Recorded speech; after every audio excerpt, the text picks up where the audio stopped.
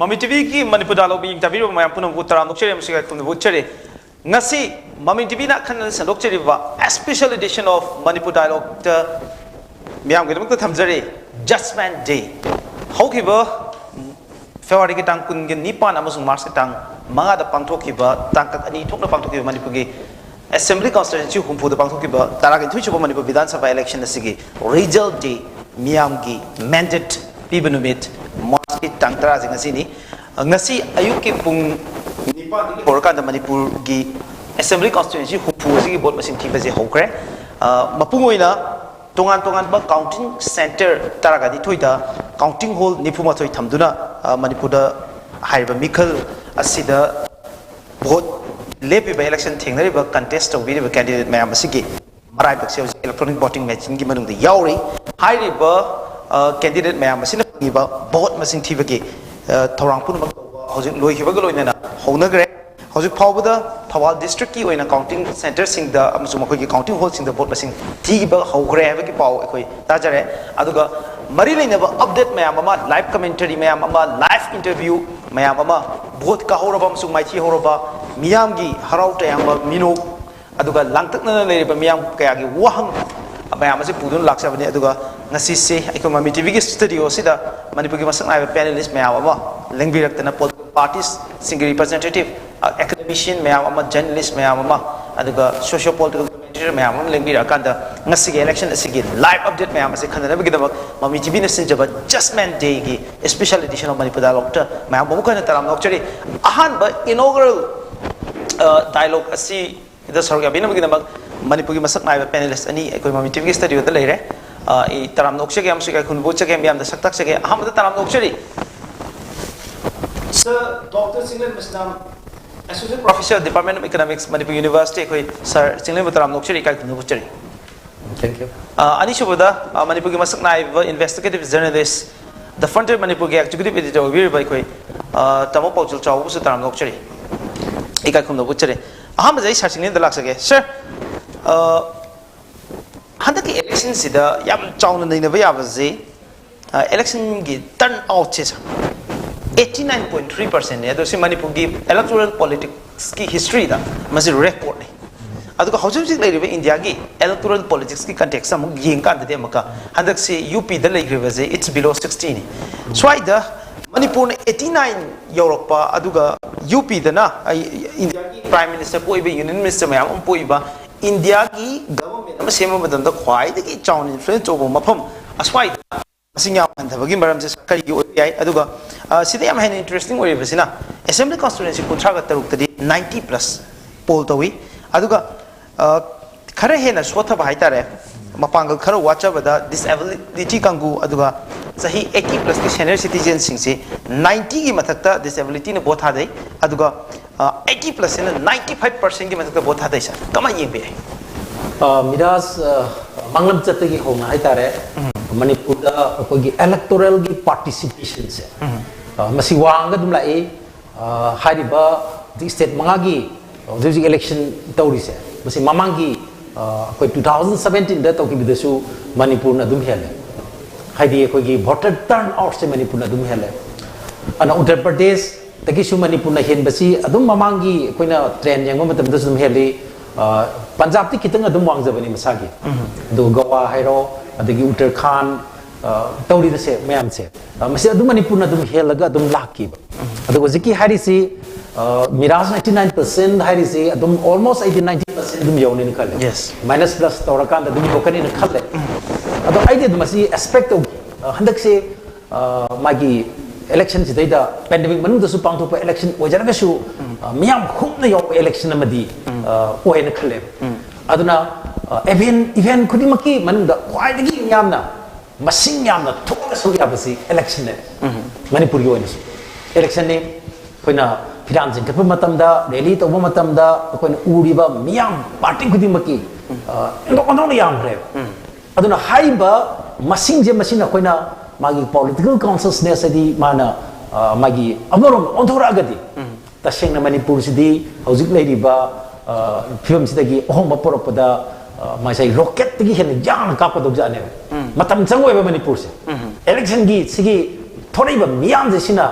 कानाबा हाइदि Tungi future बंगी दमता better future अदुगा अनोगो Manipur अमगी दमता मसी मियाम की participation सि लैबो ओरगदि को मसी अधिकमतिक यांगने जे समना हादा कोइना लेबाक तुबा मरु बि शुमा कोइना थोरप मतमददि मी थोबै सांगजम नेम थवायाव बखर खतंग ममांग थाबै वानी अदुगा इलेक्शन सिददि मदुसु सही ट्राइ पान मसुंग मदुगी मथकने मसिदा असुयाम थोरइसे अदुना नि साइस्ता कोगी मागी मागी अपॉर्चुनिटी रोमदा ओंथोप याबगी तंजा अमदि इलेक्शन ने पी अदगी अमना इलेक्शन याउदना कोगी अहोम पोरो पाइसे मसिमा ओइदबो वानी सि हन हन सो याइजै अदुना अखन चेंज पामगदि मदु इलेक्शन की खुथांग तो गदबने अदुनि पार्लियामेंटरी डेमोक्रेसी की मनगले इंगिसदि एनी चेंज टू इलेक्शन ने ओइदुरिसे अना वोटर टर्नआउट सी द अमकसु याम इंटरेस्टिंग ओरिदि ममांगी दसु अदुम इंटरेस्टिंग ओइ अदु हदंग अमकसु इंटरेस्टिंग ओइबदि मागी रेकॉर्ड हाई तारे आई मसी रेकॉर्ड ओरगो दाइन खली रेकॉर्ड इस रेकॉर्ड इदी वोटर टर्नआउट खतंग नतना नुपी की अखोगी टर्नआउट मसिंग हेन बसे ओके मसी ममांगी 2019 की पार्लियामेंटरी इलेक्शन दा मणिपुर दा लेबा सीट हुफु की मनुंग दा असेंबली सेगमेंट खै को दो दी नुपीना नुपा मसिंग की हेन के ओके अदुना आइने हाजेबो अखोगी नुपी कैंडिडेट हु लेबा को दी नुपी या कई दो दी एमएलए होइने ना अदु हंदकी सिदि मु कमाइन तो गेदा क्या याम नमु हेगल अगेदा नुपी ना मसिंग हेलगा भोट थादबा केंद्र मसिंग से केंद्र यांखै तरे ने अदुगा नुपान मसिंग हेन बना अहुम खकने अहुम जि मनुदा जिरिबाम डिस्ट्रिक्ट हारगसु खंगरे को जिरी सिमा अदुम हानसु हेले ओके नुपान खरे हेले को ओके अदगी मो अकोगी इफाल इसकी अकोई खुंडाकोम से सिना नुपान खरे हेन खरे सिमा को अदुगा अकोई कांगपोक्पी सिमा हेले अहुम जि खाइदोखरगा लोइनमक सि नुपी ने हेले अदना नुपी ना नुपी दगा अकोगी भोट थादरदि नुपी यांखै तरे एमएलए ओइने मणिपुर से को anyway अकोगी अइन थमजरिदि voter turnout masing yam masing manusida nupi masing na electoral participation masing yam base aduna voter adi nupi sing si kari hani polling booth adi boom to pai tare adi nupi voter si polling booth adi boom to aduga party gi ticket pe ko matam de dum to ene hajagi bido okay adi ticket adi moi ayam phangde ticket pire si di maming dagi one piba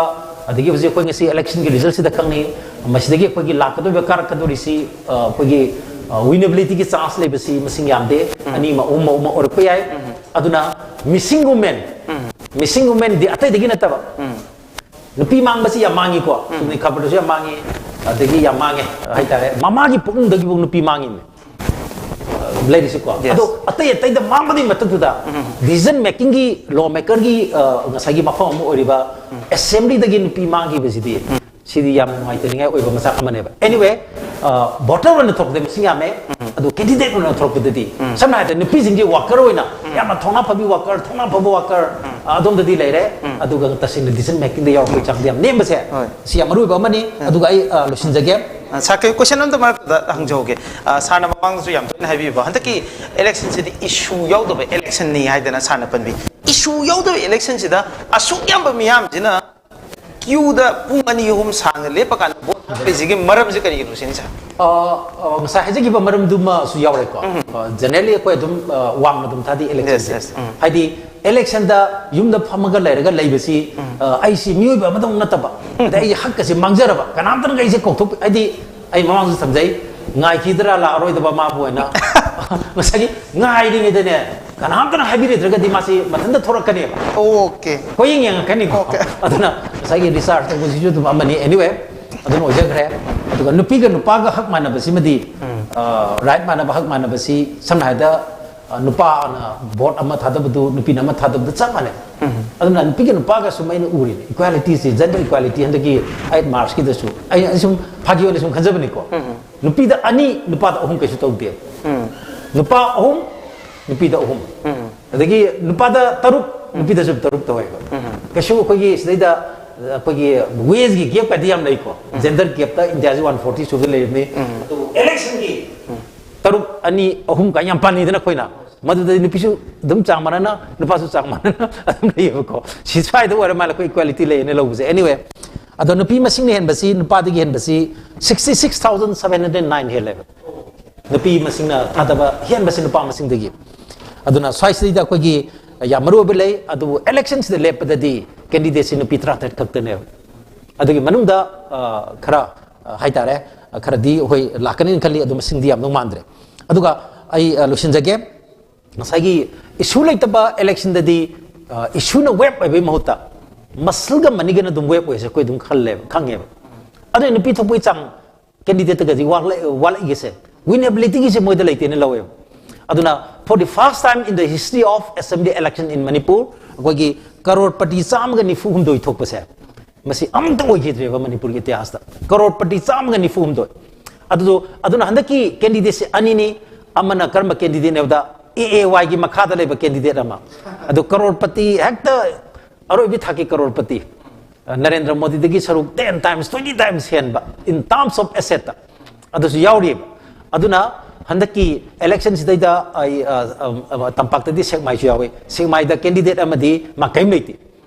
magi lan thum kari kara kai meite aduna zero dagi magi asset zero ne ba aduna khwai wang basina 52 crores ki mayagi yauri ba adu last ko gi 5 years days da 20 crores ku mehengat ba asset adugumba mirep yauri adu tampak tai du de sing dei we singsu lon ba ko gi sufferer nate khara mate ko yam signing we bisu yawi ko ko gi sing super signing we bisu dum yawe aduna signing sing mi hai tare suffering sing mi su lei nasing yam adu suffering du ne be wani anyway sima su lei jare adu criminal gi masing da yankai humdoi oi bese record lai bita criminal nate criminal gi record lai bita yankai humdoi le bisu ju for the first time in the history of Manipur Assembly asukam basi oi gide aduna sigi crorepati aduga magi criminal background leba masing sa suksoi choi dana masidagi asima dai having me ai gasi assort to me counting ya tai dai prediction to ngam de sima din to ngam ka ga dori sing sa masi almost hadi 10% 100 makti yog de ai ko 10% crorepati de oi ni compulsory oi ni sidi nupi warga su ramdi sida lepi ba nupi sing si crorepati nupi de su crorepati yauri ba almost crorepati ni almost idi karaka do sing se winnability gi ina hajari do crorepati hato oi ba ai check to oi ba yenge ba aduna aina samjin jarakpada adusin jarakpada sa sisu signing women oi doira oi signing idi in my asset signing oi one okay adi agi india si koi citizen ani dai amana suffering amana signing aduna indian harga loi manadi haido yes aduna adi wani anyway maduna tongana thangraka da hojik si election si hojik counting gi thabak si yam kan sathanari adu aina ujabda counting hodringai dagi kem to budi ho hore yes na ha bagi duna ko gi mikhan gi lan oi hre aduna hojiti mantri lan gi damaka mai kem to na dana leina khre adu yam ngai tabadi aina nuai jada bhai tare ko gi taga dori horen gi pause koi party mane absolute majority pangdana tawragadi madumadi thoina mai neina basi neninga oiden khale adubu masagi sigju gi government ma lakado male party mane hekta absolute majority phangne basi ai gi wali thaja bakhra wale mayam abdi dum pai ko khar di wana do male aduna swagi lakpase is masagi koi mirep sing si pham pun bagi thabak tongnar kadabasi aduna hek ka baga koi ka da budubudi dum halani ko kaagi ba candidate de horen thiba phangdo mande ka ke bese hoi lei pareng ko pang ang lai underground tar ni underground tar ni di phajan pujin bai thabak se yamna phajadwa lot apan de di MLA shopping guy ju MLA da ya bra pot chai chu natra ko adi quarantine to dana thamba thon da ba solon jan ba jail gi sel da thamba man ga thamba si puna mak se integrity da political integrity moral da sol pai khudam nei aduna ma se ko political gymnastic adi somersault adi upun lohon to mayam do madu adi hosting ga hari se masi gi chi koina intending gi matam da to gi do adu hosik su dum adu gi lambi do dum lai re ne khale aduna ai gi wakal di ngasi gi election si hoi party matana yakna ka hene absolute majority phanga oini habni thajade sukso soidna masagi single largest budi hoi adai di ai wakal da BJP oidok di male okay adum thiraga dum khangni adu somda amuta oidre mongda NPP ka congress ka post-poll alliance ki wafong ma mikal lak thok tringe da ama lai khrabani na si jo arai do oide okay aduna punam to koi horen jeng menegisi tawda boin hajaning badi miyam honorable haiba mingthol piraga ngasagi kai khunari ba dum ba koi gi mut singche masi ngasigi ministry da yamna koi gi kari hani yam handaba thaki politics tuma toning de maram di integrity aduga mai political integrity masasi commodity wening de bhaitar adi bhot aham na bhotar me amle bi yon bagi de mathang dana moi miu le bi yon bagi pot oina la ga di ada di am phase de dana ko Okay, sir. aduna isulai taba isuless election sigi throp pase apabu oigan deva apabu oigan deva aduna isuless election ana hajari si amarum di opposition des election hari ne opposition lady oppose to godaba pot me am do oppose to hogdaba maduna myam je humaga chappa ngam daba dina masagi 2 gi 4 gi 3 gi adom chappa anyway ai an big sai dosin jage ai na amtang apilam dang to janing badi koi ka gi badu kazare adu kahau daba sing su adum loi madi ka badi yaroi ko aduna aina to janing ba pilsi foreign masagi boss haidoraba matung sai da masagi postpone violence to bigeno adra masidagi koi section na baso koi honasi maram dikana gumba mana ngon har pe oza ai atopa candidate ama magi dam kan cheri mai da thadaru re adu ma khan de have ma kar di violence am thok to male ai candidate ai khan ning re mede ai hoji tagi hongna ai uji mafam de lot padra ka lai re hai ba koi candidate na ka ba ai mafam de lot kani ai moi na kar ka di fani have so Okay. adu khali sati badi postpone violence masi ang funa sati ba case lising tang agi matak west bengal da lakri ne postpone violence adu supreme court or mi CBI or mi human rights commission or mi na madugi pose pakata na thok na ba aduga hoi marai bakini aduga changi ba khokki do changja grasanu madugi dam to horen nangi du kogi taram de na ku recovery drive kamu yam aggressive ba mongda sen khonggat pagi thaba ma hu hogla ga di ya mong taroi ba ya na violent ba mongda haidi thada gibena du adu phangam su kain to na recovery drive hai tare election gi recovery drive oi to posulai aduga candidate kar di ngasai karmai to ge da magi security score se darkar laiba kana gi khutai noi da to private gi nataba masa gi worker dagi masa maki worker dagi koi gi kannana bai dam da score darkar laiba ku yaw gi da nate anyway punamuksi election ni hore aduna lakadori ba adumba lengak tu di magi sakar sembes da kitang kogi principle the best to ba adumba government ama lakpa oishno adu koi judgment de se sahi manga gi koi lakador manipur gi magi koi tunglam chat hai tare aduga miyam sigi koi gi miron sigi tunglam chat semgadori banina election decides our future aduna sigi politics hai tare masina koi future se lepkadori banina ngasigi result se apabri jar oishno aduga masigi matungda lakpa lengak tu masagi miyam gi ba people level lengak laksana na damain thamjage. Okay, thank you so much, sir. Ikoi yam marik chumba tonga ba yam maroi ba wafo mayam ama phongdok pe ba election gi mali leina ba related issues mayam ama da tonga wafo mayam thambiram ba aduga hojik kari thoklak pa yai bijini election gi judgment day sida kari thoklak pa yai aduga horen election loiraba matungda ikoi gi elected oiraba candidate mayam asi MLA oi bigidori mayam si karam situation da leiki bi ai aduga hoju kari thoi habana chingba yam maroi ba wafo mayam ama sa thambiram ba aduga aten matam ama sagi yam maroi matam ama mi tv da lengbi raktana sarga biram gi dama aikoi sir dr chingal mestambo amukhan thaga chari kai khumlo chari bakhat ta chok da laksage ta chok ba hojik se prediction si khara leiri prediction si BJP na hairi bana makoi 40 plus ya dum national media sing dum hai aduga manipur gi local media sing su hai yam drabada 31 dagina 40 phawdi BJP dum yogani hai basini masida absolute majority gi oiba phibam ma khani nakalam da congress si makoi absolute majority haijaraga su makoi ji alliance ama sema kanda nan BJP government ama manipur lakhana bagi plan to gi mawong kha oi lairi be phibam ji hojik lairi ba phibam ji kamai oi ta so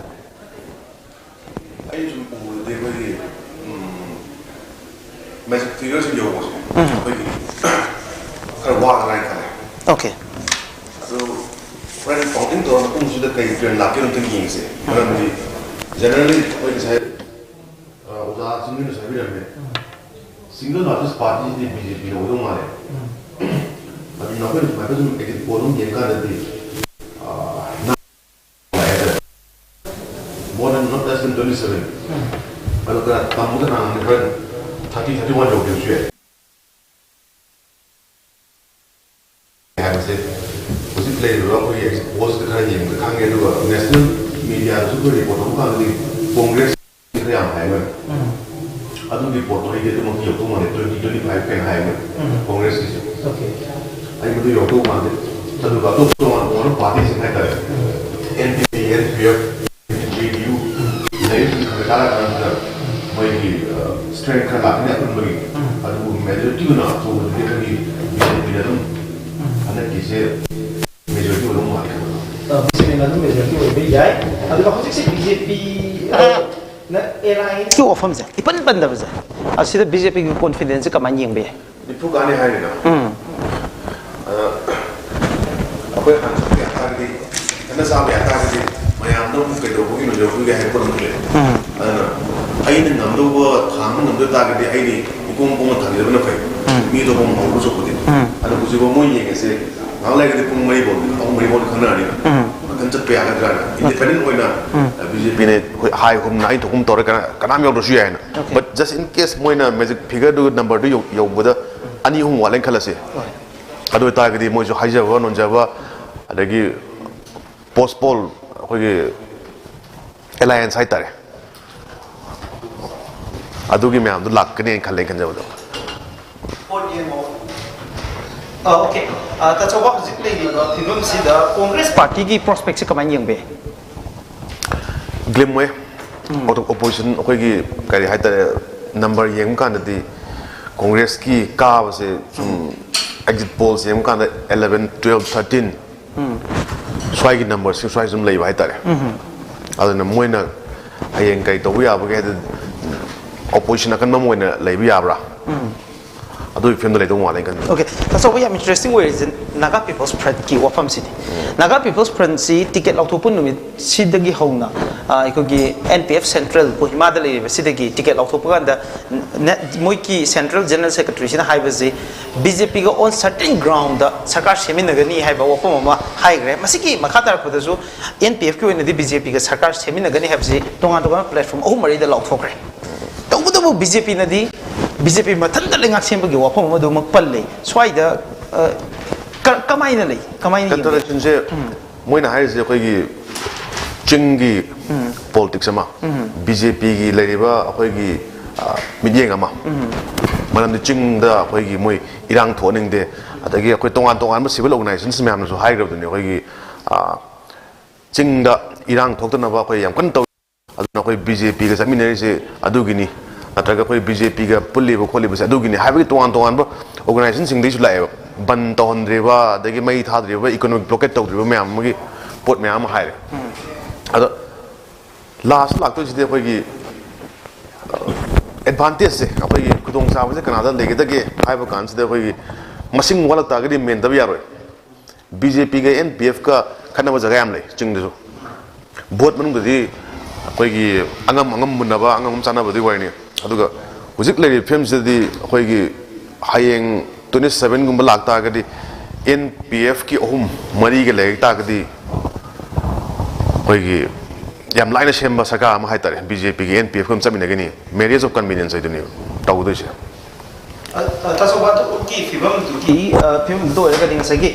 स्वाद BJP मथन लेंगा सेमनिंग मौंग intention उब्रा कमाई okay complete independence मैं palm high हम थोम तौगे हाँ तौ लाई 21 car collision सरकार वो तौ लाई मी फानिंग फादना तौरंग तौना गानिंग मंगान कदर मैम लेना अखोई खंगे कहीं उबनी कहीं सो इन द लास्ट 5 years अखोई उरे बिसाइड्स गेटिंग 21 कुनमाथोई फंगने तौर लीला मैम से अब तारी हुजिक मैजिक नंबर योरें खलसिने और एटलीस्ट 27 28 योरें खलसिने अदु तादे क्या लाए तौ थवक तौ बोलदे ओके अदुगा तासो वादो दे मैजिक फिगर जी योद्रेन खलसि इन केस बीजेपी न लेरि सिचुएशन जिदा अदो ngasa neglected oiba ai deprivation gi sense of alienation nama ngasa NPF ta natraga JDU da feel to bi duna maram oira kanda nan BJP government nama semak da honara pada adwaida advantage kara lai khidra ai dun congress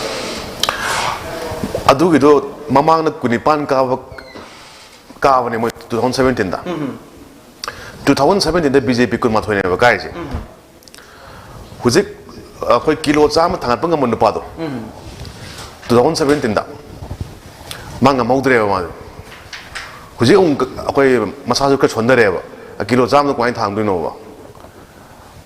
2017 da 21 votes ne ba sorry numbers ne phangi do BJP na Congress got 28 Kujina Congress ma pangan mai leitre handak na moina kano government send by the it's a pipe dream Okay. How's see BJP, Congress, JDU, amadi NPP ke central leader punama Imphal da lei. How's Congress party ki how's national general secretary lei re then moi ki chief strategist me ama mapam se da lei re. Chamana na BJP ke su lei re, NPP ke su lei re, JDU ke su lei re. National leader me ama MP me ama moi ki strategist me ama lei re. Kari way pe. See basically akoina uda use ꯍꯧꯖꯤꯛꯀꯤ ꯃꯤꯔꯥꯁꯤ ꯀꯣꯏꯁꯟꯗꯨꯗ ꯑꯩꯈꯣꯏꯅ ꯏꯁꯥꯒꯤ ꯂꯩꯉꯥꯛꯁꯦ ꯑꯩꯈꯣꯏꯅ ꯏꯁꯥꯅ ꯄꯥꯏꯖꯕ ꯉꯝꯗꯦ ꯍꯥꯏꯕꯅꯦ democracy ꯃꯥꯟꯇꯥꯒꯁꯨ ꯃꯄꯥꯟꯗꯒꯤ ꯂꯥꯛꯏꯕ ꯃꯤꯌꯥꯝꯁꯤꯡ ꯑꯗꯒꯤ ꯑꯩꯈꯣꯏꯒꯤ ꯃꯅꯤꯄꯨꯔ ꯈꯪꯕꯣꯏ ꯈꯪꯗꯕꯣꯏ ꯕꯠ ꯑꯩꯈꯣꯏꯒꯤ ꯌꯥꯝꯅ ꯑꯆꯧꯕ ꯕꯤꯛ ꯁꯣꯠꯁ ꯍꯥꯏꯇꯥꯔꯦ ꯑꯗꯨꯒꯤ ꯄꯣꯠꯇꯨꯅꯦꯕ ꯇꯧꯔꯤꯁꯦ Okay. ꯑꯩꯈꯣꯏꯒꯤ ꯃꯃꯤ ꯇꯤꯚꯤꯒꯤ live commentary khoi lae ta so live commentary bi lo win je live commentary je hojik lai ri je Imphal iski manung channel leiba thamoi ben assembly Imphal iski counting hall de ne khoi lai ri ba je Mami TV ki sub editor khoi da George lai re da George sabi bra da George okay hojik mayam na ubi ri ba je Imphal is te leiba khoi ge counting center si de ni da George sabi ko Oh, that's it. That's just how you see Imphal is going to lay the film. Any updates? Oh, Mira Sakun is later. We see Imphal is district complex and Homasida was powder. Both Tiba, how Bagi the Makta, same chart. We say whole Humda SMB constituency, Mangagi, both kind of Tiri.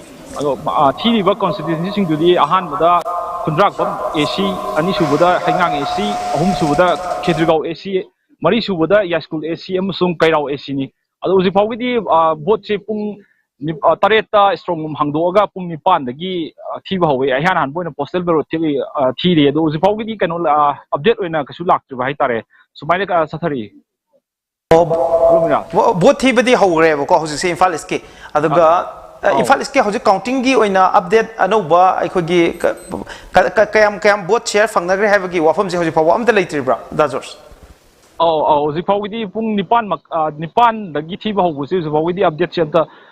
later Vitare Pung EBM T3 Maru in a postal ballot and TV, postal ballot TV say I know Mamang the Panzagriva, Kudrak Pamne, Kudrapam Acine, Hangang Acine, Ketrao Acine, Yaskul Acine, Masum Kairao Ac, Mangas and TV, Hanbagi Takatiwina.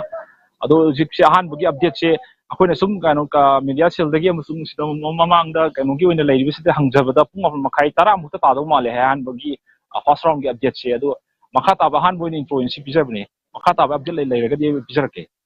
okay akoi gi dazos akoi ba gi counting hall gi atmosphere se ado ai da lady ba phibam da betang utpiro min u ba pawdom moina havetan commentary ma cham dang piraga Ozikse dum ba yamna ingna singna dum kan tong na bai tare phum se ozi khoina ubiri ba nakan da police na mayam ma section thang lo khala lai media cell fazana ninthi jana hangi aduga kaino sun medical booth su na na hanga ga dum lai bai tare dum ingna singna phum se am ozi pawgi di main tawi aduga ina panjaning se hall se so ai hall se ta haijar ke oziki khundra pum AC amasung haigangi thidi phum se Panchayat Bhavan dani Panchayat Bhavan hai hall se aina somda leidiba hall sida hojik anona uchariba hall sida Panchayat Bhavan sida haingang amasung Khetrigao gi kanna thiri aduga sina han bo sida Panchayat Bhavan sida hall ani khaidoga tongan toma section ani oraga sidum phum se thiba sina han ba kundra phum amasung haingang gi thiba gi ni aduga somna kan gi akoin ozil dara gymnasium hall somda lei sidana ya school amasung Khetrigao gi kanna thiri somna kan sidana sina ani sub hall somgi gymnasium hall sida aduga some election the songi SIDRC complex the canteen the theories na kairao matan kairao SCB constituency matan the gini som the theories alo hold ahum mama ani ahum sida uzikanna all ahum sida SCB constituency mangagi uzikanna theory alo uzik pawgi di update oina pung ahum makhai tara sai da han boina update che lakani haibum di taje do makha do latest update to bizarke makha ta bakari himbi mayas Dazos ki sakam tang utpiro news analysis matiam khaltang tawna bai tanjad lojage khundrak ponggi si maruina karam candidate singi marakta tough fight si leiri hauju se mayam na pana bada thangjam mohendro amadi thoksom lokeshwar ani si mayam na panari kamai ying be adu huzik phaugi kano dadi adum aigi observation dadi haibu mukti kan tawdre ado observation dadi huzik phause kano ji top fighter oiduise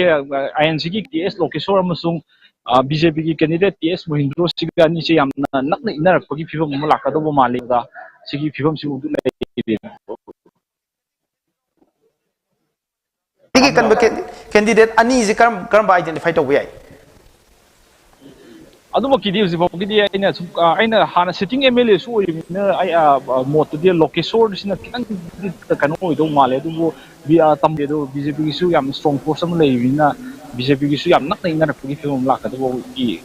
no ku lei da jos khetrigaw gi matang je khunra pang gi yare khetrigaw gi matang je hujik sitting MLA ji BJP gi aiko gi nahakpam indrajit na oiri aduga atu palem hori candidate mayam sigi marak takar candidate na tough fight pi gi do mali khetrigaw gi ado khoina sum pazabadi ziki mamang du mirasa habi hiba ziki sitting MLA nahakpam indrajit amasung NPP gi mirep saik nur hasan jigi amna top oina satpagi phibam ama chauna lei kaino ani se yam force akan force ama oiraga isma inarakpagi phibam ama lei kani na pane du uzimaki di tambadi ngamde margin se BJP da kitang leigadra habiki kanu du Haigang assembly constituency ki dazos kamai yingbe masi straight fight ni Congress party amasung BJP gi aduga BJP gi lepi ba misaksina Manipur gi yamasak naiba politician amani hojujung Manipur gi sitting MLA mo betana tana chief minister su oire Syrian Bireni kamai yingbe oh mane adu yam interesting oibo kano ne jiki na mamang du sponsor gi jikana hangang ACG se adum chief minister nongthomum Biren amasung INC gi candidate P Sarchandan ba fight ti tongnagani adu mamang da kasu chief minister na kasu yamna henbu singama kanu khara mu hen adu handak che dum ga aina pajab da chief minister dum kitang di ngamnam sakane habigi film se lei dazos makata ba live update me amama logjarake aduga update leibaga dum ai connect to biro studio da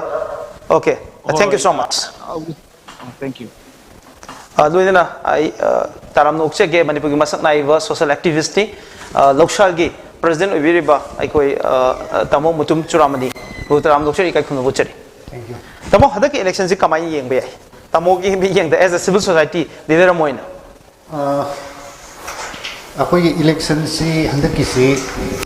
Yama सेमना muscle power और money power से मैं हम लोग discussion अवार खुद ही मत लोग है ना रबत मसी लोग ने बात बाइन चले तो मसी काय दी लाभ लोग ना आई ऑब्जर्वेशन है ता अखोई इंडिया से मैक्सिमम आई दी करप्शन की चांस यम वांगेन लोग से मैं हम है नहीं हिंदी दा अखोई जैसा राजा तथा प्रजा हाई बात मायना अखोई सुम नंग विटनेस पुथोरो मधु एविडेंस पुथोरो है बदी कोई खाई बंगमोय से टिकट ताना मतमदा इन टर्म्स ऑफ क्रोर दा बीजेपी की टिकट सी फंगी है मसी विटनेस पुथोरो है दी यारोय दोनी को अदुबु पीडीपी नहीं है सिमदी इबन पीरुरी ब टिकट फंगदब मीसिंग कोई यम नंगनब मीसिंग यावी हंतोर ओसो हाइद्रे कोई पीडीपी रुई है बसे दुम हाइरे अदुना से सेंटर दा लेरिबा अखोई इंडिया की करप ओइबा पॉलिटिकल पार्टी की पॉलिटिशियन जिंग हाइतारे मसी कांग्रेस ओइबे आय नत्रगा बीजेपी ओइबे आय एनी मतम दुगी पाली बिसिंग इंडिया से करप ओइ है बिसि बसाइदन ताय अदुना मोइना करप ओइरकबनिना अखोई की कनु मयाम से वोटर मयाम से जो अइसु पैसा पीरगा टिकट लोरकबने अखोई जो पैसा पीर लै दियार ओइ हाइबगी अमा लापदों तवे अदुना अखोई की प्रजा सिंह मैम नदी पैसा यली लौनगुमसी हाँ अदु तौगुमजेन हाइबा मसाइगी अदुम अदुना पैसादा मनी पावर रोमदा अदु लोइना चटखिबदों तवे अदा आइना इलेक्शन सिगी सुम कोना सुम खंधर कांदा इलेक्शन सिगी करी लापि हाइसे मसी येंगांदा मसाइगी इंटेंडिंग कैंडिडेट सी बीजेपी की इंटेंडिंग कैंडिडेट सी तरे निपान ग लेबगे यावरी फंगी दे अमखक्तनेबा अदो इंटेंडिंग कैंडिडेट सिंगदुनसु माना टिकट फंग्री से कमाइन फंग्री नोइसी मोजु खंगम मने मसाइगी पैसा बीजरगा नत्रगा अंगम मथौसिंग मखोइगा वाचत वानुम तो वइ पोसिंग मोइ खंगम मने अदो मोइना सिटिंग एमएलए ना बाव टिकेट फंगद्रगा इंटेंडिंग कैंडिडेट अमा ngarang nahan da tha mani mamang da sanga aga jot beta phangba yauri sigi character se intending candidate atai na khangam bane ba adoi taragati intending candidate tu na ngasai gi ticket phangri ba mi duna phangi ba se paisa piraga natraga anga mathau sing da wacha wanom tor kan da phangi ban hai ba sima moi khangam ne khange adu moi paisa ji kadai dei lai moi paisa ji kadai dei la ke se si ne ba bole pa mi magi paisa ji kadai dei la ke hai taragati adwai du ne khoina manipur gi khoi gi lamdam se akhoi chaw hoi ngalai te de khoi yam toina khoina nei na jaba se drug karbar tauba natraga black market tauba aduga illegal paisa tanba mi singse masi khaktana adugi potu leibu ngam doine ticket to lobu ngam doine tamo hojik live update ama khaklai hojik thangmai ban assembly constituency gi miam counting si miam da thamjage thangmai ban assembly constituency hojik thangmai ban assembly constituency si Imphal West district i manung chana leibani aduga masi assembly constituency mapan ni 9 haidare 9 thangmai ban sida punna mirep ahum na mikhal thengnari mirep si Zotin Waikom Bharatiya Janata Party ki candidate ni Hizam Nutan Chandra na Indian National Congress ki candidate ni aduga khwairakpum sorry Khumukcham Joy Kisan Singh na Janata Dal United ki candidate ni hairiba candidate me ahum asigi manungda Janata Dal United ki Sri Khumukcham Joy Kisan amasung Bharatiya Janata Party ki Sri Zotin Waikom ani sing amrakta yam nakpa type fight amakak taunari leiriba phibam sida hojik hojik ekoina phangjariba counting details se Sinam Laikai ki oina vote masing thibada Janata Dal United na fangbasi 538 phangi aduga BJP na fangbana 310 phangi aduga Congress na taraga taruk phangi aduga Nota na taraga ni phangi ani subada Sinam Laikai ani subasina apunba poll to phiba vote masing se 597 ni masigi manungda 341 na Janata Dal United ki Khumukcham Joy Kisan na phangi aduga BJP na 240 phangi mathangda tanjing hai ga doribra khidang aingona mek seng dre masida ti na de hobako aduga masida punna 711 poll to bugi manungda JDU na fangbasi 181 aduga BJP na fangbana 514 phangi haiba polling si BJP na yam heli aduga Guigalong asida punna poll 258 tawing manungda Janata Dal United na 129 phangi aduga 126 na BJP na phangi aduga Tharon Naikanlong da punna 632 poll tawing manungda Joy Kisan na fangbana 308 phangi aduga Zotin Waikom na fangbana 315 phangi aduga Moji Dimdazang da 551 poll tawing manungda 291 Sri Joy Kisan na phangi aduga 257 na Sri Zotin Waikom na phangi aduga Yumnam Laikai da 359 si Sri Joy Kisan na phangi aduga 292 na ekoi Sri Zotin Waikom na phangi chaurak na polling station amma ani ahum mari polling station mari da ekoi JDU na mangjil thari aduga polling station ani dana ekoi Zotin Waikom na mangjil thari thangmai ben gi live update ni mase miam da thamjabase makha ta ba any update lakpo matam da miam da thamjarakke aduga masi gi total calculation ju miam da pina bo khona jarakke hojik phawbada masina ihan han boina ikoina fangjaba updates ni Imphal West ki manung channel leva thaibit mumbai ban assembly constituency ki hojik phawbada polling ama ni tare polling tare ki masing thiba matam da hojik phangba counting gi masing du miam da thamjare bese ai makhatana tamu chunam ni da lakchani ngose tamu na je heavy with the election gi electoral malpractice mayam ma corruption mayam je kamaina hori ino have je masi ticket ki wanum mad ki horokan hore have ni tamu masi mathakta ai khoi ki Manipur gi oibe issues mayam si ki decision je political party mayam ji regional kanguna Delhi da decision loba na mu hai Delhi gi ka base toba national political party mayam jena amuka Shillong da chalaga decision loba da Nagaland da chalaga decision loba hai gi wapo mayam palle so Manipur gi leiriba political party mayam gi whole setting si de yang kan da ai masana marom dom decision lo bang bagi sakti si leita bagi mami ma de tare asi swai de kamai yang be swai da ai na miras handaki se masang maming di panjaroi ai na yamna thajana leramba miyam gi thabak tawramba CSO da chelamba iban hoji hoji lusing ba wei ba makhoi sing sina ngang ba speech pi ba da ai si yam lai ba state ni ai gi resource le jadabani hai ba ma yam toina pan mam taw masi yam samoi so e khoi ngai te ai gi lamdam si gi lei ri ba resource mayam se masi akoina ningtamna ai gi woina semjaba ai woina season ba ngamjadaba masi gi resource sing se fruitful madu gi kanaba phangnana ba sinba haitaba dagi ngamdaba dagi akoi ji lairari bani haibse masi wafam ji madi moi kaw dum tawe aduna swai dagi hauraga akoi gi mindset se khoi gi leader sing sina matam khuding makta akoi se delhi da natraga akoi ji center da mi dingonda mi pan tang draga di hingba ngamoi haibagi wakhan se voter khuding makta akoi gi miyam khuding mak si deida loina bakta dumaina khalhan bagumba ma makoina he ngang base masi yam nuai ti haitare tasiyana पृथ्वी की लेरिबा से खुदम Moina America हायरसी America की city state यांखै ग तरेट यांखै नि थोइ लेरि सि चप मानना अमना अमदगी हेना चौखटली हायबसी लेते चप मानना चौखटली न हाय अदो अखोइ गी दि मसिगी मम्मी सि कदाइ द लाके कांदा अखोइ गी दि इलेक्शन द होना अखोइ गी लीडर सिंग सिना इंटेंडिंग कैंडिडेट सिंग सिना लीडर ने न थोलाइबा सिंग सिना अखोइ सि लाइर बने अखोइ सि अतोन बने अखोइ सि चाखुटबा ngamroidabani haibagi wakhalonji miyamsida dum chalhan base masima akoi yam nungaite masigi mahuta akoi gi leijari bar resource mayam akoi kamai tawlaga akoi na masidagi henkal halakanda atopa state singdagi akoi mamang thaba ngamni aduga akoi gi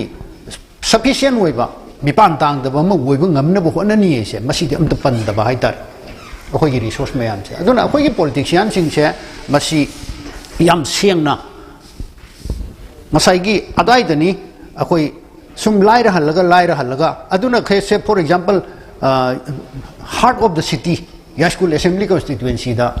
से अखोई ma'am ने NPP ने vote कानी न high से NPP की candidate ओइबा Vikram ji मा पैसा पाइबनी अदुगा केंद्र सी माना भोट लेपसु लेपद्रसु मा मतम सांगना लेर कोंसांग कोइलास थाबनी खंगदे कलबार हापनी खंगदे एनीथिंग मान चाखोनबसे मयाम गी नुंगाइनबसे दुम तौवे हाइबने मियामना पामीबसी फबा नुंगाइबा अदुने अदुगुंबा नुंगाइनिंगिबा फजहनिंगिबा नानना लेनिंगिबा फैसिलिटीज खुदिमक फंगनिंगिबा केंद्र खुदिमक से मसुमाइना लेरिबा इंडिया की स्टेट खुदिमक सिसु माइन लोइन तौगदबने ओके तमो मखदा अपडेट्स मैम जगे होजिक्सी हाइरो असेंबली कॉन्स्टिट्यूएंसी की कोई अहानब राउंड लोइबा फावबदा डॉक्टर थोक्सुम राधेश्याम कोई भारतीय जनता पार्टी की कैंडिडेट ओबिरिबा अदुगा होजिक सिटिंग एमएलए जो ओबिरिबा मिसगसिना लिस्टिंग अनिगा मरफू कोई fungi अदुगा Moirangthem ओकेंद्रो Indian national Congress की कैंडिडेट हानगी एजुकेशन मिनिस्टर ना फंगिबा वोट मसिंगना 1971 फंगी हाइरोक्ता होजिक फावबगी ओइना चामग मापन हेलकांदा बीजेपी कैंडिडेट ना इंडियन नेशनल कांग्रेस की कैंडिडेट के चली मसीने होजुजुक लेरिबा लाइव अपडेट से मखा तारपदा कोई तोंगन तोंगन बे सुसिंग ले नजर के होजिक आई ताचौबदा लाक्से के ताचौब हाइरो असेंबली कॉन्स्टिट्यूएंसी की जे एनपीपी की मिरेप अमा याउना इंडियन नेशनल कांग्रेस अमसुंग भारतीय जनता पार्टी की कैंडिडेट अहुमना लंबा तौनरी हाइरिबा केंद्र असिदा मणिपुर की प्री पोल वायलेंस ख्वाई चांग वांग थूके मफमनी मिसी मिना फोब यावहर इलेक्शन रिलेटेड वायलेंस लाइव वहांगी हजूजिक अहानबा अपडेट सिगे फर्स्ट राउंड लोइबा फावबदा श्री थोक्चुम राधेश्याम अमदी मोयरांगतेम ओकेंद्रो अनिगी मरक्ता लेरिबा वोट की डिफरेंस 109 ने टाइम टाइट ओइना चटपा माली कमाय यिंबे मसिगिसे अनकी हाइरोक्यून के आई मसे याम क्लोज फाइट ओइ गाय कने लेरि फिल्मस द कइनो हाया का कांग्रेस का अखोई बीजेपी के लेरिबा मी अनि बक्से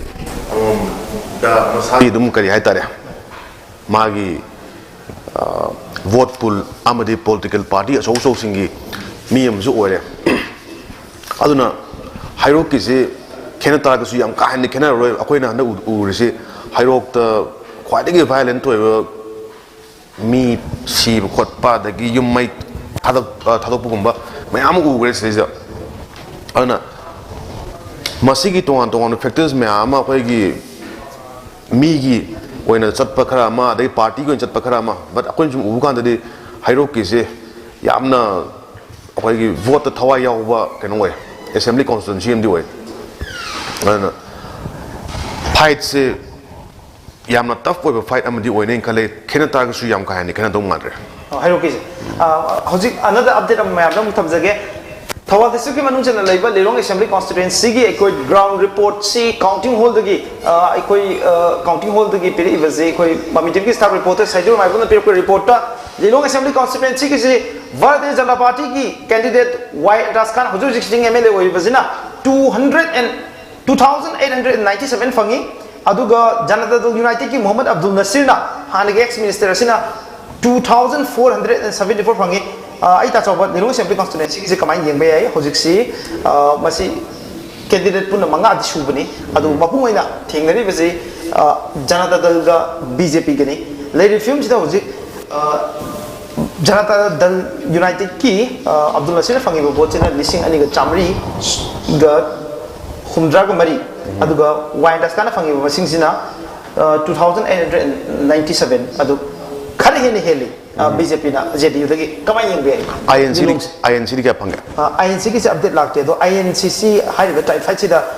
yaw do man yaw di yaw but third party ki keno factor am di lei oh third party ki factor am di lei ri adu hoji phau ba update se ikoi INC ki se phangba ngam dri kai gino ha kan de khoi gi antas khan ga khoi gi Abdul Nasir ga dum je tight on chana ni habit yes khoi phangni phange adu INC ki congress ki immediate Syed Anwar Hussain Namyor magi tikya masing kya phangadoino mana karom dagi singthok kadoino haibagi vote amasum yengna wai tare maramdi vote se lising ani hela ka ga do mari hela ka ga do vote amono te hoji khai constituency yes yam small margin ngatone aduna hoji khai even thaiban ju habiro ne sai habiro do akoi gi yam ka hena khene banute hairo kishong kan khene banute pada sai NPP no pana kya phangdorige congress no pana kya phangdorige mana karom soki dorige haibje sigi keno si amna interesting we ba keno mane ba khoni yeng kan kana da gi lo BJP candidate lo thok dori bra natraga hoji habi NPP candidate lo thok dori bra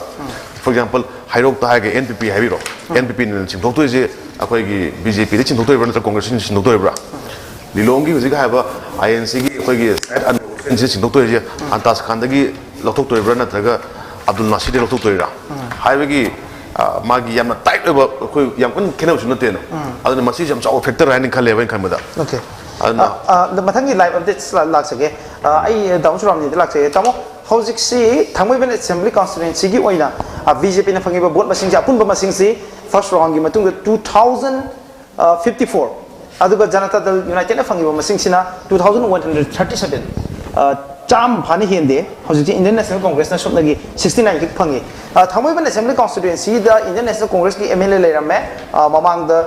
MLA amoya mai pak ngamdra jo tight fight se dum Congress party ne piraga lakpani du Congress ki relevance di leitre na lobe yare maram de hojik phaw da Congress score tori jo only 69 vote ni BJP de ki Janata Dal United na heli ba vote masing se chama yodri thangmoi bin gi se tamo kamai yengbe thangmoi bin gi hojik leidis ira sapatiya primary education si akoi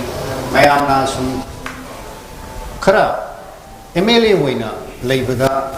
miyamna ya i hoina to bhaita makhoi constituency ki thaiman assembly constituency khakta gi mina natta bhaita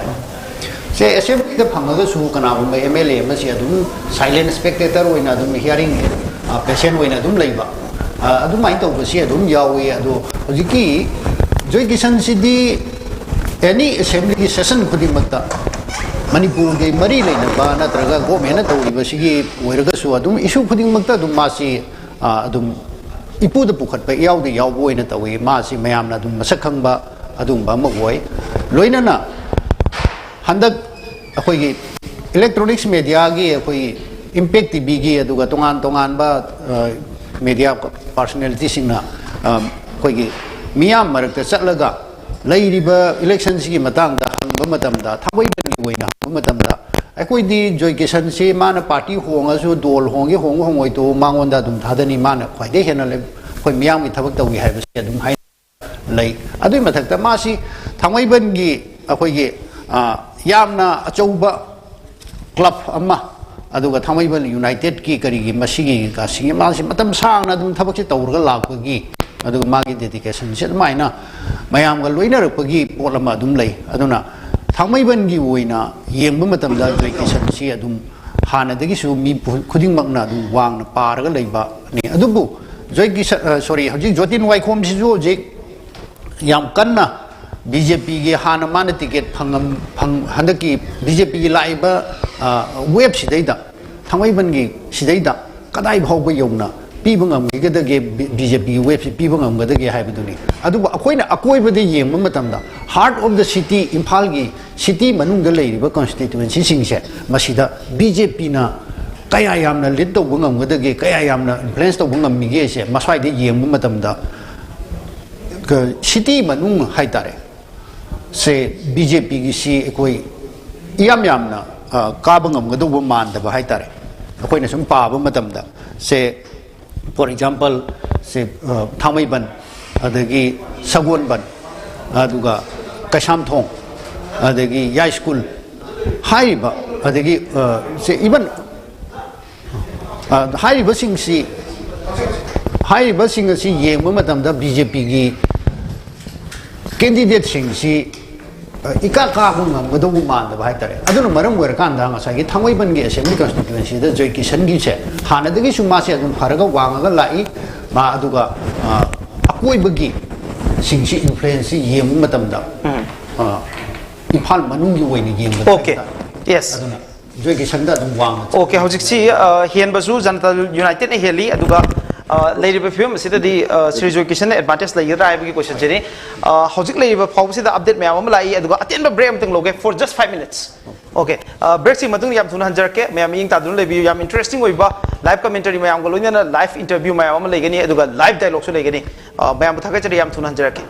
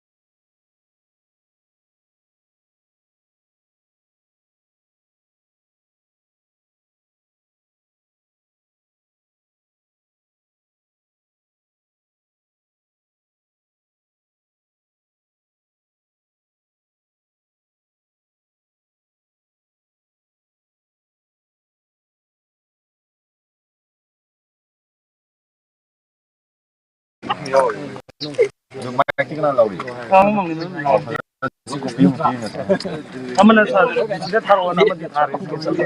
aduna sa sa thale sa sa uri ko na pa ke na sai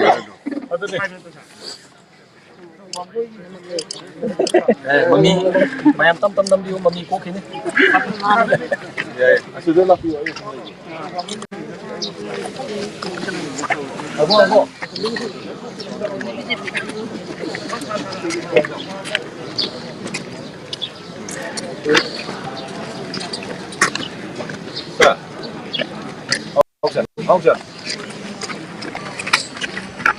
How's that? Taraguni din naman. Oh, sa IP. Yung BJP kataw yun eh. Ilang tuwa later mo. Later lang tuwa later uli po later fast long ni. Ito masaya.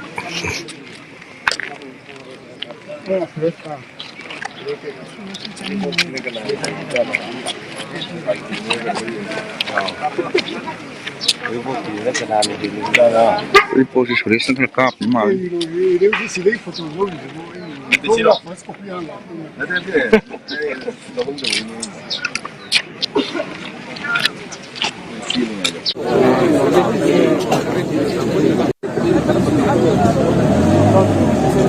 Mamadi kumbidi ngabi higadabani second si Bisnupur and Moirang Thanga Highway ACC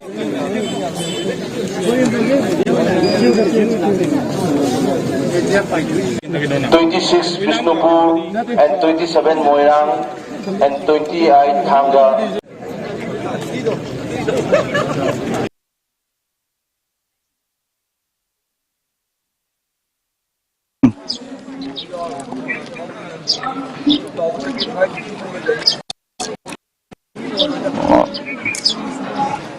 Oh, itu dia PTC bisa lagi. Kenapa? Cuento bro.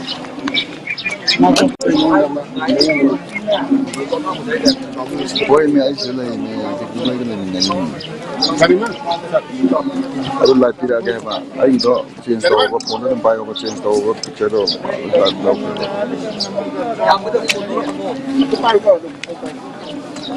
Halo bye.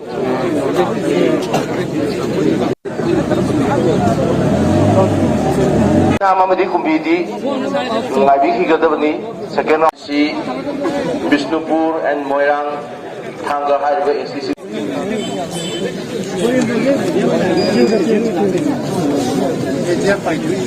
26 Bisnupur and 27 Moirang and 28 Thanga.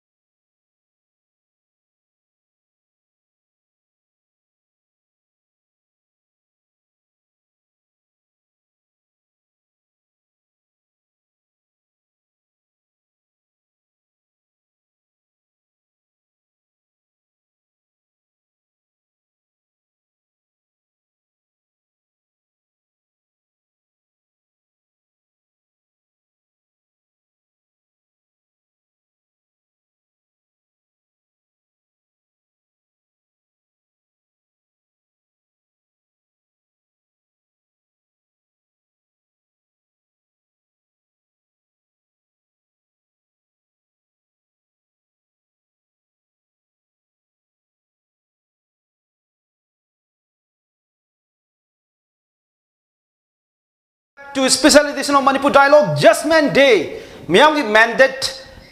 sik Canada piri hai basi khangbu numit Mars ki tangtara do ngasi bangi loina ngasai ayuk pung nipan deke hojari ba ekoi tonga tonga ba live updates miyam da thamjaba hojik counting whole nipu gi mathakta lai ba sida karam ba assembly constituency sing da karam ba candidate na karam ba party na lead chali edu karam ba political party amadi candidate sing triangle lai ha basi miyam da khangna bagi tanja tu ni hojur ji konthozam assembly constituency gi oina ahan batang ki vote thira ba matung punna vote ma sing lishing manga ga taraga mathoi thibagi manungda sri konthozam sarana lishing aniga chamga marfuga mathoi habidi 2581 phangdana lead tawri aduga mahake khwaidi gi nagna ba lamba si hojur ji sitting MLA oidiba Dr. Sapam Ranjan ni mak BJP candidate ni BJP candidate gi hoji NPP gi candidate na vote ma sing yamdrabada chahungi matakte henduna hojik lead chali makha tarakpada tongan assembly constituency mayamgi update miyam da thamna bu khona jage loina ai hai basimak ai iche tilotoma da laksage iche tilotoma si ai miyam da saktak chawgal loina taram okchige Manipur Pradesh Congress Committee gi organization gi oina general secretary oibiriba Manipur gi yamna masak naiva politician ni adugo Congress party gi spokesperson cho oibiriba koi iche loitonjam tilotoma bu taram okcheri ka khumbu chari iche hosik konthojam gi oina BJP si trial da lei adugo lead chatli basina NPP ni kamai yengbe konthojam gi Chumihana Kalimanam de Carino Hanaga BJP se Shang Harabudi public mandate di Mayana Yana Dravani Adobu Handaki wave see a coin amuta Tenagi Driba Mongi election of Makoyanda Manipura Tenaba and a Shumaina Toba Sinzida when unseen Kanoma status ama shame bagi honabagi at the Kudong Chabalogi was Yawani otherwise Yamna free and fair that Hado boy regadi yamna mong taba atopa tongan ba sinama uram bayai hujik lakadori ba election gi result sinataba atopa tongan ba result amsu la am bayai aduna sri gi mafam sida konthok jam da Bharatiya Janata Party the wave leitre hari ba se masi everywhere in Manipur oiram gada ba potne ado masi manipulation and kari haini all type of means yaure aduna masida koi yam ka hena ju comment tawning adubo hadaki lakadori election gi result sidi prajana pamba result ti oi roi dori hena haibagi mafam amdi thamjage iche hojik se Wangoi assembly constituency gi live update lae Wangoi assembly constituency da NPP na lead tawri hojik se aduga BJP gi minister Sri Oinam Lukhoi si lishing aniga nipuga mari phangi aduga NPP gi Cyril Lokena phangiba vote masing si lising anika chakret ke yankhai mangani 2755 si NPP na phangi aduga BJP na phangiba vote masing na 2044 ni yamdrabada vote masing chatret ki mathakta hojik NPP na Wangoi da lead tawri aduga Langthabal assembly constituency da laksage Langthabal gi vote masing si miyam da thamjage Langthabal assembly constituency da hojik vote lepi basi hanagi minister Sri Karam Syam hojik Bharatiya Janata Party ki candidate oina leibani aduga loina Indian National Congress ki lepi basina miyam opposition joy haraga khangna ba Sri Okram Joy hanagi minister ni aingonda phangiba update se khar sengba wale aduna khoi Manipur ki technical team na khara hena sengba update chamga pibirang na request tawjari Langthabal assembly constituency gi marwana khwaidigi nakna ba lamba tawnari bazi Indian National Congress amadi Bharatiya Janata Party ni iche ikoi gi Langthabal assembly constituency gi kamai yengbe Langthabal assembly constituency ki se hoji koi karamba butta gi thiba hobuno haibadi khangde ai na sofara koina lead tawri congress na 2382 ne koi gi number sina adu BJP gi number sina 1307 ni sofar ai na phangba paw gi matungina ni maybe hojiti increase le number ai ko numbering sida adu ai na phangba paw gi matungina lai gi number di aduni aduna karom side gi thira pano haibadu madi ai aseng ba khangdre makharom dagi thira ira awang dagi thira ira haibase made khangdre aduna so adumaina laili huji pauti congress na lead tawri okay it's a Langthabal assembly constituency si ekoi iche tel to masu mamang da contest of big international congress take aduga haiba kendra sigi marum da yam thoidoi ndona not just Congress party gi leader moina khambadu nataba kendra sigi di yam mamuta na khangbiram gadi sida congress ki kanai pho asa to be ai na khandi congress e koi Langthabal na de 100% count to ga tlabi de okay hadaki wave si public mandate si yam phajana lei aduga leiriba congress na thajadana prajana thajadana miyam na thajadana thamriba koi candidate si prajana akoi gi yaningda ba nungai ta ba feel to ba khara leiba aduna kana tawi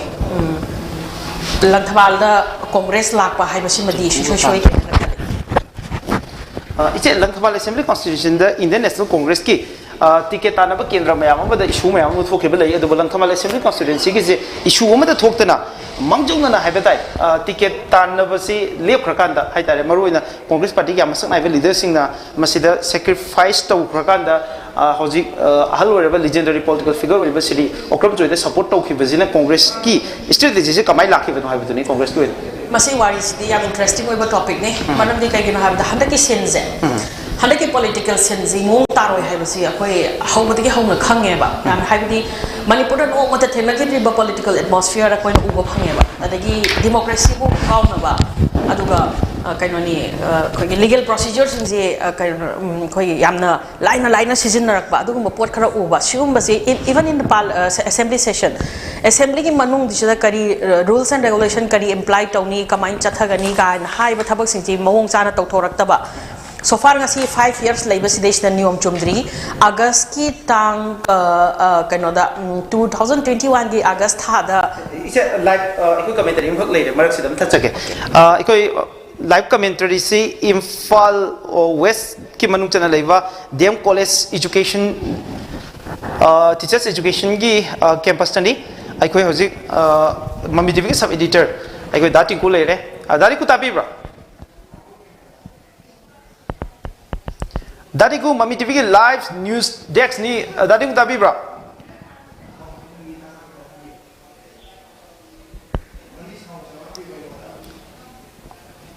Okay, dari ku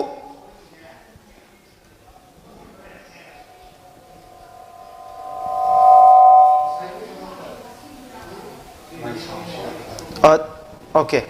Aku hojik si live तदी लेरबने अदु sound से कोई खिदंग problem लेरे अदु technical team ना सिके sound गी लेरिबो प्रॉब्लम से फिक्स तो बिगनी हाइदन खनजे इसे अनोप अपडेट अमना हौजिक हाइगांग असेंबली कॉन्स्टिट्यूएंसी की सिनी मसी भारतीय Janata party of the Indian national Congress की स्ट्रेट फाइट नी हौजिक बीजेपी की बोले बिबजे मणिपुर की हौजिक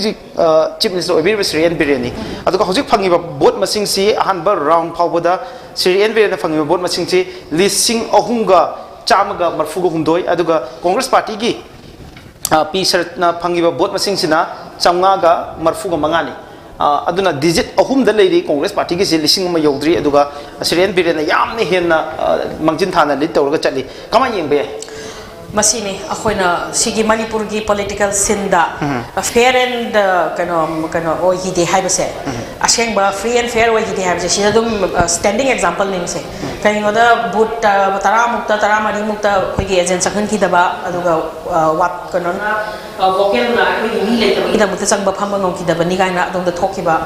अदु ममांग द इलेक्शन द हंदक्ति पुरा टोटली कोई इलेक्शन कमीशन दसु रिक्वेस्ट तौबनी अदगी एवरीवेयर व्हेनेवर फीडबैक कनो पिनाबा मतम दसु कोई नतुम हाइबनी हाइगांग केंद्र से without any instigation from any angle public की खुद इंगना थादो अब पब्लिक से पूरा अखोइना मॉनिटर तौदना मसागी विजडम द थादो अब अदुदी अखोइ कांग्रेस सोइदना कागदबनी दो मसीगी सिनजिल तारइसे सिददी अचौबा मणिपुर की पॉलिटिक्स द करंबा करी लेरगे हाइबदो करंबा अनैबा अमा इचेन अमा मनुंग द चेलिगे हाइबदो सिदा याम चाउन उरे सिदा हाइगांग की कनो सिदी आई साजे हाइगांग दिगी निना हाइगांग एसिगी निना आई सिनम हेपेट तोरापमदा आई थमजगे अखोइगी अखोइ पीपल सी हंदकी हाइगांगी कनो जे केलोतमा सुमाइना अखोइना सो दुम हांगी अखोइदी कनागुंबा पॉलिटिकल पार्टी अमगी हाइबे लेते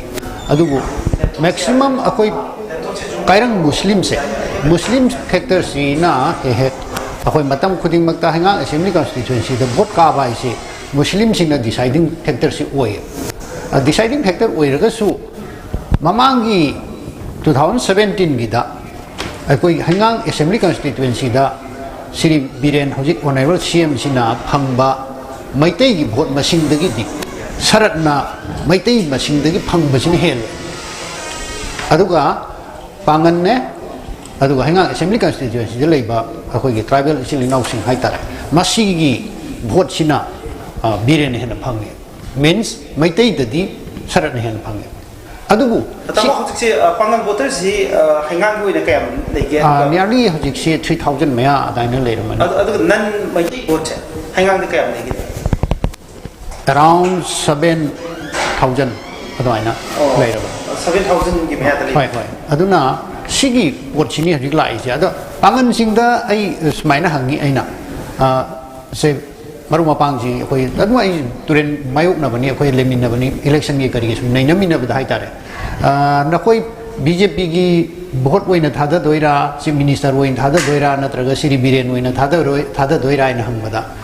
ꯁꯦꯡꯅ ꯁꯨꯃꯥꯏꯅ ꯍꯥꯏꯌꯦ ꯄꯥꯔꯇꯤꯒꯤ ꯑꯣꯏꯅ ꯌꯦꯡꯂꯨꯔꯒꯗꯤ ꯑꯩꯈꯣꯏ ꯃꯨꯁꯂꯤꯝꯒꯤꯗꯤ BJPꯁꯤ ꯄꯥꯔꯇꯤꯅꯤ ꯃꯣꯏ ꯍꯥꯏꯁꯤꯕꯣꯕ ꯑꯗꯨꯕꯨ ꯑꯩꯈꯣꯏ CM ꯑꯣꯏꯅ ꯊꯥꯗꯗꯣꯏꯅꯤ ꯍꯥꯏ ꯃꯤꯟꯁ चीफ मिनिस्टर होइबा अइना ngasai ihan han ba round aina haijekibdo constituency khudingmaksi manipur si loinabak sothai na loinabak intending candidate singna loinabak hai khara hena hana leramba pibam dei kitang phagat pai se mipum khudingmak na pa adu power si chief minister hoita ragadi khara hena mana season na ngammi aduna semba sagat pa kege to busing ngammi haidana chief minister hoina bhot hadabani haibasi mayam am lei Sigi, tamu mark sedala ko bitar inda log jage yam na phajaba news channel assistant ko tamuna to biri je hanga assembly constituency ko ne yam dip oiba ai hojik se mami tv ki sub editor ko yam team ko leire yam team ko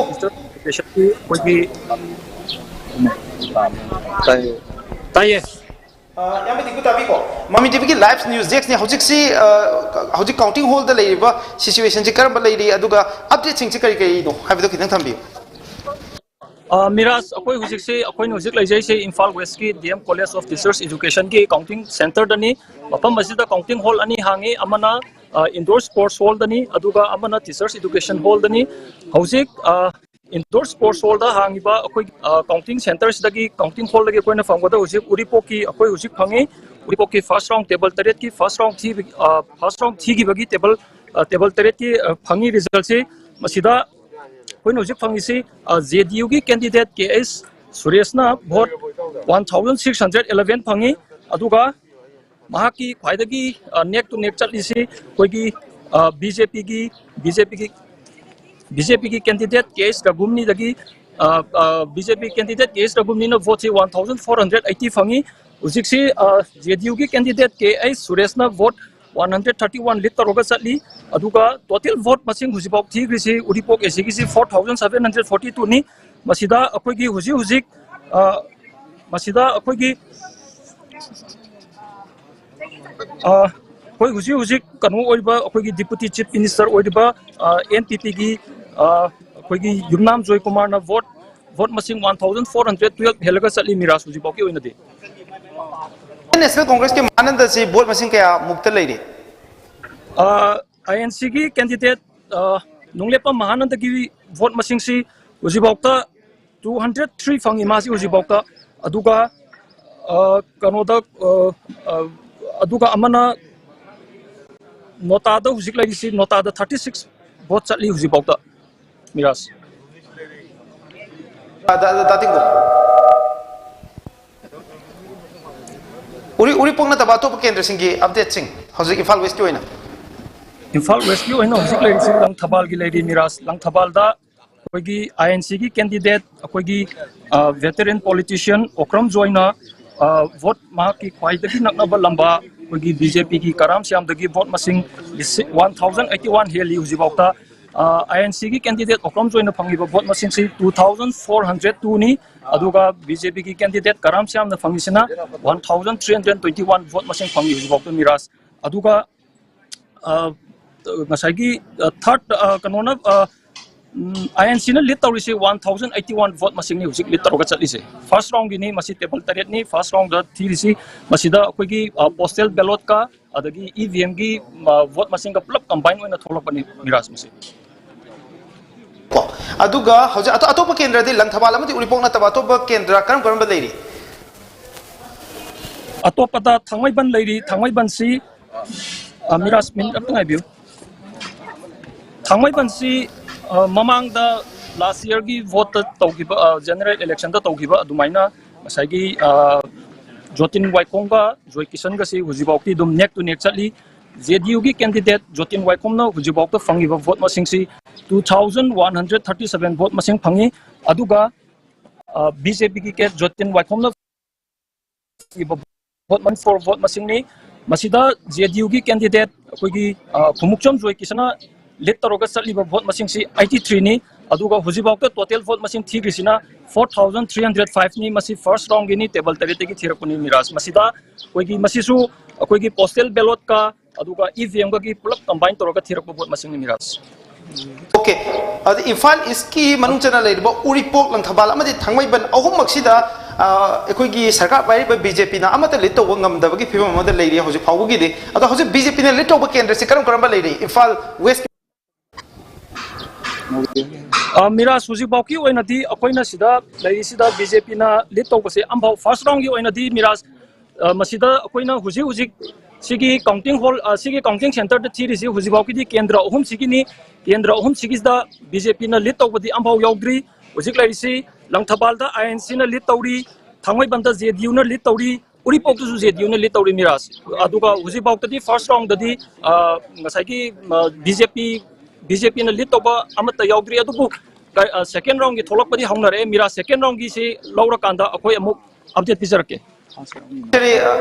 थागतचरी अखोई mummy TV sub editor अखोई याम टिंकू लोइना ममी TV video journalist याम लाइकांता मखा ताब live update सिंग लौना बो होनजरके अदुगा आई हुजिक्सी इसे दिलो तो मदलाक सके जॉर्ज ओके मरक सिदा मका अखोई दा जॉर्ज लेरे दा जॉर्ज ममी टीवी की लाइव न्यूज़ एक्स नि कनेक्ट को बिरबरा आई फंगजरे मिराज या ताबिरबा hello Miraj hello Miraj hello hello Miraj तादे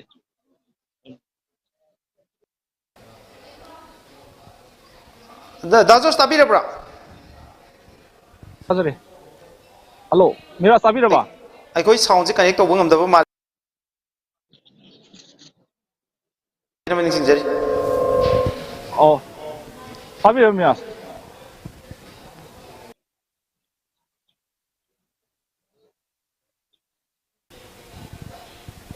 hello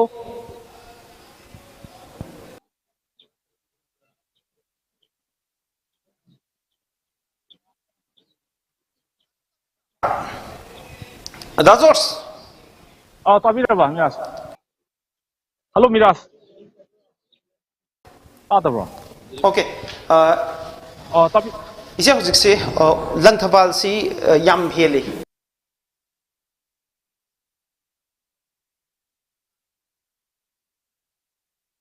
कमाई यंबे हुजिक उरीपोक लंथबाल अमदि थांगमैबंदा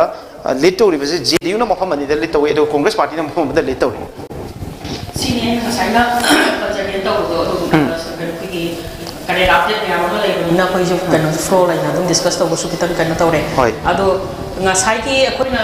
लंथबाल केन्द्रदा कांग्रेस की टिकट ताबदा हेजल्स लेबखिदबसे सिगी सिन मयाम से खलगा कोइ नुपी द सपोर्ट तौबा नुपी एनकरेज तौबा नुपी द टिकट पाइसे कांग्रेस की पांगदनी अदुना पार्टी ना रेडी ले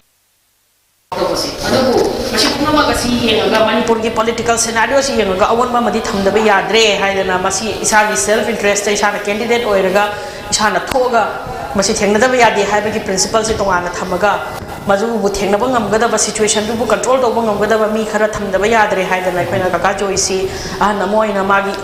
मागी all means of experience to मानत लेरिबा ngasibaw लेरिबा एक्सपीरियंस से अखोइ कनानसु तानसु फंगोय अदुना मागी एक्सपीरियंस से हंदकी लेरिबा चनैना समोट नबा मयाम से अमतंग सेंदो उमबदा मतेंग लौसी हाइदना खंजरगा अखोइ पुनमगसिना नहारोन पुनमकना अखोइना काकाजे सपोर्ट तौजबनी अदुना मसीगी सिनने हौजिक सिदैसिदा JDU नगा लीड तौखलइबा जगा लाइबा सिंजे होय अखोइगी उरीबोक्ता अखोइगी यूथ कांग्रेस के प्रेसिडेंट श्री महानंद ट्रेनिंग तौदना लेरी मखादा लेरी कनोदा मा खतंग सोले सोन बतारगसु मादी न्यू फेस नि मफम से सिदा अदुना तौदना मागी कनो मरक अमदसु अनाबा मयाम अमा यावदना मा फजना लेबा मरक त थोगा मियाम का थोगा लेबा ngमदबनी अदुमा लेजिरी अदुबु कांग्रेस ना नतम लीड तौबा जगह अदगी JDU ना लीड तौबा जगह मोइगी मंत्री लेरिबा जगह दबा JDU ना लीड तौसलइबा हाइबसे से कनोनी सी इटसेल्फ मसीना हाइरे मदुदी practical machine utle madudi handaki lairiba sarkar ase satisfied oidre public na akhangba public na satisfied oidre paisa ni influence to baya daba public na satisfied oidre aduna masi pumna magasina chungsan naragani akoigi mantri ma oiragadi hekta lit tawgadabani adagi MLA ma oiragadi hekta lit tawgadabani ka haiba sin ga sida laisal laktri se aduna ni mase aduna handaki aina amuksu haijari handaki political atmosphere election atmosphere hai tare election atmosphere asukki mati mot pe atmosphere ja sin leiram da taraga di akoina truly akoi haiba ngomgane ba congress kaya kani BJP kaya kani JDU kaya kani NPP kaya kani NPF kaya kani akoi distinctly haiba ngamne ba adubu handaki jhamela maya marak sida di ba akoi gyan menam ta di maram di masa bo gyan taramoi ngasigumba leiriba chanai na ba mayam se aduna potsi khangde handak si ina nande aduna mong tadi isi office ke hamdong assembly constituency ki update la hai ai tama churan ni dala khage ke sampo assembly constituency RPI ki merap thona to me sorne lead tawri RPI ki mathang da hojik lai bisne independent candidate Sri Sapam Nisikanta ne tamo hojik si yamna interesting oi ba haikadra hojik foi situation jidi it may change torok change torok padi ai to buto Imphal West ki uri problem thabal thangoi ban amade kaisam thong sida BJP na ama pabul let tawdri kamai yimbe sai ai ham so ai haji heart of city Imphal manungi constituency sing se masida BJP amta karoi ite maina pai an maram di se BJP gi si se mayam na hainer je singjamai gi speaker Khemchan Simak khara beno oin hai adu magi su singjamai gi factor sideida asai gi tilotaman hena khangani singjamai gi ka gi basing si highway si gi maning thang basing sidan da ayam kai hai matam khuri mat adu mamang thang basi handak ama tholak base mangonda manaraga pirasi haibagi polama adu mai lei hai asomdana mathanda oi gi ba adagi amana somda speaker gi manakta magi home polling room da hai tar Robert Lepsalak ba sina mangon da bhotji kai gani hai adubu speaker su thabak tawd di nate yam phajan tawi aduna neck to neck makoi ni chat pe ai hai ba aduga kasam thong gi da ngasai thambi ri je masi ngasai kilo taman hai du magi home polling room da hoji magi area da thibadagi mana khar kan mam pham da thibadagi me sorna helam badi ai adubu mapung ni yem matam da kasam thong gi ai reading da hai tare se nisikanta natraga NPP gi hanagi ex minister Jenta Makulapam Jenta makoi ani si gi NPP gi hoji hanagi minister Sri Makulapam Jenta se hoji lising ma pabu yokri matang se tamo hoji Kaching district ki manu channel leiba walk by assembly constituency Indian National Congress ki mirep Muhammad Fazur Rahim na phangiba vote masing se second round loi phawda 6149 aduga mahaki kwai nangnaba lamba BJP ki mirep Sri Usam Deve na phangiba vote masing sina 1739 masidi koi congress na ka ne na du pai wai compulsory ka ne na koi mayam reading tong nei aduga Fazur Rahim gi beno sidai da mayam na kitang khalam base muslim voter candidate ahum ne adu manunga makoi ani si kamai to budagi kan na chamana na kalap taraga di highway ko tumi adu chamana na kan de makoi yam sole only maming gi wena lepani adu na Fazur Rahim na ka ni se congress na ka ni se isu mai na reading sitam okay isetin lo tomata ngulak se ke ko wangkem assembly constituency sida Sri Kaisam Mega Chandra na phangiba vote masing si lising ani ga chahum aduga yumnam na Chandra na ikhoi phangiba BJP ki merep se phangiba vote masing na lising mari ga chanipan humfu ga manga aduna yumnam na Chandra na vote masing si yamdrabada lising ani ga chawnga gi matakte heli aduga hairo assembly constituency gi oina BJP amade Indian National Congress ani gi marakta leireba yam tight fight sida BJP na phangiba vote masing si lising ahum ga chamapan yankhai ga nipan aduga Indian National Congress na lising ahum ga chatruk ga yankhai ga mapan yamdrabada vote masing chani gi matakta BJP na heli trial amade lit chatli basi hairo ki side up down adum lakpa yabagi film ma leiri tawbutabu wangkem assembly constituency da Congress party ki amu pawa vote tu driba working president Sri Kaisam Mega Chandra si lising ani gi chang da trial da leiri ise kari haviningi adu wangbai gi na ngasai ayam hengre vote masing si okay akoi wabagai sidi adum highway rebutuni adum leire ko congress ki adu wangkhem sisu akoi na sayam chauna leiba jagani adu wangkhem da sidai sida akoi na vote khara down la ko uri si atei oiram da bayai akoi ki sri mega si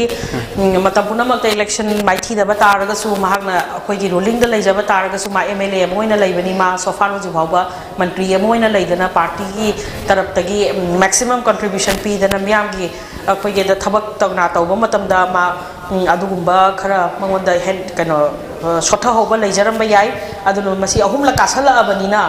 adugumba leibadu dai magi numbering week oiram bayai adubu aina sum khanbada mase magi home poll site thiram ga doba mandri koi di huji pauta akoi sri mega si lit lakani haidana dum count tawri aduna masi akoi loiba bawdang di observe tawmina se na khali maram di sri mega si fara koi na huji wawa mana tawjagri ba thabak mana mla ma oiraga mantri amagi thabak tagi hen mana tawkri ba thabak mayam se si thabak si yenguraga di wangkhem prajana mandate choidana maki mangonde pigani habiga chawba thajaba koi huji paw dum lairi okay hujike thobal amadi kakching che Kina ay kim gi se ay kitam kanam tom supplement koi to mota supplement to bi ko kana ina thamjani wang jina thobal amadi kakching ese kakching gi leirve assembly segment tara sida congress party na yam chawna lit to gani haidana sa tawri kai gumba masida mai pa ki daga di congress ki masing yam chawna handra ko ya phim Yam tappe sin ta de ne. adu reflect to ga ma ja jam sume thobal sidi koi congress ki stronghold area ne na mai nei aduga kakching sima tamo marak thacha ge ai live commentary mu khak le tamo live commentary se koi mami tv ki sub editor ai koi dating ko di dating ko ji hojik Imphal West district ki manung chana leiwa ai koi ki dem college of teachers education dani lei riva je dating ko connect to bi ra miras akoi hujik si DM college akoi ki teachers education da koi lejarib ni si counting hall number 11 da hujik thiri ba Langpal AC so second round sida akoi ki INC ki candidate Okram Joina vote masing 2123 fangi aduga BJP ki candidate Karam Syam na vote masing 1348 fangi aduga NPP ki candidate K Nabakishore na vote masing 779 fangaga laidi aduga independent mirep Somarendra na 190 fangi aduga hujiksi total da Langthapal AC ki oina total the vote masing 9241 huji wak vote masing thibal oigre masida 9241 vote masing thigi besida total oina first round second round plus pasalakanda ozoina fangiba vote masing si 4525 ni aduga BJP ki candidate Karam Syam na fangisina 2669 vote masing fangi hojik si ozoina lit tawrisi pulapna first round go second round go pulap parakanda vote masing si 1856 lit tawri aduga hariba constituency Langthapal esida sagi Okram Joina lit tawgiba first round go lit tawgiba akoigi vote masing si 1081 ni aduna ozoina lit tawbagi sangje hujibauti increase tawri haiba tare miras hojik phawbagi oina Langthapal assembly constituency ki je vote lishing amaga chanipan yankhai ga taruk ni hojik Sri Okram Joy ni hele vaje masi Sri Okram Joy gi mapung oina consolidate over vote ki vest leiba polling station sin oi ge do ribra natragana ekoi Sri Karam Syam gi su vote adumak phangma pham sing oi ge do ribra dadingo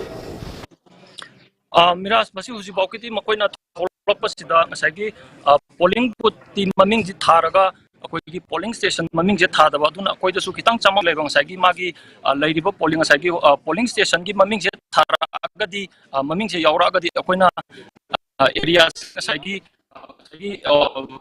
amagi home polling area ni chawrakpa ngamgadra khali adubu makoina hujik ngasagi round wise thola ibasi sidadi ngasagi polling station number du ko tang oina tharakpanina masi candidate si karamba candidate ki home polling oigadorno haibududi adumakti huji baukidi yam kupna khangwa ngamdri miras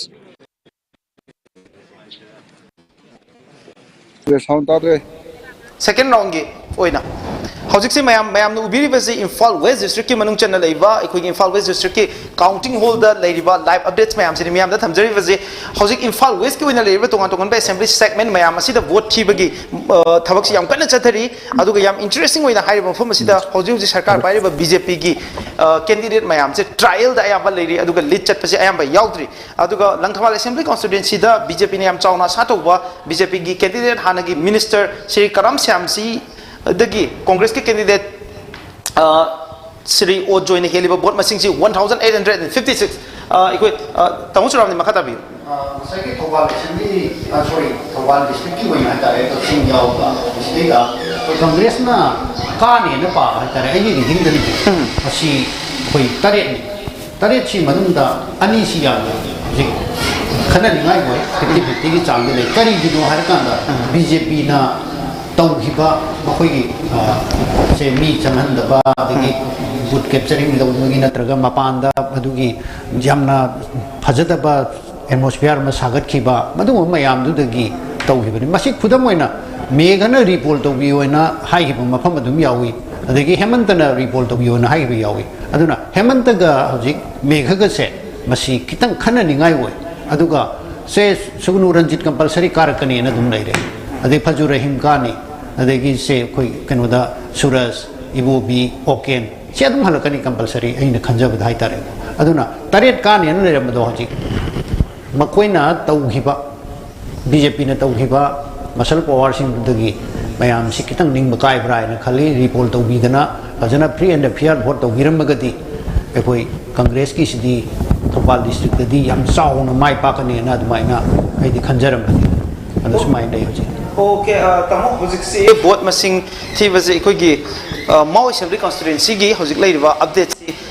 Hajurjik sitting MLA over the Natana NPF minister so very very lossy the corner pangi vote masing si Changaga 5 lising mangaga chahum kunga nipani aduga Nakalamaromda Maki Hek Tangabada Mak trial chati basi Wobo Joram ni Mang independent candidate ni Mak pangi vote masing sina shuk lagi amakatan Husik Mau Senapati district manung channel labor Mau Assembly constituency gi sitting MLA with the minister the corner pangi vote masing 5328 adu ma ki khwai nang na lamba Sri Wobo Jerome si independent candidate ni ma na pangi vote masing amani tam kamai yang be masi mau si NPF na kani haina adu mai na pre tori adu hoju phauda makoina kayam na hamni no phangni no hai tu di chapcha ba phangno no gre adu ba NPF na pari ba makoi mi mari kani na pai NPF se yes koina tribal masa sing manab sing bro pang chi nei namina da hai ta ado mau si ma NPF na kani na pa bani ado jik lei ba position si dei da ma gi si kadai yau na adu NPF da dum ka ba ki phim ma de lei da ba sa la update se koi mami tip ki ai koi ki sub editor Dazos sabi bro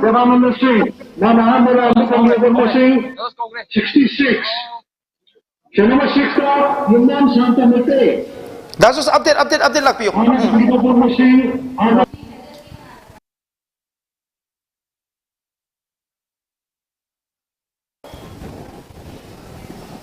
Dazos kai ke line ji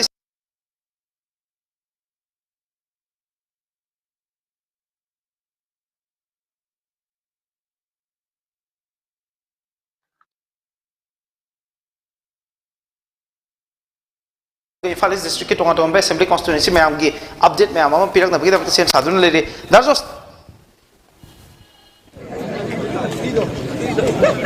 line ji connect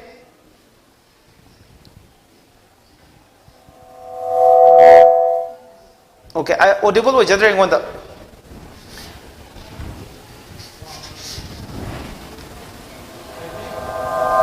marak sida ikoi gi tonga tonga ba assembly constituency da leiriba update sing asimia da thamjarke hojur jiki oina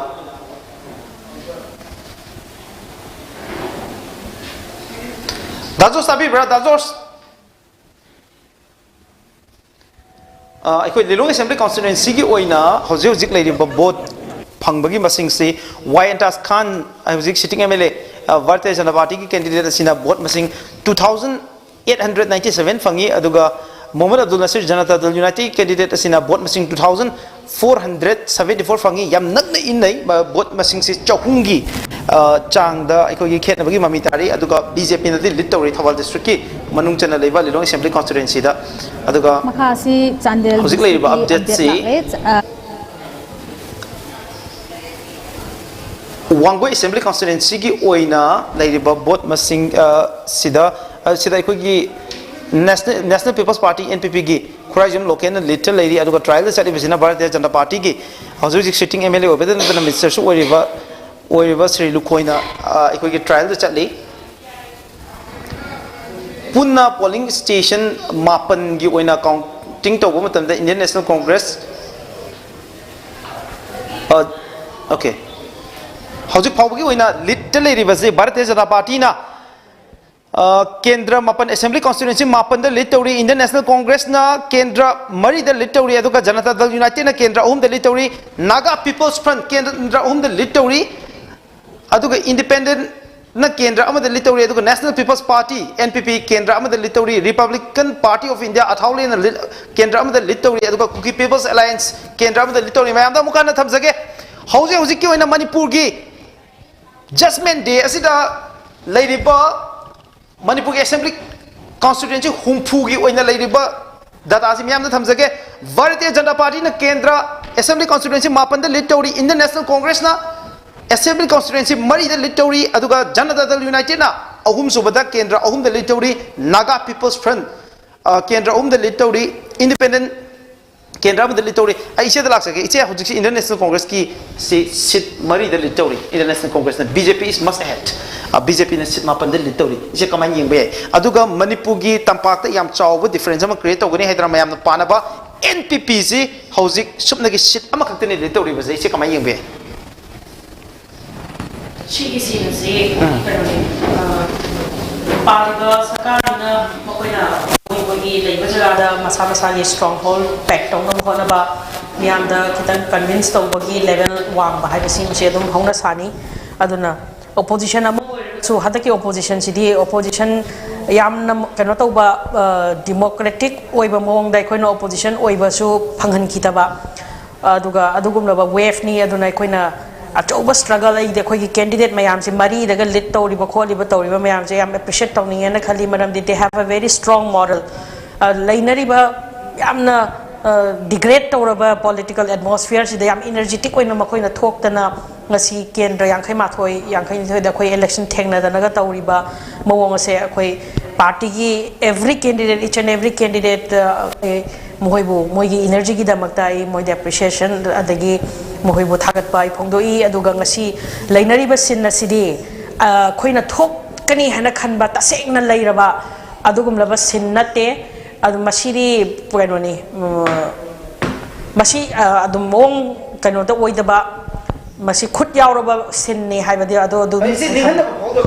ningan na basumba phau de election result haibasi dadi ningan na ningai wafam karinta leite maram di kai gino da masi akhoi gi lakado ba jaga su watli akhoi gi thige do ba jaga su watli akhoi na expect to ba jaga su watli adu ningan na ningai sung leite adu leiri ba number do da leiri ba system do dai da prajagi mihut oiraga miyam gi damakta seva to wangam ba haibase political group amagi madu character oiga da bani aduna akhoi na lei any number lei ba da any makano situation lei ba da akhoi karshu ningan na ningai leite okay thank you so much I mathang sidai ko Mami TV gi live commentary amtang log min ase Mami TV gi akhoi star reporter Lakshmi leire Lakshmi connect to rabra Lakshmi se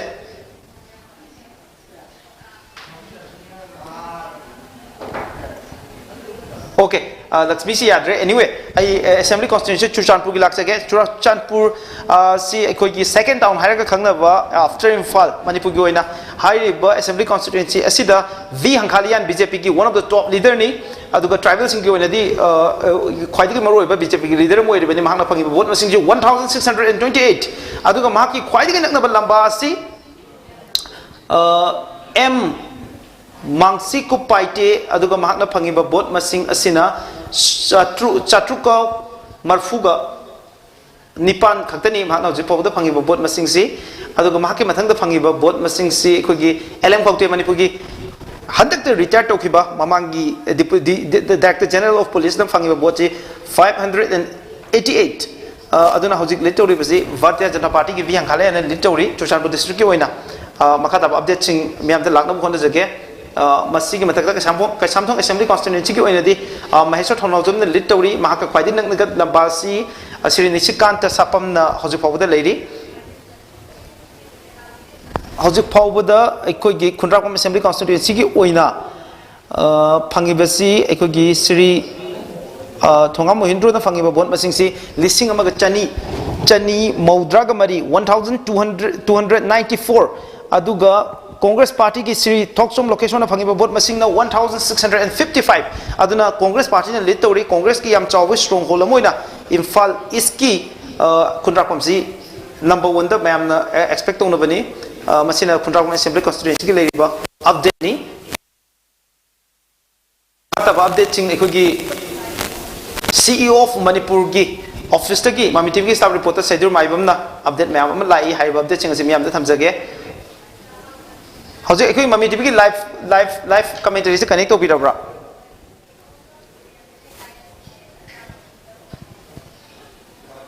okay anyway hauji phawda leiriba si ekoi gi BJP na Manipur gi oina hauji phawda sit taraga ma thoida lead tawri masina anoba update ni aduga tonga update ching mayam da langna bu hona jage Thobal Assembly constituency se ai tamusuram ni da roi bina lakchani base Thobal amadi Kaching Assembly constituency gi ngasai ekoi tamono so habiram base masida Congress na sit target fawde de asa tawi adu sit ani de nik lawna lei habage phibam ni tamu makhata biu masigi lei conditions the intending candidate BJP target adu badu da PMT tongana sima election kena male aduga intending candidate singse masigi apun bagi waina intending candidate yam yamaga koina party du yam kalle haina natraga party du gi nusiba natraga party du yaw mi mayamum leire na koina pa basit lan ganen khalle intending candidate yam basina maram bor kanda BJP gi intending candidate yam ba ticket phangi ba misi karoi dori ne aina admaina bijage maram di vote lepa haibasi vote lep kane thola ise handak ticket phangdraga ai mathang sunglep le paroi haiba natte by chance ticket phangi ba nupa du da mana amuk so hanna magi mi mayam du vote pisan dana tawraga di mathang da ma ticket phangoi doine ba sitting MLA ama natraga minister ama thengna bai je hekta wai ba matam sigi chanabi ni aduna intending candidate mayam du na machin da haijanaraga magi atopa se magi party du gi mi na tabadu da vote piram ba su madu su khang ngam na te aduna intending candidate yam iba sugunu assembly constituency se BJP gi intending candidate se taret ku basu gi brai na khalle ada phangi se khoi gi binod na phangmani aduna sugunu gi ranjit si hana dei so hana yam kan ba aduga Congress ki yam heavy weight ke no mo ena su leirabini na sugunu gi si mana ka ne na edmaina thamjage aduga Kaching gi waina yemu matam da Kaching gi si awai discussion da aduga khoi gi magi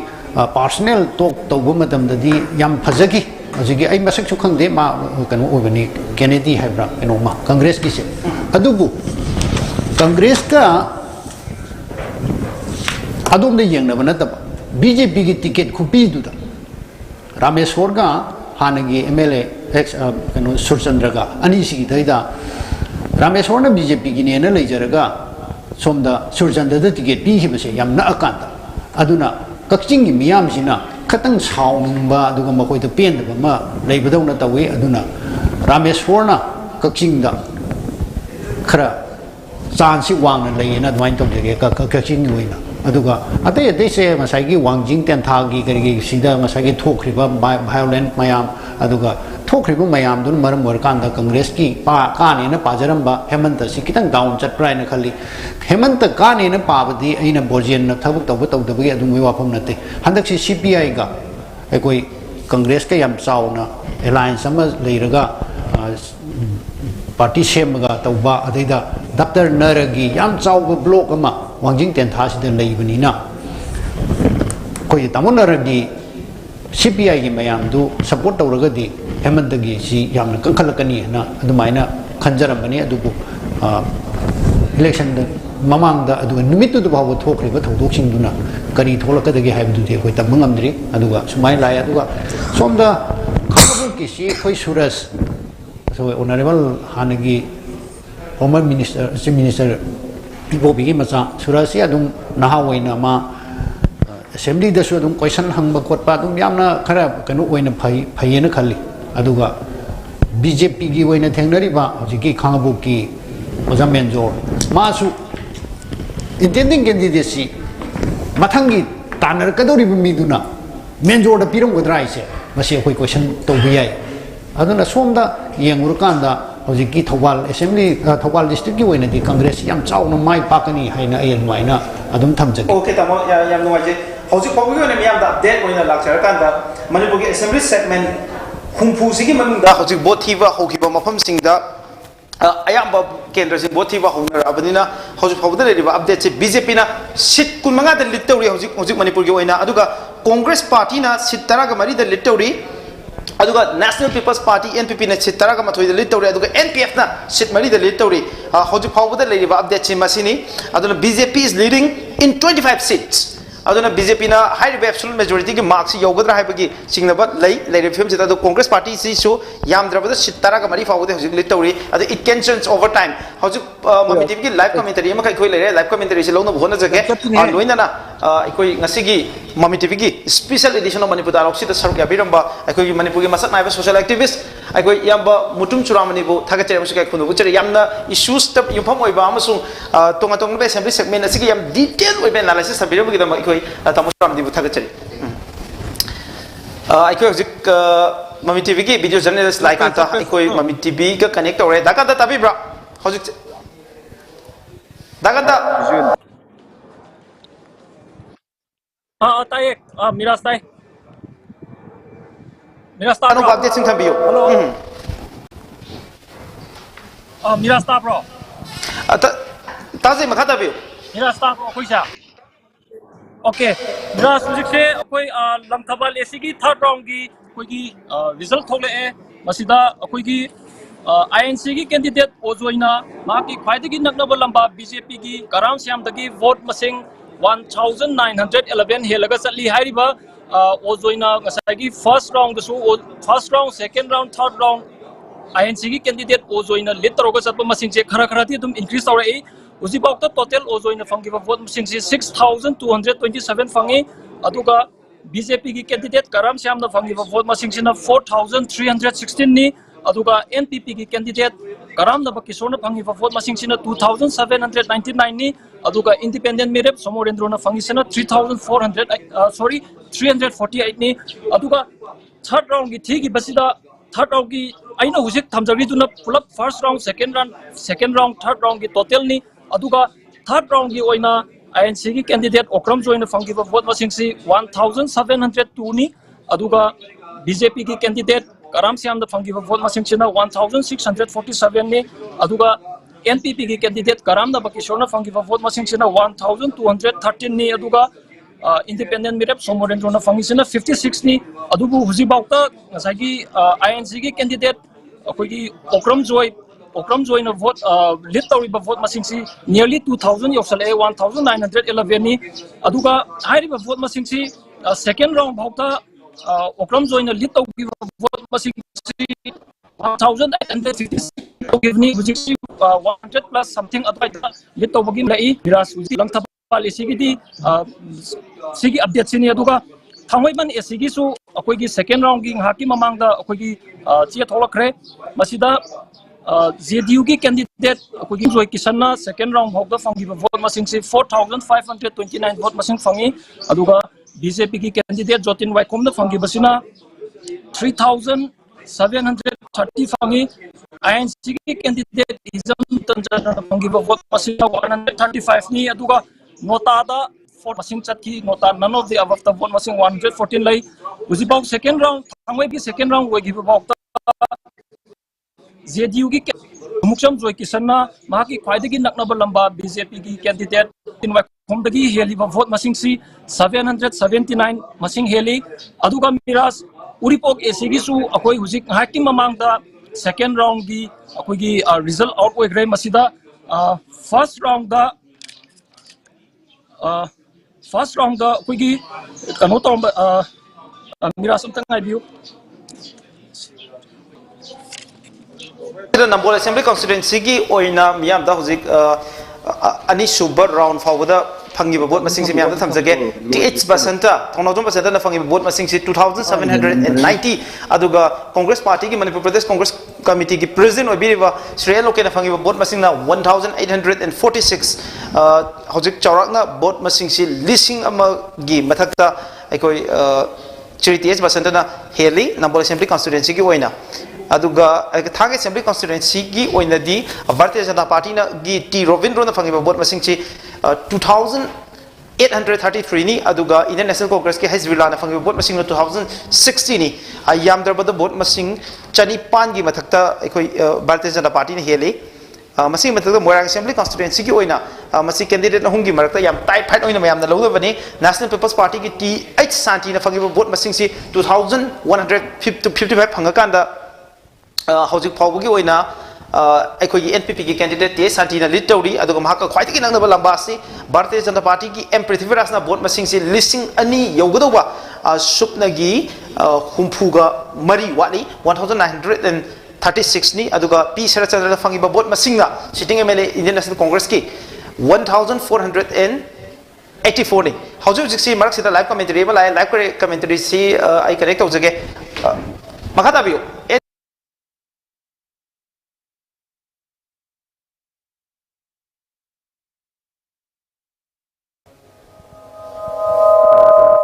okay उरखुल district की ओइना हजिक लेरिबसि उरखुल district की मनु चना लेबा चिंगा assembly constituency दा Qasim बासुम NPF की candidate सिना 1598 fungi अदुगा माके ख्वाइ नकना चटलिबसि Shri निंगम चिमरोइना vote मसिंग सी NPP की 1486 fungi अदुगा भारतीय Janata party की कैंडिडेट प्रेसो सिमरेना फंगे वोट मसिंग सिना 1219 याम तंग चटनरी अदु एनी टाइम मसि चेंज लापगी ओथोपा लई अदु इंडियन नेशनल कांग्रेस की कैंडिडेट शॉर्ट बसुम से मसिंग से याम हंदना लेरी 441 हाउस फावदा लेरी बसे रिपोर्ट ओके मिरास ताइको टाइप ऑफ द लाई उरीपोकी से को करेक्ट हो बियो okay Miraj Uripok assembly constituency की हुजिकी हाकी ममांगदा उरीपोक एसी की कोई सेकेंड राउंड की मोई चेत थेलमे अदुगी मतुंगी ना सागी फर्स्ट राउंड दा थर्ड लेगिबा सागी एनपीपी की कोई जॉय कुमार कोई ममांग की टर्म कोई गवर्नमेंट की डिप्यूटी चीफ मिनिस्टर सो ओइबा जॉय कुमार हुजिक मकोकता हेगलक्रे 3085 वोट फंगी टोटल ने फर्स्ट राउंड सेकेंड राउंड पुलप टोटल ने अदुगा बीजेपी की रघुमनी ना वोट मसिंग 2984 फंगी अदुगा जेडीयू की कैंडिडेट खुमोंग मयुम सुरेश ना 2534 फंगी अदुगा आईएनसी की कैंडिडेट महानंद ना 370 दे लेरी आई बसी टोटल नि फर्स्ट राउंड सेकेंड राउंड नि अदुगा सेकेंड राउंड की वोट मसिंग वइना एनपीपी की जॉय कुमार ना वोट मसिंग 1673 फंगी अदुगा बीजेपी की रघुमनी ना 1504 फंगी अदुगा जेडीयू की कैंडिडेट सुरेश ना 923 फंगी अदुगा आईएनसी की कैंडिडेट महानंद 167 फंगी रस मखाता बा अपडेट सिंग दमकता आई दाटी बुदा लाक्चगे अदुगा हौजि फोबगी दिग दमकता थागचरी लोइना ममी टीवी की कोई स्टूडियो दा हौजि जॉइन तो बिरि बजे भारतीय जनता पार्टी की याम मसक नाइब लीडर अदुगा स्पोक्स पर्सन अखोई याम्बा लाइबयुम बसंत शर्मा नि अखोई तमो बसंत बु ताराम नोक्चरी का खुंदो बुचरे तमो सि हौजि सि बीजेपी ना मणिपुर ना लिट तो बजे अखोइना पारे बजी सीट कुनगा मंगा द बीजेपी ना लिट तौरी अदुगा बीजेपी की ख्वाइदि नकना चली बजे इंडियन नेशनल कांग्रेस नि इंडियन नेशनल कांग्रेस ना सीट तरागा मरी द लिट तौरी अदुगा एनपीपी जेडीयू एनपीएफ हाइबर पॉलिटिकल पार्टी सी सीट मरी मरी दगी तादने हौजि फावदा लिट तौरी तमो कमाइन यंबे बीजेपी के हौजि winning prospects Ahaan round योइना हौजि फावदा उरिबा mandate सी भारतीय जनता पार्टी की एब्सोल्यूट मेजॉरिटी लेब गवर्नमेंट अमा तरानी थोइसबो विधान सभा दा लेरने हैबसी यामना पुंग बारो बमा फावदा लाइब रिजल्ट्स ना ताए 25 से कोई 40 यर कदोबगी थागदु यर पे आयना पाए अदबु अखोई की एरिया खरदा बीजेपी ना आशा चौरम जगह खरदा कोई माइथी गदोबगी थागसुलाय अदुगा हाना पानदब जगह दा हेंगलकबा अदु मोमोसु फंगे अदु समना हायबदो होरे अरुबदो कदोसी याम पिकना पारबदा बीजेपी ना 93 की मैजिक फिगर दु लांग थगनी हायना हायबगी ममी दुरे अदु मणिपुर मियाम दा ममी टीवी खुदांग दा भारतीय जनता पार्टी सपोर्ट तो हुआ अखोई की लाख्स ऑफ सिंपैथाइजर्स वोटर्स सिंग दा थागत बफोंदुक चली ओके हौजिक सी बीजेपी की अखोई तमोना जो आशा तौरम खरा फंगदबगी वाफम जो पल्ले अदुगा मैजिक फिगर बीजेपी की सोदन यौरकने हैबगा साचो थंबिरी इम्फाल वेस्ट डिस्ट्रिक्ट दा बीजेपी उरीपोक लंगथबाल थांगमैबन कैसामथों हाई बोथीरीबसीदा लीड तौरीबसी जेडीयू ना लीड तौबा देन एनपीपी ना लीड तौबा वांगो यावना अदुगा लीड तौरीबा मयामसी कांग्रेस पार्टी ना लीड तौबा ngto oina tawe Imphal west दा बीजेपी सी हजु फावगी ओइना दि याम चावना माइ पाकसि उद्रे कलाय वाइदा सोइगिबने ना लौबे मसी ꯑꯩꯈꯣꯏꯅ ꯚꯥꯔꯠꯇꯤꯌꯥ ꯖꯅꯇꯥ ꯄꯥꯔꯇꯤꯒꯤ ꯃꯥꯏꯀꯩꯗꯒꯤ ꯑꯩꯈꯣꯏꯅ ꯑꯁꯥ ꯇꯧꯔꯝꯕ ꯐꯪꯉꯛꯇꯕꯁꯤ ꯑꯩꯈꯣꯏꯒꯤ ꯃꯌꯥꯝꯅ ꯁꯥꯅ ꯍꯥꯏꯅꯈꯤꯕ ꯑꯩꯈꯣꯏꯒꯤ ꯇꯤꯀꯦꯠ ꯇꯥꯟꯅꯕ ꯃꯇꯝꯗ ꯚꯥꯔꯠꯇꯤꯌꯥ ꯖꯅꯇꯥ ꯄꯥꯔꯇꯤꯗ ꯃꯁꯤꯡ ꯌꯥꯝꯅ ꯊꯣꯛꯄ ꯈꯣꯠꯄ ꯇꯧꯈꯤꯕ ꯑꯗꯨꯒ ꯍꯧꯖꯤꯛ ꯏꯟꯗꯤꯌꯟ ꯅꯦꯁꯅꯦꯜ ꯀꯪꯒ꯭ꯔꯦꯁꯀꯤ ꯂꯤꯡ ꯑꯁꯤ ꯃꯣꯏ ꯀꯪꯒ꯭ꯔꯦꯁꯀꯤꯗ ꯇꯤꯀꯦꯠ ꯇꯥꯟꯅꯕ ꯌꯥꯎꯗꯦ ꯃꯣꯏꯒꯤ ꯂꯤꯡꯉꯤꯕ ꯖꯒꯥꯁꯤꯡꯁꯦ ꯃꯣꯏꯒꯤ ꯍꯥꯟꯅ ꯂꯩꯖꯕ ꯂꯤꯗꯔꯁꯤꯡꯗꯣ ꯑꯗꯨꯅ ꯃꯇꯣꯝꯇ ꯄꯥꯔꯇꯤꯅ ꯀꯟꯅ ꯃꯣꯏꯗꯤ ꯍꯥꯟꯅ ꯆꯍꯤ 5 ꯃꯃꯥꯡꯗꯒꯤ ꯂꯥꯎꯊꯣꯛꯑꯒ ꯂꯩꯕꯒꯤ ꯃꯑꯣꯡꯗ ꯇꯧꯔꯒ ꯊꯦꯡꯅꯕ ꯉꯥꯛꯇꯅꯤ ꯑꯗꯨꯒ ꯑꯩꯈꯣꯏꯁꯦ ꯑꯩꯈꯣꯏꯒꯤ ꯃꯦꯗꯥꯝ ꯅꯤꯡꯁꯤꯡꯕꯤꯔꯤ ꯁ꯭ꯔꯤ ꯑꯣꯀꯝ ꯖꯣꯏ ꯍꯥꯟꯅꯒꯤ ꯚꯦꯇꯔꯥꯟ ꯄꯣꯂꯤꯇꯤꯁꯤꯌꯥꯟꯁꯤꯅ ꯌꯥꯝ ꯐꯖꯅ ꯃꯥꯅ ꯐꯨꯀꯠꯂꯛꯏꯁꯦ ꯚꯥꯔꯠꯇꯤꯌꯥ ꯖꯅꯇꯥ ꯄꯥꯔꯇꯤꯒꯤ ꯇꯤꯀꯦꯠ ꯄꯤꯕ ꯈꯣꯠꯄꯗ ꯑꯩꯈꯣꯏꯒꯤ ꯍꯧꯖꯤꯛ ꯑꯣꯅꯦꯕꯜ ꯑꯦꯝ ꯑꯦꯜ ꯑꯦ ꯑꯣꯏꯔꯤꯕ ꯀꯔꯥꯝ ꯁ꯭ꯌꯥꯝꯁꯦ ꯃꯥꯒꯤ ꯖꯒꯥꯗ ꯑꯩꯈꯣꯏ ꯕꯤꯖꯦꯄꯤꯒꯤ ꯍꯥꯟꯅ ꯅꯍꯥ ꯑꯃ ꯇꯤꯀꯦꯠ ꯇꯥꯟꯅꯗꯅ ꯀꯟꯅꯒ ꯋꯥꯛ ꯇꯧꯖꯔꯝꯃꯒ ꯂꯩꯕꯗ ꯃꯣꯏꯒꯤ ꯀꯥꯡꯕꯨꯗꯨ ꯄꯥꯔꯇꯤꯗ ꯇꯤꯀꯦꯠ ꯄꯤꯔꯛꯇ꯭ꯔꯀꯥꯟꯗ ꯃꯥꯅ ꯀꯔꯤ ꯃꯑꯣꯡꯗ ꯚꯣꯠ ꯄꯤꯈ꯭ꯔꯒꯦ ꯃꯉꯣꯟꯗ ꯁꯄꯣꯔꯇꯔꯁꯤꯡꯗꯨꯅ ꯍꯥꯏꯕꯗꯨ ꯁꯤꯒꯤ ꯐꯤꯒꯔꯁꯤꯗ ꯑꯗꯨꯝ ꯂꯥꯛꯄ ꯎꯔꯦ ꯑꯗꯨꯅ ꯑꯩꯈꯣꯏ ꯏꯝꯐꯥꯜ ꯋꯦꯁꯀꯤꯗꯃꯛꯇ ꯃꯦꯗꯥꯝ ꯇꯤꯂꯣꯇꯃꯥ ꯃꯥꯒꯤ ꯀꯪꯒ꯭ꯔꯦꯁ ꯄꯥꯔꯇꯤꯗ ꯑꯩꯈꯣꯏ ꯀꯪꯒ꯭ꯔꯦꯆꯨꯂꯦꯠ ꯇꯧꯔꯤ ꯍꯧꯖꯤꯛꯀꯤ ꯑꯗꯨꯕꯨ ꯑꯗꯨꯋꯥꯏꯗ ꯌꯥꯝ ꯅꯨꯡꯉꯥꯏꯕ ꯑꯃ ꯂꯩ ꯇꯥꯃꯣꯅ ꯄꯟꯕꯤꯔꯤꯗꯨꯗ ꯏꯟꯗꯥꯏꯔꯦꯛꯂꯤ ꯄꯜꯂꯒꯁꯨ ꯕꯤꯖꯦꯄꯤꯒꯤ ꯇꯤꯀꯦꯠ ꯐꯪꯍꯧꯗ꯭ꯔꯕ ꯃꯌꯥꯝꯅꯁꯨ ꯕꯤꯖꯦꯄꯤꯗ ꯁꯧꯒꯠꯀꯅꯤ ꯍꯥꯏꯕꯁꯤꯗ ꯑꯩꯈꯣꯏ ꯇꯁꯦꯡꯅ ꯁꯧꯒꯠꯈꯤꯕ꯭ꯔꯥ ꯅꯠꯇ꯭ꯔꯒꯅ ꯁꯧꯒꯠꯈꯤꯗ꯭ꯔꯕ ꯍꯥꯏꯕꯒꯤ ꯀꯣꯏꯁꯟ ꯑꯃꯗꯤ ꯊꯣꯛꯔꯛꯏ ꯇꯥꯃꯣ ꯀꯔꯤ ꯍꯥꯏꯕꯤꯅꯤꯡꯉꯤ ꯁꯧꯒꯠꯂꯤ ꯁꯤ ꯍꯧꯖꯤꯛ ꯃꯦꯟꯗꯦꯠꯁꯤ ꯐꯨꯜ ꯍꯥꯏꯗꯣꯛꯄ ꯂꯣꯏꯔꯅꯤ ꯑꯗꯨꯗ ꯈꯪꯒꯅꯤ ꯀꯟꯁꯇꯤꯇ꯭ꯌꯨꯟꯁꯤ ꯈꯔꯗ ꯐꯖꯅ ꯃꯃꯤ ꯇꯥꯔꯤ ꯈꯨꯗꯝ ꯑꯣꯏꯅ ꯊꯥꯡꯒ ꯑꯦꯁꯦꯝꯕ꯭ꯂꯤ ꯀꯟꯁꯇꯤꯇ꯭ꯌꯨꯟꯁꯤꯗ ꯑꯦꯝ ꯑꯁꯅꯤ ꯀꯨꯃꯥꯔꯅ ꯃꯥꯒꯤ ꯕꯤꯖꯦꯄꯤꯒꯤ ꯇꯤꯀꯦꯠ ꯐꯪꯍꯧꯗ꯭ꯔꯒꯁꯨ ꯃꯥꯒꯤ ꯇꯤꯝꯗꯨꯅ ꯐꯖꯅ ꯁꯄꯣꯔꯠ ꯇꯧꯔꯛꯑꯦ ꯍꯧꯖꯤꯛ ꯊꯥꯡꯒꯗ ꯄꯤꯔꯤꯕ ꯃꯦꯟꯗꯦꯠꯁꯤꯗ ꯑꯩꯈꯣꯏꯅ ꯌꯥꯝ ꯆꯥꯎꯅ ꯎꯕ ꯐꯪꯉꯦ ꯑꯗꯨꯒ ꯑꯗꯨꯃꯥꯏꯅ ꯇꯧꯕ ꯀꯟꯁꯇꯤꯇ꯭ꯌꯨꯟꯁꯤ ꯃꯌꯥꯝ ꯑꯃ ꯌꯥꯎꯔꯤ ꯑꯗꯨ ꯂꯣꯏꯗ꯭ꯔꯤꯕꯅꯤꯅ ꯇꯪꯈꯥꯏ ꯆꯠꯂꯛꯄꯒꯤ ꯊꯥꯡꯅꯤ ꯍꯣꯔꯦꯟ ꯑꯔꯣꯏꯕ ꯃꯇꯝꯗ ꯄꯨꯟꯅ ꯃꯈꯣꯏ ꯚꯥꯔꯠꯇꯤꯌꯥ ꯖꯅꯇꯥ ꯄꯥꯔꯇꯤꯒꯤ ꯇꯤꯀꯦꯠ ꯄꯤꯈꯤꯗꯕ ꯀꯦꯟꯗꯤꯗꯦꯠꯁꯤꯡꯗꯨꯅ ꯕꯤꯖꯦꯄꯤꯗ ꯁꯄꯣꯔꯠ ꯇꯧꯋꯦꯒ ꯍꯥꯏꯕꯗꯣ ꯀꯌꯥ ꯌꯥꯝꯅ ꯊꯃꯣꯏ ꯁꯦꯡꯅ ꯇꯧꯕꯅꯣ ꯇꯧꯗꯕꯅꯣ ꯍꯥꯏꯕꯗꯨꯗꯤ ꯎꯒꯗꯕ ꯑꯩꯈꯣꯏ ꯌꯦꯡꯃꯤꯟꯅꯁꯤ ꯍꯧꯖꯤꯛꯁꯦ ꯃꯃꯤ ꯇꯤꯚꯤꯒꯤ ꯑꯩꯈꯣꯏ ꯁ꯭ꯇꯥꯔ ꯔꯤꯄꯣꯔꯇꯔ ꯂꯛꯁꯃꯤꯒꯤ ꯂꯥꯏꯚ ꯀꯃꯦꯟꯇꯔꯤ ꯂꯩꯔꯦ ꯂꯛꯁꯃꯤ ꯇꯥꯕ꯭ꯔꯥ ꯍꯧꯖꯤꯛꯁꯦ ꯃꯃꯤ ꯇꯤꯚꯤꯒꯤ ꯂꯛꯁꯃꯤ ओके अखोई से कनेक्ट तौबा ngam ai tamoda mak 231 hello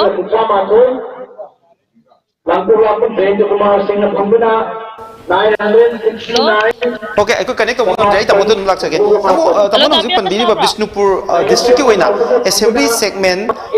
manga leibisi gi manung taruk leibisi gi manung da hojik se nambol ji BJP na le tawre aduga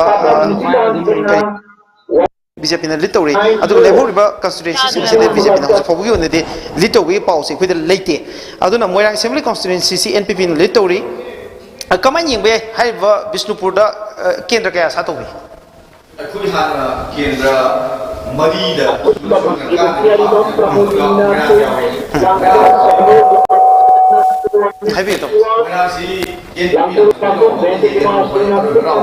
भारतीय जनता पार्टी हाइगलखीनेना अखोई आशा तौरी हाइगी मोना असेंबली कन्स्टिट्यूशन मक्से अखोई बीजेपी यान हानसुन कंजबा अदुगा चोंथोक चोंजिन कांग्रेस ना बीजेपी ओलप बीजेपी ने कांग्रेस कोन जोबे वाने दबु बीजेपी दे थोखिबा कांग्रेस की फियम दुरी थर्ड पोजीशन दने हुजिक लाइसी केनो दा मोइरांगा अदुगा अखोई एनपीपी का भारतीय जनता पार्टी की थिनरिबिना मोइरांग जोना दे अखोई हान एक्सपेक्ट ओगु फोटो दुम फंगिने अखोई आशा ले तमु मोइरांग दा हुजिक आई सितल गमा दसु लाके मोइरांग असेंबली कन्स्टिट्यूएंसी की डिसाइडिंग बोर्ड सी मोइना कोक्टा की रीजन सिदा मसिंग यामबा अखोई की पांगल वोटर्स मैम अमा लेबिसि सिकी पांगल वोटर्स सिंगसि कांग्रेस ता स्विंग दोगी ओइथोपा लेब्रा नत्रगना बीजेपी ना दुम हाना पृथ्वीराज की बोर्ड बेंग ओइना लेबनी अदो मसि पृथ्वीराज ना दुम रिटेट तोगने ना खबि याम नुंगाय से क्वाट्रागी अखोई मैतै पांगल इसिनाउ सिंगसिना हदक्ति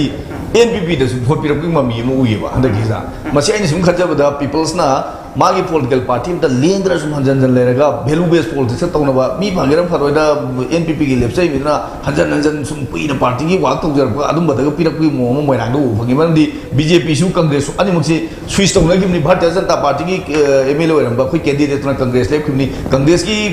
कैंडिडेट ना बीजेपी दा लाकुने एनपीपी दी मा मसासी एनपीपी दा दुम लेपगा ममांग दसु काजा होदसु एनपीपी दा दुम वाक तौरपादना श्री शांति ना फंगिबा मागी हाइगेली बुजि पाउग थाखिददी मागी पीपल्स ने पीरीब मेंडेट से पॉलिटिकल पार्टी तो कोई सांग यावजरपा अदुगी ममिनुमा मोइरांग ने ताबु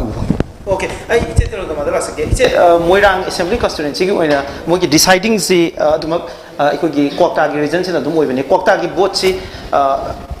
अखोगी कांग्रेस पार्टी की हुजि कैंडिडेट अखोगी हंसर चंद्र सिना फंग कमाई लेबसी बीजेपी की हाने पृथ्वीराज की वोट बैंक अमा लेबसी कांग्रेस वोट बैंक अमा ओइन लेदोइरा नत्रगन सिर पृथ्वीराज की वोट ओइना उबया हंडक से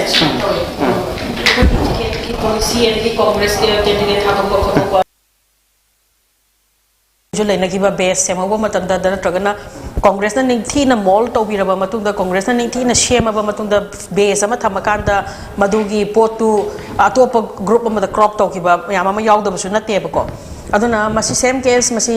मोयांगसीसुनेन हाइनिंगी मरमदि कईगिनोद मोयांगद अखोइगी पृथ्वीराजन इहान हान भोट लेपप मतमद क्वाक्टासी कांग्रेस की लीडर मैम चंगगा अखोइ मैम अखोइगी अहन लमन मैमना थाजरमदब कदौरब लेरमब मैम अदु कन्विंस तौरगा कांग्रेस का चटमिनबसे अखोइना सुमाइन तौबनेना मोइद थबक थौरम मैम अमा पीदना थबकना उत्तना मैमना क्वाक्टाना थाजबिदना क्वाक्टागी मुस्लिम इचिल नाउ मैमना मास ओइना सपोर्ट तौबिरगा अखोइ बिजी अखोइ अदु कांदा अखोइ कांग्रेस से कागिबनेबको अदुना मदुगी मियोइबा मना लेपम बाहाइबजे माइ फुटिंग अमदे दुम लैगदबनी अदुबो अखोइगी कांग्रेस की लैजरीबा मैम अखोइगी पॉकेट मैम असी लास्ट मोमेंट अखोइगी कैंडिडेट तो स्विच तौब तागिबा अदुना क्वाक्टासिना क्वाक्टागी मुस्लिम इचिलना मैमसिना अचौब सिंपैथी अमा लैजब तारगसु मोइ मरक अमा याम गाउना लैरुबा अखोइ कनादा भोट पीगदगे हाइबगी वाखन अमा टिकेट की चनैनबा मैम मरक सेसिदा अदुना लास्ट मोमेंट पिकअप तौरकपनी क्वाक्टासी मैक्सिमम पिकअप तौरे एना खंजै अदुना मसी अखोइगी क्वाक्टा जगह से थीरमगदौबदी मानद्री होजि भावबदी थीबगी ममी ताद्री क्वाक्टा ममी थीबगी ममी ताद्री क्वाक्टा थीरकांदा अखोइगिदी अखोइना हान अखोइगा पार्टीगा अखोइगा लैनगिबा दगी कनो मुस्लिम इचिलनाउ मयांग लैनगिबा रिलेशन से सोइदनमकी मसिदा ममी ताकनी हाइबा अखोइरा खनबा लैजै अदुना क्वाक्टा थीबसी लोइरकपसे अखोइ गाइमिनबा चुंगनेना खल्ली अदगी अमरोमदा आइना ngasa हाइजबदुनी अखोइगी वोट से करोम लेपदोरिनो हाइबगी यामना प्रिंसिपल लैनदबा पॉलिटिशियन मैम अमगी लिचत साजत हाइगद्रा ngahak ama sida leiramaga nongalaga amada on khiba adugumlagi wave ama leibani mana consendana dum namdana leiramaga last moment ta hogalaga phuk hogalaga idi chatlena chakhibani na yum thadu ena thokpani na adugumbagi khatang koida management chanina ba haigadra adugumbadi khara lei adui taraga su maduna permanent kano dinate koigi ashokpadi nate akoina madu phajana dum shamjan gare sajan gare aduna madu akoina repair tawre aduna repair tawba result se handaki moirangda Kwakta मसिंग थीरा कांदा मदुगी निंथीजरब result तो कोई दुम उब फंगने ना खाले इसे हजु फाउद बीजेपी ना लिट तौर बिसे सिट मगाने हजु फाउगी उन लाइव अपडेट से अतो बीजेपी ना सुसुसुदना मैजिक फिगर से याम लाइनि योगनी हैदना कोई बीजेपी की वांगांग लोय कोई तंबा संदन थंबीग्रे कांग्रेस ना हजु लिट तौवे ना पारे बसी सिट तरागा मरी ने अदु मपुंगोइना नन बीजेपी ना दी लिट तौगी मसिंग से याम हेले कमाइन यंगे मसिदा बीजेपी अदुगा कांग्रेस मथंदगी ओइनदी बीजेपी का लेरिबा लेवल से दी चंगदन बसी खरा वारे अदुबु BJP versus non BJP dadi non BJP nadi yam hena chani kamai yembe hada ki legiba sibjida akoi expect or basi 22 to 26 ni akoi expect or basi real figure da akoi na without any disturbances cannot yaug da bida ko men phajana akoi na candidate sing ji thadok nar ka tawda akoi adu minor result fill tawwi aduga hojik chu madugi number gi area do akoi dum yawrakani haibagi thajaba leiri akoi ki specific area khara touch tawdri aduna मसीदा नन BJP मैम से नन BJP मैम से वाखल से लोना माने है खले हजिक से हंदक सी अयाब अखोई रोम वारी सानबा दगी अखोई मैम से इंटरेस्ट शेयर तौनब सिदैसिदा अदुम हाइनै मैम सिना हंदक सिदी अखोई से बीजेपी याउदबा थमजे मणिपुर से गवर्नमेंट से नत्रदे अखोई वारे हाइबगी मेदे मियाम द लैरिबा हुजिकी इम्पैक्ट अदु हुजिक चथरइबा थबक थौर मैम सिना मणिपुर की गवर्नमेंट सिदा बीजेपी लीड गवर्नमेंट सिना हंदक ममांग 5 years तौरिबा सिंगसे मियाम हाइनरुबा तौनरुबा लैतना पामक्तबा अदुना नि सिटी द वेव अमा लाइसे तोंगानबा वेव अमा लाइसे मसिगी हाइनबा अमसु लै अखोइना मरमदि कगिनोदा दिल्ली की सुदम हाइनै को दिल्ली की वेव सी अखोइगी जामियागा दुसुगा की इलेक्शन दे डिसाइड तौबनी गाइना same is the case city area दा तारिबा ममी से चाउन ओवरऑल मणिपुर की पीपल सिंग द ममी ताखरबने बा सिटी दना बेसिकली एन यामना चाउना इंपैक्ट अमा लैरिसिना मरम करिगिनो हाइरगा सिटी सिदी यामना स्ट्रांगली मैनिपुलेशन तौबदा याम का हेना तौब यादब जगह अमा ओइबा गी चंगमंगमदबा मैनिपुलेटर मयाम अमना चंगमंगमदबा इमुजो सोइदना यावरंगनीना खले सिटी ददी अदुना मसिगुमा मयाम से लैबना मरम ओइदना सिटी ददी अखोइना असेंगबा अचुंबा हजिगी लैरिबा सिनसिदा बीजेपी पामनद्रे हाइबसे सिगी असेंगबा मयेक्तुने बौजि सिदा तारिसे अदुना सिगी मयेक सिगी कनो मतुंगिना लागदी हंदक सोइदना नन बीजेपी गवर्नमेंट अमा सुशोय सोयदना मणिपुर दा लाकनी हाइबगे सो फार अखोय होजि बावजो दम थाजब लैरि थाजब मांगदे ओके इसे थैंक यू सो मच आई तामो सेंटर लाक्से तामो आई इलेक्शन कमीशन ऑफ इंडिया की वेबसाइट की फंगबा होजि होजि अखोयना फंगबा अखोय की लाइव अपडेट से ओके अखोय लाइव कमेंटरी मखक लाई मरक से लाइव कमेंटरी लाकपसे आइगोंद कनेक्ट तोब ngamdre आई लाइव कमेंटरी की से मखा दाबदा लाक्सगे आई तामो सेंटर लाक्सने मिसे तामो पुन असेंबली सेगमेंट कुंथ्रा ग तरेट की ओइना इशाने पीबल लाइव अपडेट्स ता हौजिक बीजेपी ने लीडिंग तोरि बजे तारा का मंगानी अद लेमोरिबा अखोय के असेंबली सेगमेंट सिंग असिदा मरोइना Indian national Congress Janata Dal Kuki people's alliance Naga peoples front NPF अमदे रिपब्लिकन पार्टी की अम याउना लीड तोरि स्वाइदा नन बीजेपी के ब्लॉक सिना खरे हेना बीजेपी वर्सेस कांग्रेस तदे BJP is must head of Congress और any other party but when it comes to overall Manipur की असेंबली सेगमेंट हुंफुसिदे यंगागदि असेंबली सेगमेंट तारा कुंथ्रा ग तरेता बीजेपी ने लीड तोरि बजे ओनली 15 इसाई की दादा की मतुंगिना तामो स्वाइदा बीजेपी की असोन बम लेना लोबो याब्रा कमाय यंबे बीजेपी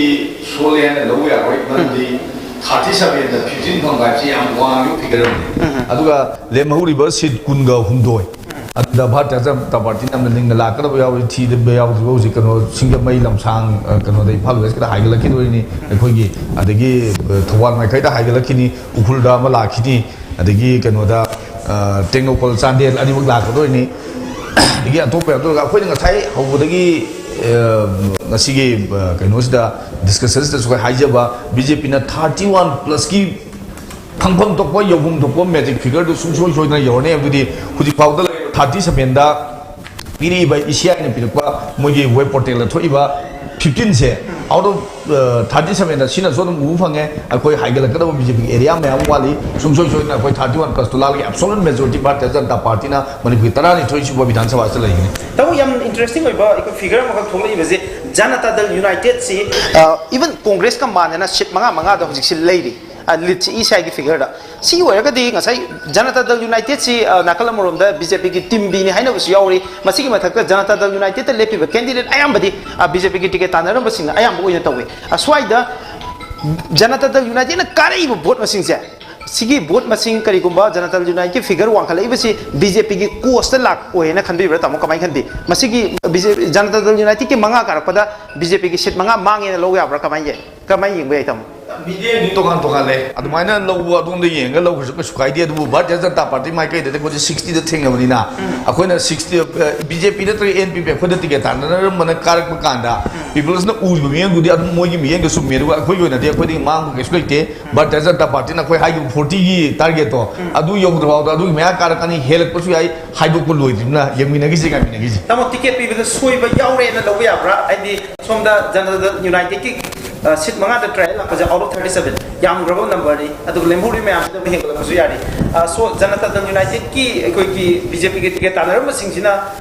वोट फंगबगी मसिंग सि बीजेपी कैंडिडेट की वाखल पजा स्वाइद बीजेपी की ओइना एकोइ टिकेट पीबसिदा खितंग रिविजिट तौबम चंगेना खनब्रा कमाई खन बीबी की मैंडेट द भारतीय जनता पार्टी न फंगने न खनबा अदुदा बीजेपी की टिकेट फौदम फंगोखि मतमदा उरिबा मियेंग दो सुमनेबा दो मियेंग दुदगिदी अदुबु भारतीय जनता पार्टी ने करम टिकेट पिगे कांदा अखोइना इडियोलॉजिकली अदगी पार्टी दा कमिटेड ओइबा अदुम मयाम दु सियेगा अखोइ टिकेट पिरे एबा अन पैसा याम पाइगा के त पीदबा अदुगा मागी भोट याम फंगरे हुजि अखोइना हुजि भोगी राउंड दा अखोइगे कनो से जॉनसन दा अखोइना के सामदोंग दा हाइ येंबो मतमदा अदुगा जॉनसन दा पिगिबदो नियम चुंबा मरम याम दा अखोइ पिग्रिने ना टिकेट पिहौदबदगी अतोप पॉलिटिकल पार्टी संगरगा भोट कागे बे अदुगा गेरा दा पीपल्स ने येमेंग दो मोय रोंगी मेंग सुमबे अदु बीजेपी माइकेदे अखोइना टिकेट बिजेबी दो खुजि सुमेना थमजेगे ओके याम नोआई तामो आई मथंग से इंडियन नेशनल कांग्रेस लाके इसे हौजिक से इशाने पीबा हौजिक की वेब पोर्टल से दा थमिबसे द कांग्रेस की मसिंग जोंली 5 ने स्वाइ कांग्रेस ना एक्सपेक्ट तोबा इकोनॉमिक सीट मसिंग से यामना हंदना लेबगी फिल्म को उरी करी सातोबे लाकदोरिबा पुंजा खरसिदा लाकदोरिबा पुंजा खरसिदा खन हौजिक येंदोरिसे आई स्वाइ सु कदसु लैदबनिना एक्जेक्टली करम यामना इंपोर्टेंट होबा जगह थिबो लोय खमबोंदे अदुना मसी information sidadi akoina lead tawribasi kainoni mangani en highway ko isia gi kaino ki portal gi report matungina adu kaisu kaide manga da lead taw taraga su sam akoi gi masi ching gi loinamak thiba loidri hana khali adu ga outer region gi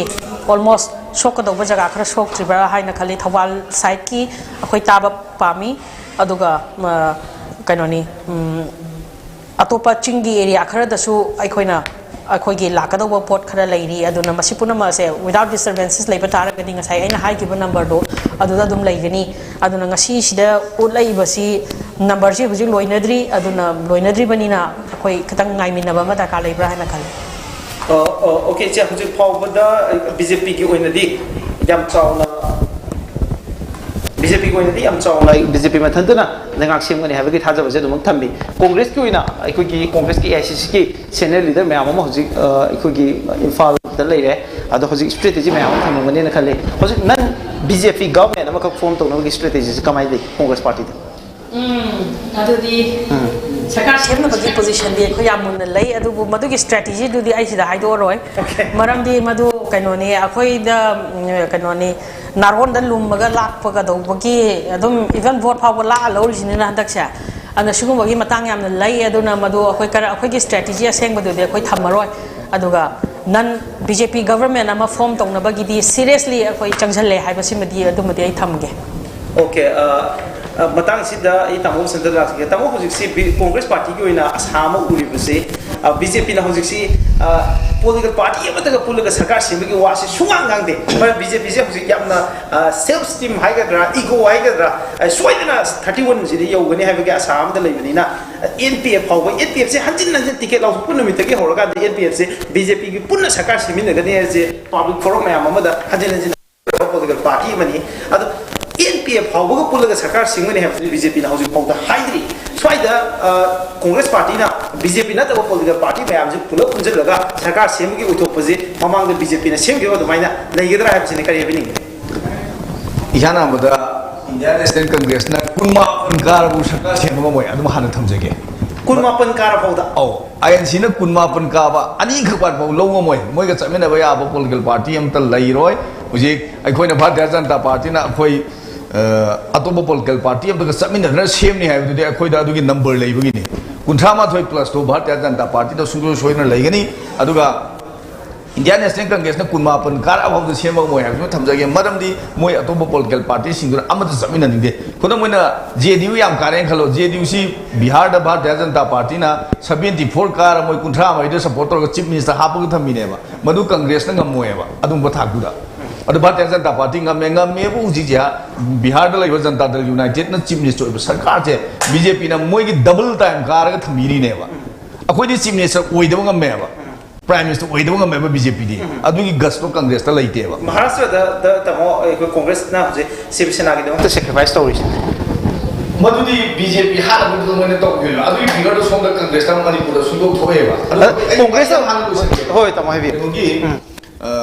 Narasimha Rao ना prime minister ओइबा government Bharat लैखिबा BJP ना मोइदो support तवे खय stable government दरकार लेना मिली जुदी तो आतो तौलो आउटर सपोर्ट पी united front government Vishwanath Pratap Singh सरकार BJP आउटर सपोर्ट तौरगा कोई सेमेबा करिगिदमक्ता महाराष्ट्र दा खोने सेमदगे कांदा मोइगी याम हेना धर्म दा युंफम मोइबा याम अकनबा मी हाना सुनबा हिजाय तमा दो BJP सुया यादबदे कोइना मोइदो सपोर्ट तौदबनेबा शिवसेना समिना तौरोइन तौदबनेबा अखोइ खंगलेबा अनना मणिपुर खोने JDU NPP दगा हाइजे सुंजेम जेमिना रोइ मोइगाना खंगन बमजंग NPP ना भारतीय जनता पार्टी दा तौगिबा अखोइने तौगे खन थबम सैन खोयने मयाम नं मरम मोइरकादा मदु अखोइ अमु BJP दी मिया दा मदु खंगलेबा अदुइ पोतो सुंजो ना हुजि इलेक्शन की रिजल्ट फुल मैंडेट लानी भारतीय जनता पार्टी ने 31 मथक्ता हेंगने है हुजिंग हालेगा पुंग अमा नि मंग दनु खंगमने यो तामो पॉलिसी गवर्नमेंट की मंदांग से NPP को हम पुरे NPP को पुनः सरकार सेमिनर रोय हाबसी NPP द खंगल ले हेदना कोई तामो न थंबिरी मरक से लाइव कमेंटरी में नामो लौजगे दादी को कोई ममी टीवी की सभी जिटर दादी को से ले रे दादी को तबीब्रा ओके ताई मिराज हुजिक से कोई DM College Teachers Education da akoi ki Imphal West ki vote machine thiba ki thabok yang kanna chathari mira suji bokta Langthabal Assembly constituency ki akoi ki 4th round ki result tholakre masida INC ki candidate ojoina vote machine 7255 fange aduga mahaki khwaidagi naknaba lamba oiriba BJP ki candidate Karam Shyamna vote machine 6085 fange aduga NPP ki candidate Karam da Bakishona hujibok the vote machine 3990 fangi aduga independent merep Somorendrona vote masing 442 fangi miras aduga yam nungai ba matang makhakna first round the sorry third round vota sagi lang thapal esida INC gi candidate toina lead toramba vote masing si 1911 ni aduga hujik fourth round sida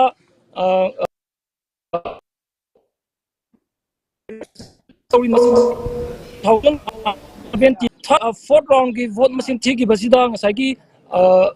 INC gi candidate okram joina fangiba vote masing si 1028 ni aduga BJP gi candidate Karam Shyamna amuk fourth round sida di mahakna lead tawse hangale Karam Shyamna fangiba vote masing si 1769 fanghi aduga NPP ki candidate Karam Nabakishona fangiba vote masing sina 1191 ni aduga independent mirep Somorendrona fangiba sina 38 ni miras hujibawta langthawal SC gi oina punna vote masing thigi basi 17950 yogre aduga INC ki candidate ojoina vote masing 1170 litroga sali miras adudi makhata sri okram joina fangi bot masing aduga henbagi chang si lising amagi chang da handare handaki chang si adubo bot masing thibagi sarukti 7000 ki chang da thijengre aduga bot masing chi yamdrabada lising taragi mathakta thiraga di loiga dori dadin ku makhata update karam karam ba constituency gi lei Imphal West ki oina aduga miras aduga hujik ngahaki mamangda miras ai ko hujik ngahaki mamangda thangaiban AC gi third round gi result tholakre miras masida koigi JDU ki candidate Joy Kisan fangiba vote masing si total oina first round second round third round gi oina 6943 fange JDU ki candidate Joy Kisan aduga mahaki khwaidagi naknaba lamba oiriba BJP ki candidate Jotin Waikhofna 5358 fange aduga INC ki candidate Hizam Nutan Chandrana 203 masing fange aduga nota da 181 chale aduga miras hujibawta Joy Kisanna mahaki khwaidagi naknaba lamba oiriba BJP ki candidate Jotin Waikhomdagi vote masing 1585 lead tawri hairiba masing si akoigi thangmaiban gi second round thangmaiban assembly constituency gi ngasai si yam tight oina haidare vote masing si yamabada vote masing chama chani fawbada leirambani even double digit fawbada leiramba yaugre khenari ba chang se adu kadai wai no yamaba vote lising amagi chang de henga thirbaje kadai wai da thangmaiban assembly constituency gi BJP da gi JDU ne henga thirbaje karam karam polling da chang wang henga thibagi mami tai miras masi akoi da yang hujibau ki moi ki polling sin number oina tholok pesa koina area se sabchana di khangbang amdre miras polling maming yauruk ta basida koina saigi area se karam bagi stronghold oidoino haibagi dugi yamna details oiba specific oiba result tu di akoi khangbang amde saigi polling numbers da saigi magi round wise tholok panina masing si karam ba area karam ba station gi maming no khangdam nina sabak phangalei se karam ba area no haibaje khangbang amde second round da JDU ki candidate Jotin Joy Kisanna lead tawgi bisi second round of the 779 lead tawgi ni adubu third round sida di madugi double time single a 1585 ni hujik lead tawga chali se miras makhata ba updates amok ekoi dading udagi logjage thank you so much hojik phawbada ai ngasai tambo senta lak charamba wang si okay mark sida mami tip ki sub editor da George se ekoi line da lere da George constituency में हमके update Singh थम्बियो ताकि Miraj hello Miraj कोई दाजोस्ट आई याम सेंग ताजे हाबियो ओ मिराज उसी foggy election counting की result से update में बिजर के उसी फोगदा हैंगांग असेंबली कॉन्स्टिट्यूएंसी के हाथ बिजर के हान बिसे हैंगांग असेंबली कॉन्स्टिट्यूएंसी दा उसी फोगदा 5 Manga super round loy kre manga super round loy gibsida BJP ki candidate N Biren Chief Minister N Biren na 19376 phange duga magi khwai nakna lamba INC ki candidate ki P Sarchandra na 4462 aduga BJP ki mirep N Biren na P Sarata ki heliba margin se 14914 oi aduga makha tarpada sina uji powder thaingang sina kitang yang na chachan plan tawi kano polling khoi ki kano counting thi base 5 round su kre duga mathang tarakpada khoi ki khundra phum AC ki uji powder third round gi loi kre third round gi thi bo loi basida uji phang yu se INC ki candidate thom lokeshor na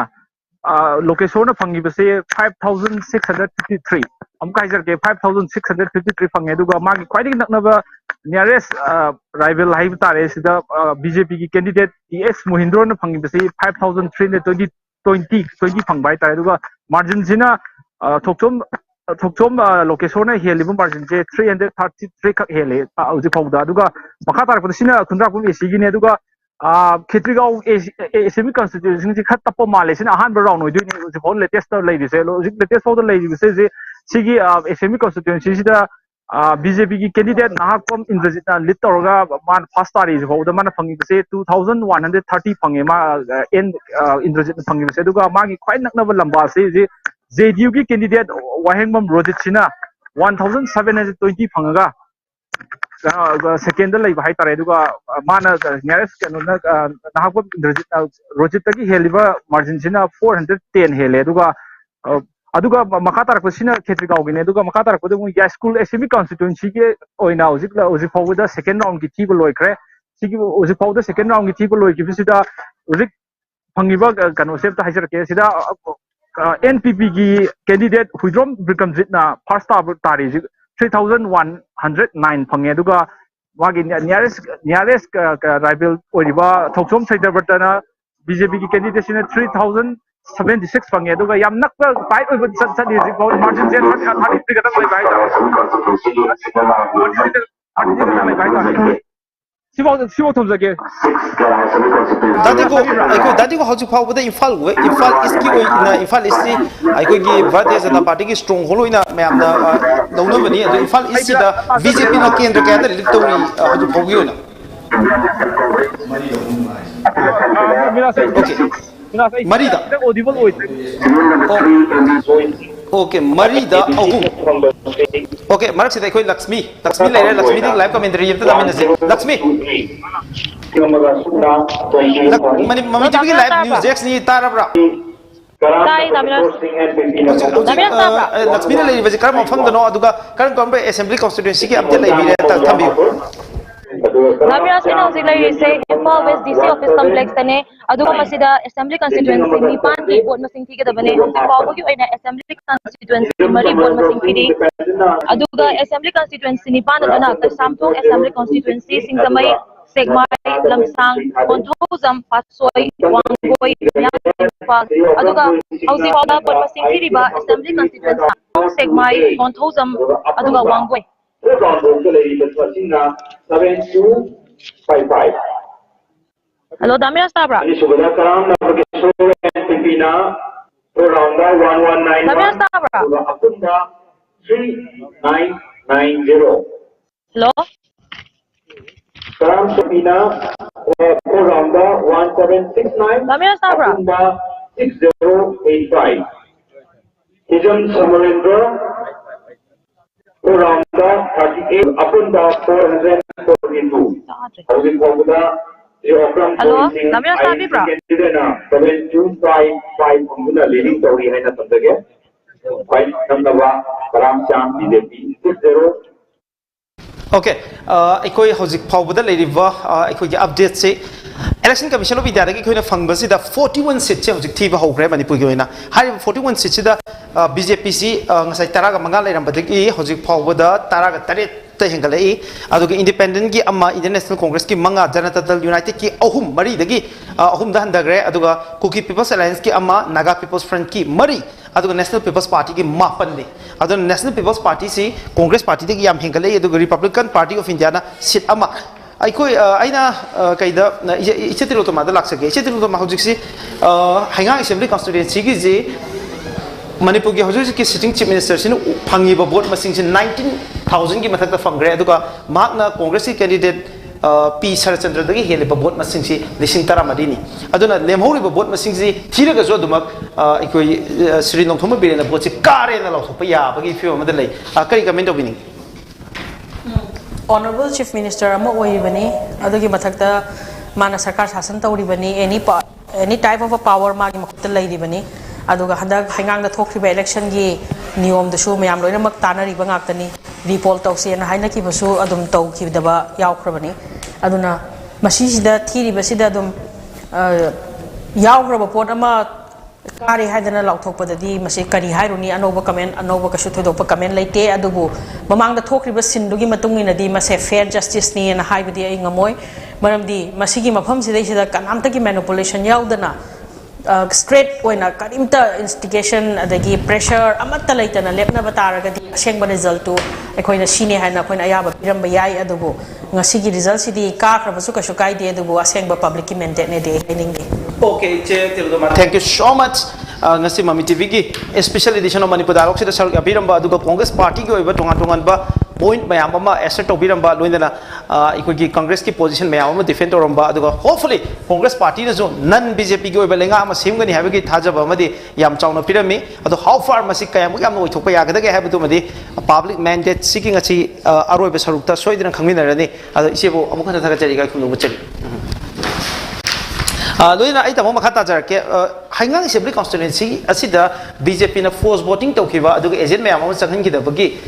yamna fear oidaba election model amak laiki habagi wafam amani Congress party ki maike rege allegation tawrme baje masina haju chi ki Manipur ki sitting chief minister sina vote yamna henabagi maram ama oibra habisini kai having adu yan sin tam jesu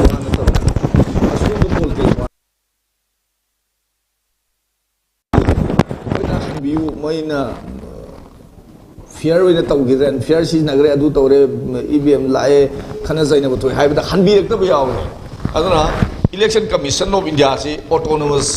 body amani BJP ki nate Congress ki nate moina tor ko bichar ri matun le karim haingang da aran bo bong da BJP ki mirep Shri Biren Singh honorable chief minister na lana misuse tawre power gai badu layam ta gadi isiai na ku thingjel aga maduda makoina demand torpa mofam singdu report torongani moina kumna khanara matungda isiai na report tawkidaba asna ta e madudi hangang assembly constituency da Bharatiya Janata Party ki mirep na power lana sinaba aran ba tawdi hebro ekoi utkre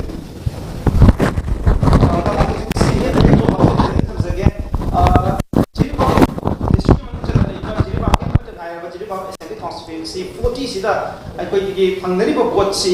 Sri Namayapam Budhachandra na phangi vote masing si 7710 aduga aikoi gi Congress party gi Baduramana phangi vote masing sida chupna gi chamri ga tara aduga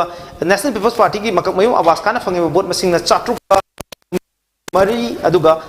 aikoi gi hauju gi sitting MLA MD Asabudin na phangi ba aikoi Janata United ki mirep ni mahana phangi vote masing na listing ani ga changa kun ga tare ni aduga notana phangi vote masing na 173 haju phawda assembly constituency mayam si gi manung da nota gi masing khwai gi henba je aikoi jiribang gi oina aikoi no ubi ai aduga jiribang gi si tamo mapung oina jiribang gi voter si masing khwai gi yami busina Bengali gi Muslim amasung Bengali Hindu gi vote masing si oigadori bani aduga masigi mathangda Bengali Bisnupriya leiri aduga maitai voter leiri aduga maitai voter si chawrangna lising nipa dagi na mapan phawgi chang aduga pangal voter sina lising amaga chamga gi changda leiri sigi leiri ba phibam sida ahan bagi round gi hojik thina gri ba vote masing si Sri Namayapam Budhachandra na lising tarek ki mathangda phangi jiribam si BJP gi oin hopeful oibra tam akhona nifu ki mathangda ka ne na hana BJP na akhoi mission 40 manung da yaw ki ba constituency mani jiribam se hoji haine gi budu sume maitai pangan aduga mapalongi Muslim adagi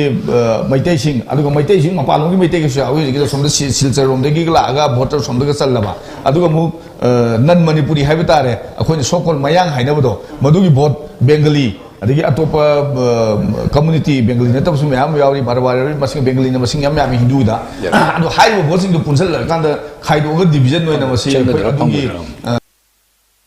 aduga vote pina boi mo ure haugi ba tam dagi mamangda akhoi hujik MLA oibiri ba Asabudin man consolidate Muslim vote phangbu gi aduga handakti mamang khena ba maitai gi voting je maitai sai thongna leptaga akhoi gi BJP candidate punsin gi mami ta na ahan round da phang iba vote ki figures na tang gi si akhoi Bharatiya Janata Party gi candidate ta vote man 7000 ne na phang na abina adu vote ne khoi nu phang gi se dumai thamje gi okay hojik si mapung oina aikoi gi konthau jom gi thamje gi konthau jom gi si konthau jom sarat hai khangna ba bisa konthau jom sarat na phangi vote masing NPP ki 6997 ni aduga Bharatiya Janata Party ki Dr. Sapam Ranjan sitting MLA sina phangi vote masing 6008 183 ni tamu masing si double digit henari sigi ikoi Imphal West ki manung chana leiba control jam da BJP ki asam le yen lo ya bra tamu kamai ying be control jam bisi हाँ नसु mama भी होती हुई election अनिदा high candidate अनी से याम लिंग ना दुम अखोगी doctor Ranjan की मपाई बुंगो दे पंबा अखोगी स्पीकर को बादुई हक तक की वोट के ट्रेन स्माइल पीरग लाको अनी से हम नंगना दुम तवे ना हुजिक अहान बराउंड से फंगी फिगर से जुम अखोई ने हम नंगना किनली कनो नंगना दुम थिनरी बोल लिसिंग अनी यहुम के हेलगा सतना बगी मोंग दे मोनी मक्ता लेसे साम सगी थाक लेबनी ना कोई बीजेपी के रासिंग हांदोर किनी भेमदा अदु लाको तुमदा इम्फाल वेस्ट सुंसो ना काग देना पाव सिचिंग मनुंग दा money control the assembly constituency figure hala ga ubiran okay control the BJP go yang hopeful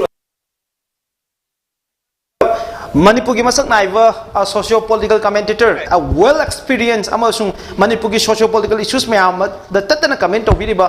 masak naiva Manipur ki personality amani aikoi pabung posongbam sonamani aikoi Mami TV ki study of the election le video pabung taram dokseri ka kumda buchare pabung do aikoi wahang lak sadring ai mamang da aikoi hujuk si Mami TV ki tongan ba aikoi correspondence mayam amana aikoi live update mayam am pina ba thorang tori Mami TV ki sub editor dating ku le dating ku si Imphal West ki assembly constituency mayam si ki live update pb bani dating ku update sing makhata biyo okay miras koi DM police station da Imphal West ki constituency koi vote machine thiba ki manung da hojik constituency ki vote machine thiri ko hojik haki mamang da AC ki 4th round ki result lakre masida JDU ki candidate kumukcham joy kishan vote machine 9361 fangaga lairi aduga mahaki aidagi nearest rival BJP ki candidate Jotin Waikom na vote machine 7126 phangli aduga INC ki candidate Izam Dutan Chandra na fangiba vote machine si 302 ni hojik 4th round phauta JDU की candidate कुमुकचम जोई किसन्ना BJP की candidate Jotin Waikhom दगी lead तौरीबा vote मसिंग सी 2235 vote मसिंग lead तौरी हाइरिबा lead तौबगी मसिंग असी अदुकी मतिक हेंगले third round दा जोई किसन्ना मागी nearest rival BJP की कैंडिडेट जोतिन वाइकोम दगी हेंगिबा वोट लीड तौगिबा वोट मसिंग सी 1585 सी थर्ड राउंड दा जोई किसन्ना जोतिन वाइकोम दगी लीड तौगिबनी अदुगा हौजिकना वोट मसिंग सी जोई किसन्ना 9361 फंगागा मागी नियरेस्ट राइवल जोतिन वाइकोम ना 7126 फंगी हुजिक सी 2235 से लीड तरोगा लेरी अदुगा मेरा उरीपोक एसे की सु थर्ड राउंड की अखोई की रिजल्ट आउट ओइग्रे मसिदा एनपीपी की कैंडिडेट डिप्यूटी चीफ मिनिस्टर सु ओइबा वाई जोय कुमार ना वोट मसिंग से 4571 फंगागा लेरी अदुगा बीजेपी की कैंडिडेट रघुमनी ना 4559 फंगी अदुगा JDU की कैंडिडेट सुरेश ना 3530 फंगी अदुगा INC की कैंडिडेट महानंद ना 637 फंगी अदुगा मेरा उरीपोक एसी की ओइना यामना नुंगाइरिसि ट्विस्ट एंड टर्न खरा लेरे हुजिक से NPP की जोय कुमार ना सगी सेकेंड राउंड दा लीड तौगिबा वोट मसिंग सी 101 लीड तौगिबनी अदुबु थर्ड राउंड सिददी मागी नियरेस्ट राइवल BJP की रघुमनी दगी ओनली वोट मसिंग 12 लीड तरोगा चली मिरा सुजी पौता जनता दल यूनाइटेड अदुगा BJP अमदी NPP political party ahum sigi manungda any amana kakhalakpa yabi koi thokpa jasu phawda leibra kandoba miras amta handiro Uripok assembly constituency ki je political party ahum NPP leiriba NPP ki Joy Kumar aduga janata dal united ki Suresh aduga BJP ki Ragumni ahum sigi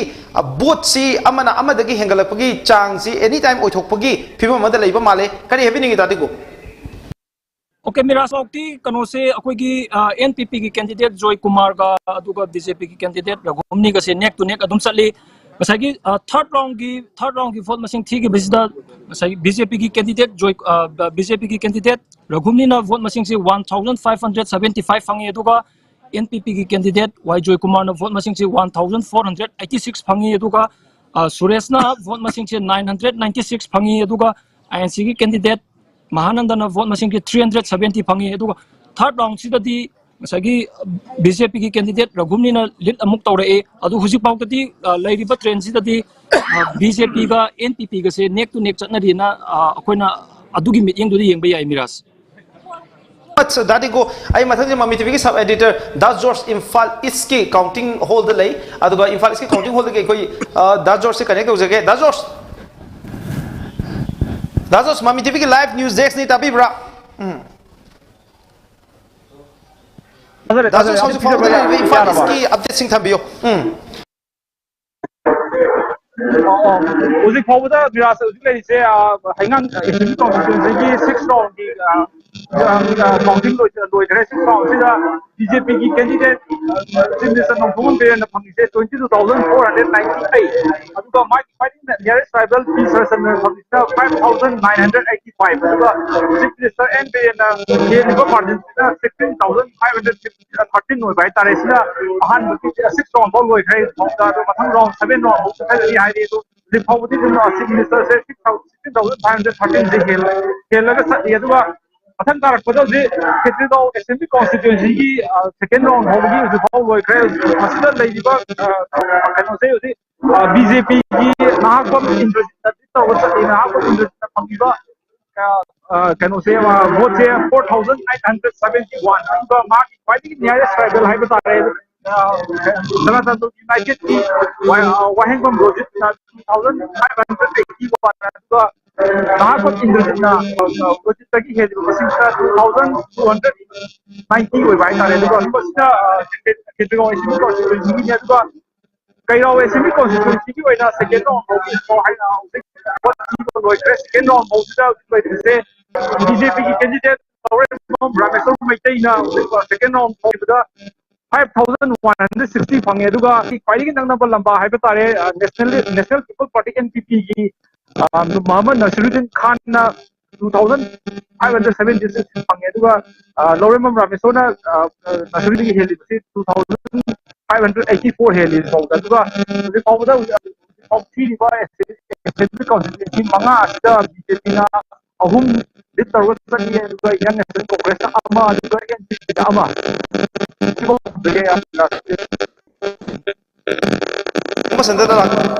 Tamu Santa Arui Boina Laxage, Tamu Hosixi, Election Commission of Yana Piriba, Ecogi web portal, the Toiba, BJP leading Ecogi numbers, 19. Now it is emerging high tide. Masing Chum BJP is Hengala, Yaduga, Nakalam, the Congress Party, Masing Handari, Yaduga Janata, Masing Handari. Interestingly, National People's Party say shit mapanda Wankale. BJP get Matangali Vazi, National People's Party ni. Tamu Hosi BJP 19 Bawadi Yore out of 41. So half figure the BJP na Pangbagi Tanzada Lai out of 41 the 19. It's a big number. Tamakari happening. Masi Sday Hengalakani Pudamana was having Yaskungi Masindo Vote Sam and the Canada. Yaskungi Tirizi, I become NPP Gizagana, Tani, Wanghagi, Kunin Temple. BJP na solution na hira yam hena kan en pare ward number 18 le ward mari le yes kun assembly constituency da site but ki home poll hoiba ward number 18 ki vote thidri vote number 24 dai thiba hodoi ni 14 by 24 dai thiba horko matam da horen NPP gi polling booth saba ngam gi da agent phamba ngam gi do myam thir ka da na ma masa gi booth thiba da cham gi manung da khena bhai se huji hele NPP gi masing du da gi madu list to bo yara bani aduga atum po figure myam ching gi aduga Thawal district ki da la ka da BJP gi myam hangri aduga hangak mu matam da congress amodi NPP JDU di hai bu ching gi jaga sida swar sa bu da NPP ma la ku yai thina bada aduga Singa atau berjaga la aroi buzik NPP JDU maduda haigal kato je BJP na buki inhabited area da maximum da la ani aduga naga inhabited area da NPF ke haigal kane na lakada bu number che haidor ko matam da Bharatiya Janata Party ngakti pot ama lakada bu leibina akoina haije kiba BJP na absolute majority phangane da han round da pung 12 phaugi thakal lakhiba mandate chi first round da trail to wal lit to usna khoi BJP government la ani haibdudi yam clear picture ma miyam du phangi Dingo BJP candidate in 6,507. Aduga mahaki khwaidagi nangna balamba se NPP gi ayang bom oken singni ayang bom oken afang yo vote masing china lising mari ga chawga ga humpu ga mapan chawga vote lising ani gi chang da kheda bagi mami tari aduga Janata Dal United ki Devendra su vote lising mari gi mathakta phangi aduga kothok jam assembly constituency da NPP gi mirep kothok jam sara da vote masing ji 9,329 aduga yam nangna BJP ki MLA Dr. Sapam Ranjana 9036 की vote से fungi अदन Imphal waste दी BJP की position से खितंग सोन बदौन तौरी आई तमोदा लाक्चनिंग बजिना तमोदा रोय बन लाक्चनिंग बजि Imphal east district से BJP की क्वाइदगी strong whole अमनि Haider ma'am पाने Imphal east district से तमो सीट क्या दी फंगनी हाइदर एक्सपेक्ट तौरी हुजुफाव थोलक मतुंगिना मैम फंगनी मंगानी मंगा लेबे स्टेज ता इंडियन नेशनल कांगना खुंद्रा श्री लोकेश्वर हुजी सिटिंग एमएलए ना लीड तौर चली अतोप अहम बीजेपी ने चली हाइंगांग चली खेत्रीगांव चली कैराव चली यास्कुन हरे अरोबद यास्कुन फास्ट आगे अखोई इम्फाल ईस्ट मिनिमम सीट 9 फंगने आउट ऑफ 10 अदुमाइना थमजेगे thank you Imphal east seat 9 out of 10 Manipur पुमगदी कसै मैजिक फिगर सोदन योगनी है तमो मैजिक फिगर से इन केस योग तारगे तमो अमनी चिथरगदी अदवाइदा बीजेपी की ओइना ख्वाइदगी हाना प्रिफर तौबदो कोलिशन गवर्नमेंट सेम होनबदा पोलिटिकल पार्टी से करम होइदे मधु योफुंदो अखोई सेंट्रल लीडरशिप लेपने अदुगा अमा हाइजरंगे ngasi कनोगी ममी टीवी की व्यूअर खुदमक मणिपुर मियामदा कांग्रेस ने सीट 19 फंगबाव मणिपुर सरकार सेमा मोय मई थमजरंगे मरमदी कांग्रेस के समिने याबो पोलिटिकल पार्टी तो लेते ngसाई खन्नबगी गाने पोलिटिकल लाउनर मनि जेडीयू भारतीय जनता पार्टी ने बिहार दा कुंठा मरी का हुंद्रा मरी ने सपोर्ट तौर सेमलिमनी एनपीपी की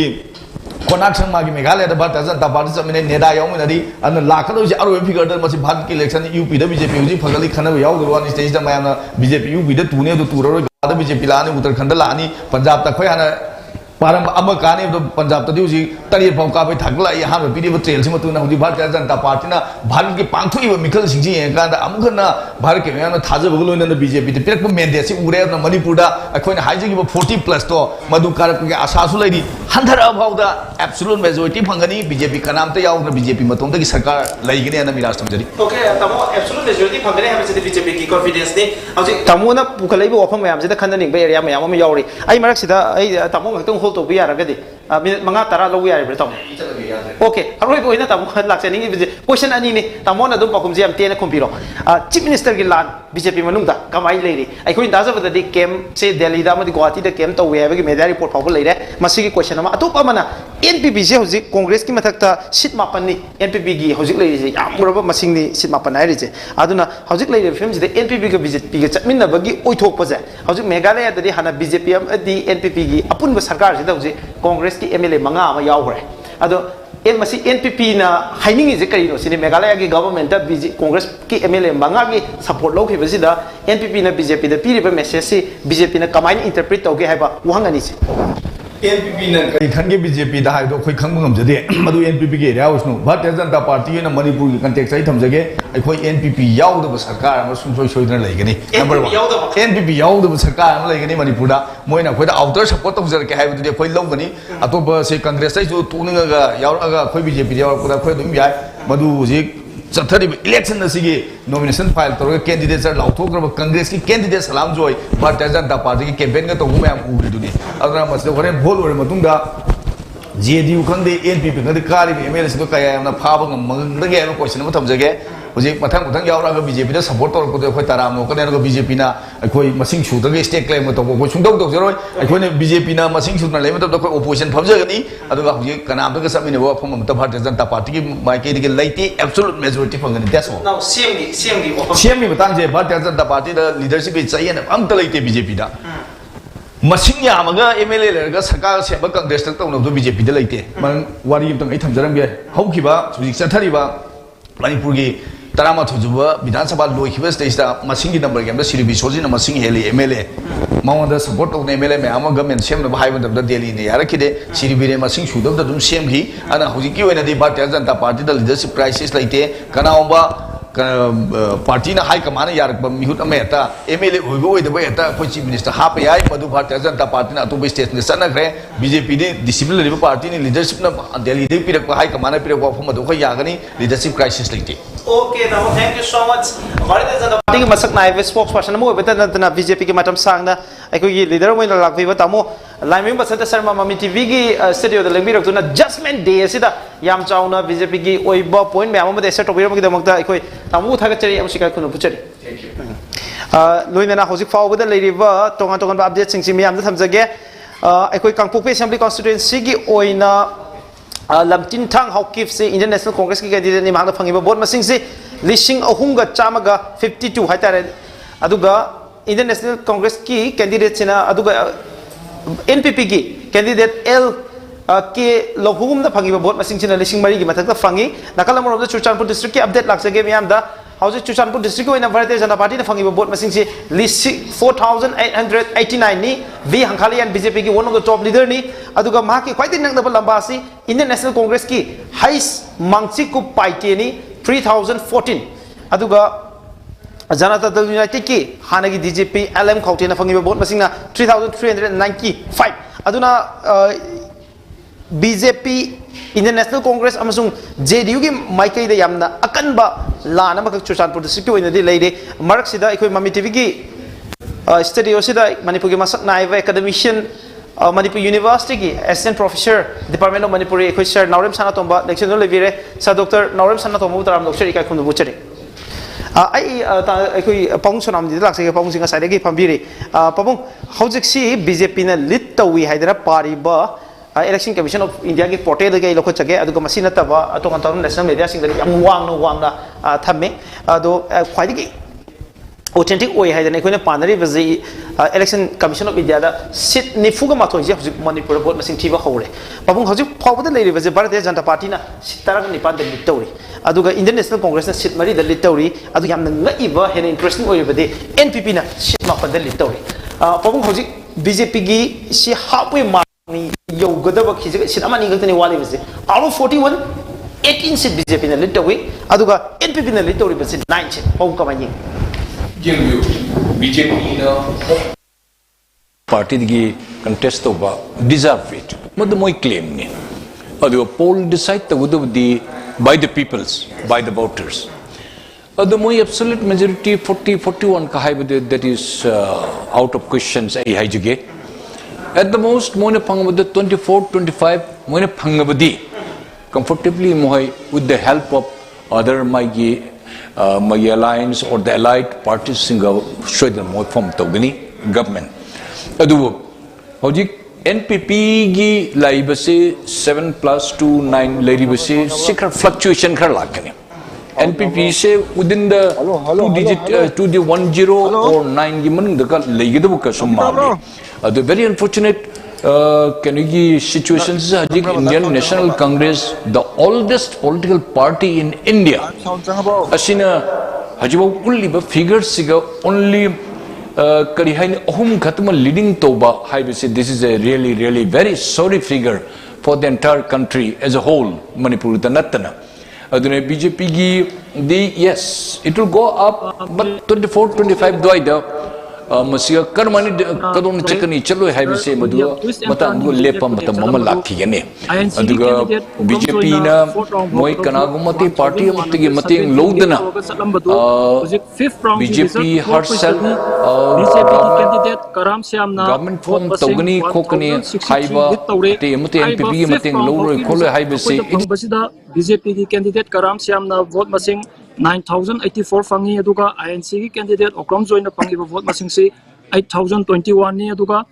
NPP ki candidate Nabakishore na fangi sina 5121 ni aduga independent mirep Somarendra na fangi sina vote masing 470 ni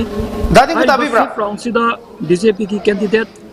dadi ko fangi vote masing se 2000 dadi ko tabi bra dadi ko aduga INC ki candidate Okram Joy vote masing aduki matik handare mahakna fangi vote masing si 766 fangi aduga NPP ki candidate na vote masing 1131 fangi mira suji bawta lai bisi aduga thangwai ban AC ki di ujik hakti mamangda akoi sida JDU ki candidate Joy Kisanna vote kare habagi mawongda celebrate tobagi bombula thagi ba makon akoi ta fangi uji bawta JDU ki candidate Joy Kisanna fangi si vote masing 11,625 fangi aduga BJP ki candidate Jotin Waikomna vote masing 8,527 fangi aduga INC ki candidate na vote 386 katang fangi nota da vote 31 chali punna 5th round bhokta JDU ki candidate Joy Kisanna lead tawga chali vote masing si 3,098 vote masing lead tawi aduga miras uripok esigi su yamna nungairi huji bhokta mamangda neck to neck chalambadu NPP की candidate Joy Kumar का BJP की candidate रघुमनी का नेक to नेक चलम बजू fourth round the BJP ki Ragumnina vote masing 683 lead tawraga chatle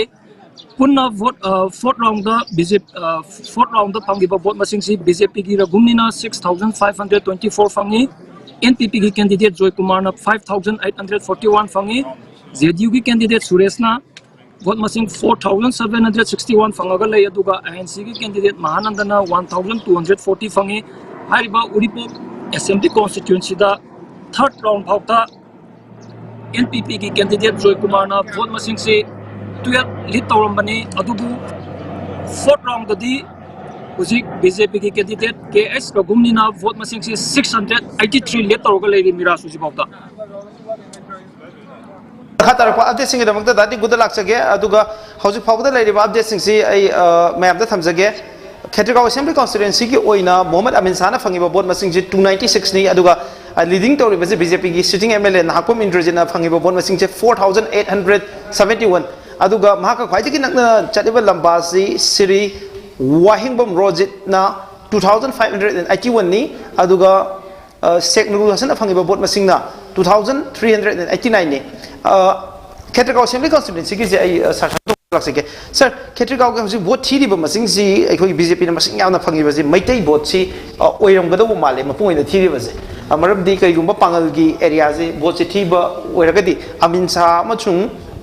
Sheikh Nurul Hasan की vote से मसिंग यावना reflect होगदबने हजि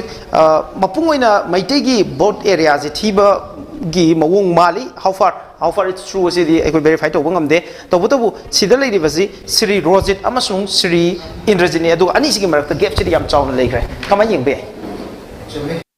koi gi laidu ji kaino haibada masigi competition ji magi round ji vote ki round ji magi home polling amasung magi khare hena sagi mangon dominant thoiba adugumba area sing tu thibana oibsu yai aduna hojik makta koi gi hoi lit tawbagi khudong chaba lit yamna tawba haibsina हेन दी खुदोंग जाबदी लैनी तबुदबु खेट्रिगांव की वैना particularly येंप मतमददी हौजिकी अखोइगी ओजा मिराजना हाइबिलिबा अखोइगी सिगी मैतेगी ओइबा मागी electoral दा मदुदा अयाम test तौबेसाला हाइबसु मदुसु questionable ओय अदुना मरमदी कइगनो हाइबु मतमदा नसाई अखोइनी येंपदा नसाई अमीन शाहगी करिगी vote से count याम नेमना लैबा अद मुस्लिम की मागी फैक्टर्स लेदा माना नसाई मागी एरिया दु देदा मागी यानजबा मी मसिंगदो खरा तौरगदी अमीन गिजु खरा यामने हेला फंगबम तोपनी अदुना वोट मसिंग थीरिबो पोसी मैतेगी मागी पोलिंग बूथ एरिया सिंग दे थीब्रा हाइबसिनी अदु हुजिक मथंगी राउंड खरा लाको मतम जददी पुंग अमा गी मतुंगदा अखोइ चपचाबा फिगर दो अखोइना हारिबो खेलिगाव किसी खंगनी अदुना मदुगी मतम जुदा वोट खरादा नसाई अखोइगी कैनोदा तोइदुनी उरिपोकिदा नसाई कैनोदा बीजेपी की रघुमनीना हेंकलाइसिनी नसाई एनपीपी की दगी सुमाइना मागी वोट की कैनोसिदा रेस देदा हेलकपा लाखिगनी राउंड से अखोइना लोइद्री हना लोबी आइदगी कैनो जाय स्कूल गिदा हौजिक एनपीपी ना अदुम लिट तौरगा चटपसी मथंगदा अखोइ सेक्टरबरटा बीजेपी की नामु हिंकलकसु याबगी फिबमदा लैबन नसिंबगी मागी ओइथोपा पॉसिबिलिटी से दुम लैतब नति सुमाइना ओवरऑल जेंगु मतमदा लाइबा ट्रेंड सिदा खेट्रिगाव की ओइनसु बीजेपी ना खरा हेना मरांग काइना हेले हारगसु बीजेपी दगी अमुक असाई हेलकपगी फिबम से मसी मरमदी कम्युनिटी अनि सिना मेन ओइना लिट तौबनिना हारिबो कम्युनिटी अनि सिदा मैतै की वोट की हाना काउंट तौग्रगदी मुस्लिम की वोट की बैंक तो अमुक हांगकु मतमददी मासे अप्स एंड डाउन तौरोय हाइनिंगाय लेते हाइन थमजगे ओके सर हौजिक सेमाइ सेमली कॉन्स्टिट्यूएंसी को इना सिटिंग एमएलए हाइकम दिंगो बीजेपी की ना फंगिबा वोट मसिंग से 6507 अदुगा श्री अयपम ओकेन एनपीपी ना फंगिबा वोट मसिंग सिना 4569 अदुगा माकी मथंगदा अखोइगी जनता दल यूनाइटेड की फंगिबा वोट मसिंग सिना 4433 मपुंगोइना येंबदा सर अखोइगी जनता दल यूनाइटेड की वोट लेपिबा अयामबसी बीजेपी की टिकट फंगदबना अयामबनी तबुदब हौजिक सीट मरी की चांगदा जनता दल यूनाइटेड से लिट तौरी मसी बीजेपी की काबा याबा सीट खरदी जनता दल यूनाइटेड ना लौथोखरे ने कोइना लौबा याबरा कमाय येंबिबे सुमे कोई करो दसु ngai अखोइगी मागी हजिकी सेमाइ खकी वा नतना उरिबो की दसु से बीजेपी की टिकट तानारमबनी अखोइगी कनो सु सुरेश सेसु अदुना सुरेश ना फंगिबो बोसे सुरेश से टेकन तौबा हेगौ तारगदि बीजेपी की हंदकी कनो से लालोंग से व्हाटएवर मागी लानबा खटपा दि तुंगाना थमग्रगा बीजेपी की 18 नमुक्ता 19 मुक्ता हुजिक फोगी ओइना लिट तौरगा चलिबा मेजॉरिटी द चलिसे मासी अमुके हना फजरमगदबसे मासी कैनो हाइबदा नसाई इंटेंडिंग कैंडिडेट जामपसी मासी द मैनेज तौब ngамफुंगदबा intending candidate jama ticket jamna tanar positi yam phaba pot amani BJP ki oina adubu hariba intending candidate ki thokiba gi post dei da exit che yam phajana sena horaga moi ge yasanraga negotiation tawraga chakki targadi hujiki kanos da su ngasai gi uribu ki sida su se suresh ki vote bank si kano da phangam em khalo pena ora gumani da sir like update of the election again chandel assembly constituency ki SS list 14000 vote phangre hojik phawbada adu mahak khwaidai naknaba lambasi only 5000 something phangaga lei aduna chandel assembly constituency ki BJP na kare haidana adumak lawba yare ada ai thamjage aduga hojik kare na lawthokpa yaba kendra kharagi manungda hengang assembly constituency si vote listing 15 gi mathakta ekoi gi hojik ki sitting chief minister sina helaga chale aduga uripo assembly constituency ki si Sri Ragumni na heli 6524 adu ma ki khwaidai naknaba lambasi Yunam Joy Kumar 5841 aduga Sri K Suresi khara high dagre 4761 aduna yam drabada ikoi first tana bhonra pakanda Suresh ki position si lising ani gumbagi changda watkhre aduna yam Suresi hanam ahamba de mahna mangjin tharamani round ama fawbada de duba hojik fawbadi changji am handana leire sakama yengbe SS oles ki matang si chandel koi chandel ki si hana su tum hai duni aduna chandel da hojik leire bu post dei da magi NSNI की factor दी को किला लोगों की factor करी करी ले बिस में याम से दी याम ना तौबरे तौबियाबा अदुदुना मा मसा से बीजेपी की वैना तौरपदन तना कोई महानगी सिंदसु मंगोंदा सम कैपेबिलिटी तौबंगम मिसक मोइना मयामना लौनरे अदुगा हारि बिसिदसु लालहौ लोकी करीगी अम्मा मगी फैक्टर सिसु मंगोंदा याम चाउना मतेंग पांगिब्रा हाइबिसु क्वेश्चन नि अदुना मान हेलैसि हेंदबसु यारोय अदु काबसु दुम कंपल्सरीली सि तानाबा ngमोय दुम कागिनी sigi posema ada hujikta ngasagi lairiba overall sitaida wabugai gi adum kainona INC na ka bagi mongda ka gi silau thok mali jamiras wabugai gi se ada INC na khoi gi phajur na ka ba male adagi di kainoda hianglam gi BJP na ka ba male adagi haingang gi da BJP leire adagi hairo ki da ojara desham khoi gi BJP gi sina ka ba male adagi thangwai ban gi joykisan ka ba gi celebration sumaina adum laigiba male aduna live post dei da train si se khwaidagi kano torisi mayamna heavyweight khoi kano ma competitor ma oini haiba congress ki sidai da second khoi khara budi yeng gibi yari adui targa congress ki sida khara maning halaga chatpase masimadi khoi gi political sin sidai da yamna angakpa mayam ge expectation didagi tajabagi wa mai tare the NPP ko hujik lairi NPP sina second late chali ana lairei ba posi khoi round khara budi wali hujik 18 da out of kaino da 41 gi manung da 18 ni litaurise BJP na adu ragadi lemori ba se 19 sidai da se 40 da 18 amuk se chawrang na takhai muni harisi adu election okay out of 41 the 20 lai BJP elect 41 to 20 halfway mark the yoga dai re lemori ba 26 ne ba chawrang na 21 the 20 sidai da takhai pam ta da 10 ne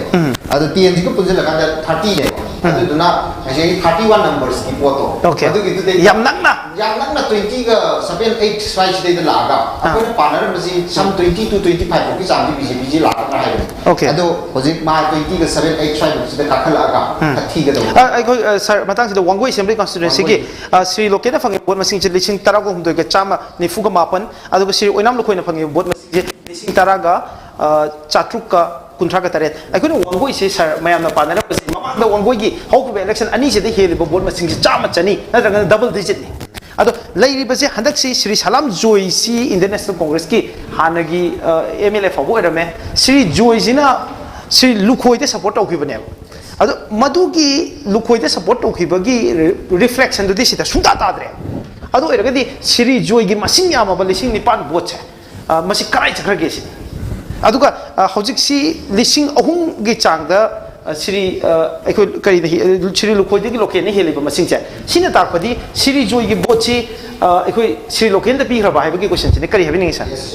khoi hana magi yamna lepo da ba khangla khangji loina lan ji di attack ji di ahing da to bu lan hai tare firon ga setri ga da salan gi pizol setri ga da to bu lan amma oina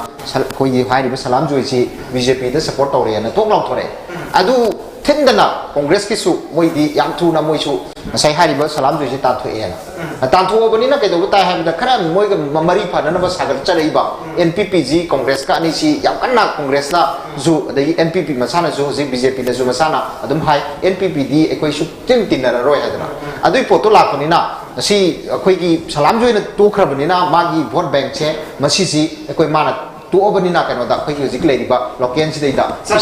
Chambi उ हाइदना vote छे अथु मतमदा साइगी अखोइगी कोरो कंडक लेजग्रगसु मागी telephonic गिरा अदगी local level दा मागी door to door level दा मदुदे के सोइदना message थारमगनी मदुगी factor दुनी अदुगा सलाम जोइदा हानना सपोर्ट तोरबा मागी से मोंगोंदा याम याजबा मी खरा बुदी साइ ओइनाम लुखोइसिदैदा मागी लांबी है अदुबु हारिबा लुखोइदा लाइबा वोट छे खरा हापचला भौता अखोइगी हुजिकी लोकेना लीड तोरगा लिसिंग अहुमगी अमुकी मयादा लीड तोरगा चलबनिना लोकेन का जोई कनोगा सी अखोइगी कनोगा सी अखोइगी लुखोइगा से मसीसी इप करिगुंबा जोइना सपोर्ट तोबे फैक्टर जे सुक्लै लेते याबदि यारो खरा दिलै बनेबा लाइरिबा पोसे कइबा जोइनगा अमुक सपोर्ट तोरमद्रगदी लुखोइजे हुजिकी कनो प्रोबेबिलिटी तो हुजिक सो तुम लेते अदुगा लाइत्रिबा पोसे अमुक हेना नसाई फिबम सोम दोइनेबा ओके आई पाउंड लाग से श्री नोंथोम बिलियन से 24268 फंग्रे हौजिक सी मणिपुर की चीफ मिनिस्टर श्री नोंथोम Biren 24268 and it could be the highest number in this election. Any candidate amana phangba vote masing se Sri Nongthoma Birena phangba vote masing sina khwaidagi yamgadawa mali aduga mahakki khwaidagi nangnaba lamba Sri P Sarachandra na phangba vote masing se 6486 only 6486 aduga nota da phangi basina 239 now aina pawung da lakchaninge base lising taragi nipani mathakte helaga huju poche kabagi phibamni pawung kamai yengba ya hingangsi मसे माके leadership की quality मदी मा होने जमन मदी लेंगा की मकोक अमा होइना मयाम की खनब खोटपा यामन वोटर्स जही दिखर सेंसिटिव खर दि ओइले ज्ञान खर ताब पैसा लौरुसु खर खर थैदोकपा ए लौदि अद लौरगा थादबदि ज्ञान ता मिदे थादसि हाइ वखन मलाय अदुना इकाय कुनब चीफ मिनिस्टर ओरबे बेन साबन माना फंगिबा vote मसिंग नसिना ताकपदि any opponent mai mamang da hoji hoji as on today lep ta chap manar ai among way condemn to nachdi mai gi vote machine sina even ma masha ge candidate da vote khom ma matum ma indira ma sangam mo yen kalli e je lenga ki mako ko mo in plus central government gi yamna thajab leader amo oina silpa BJP ka bu ya da banina ate ate ma panloi chat panina pong pi gani Lakshmi mami tv ki star reporter Lakshmi khoi line da lere Lakshmi da lere mafam se karam bano karam kendra ge update sing Lakshmi da lei thambiu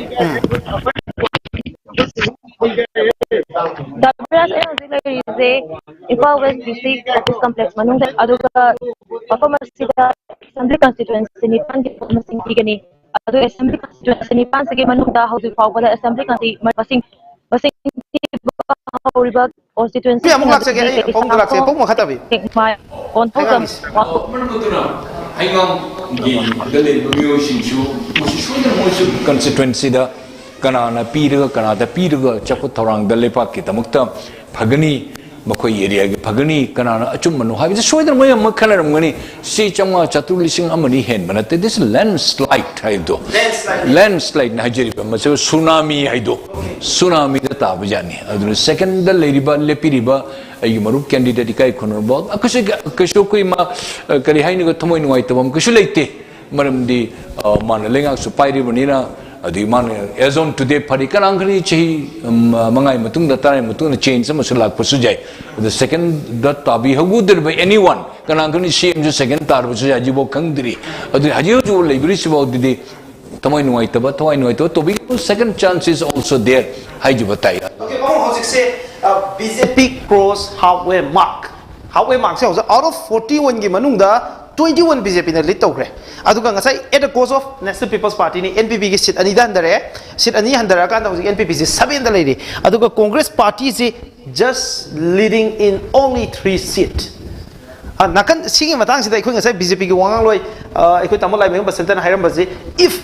Congress Party ni karingba 29 seat kara bhawda Congress Party could not manage to form government ana Congress na ki lengak sema ngamoi hadana yam confident leina hai come and ying be how's it reality adu ngasai BJP leader adu mo wahi do as a spokesman as a responsible mioy moina Congress ai hain ning de sorry BJP de ai hain ning de maran mo lengak ta pai ri bani BJP se amuk se hena phajana phangam ja bani BJP gi loud mouth thaibedo wajau ngang bai henman gi badi shoidana handarak poi wan natadi BJP could have security thaja bam lei gi bani aba aduga asumba promise or haibada min tabada nuai taba lengak ta leina to buda what haiba patte I totally disagree but haibam tokte adu hai mayam praja mayam na vote sajika don chekadori kramai tabudri koli shipul makse till we settle kanasu tambangam de yesterday's my foe is tomorrow's my friend haido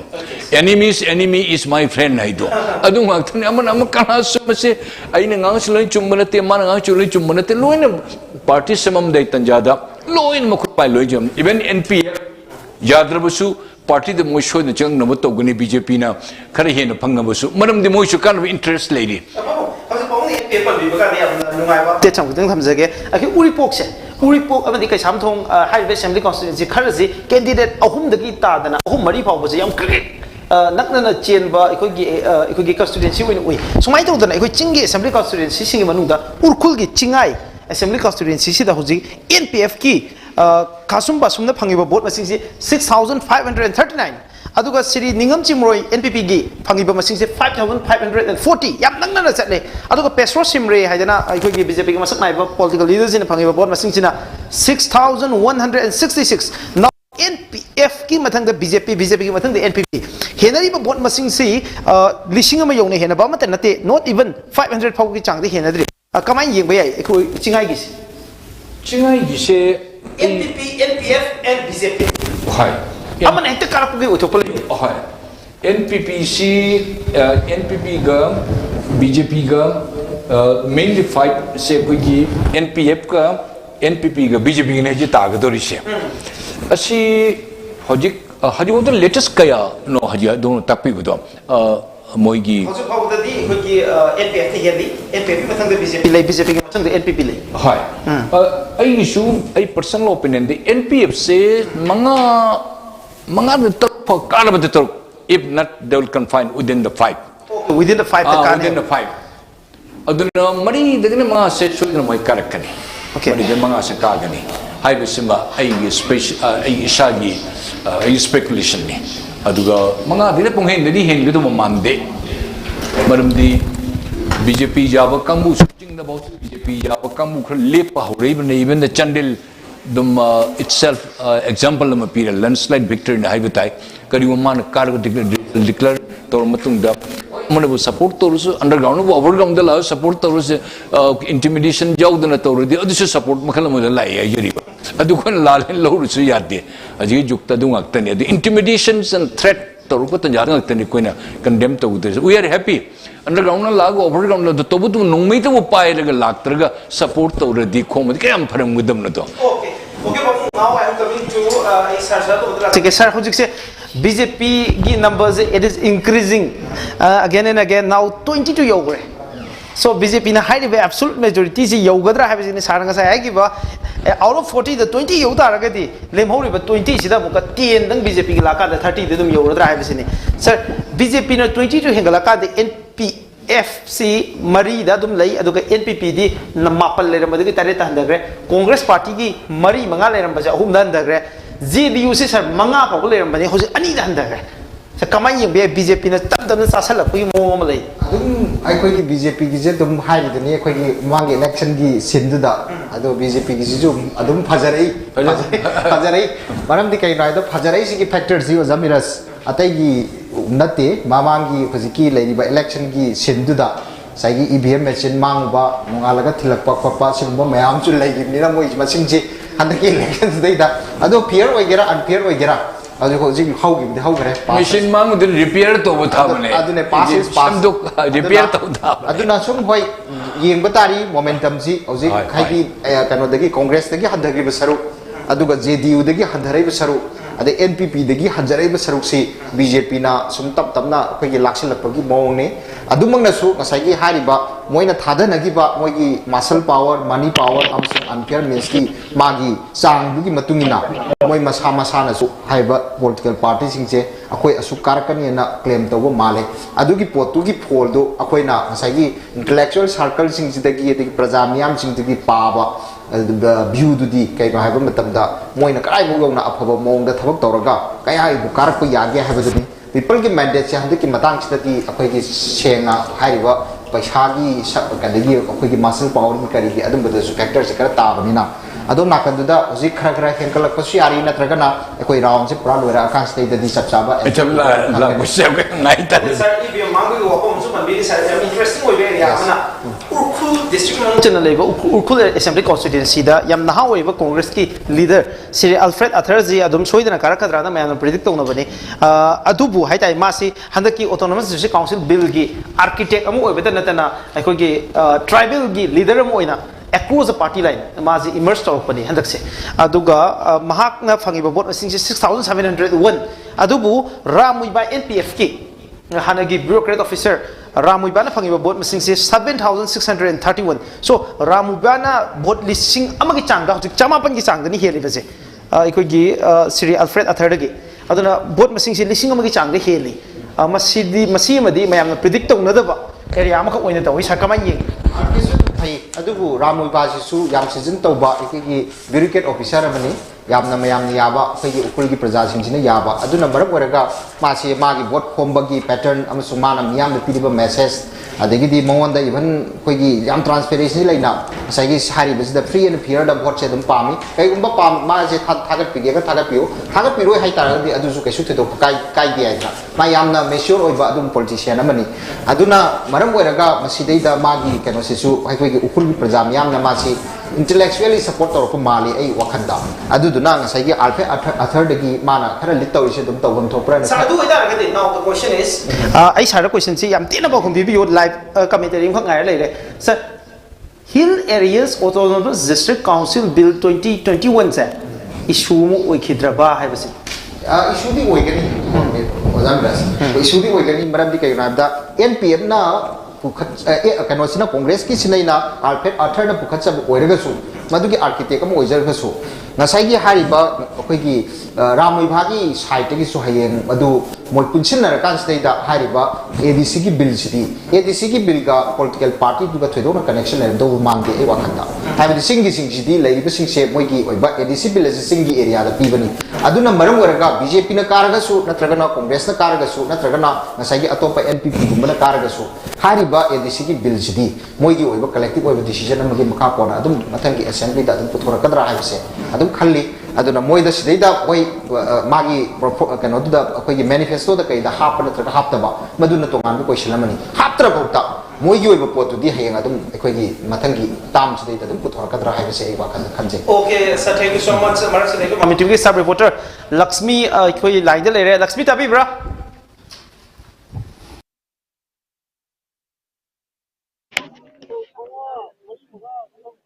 Kamera stabra. Lakshmi karam update lai rahe thambiyo. Hauzi constituency mari ki bon masing thiri Kaisamthong Singmai Konthozam Wangkoi aduga hauzi fawbada Kaisamthong SC 12 Kaisamthong SC gi oina independent minute for river sapam kana 7673 bon masing fangi paidagi nangna balambana lamba mai RP Adwale gimire for river mai store thonawzamna 7389 bon masing fangi aduga matangda 16 segmai gi oina hauzi fawbada round manga gi fange hauzi fawbada haikam dingona 7480 vote missing fange aduga magi khwaidagi naknaba lambana ayangum oken sing mana phangba vote missing na 5426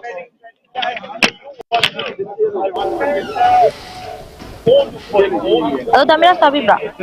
tazi have you aduga mathangda 18 konthozamna konta hauzik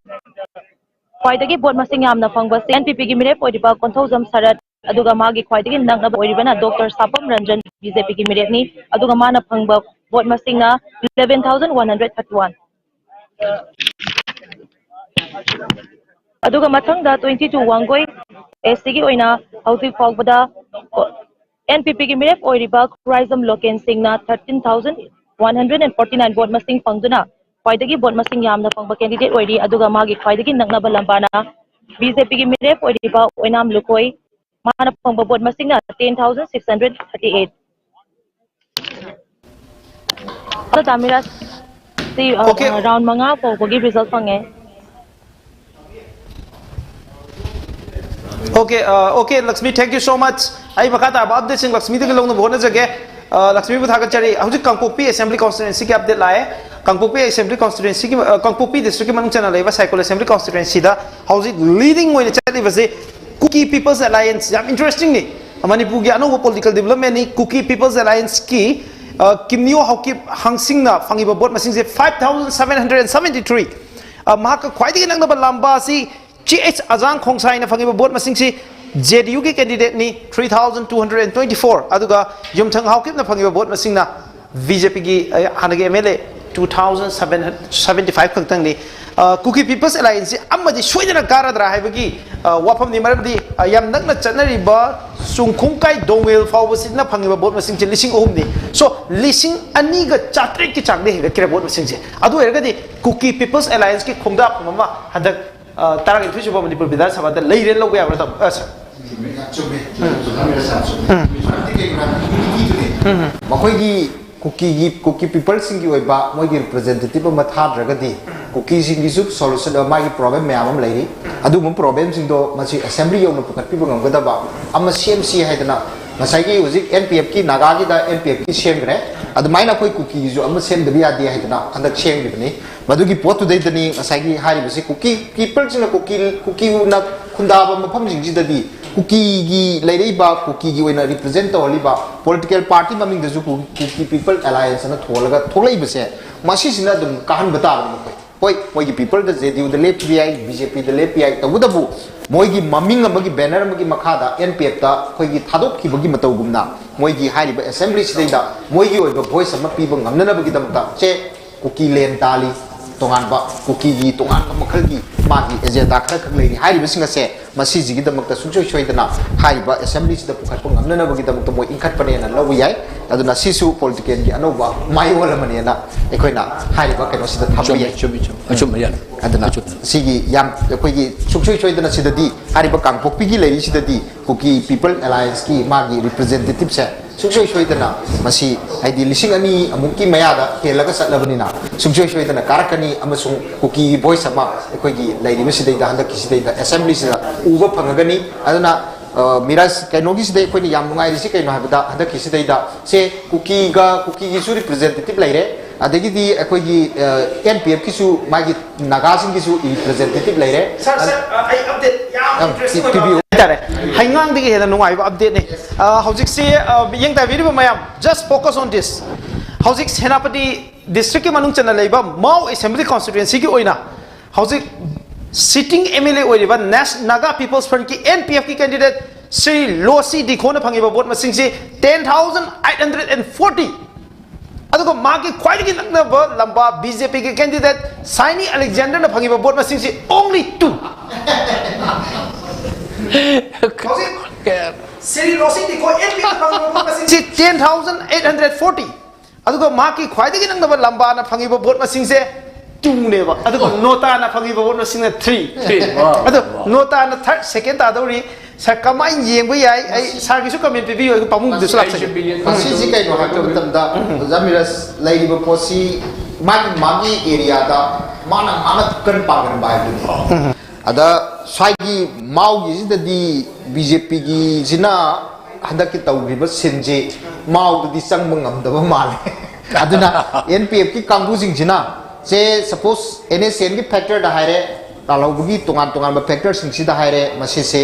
hariba maugi sidadi masi sangma ngamgi daba male aduna lo sina hariba vote masing yam hen gine aduga yam interesting oibo hojiki du deida nota na BJP dagi vote masing kheli base masi people sing da adai gi constituency sing da ngasai ki live train siga yamna BJP na lead tor ga sali siga sida live post ka train siga comparative oiba magi development habidi political development de yem tar ga di sumaina BJP gi oina ani khaktamak phangba only 2 voters madu chu nota na muka sumai thi ba piba asigum bagi mo ngam khak yamna mayam da 1921 22 seat ta BJP na lead tor ga sasar ga su sigum ba ama yaw basina sak chagring amana chengkok ama mangthui haibagi matagum BJP gi image ye sokningai koi ha ji thamjage oja koi ki North Korea ki ma voting model se koi ki yes or no da one candidate le ka da yi mo ni sa duna koi ki elected oiba leader ji world ki oina it is North Korean leader Kim Jong Un jine na mayam na hainai maram di mahak na phangi ba vote masing se out of 100% da 100% ma vote phangaga president oiba nupa ma da and it is only Kim Jong Un of North Korea now ikoi gi mau da live phibam ji da di 99.99999% gi chang da ikoi gi NPF ki ikoi leader hai tare hojik minister oibiriba siri di khona phangi yam significant oina lowe phong kamai yeng ye I repeatedly in a chance to review in how side game Mr. Losi Dikho hai bisa am to ne jadri am to na Manipur dal aun jabane he is a young man he is a hard work okay minister even my behavior is excellent and some young jabadar what do you say sabu and ma even my staff since you ma loino kono ba PhD ga ko se very cordially relation thami kole ma kun da chatna khotna ma kane ta udna ko jam phajna ta ukle and we knew it that he will come have them hana this koi hanam thamoi koi thamjai not ruling out the BJP candidate tadu hai gumna okay professor sana to mana hai biri domaina vote lep ko deriba me plus sagut piriba ma de thagat piriba adugi loop or group or lenga ki party na khangde at least you should have meticulously calculated adugo how this is really disheartened tamo is a kai bija na du di chumna lep to ya dabgi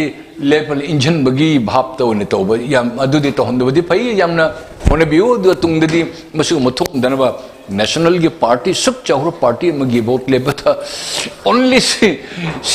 ani hum to phang to I have sidi I think it is really unprecedented ki history BJP na create to biriam ngasai gi can you ukrul context so I second amanitang I lojaraga miras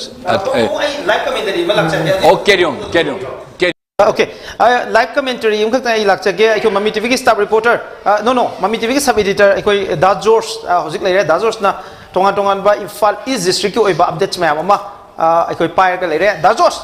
hojik phau da Imphal scale of updates sing kari kari lei chaw no hongba anuba significant oiba development sing kari lei updates sing thambiu Miras uzi phau da lei se han bagi se hangang assembly constituency de hojara ge uzi ki hangang assembly constituency ki oina tare super round ki loishalak le ram ayam basri da BJP ki mirap chief minister N Birena 24,263 phangduna kana mangjin thaga chali aduga mai khwaidin na lamba P Sarachandra na 6,486 phangba aduga hojik kana na chief minister N Birena helibase 17,782 adu tasengna hargadi round on EVM round na voting round thibadi hojik loirabani adu postal gaktan gi ngaire hojik samna hairabada hangang gi wenadi chief minister N Biren kare haibo gyarabagi phibam dani utilai aduga makha tarakpada latest update da khundra pum AC gi wena sajirake khundra pum AC gi wena mari super round phawdo hojik lai bise BJP gi candidate TS Mohindro na first sari mana phangliba masing se 8,192 aduga magi nearest rival Indian National Congress ki TS Lokesor Singh na phangi sina 7,440 aduga margin sina Mohindro na Lokesor ki heliba margin sina 752 khak hen bai tare 4 round phawsida aduga makha tarakpoina Khetrigao AC gi oina uzik se hana nahakpam indra helaga salam se 4 round phawtadi uzik leiba latest update se leiri se NPP gi mirep se rule hasal na 7,986 phangduna ahan bu chatli aduga khwaidagi naknaba lamba BJP gi N Indrajitna 7,963 aduga margin budi yamna PL 23 helaga Nurul Hasan no dikpau da sati bai tare 4 round gi matung da aduga mathang doji ya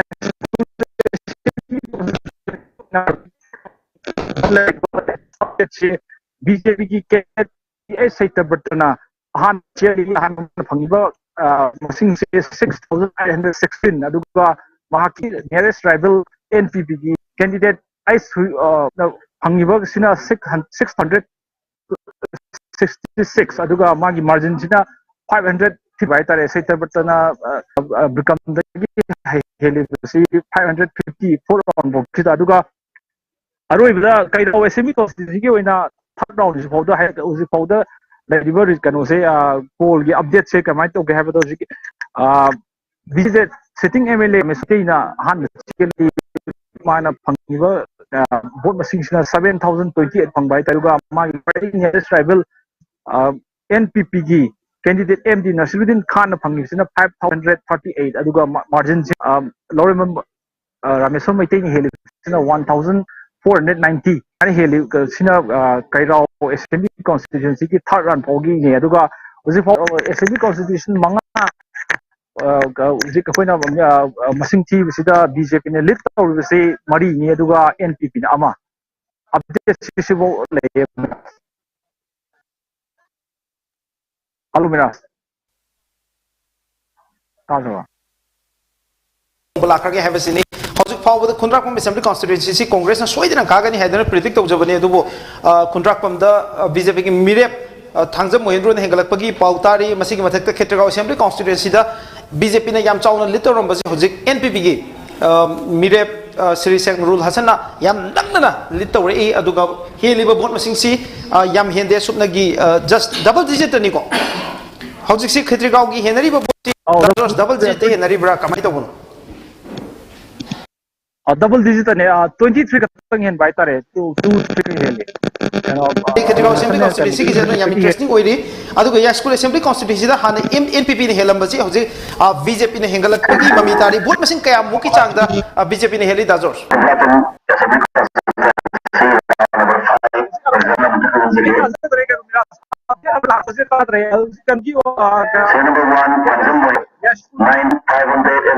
लाक्सके दाजोस thank you so much आई मखा ताना लाक्सके मरसिदा थौगल district के मनुंग चना लेबा Lilong assembly constituency के update में आमदा थमजगे Lilong assembly constituency से वाई इंडास खान अमसुंग मोहम्मद अब्दुल नसीर अनीजी भारतीय जनता पार्टी में जनता दल यूनाइटेड अनीजी याम नंगना चली हैदना मयामना पानाबनी अदुबो वाई इंडास खान फंगिबा वोट मसिंग सी 10438 अदुगा मोहम्मद अब्दुल नसीर जेडीयू की कैंडिडेट असिना फंगिबा वोट मसिंग से 4523 यामना चावना गेप अमा लेरे यामद्रबदा वोट लिसिंग मंगा तरुक की मथकता तरुक की चांगदा अखोगी बीजेपी की मेरे वाई ममी तारी दिलुंगी अपडेट से मखाताना की चुचानपुर से वी हंखाली हेनब 5105 से फंगी खाई दब लंबासी लंबासी चीन तौरे हाँ इंडियन नेशनल कांग्रेस हेलंबसी इंडियन नेशनल कांग्रेस की एलएम खौटी जेडीयू की कैंडिडेट हेंगली 4865 चौराकना वोट मसिंग सी लिसिंग की चांगदा अखोई बीजेपी ने जेडीयू हेली मफम कुकी नेशनल असेंबली की सुपन 50 हेक्टंग fungi Khatana lakh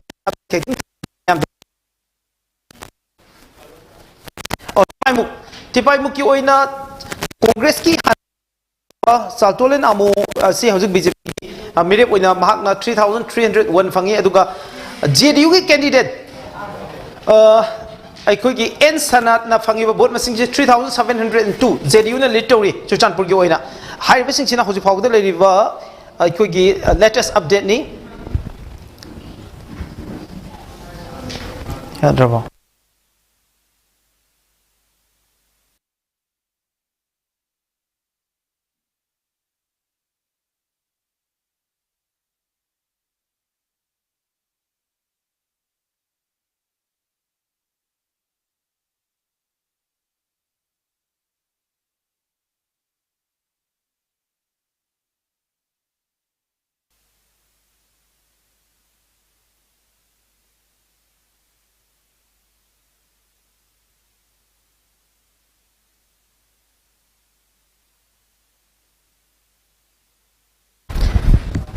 Okay, how's it for the election commission of India ki web portal the I going to phangdari ba update say BJP 22 out of 41 aduga 20 I ko isi kisina DIPR ki ni election commission of India ki da live se aduga makha tarak ba da National People's Party ki se how's hana mapal lai ram ba se how's taruk ta handagre aduga Congress Party se ahum da leng dana lady aduga Naga People's Front manga lady aduga People's Alliance amada litori aduga Janata Dal United se ani da handagre lady film se aduna sigi matang sida ai pau makhata bi pau nga sa heavier madu open context Mr. Alfred ka the ram ganing moibaga ani se ram ganing moiba na khajitang di help to na lei hai bi se uwa phangi hoi Alfred Masohana public service the yam tobi but ram ganing he is quite new politics da ani sum yang jawda must notice council secretary so iram manu pa mi oyama adumana haiji ai Naga People's Front de ni jawri base karigino have the 371A article say hill area district ki phangdaba demands mayam phangdo punamaka se si thamoina mop toba amadi phanganabagi tamakta ai praja mayam da ai assurance piri ai shoidana ai masi tamakta neina vote lepi base haiba my promise ma lehi e mana promise means hai gi do promise ne no power do mukha mu hai de jai aduna praja mayam si mindset che khar change se amuk lak ba ji o tabak to do mi ama thorok pani even mana Asian Development Bank gi matang da paisa mayam lauthar ga kra mane praja mayam Manipur gi tanata Manipur ta mai tan chakot thorang da mana mating logani pigani pibang ngani hai bane chingbo khopus ma hai gi aduna masini aduna kidang change kidang lak pese rajniti da ono bujawru su tabak to gudu ba mioi singse praja mayam na mon thoina khanbra karino hai be change so am lak pai wa adu tani da aina haijening badeina oza kano ko oza miras koi ki konthau jam ki da BJP gi magi Ranjan Dr. Ranjan Kare mo celebrate taw re adu duga koi wo ga gi da koi ki Phajur Rahim na yamna helaga khare hela chalame do last ki koi ki postal ballot hang kan da koi vote masing yang khai nipal helaga koi usam debe na ka re celebrate taw re celebrate taw re si lau thok re ani si ma lau thok re si Congress ki kabi ai na par fadi Congress ki kai kabi ai adna ai di postal ballot jaw ringai da Congress na helaga salam ba mafam ne adu sidi competition ji neck to neck competition oiraga su kar di kare na si hela bani na ama hele ka su kare ke doge konthau jam ki su Dr. Ranjan na bot chamri mu helaga supplement na helaga salam bani ado Ranjan na magi form polling du da laamgani polling my area do thibu matam da sai advantages to amana lor maga su amana helakwa aduna hauji phauki lai ribisidi oza miras khoigi BJP gi position je dum phajari aduna moina say absolute majority 31 do magic number do yaura gadi yaura pagi probability moina claim to jaba 40 plus have do di hoi madu hajade aduga moigi magic number 31 do yaura pagi probability ji adum nakshilai aduga karigumba yaudra bokta yuar wataba ani ahum akoi gi congress na matam amada mamangi keno da 28 numbers phangbodo adugi sangda du deita masu laaga yam nakna laaga aduga ngasagi congress ki na handa kisi da yamna koi gi magi position ja thi ba na congress ki si kisi da hanagi 2017 gi election gi manindo maduda congress ki kitang sliding tor ki ba effect am lai gre de handa kisi na muka aduna BJP gi magi congress koi gi mukta bharat haidana congress mukta hai adu ni aina haide madui potu madu chumadu ra hai ni chumadu chume sir sir lan thaba se initial counting the ke organ da 4 round of se duma congress party ni helaga le ramani adu ko sai vote jom ka bai ga da tu ji ba film adu la ka do ribra hai ga chobo question ni ma congress ni yam chauna sa thok jaba Sirokam Joy gi le film si Bharatiya Janata Party na fangi bol masing 9084 aduga Indian National Congress na fangi bol masing 8021 now vote masing lising amagi chang da akhoi gi BJP na hen gre masigi anoba ahungba amakhakti sumaina lai Budki kano tu ne mari budki area masing thi bada count to matam da my bud area tu na maram waraga dominant bud tu da masing thirak pada di se BJP ki okram joina adum helaga salamba ada haujina magi area do mu koi gi onthok na raga matam da di last round gi sidai da mu khuji ki leiriba kano sina adum karam syam sina mu laksilakpa adu gi pipam oigani 1063 lising amaga humphum do mu helaga hujin leiriba pipam je adum position je adum sida kai gumbada koi gi hojiki karam syam gi magi vote bank area sing sidai da thi gi chang je hojalla bani na masi last wai da helak pasine a me da hen badu di heli haidana lobu yadri aduga loirakpa vote ki akoi thi ba loisalam dai fai de helak pasini tana ba ekta wa adui phibam duna dum mosai gi hari basi karam syam gi position je dum phajagadra na khali sak asai punra punje congress khwai sa to ba impal ski sigi sida hojik congress si trial de leire punta komji phajari ne ki si location su yamna magi political career su phajaba dugo loile thabak su yam tong jaba mi ne adubu still thabak tawraga su BJP aduna BJP ji afaba mongdi enga BJP akoi gi BJP gi ji handak si akoi gi kanona BJP gi magi party ne su haijaba koida se kanoma piu absolute majority piu aduga laingak si asai amna koi atopa political party yaudaba aduga makhal gi laingak ama development the best of aduga laingak ama development tongno bona ba matam da NPP gi factor adugi factor ada gi factor na yam ye le aduna adunga du yep leitaba koi gi party ama amtang piu haibedo madugi mandate to salibra natragana ngasagi karamba style da salib no handaki magi election gi mamang da unfair oi kholi haidana tawgi image ra haibran sing base wang di dum praja sing da leiroi da di nati chani kwa ki sang de hele sa posic yam sang hian grai ta yam tight fight di masing ji it can make a big difference BJP na location da adu na 800 khela ga di masi jo sagi thi adu ne round di nam changjala adun round phanam changjala kan sta ai ne khela pai si su koi gi location gi magi winnable ba adu ba situation the question mark on lak pani na khoi na lo ba ya technopol da yam interesting oi ba ji congress party gi working president oiram ahan ba da hapani Sri I Hemochandra aduga Sri D Korungthang aduga Megachandra makoi ubje masida congress ki working president oina NPF ta vote lepkhiba misaksi D Korungthang sini makna heliba vote masing si yam hengre 11,312 adum kara drana lau thupe yare maram de maka khwai nakna balamba si Sri Red Pau Hokip si BJP ki candidate ne 4,700 khepang now am interesting oi ribazi seat arrangement am ka Sri Red Pau Hokip si NPP da vote ka jana mani Chandel Assembly constituency da tabu SS Olis na BJP da la aba matung da Sri Red Pau Hokip ne NPP thadoga makna technopol chakhi base maki da makta disaster am oira bra blunder am oira bra sine is it a blunder for our Len Pau Hokip the former minister to change his constituency from Chandel to Technopol mogi banung ki oiba political dynamics tu de ko la kada moina sidagi Chandel lagi to kadi Technopol da salaga ka ba ye mani statistics to pajabai wan adu taseng namaki di mogi calculation state da se lalobagi factor natragana any madugi political party ki factor adu mayam du pajabai wani tawudabu hojiki tu di se ta chatta bzu ya de ma maram di hojik magi Chandel gi leiriba position tu da olista khoi gi ticket pi da yar ta gi porama fedan laini anu madu pira pomatam da ma adu gi ticket tu da BJP gi ticket tu adu da di lepe ya to potre habi Chandel de lepe dia aro ani thokna adu na maram wara ma Technopol sa pu oidui ni adu Technopol sa laga ju Technopol gi hana gi mi mayam dana praja mayam na yar ga leiba adu da mana competition to da di madu da di nung ga ji kauna ba adu ta na yam masing ji yam hen gi bane na koi na lobi ya aduna ama ogera wazamiras lairi bo posi political scenario si se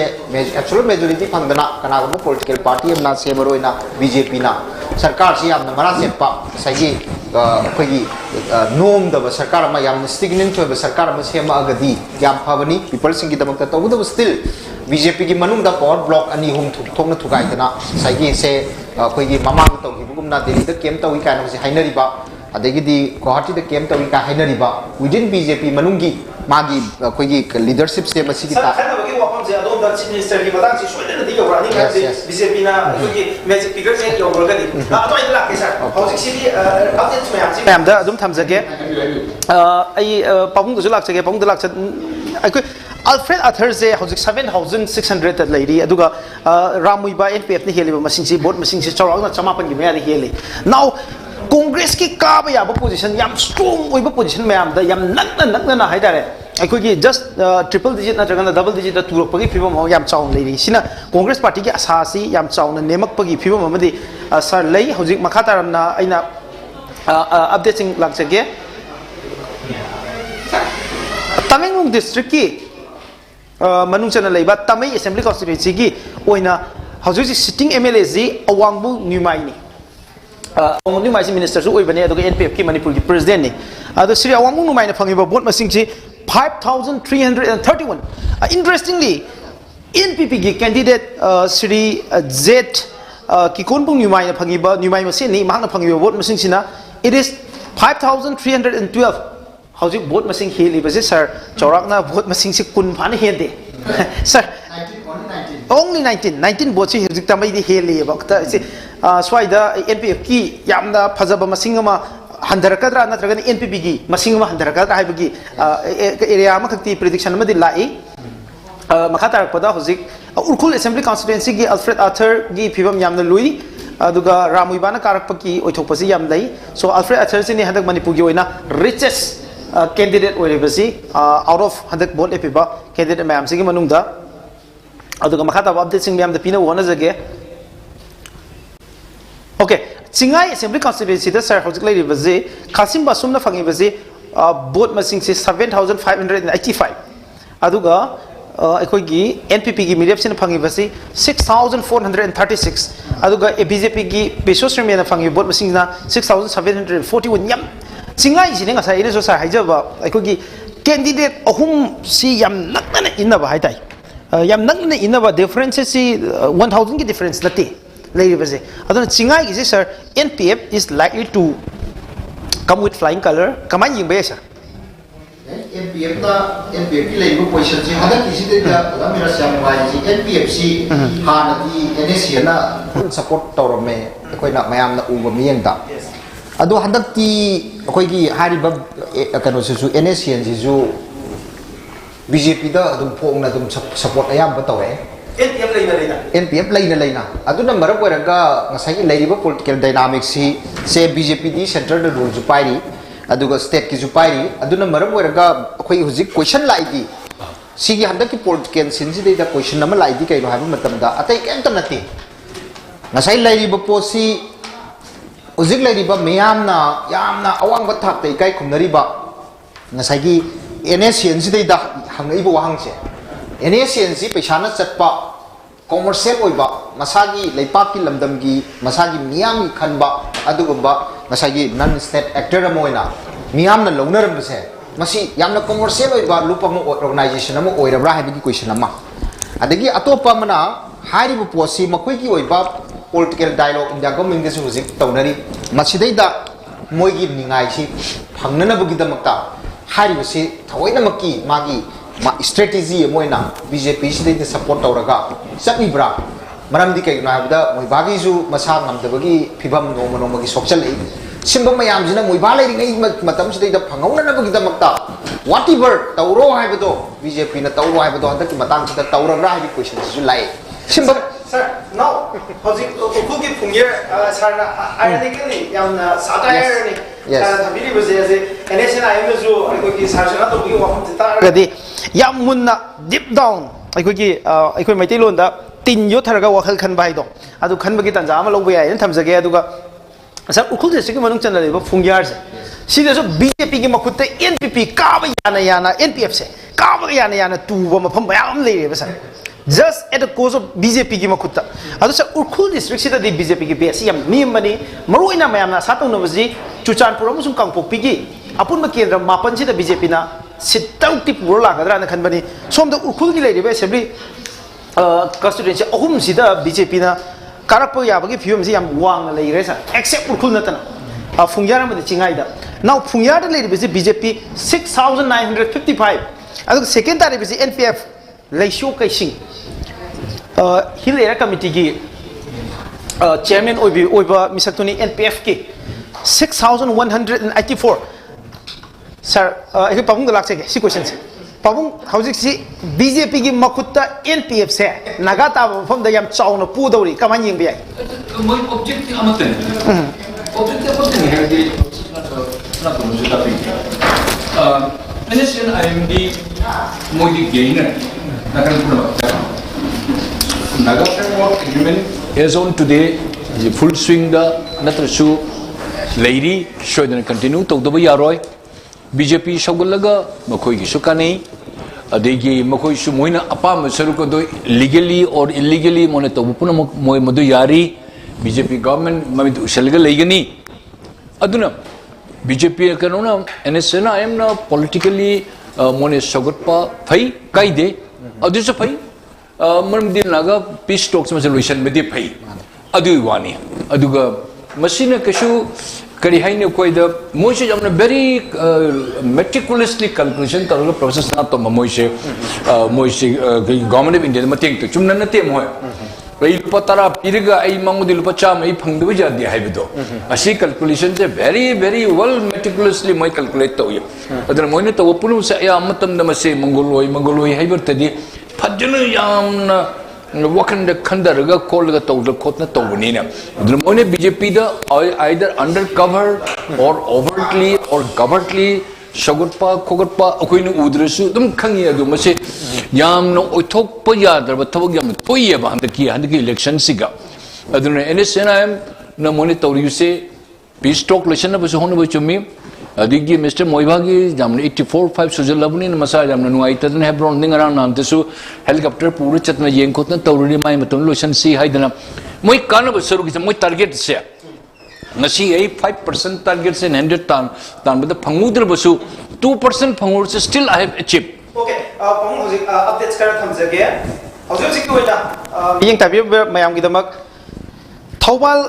district manung chana leiba hairok assembly constituency da BJP na phangiba vote masing se 10607 aduga Indian National Congress na phangiba vote masing na 9631 hoji masida hakala ka vote masing se yamaroi hoji leiba assembly constituency thawbal gi oina mangjung na thiba horabadina masida hakala ka vote masing se yamaroi adu hoji ki oina di kendra ama phawa kare haidana lauthokpa leitri aduna hoji leiba masing asida ka ba yabagi chance miyam adumak lepi bi ai aduna hairok si BJP amani Congress ani gi marakta yam tight oina chatpani aduga Indian National Congress na so yam kana sa to phom ni to BJP na Indian National Congress ki vote charter ki matakte heli aduna Indian National Congress ki chance khara nem na lai aduga BJP na khara wangi Thawbal Assembly Constituency da Indian National Congress na phangi vote masing si 10140 aduga Bharatiya Janata Party na phangi vote masing na 8560 Thawbal Assembly Constituency si hanagi Chief Minister chahi tara manga obira basiro komi bu bina aikogi candidate oina Congress ki lepani aduga hairiba mafam asida BJP की मसिंग से यम तादना fungi वसी यम interesting होय अदुगा Wangkhem assembly constituency से Indian national Congress ना term अहुम luck कराबा अदुगा हंदक ना मरी सुब टर्म होइना इलेक्शन थेंगनरिबा मिस्टर असि श्री मेघचंद्र ने अदुगा बीजेपी की ना यूनाइटेड कमिटी मणिपुर की हानगी प्रेसिडेंट श्री नवचंद्र ने अदुगा आरपीआई की कैंडिडेट मणिपुर की legendary political figure Shri Nimaichand Luwang ना अखोई की वोट लेपी अदुगा हाइरिबा कैंडिडेट अहुम से यम नकना चटली तबुदबो इंडियन नेशनल कांग्रेस ना लीडिंग ओइरी 7326 वागबाई असेंबली कॉन्स्टिट्यूएंसी द इंडियन नेशनल कांग्रेस ना 8929 अदुगा BJP na phangiba vote masing na 88701 अखोई सरसना तो बदंग से अपडेट अमदि लाखरे अदुबो हाउ फार मसिगी अचुम बसे आई मखादा मु थमजरके लंगथबल Assembly constituency की सी मसी just one round नमगी ओइरनी okay work by hero अदुगा Lilong assembly constituency दा होजी BJP ना हेलगा चली बगी चांग से खरा हंदरे सा ngasa yam wang na hingalam bani adubo BJP na 10438 aduga Janata Dal United na phagiba vote masing sina 9693 ngasai ji vote masing si lising mari ki chang de hingalam bani adubo Janata Dal United se khara wang khalakpagi mamitari okay masina hoji fawda leiriba update ni aduna Indian National Congress na work by the phangi 8929 aduga BJP na phangi na 8871 double digit leiri sa gap se si fawbuni hoji fawda leiriba phibam si makhata update sing miyam da laksege aduga live commentary so ekoi lagna khona jage aduga mai pa aba ekoi hoji work by assembly constituency ki mang do ure mayamna Mohammed Fazur Rahim amadi Usam Deben ani ki chang chi Usam Deben khare henga kremu 9118 or 9138 aduga Sri Fazur Rahim phangi ba bot 9088 hojik Congress ki am chauna sa to wa han ani karam ba Sri Mohammed Fazur Rahim si handarak pagi fi Mohammed leri nakala moromda Mayang Bam Ranjit na 5873 aduga MD Sikandar sir sida hojik yengba ya basi mitai candidate ani ni Wagbai si mitai amadi pangal ani ki candidate even oina leiba aduga mitai ne su pangal dei vote dum phangba pangal su mitai dei khara phangba to bu hojik si Mayang Bam Ranjit amadi Deven ani si na mitai vote si mapung oina phang gadori bani aduga MD Sikandar amadi Fazur Rahim aduga Sakir Ahmad swaida pangan the candidate ahumni aduga mitai the candidate ani ni kaman yeng be Fazur ki yam hazarame yes the magi Muslim ki magi metai pangan gi haitare madugi candidate ani thokchalak pase maram di vote bank si metai na hentak tawra leiba masing si ada leijaraga su hentak tokjaraga su metai gi da ani thokpani na mamanga koi ki Muslim ki vote bank na dum lawra lakne ba metai dagi support to su dum yawi Muslim gi da sigi hadak gi sida di Muslim da ani thokchala amnina posi Fazur gi singdhani ngai maram je sida oi gi banai ba maram di magi Koigi Laiba Magi Sagi Mari Sinkari Sing Adu is Yang Boss de Karamamita Nina Aduna Hausit Pato Piriba Zamiras na Pato Piriba say Bellot Yaurkanda Postal Bellot Yaurkanda to Aru figure to Wagani Moina certificate Peter Gasu Usam Doctor Usam Deven Bosse and Kaigan Palam Hilaga Majikare the Jai School gives you Koigi Huzik some declaration di Taudri Aduga Magi Agi Chanel and the Sumi Jabata Setabertana Kogi BJP ki setter bertana kari haibagi kanon khak moi para na kanon di tawdri moi celebrate to bogi phibamda adegi khunda pamda INC na kare haidra da kongi neck to neck chanaram basi Indian National Congress na kare haibagi porama subject to correction koi amung makhata na di gasi adegi di sumayam gi nungai na bani adegi nisikant na kesamtong gi nisikant na kare haibagi kanon maga kesamtong da masigi posima hairap second si kana leisa ada second G kanona kogi uji aina ada mai taraga phangi uji pawda sa hojik se adu development am leire ikoina handaki assembly constituency sida ai gi oina di if I have to give any opinion Manipur gi assembly constituency khumpuji gi manungda khwai gi interesting oi rebaji it is Mao of Senapati district sir Mao ji am nungai Mao gi anu development am su lae hojik National Naga People's Front ki candidate Sri Losi Diko hojik sitting minister na phangi ba vote masing ji 21,818 only 21,818 so next to hojik Manipur ki chief minister ki mathang da vote masing khwai am na phang baje it is Losi Diko already sir aduga hojik sir hana wobo zoram si masing ji 1 2 da leram mani sir adu out of sudden hai tai khanghaudana 8,669 da phangre sir vote adug second tare sini khoi chau development maugi se aduga BJP gi kaya phangi ge sa khangbi ningam ni BJP da 36 phangi haji phawb sai ani phangam bot gi hankal get achievement so nota tare ne do nota de gi hele sa hojik si adu NPF ki losi diko na phangi ba vote masing si 21,818 adum kare hedar lok thok pa sakal bom comment to bining ba chumi nothing chumi makani do kai kange okay speculate ai ma support to bunate and vote lip budi akoi di assessment and evaluation individual capacity to budi ai dana nobody can snatch your right to yes ading achi as a panelist amo oina akoi ni siga koi mark to su thami siga koi isam nu su maso kani kanoi kai to khanje bada mai maming yauri ha hana de su koi na thamju si yauri adana mache masine takpadin shum yeng bada candidate punama MLA or minister of punama my area that tabak se khar phajana tawrubadi aile likho disu se ai shum yeng bada adigi makoi ge president oriba party ke Naga People's Front ke former chief minister over Dr. Serojile manu se akoi wadi tawnu sana khorpada I am just watching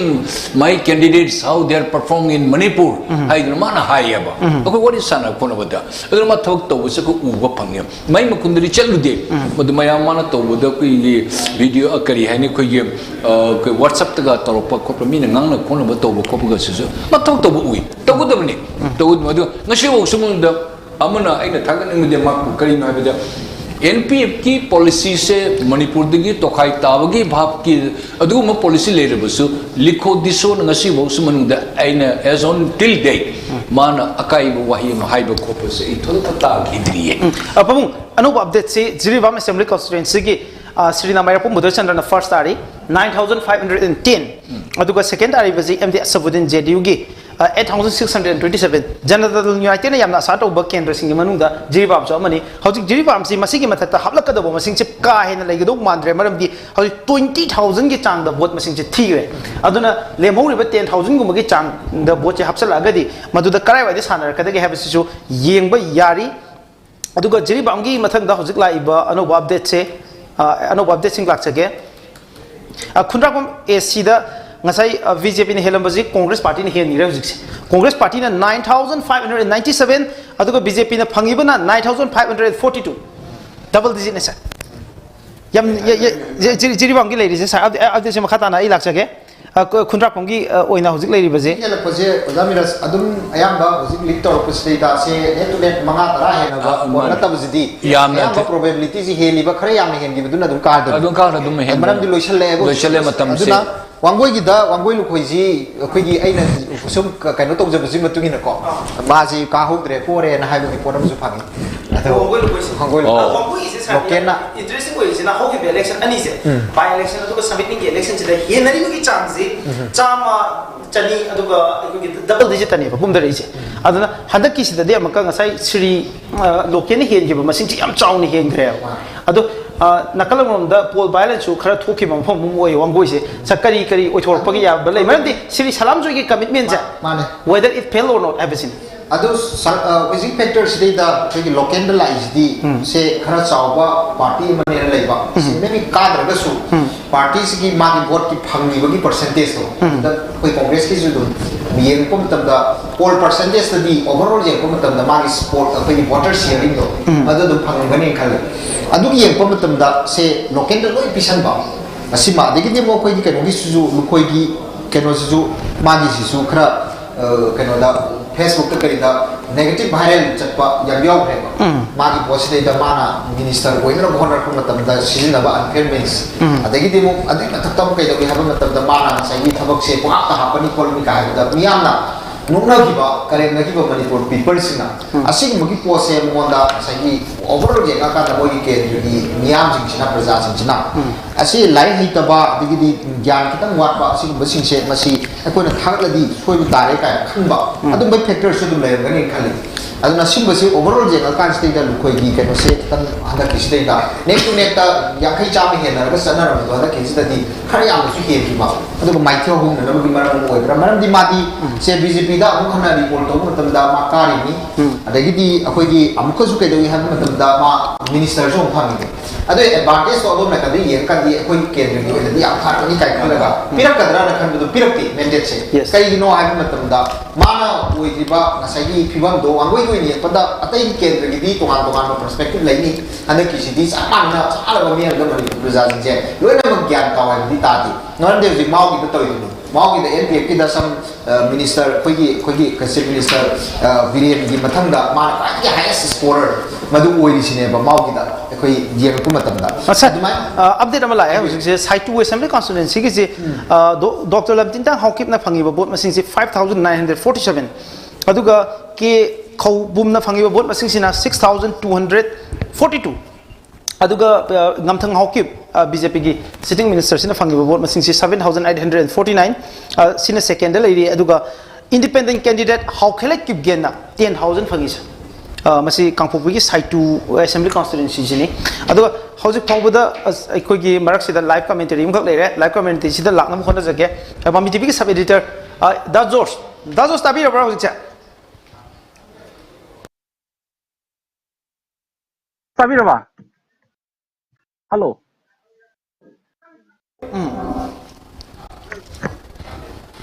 hello Miras da George hojik Imphal is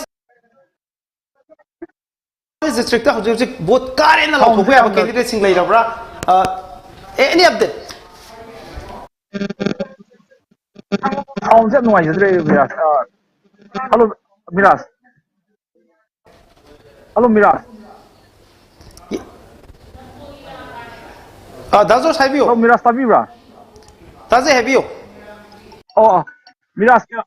Oh, Miras Uzibogi Abdiam Tabira Kikanongia, Ketrigo SCU in Manga Super Wrong, Tigre, Uzibogi Tig Visida,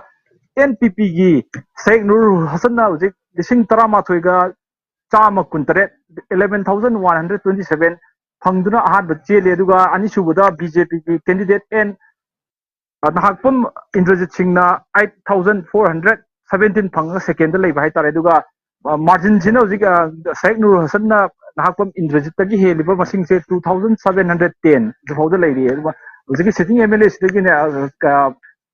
Seg Nur Hasan Zik in Heidelberg Masing 2,710 Pangizik Zixi Helaga Sapita is Massive wrong in Eduga Mahata Kozing Sagi Akuna Kundra from ACG latest update of the Kaiser Kesuna from ACG Wina Mamang Sai BJP candidate and Helaga Tangsum Mohindro and Helaga Salam Bodo the fifth round Bodo the International Congress ki Tokchom location the 9,597 Pangduna Pahan Chile Educa I'm not the hyper margin 55 Helaga Amana Helas at Eduga Canada Tangsum Mohindro and Pangse 9,542 Aduga parts the liver Tokchom location is function 9,597 Pang by Tare. Senior update was Vogile say Han Bodo among the BJP candidate and Helen Bodo was a Foggy the Kundra from ACG the Tokchom location Yankama Helagasati. Mira. You in a top updates in the current lady, Kitan With the updates to the politics, the Mamang was Chief Minister, you say, Chief Minister BJP candidate, Chief Minister Hangangi, and this was a key. I am EBMG 7 round, Postelgi, the Postelgi, told the White Taradina, saying the higher Chief Minister, the caravan, was a Postelgi village, the Beloti, the territory, a civil lady updates. Okay. Okay, yam no jay dazors ikoi mami tv gi ikoi live commentary pibirakpa adu makhatarakpa sing nena gi tanja du logjarake hauzik phawbada ikoi gi aina kai da laksaning baje sada laksaning baje sir election commission of india gi portal thoi besida out of 41 constituency congress is leading only in 2 seats congress na litori baje only seat ani sir congress party have a till 2017 fawba from 2002 dagi horakanda Manipur da sarkar paidamba political party amani at one point of time 2017 election thengnari baji congress ki mla masingji it was more than 50 aduga 2012 ta ka ba vote masingji sir 40 plus the vote ka gi ba dungo political party amani india gi wena grand old political party ni out of the 41 seat congress is leading only 2 sir masigi wahan thokse kamai hanbe Masai magi kano mali lang ko to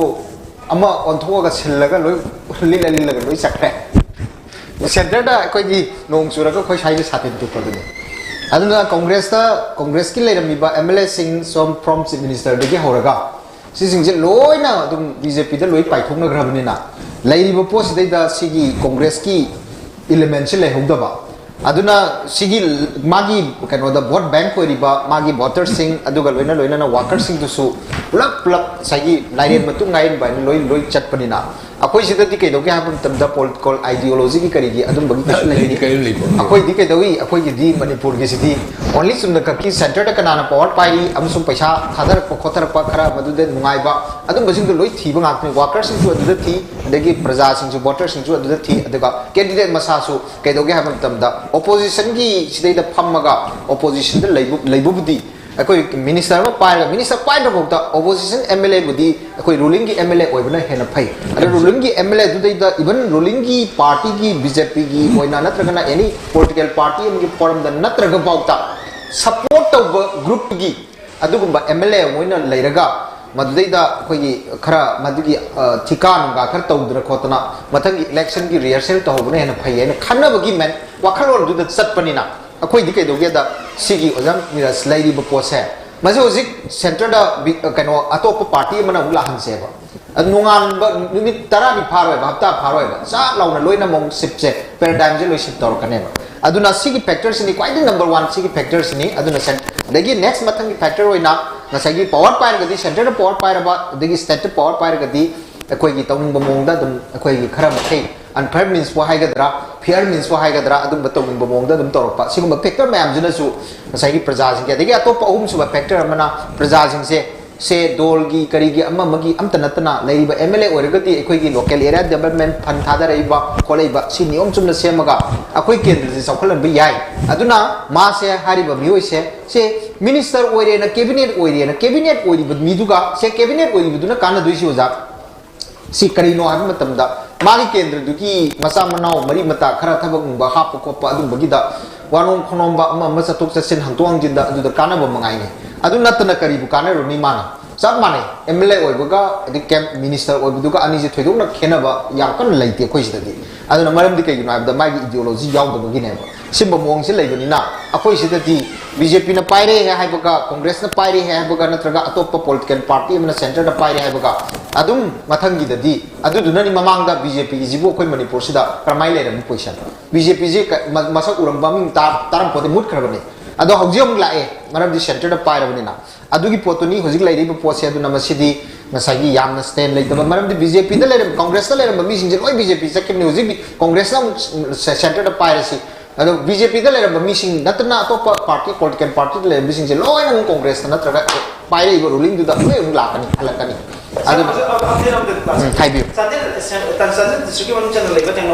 constituency gi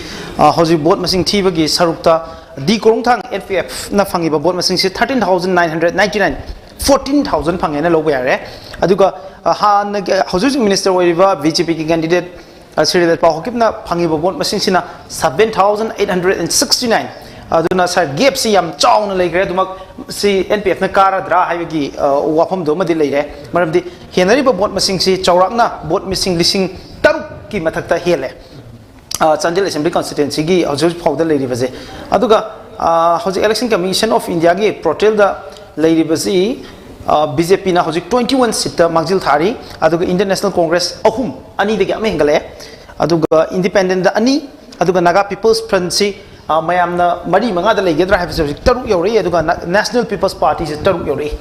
so swai the mass base oiba ai pamung dalak sage pamung mass base oiba political party ama Manipur hairgadi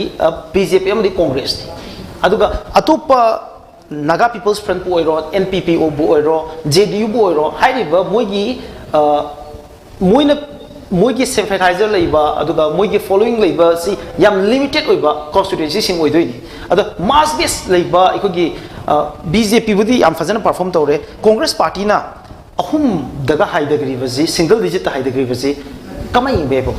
Miras thamoi shok ho jate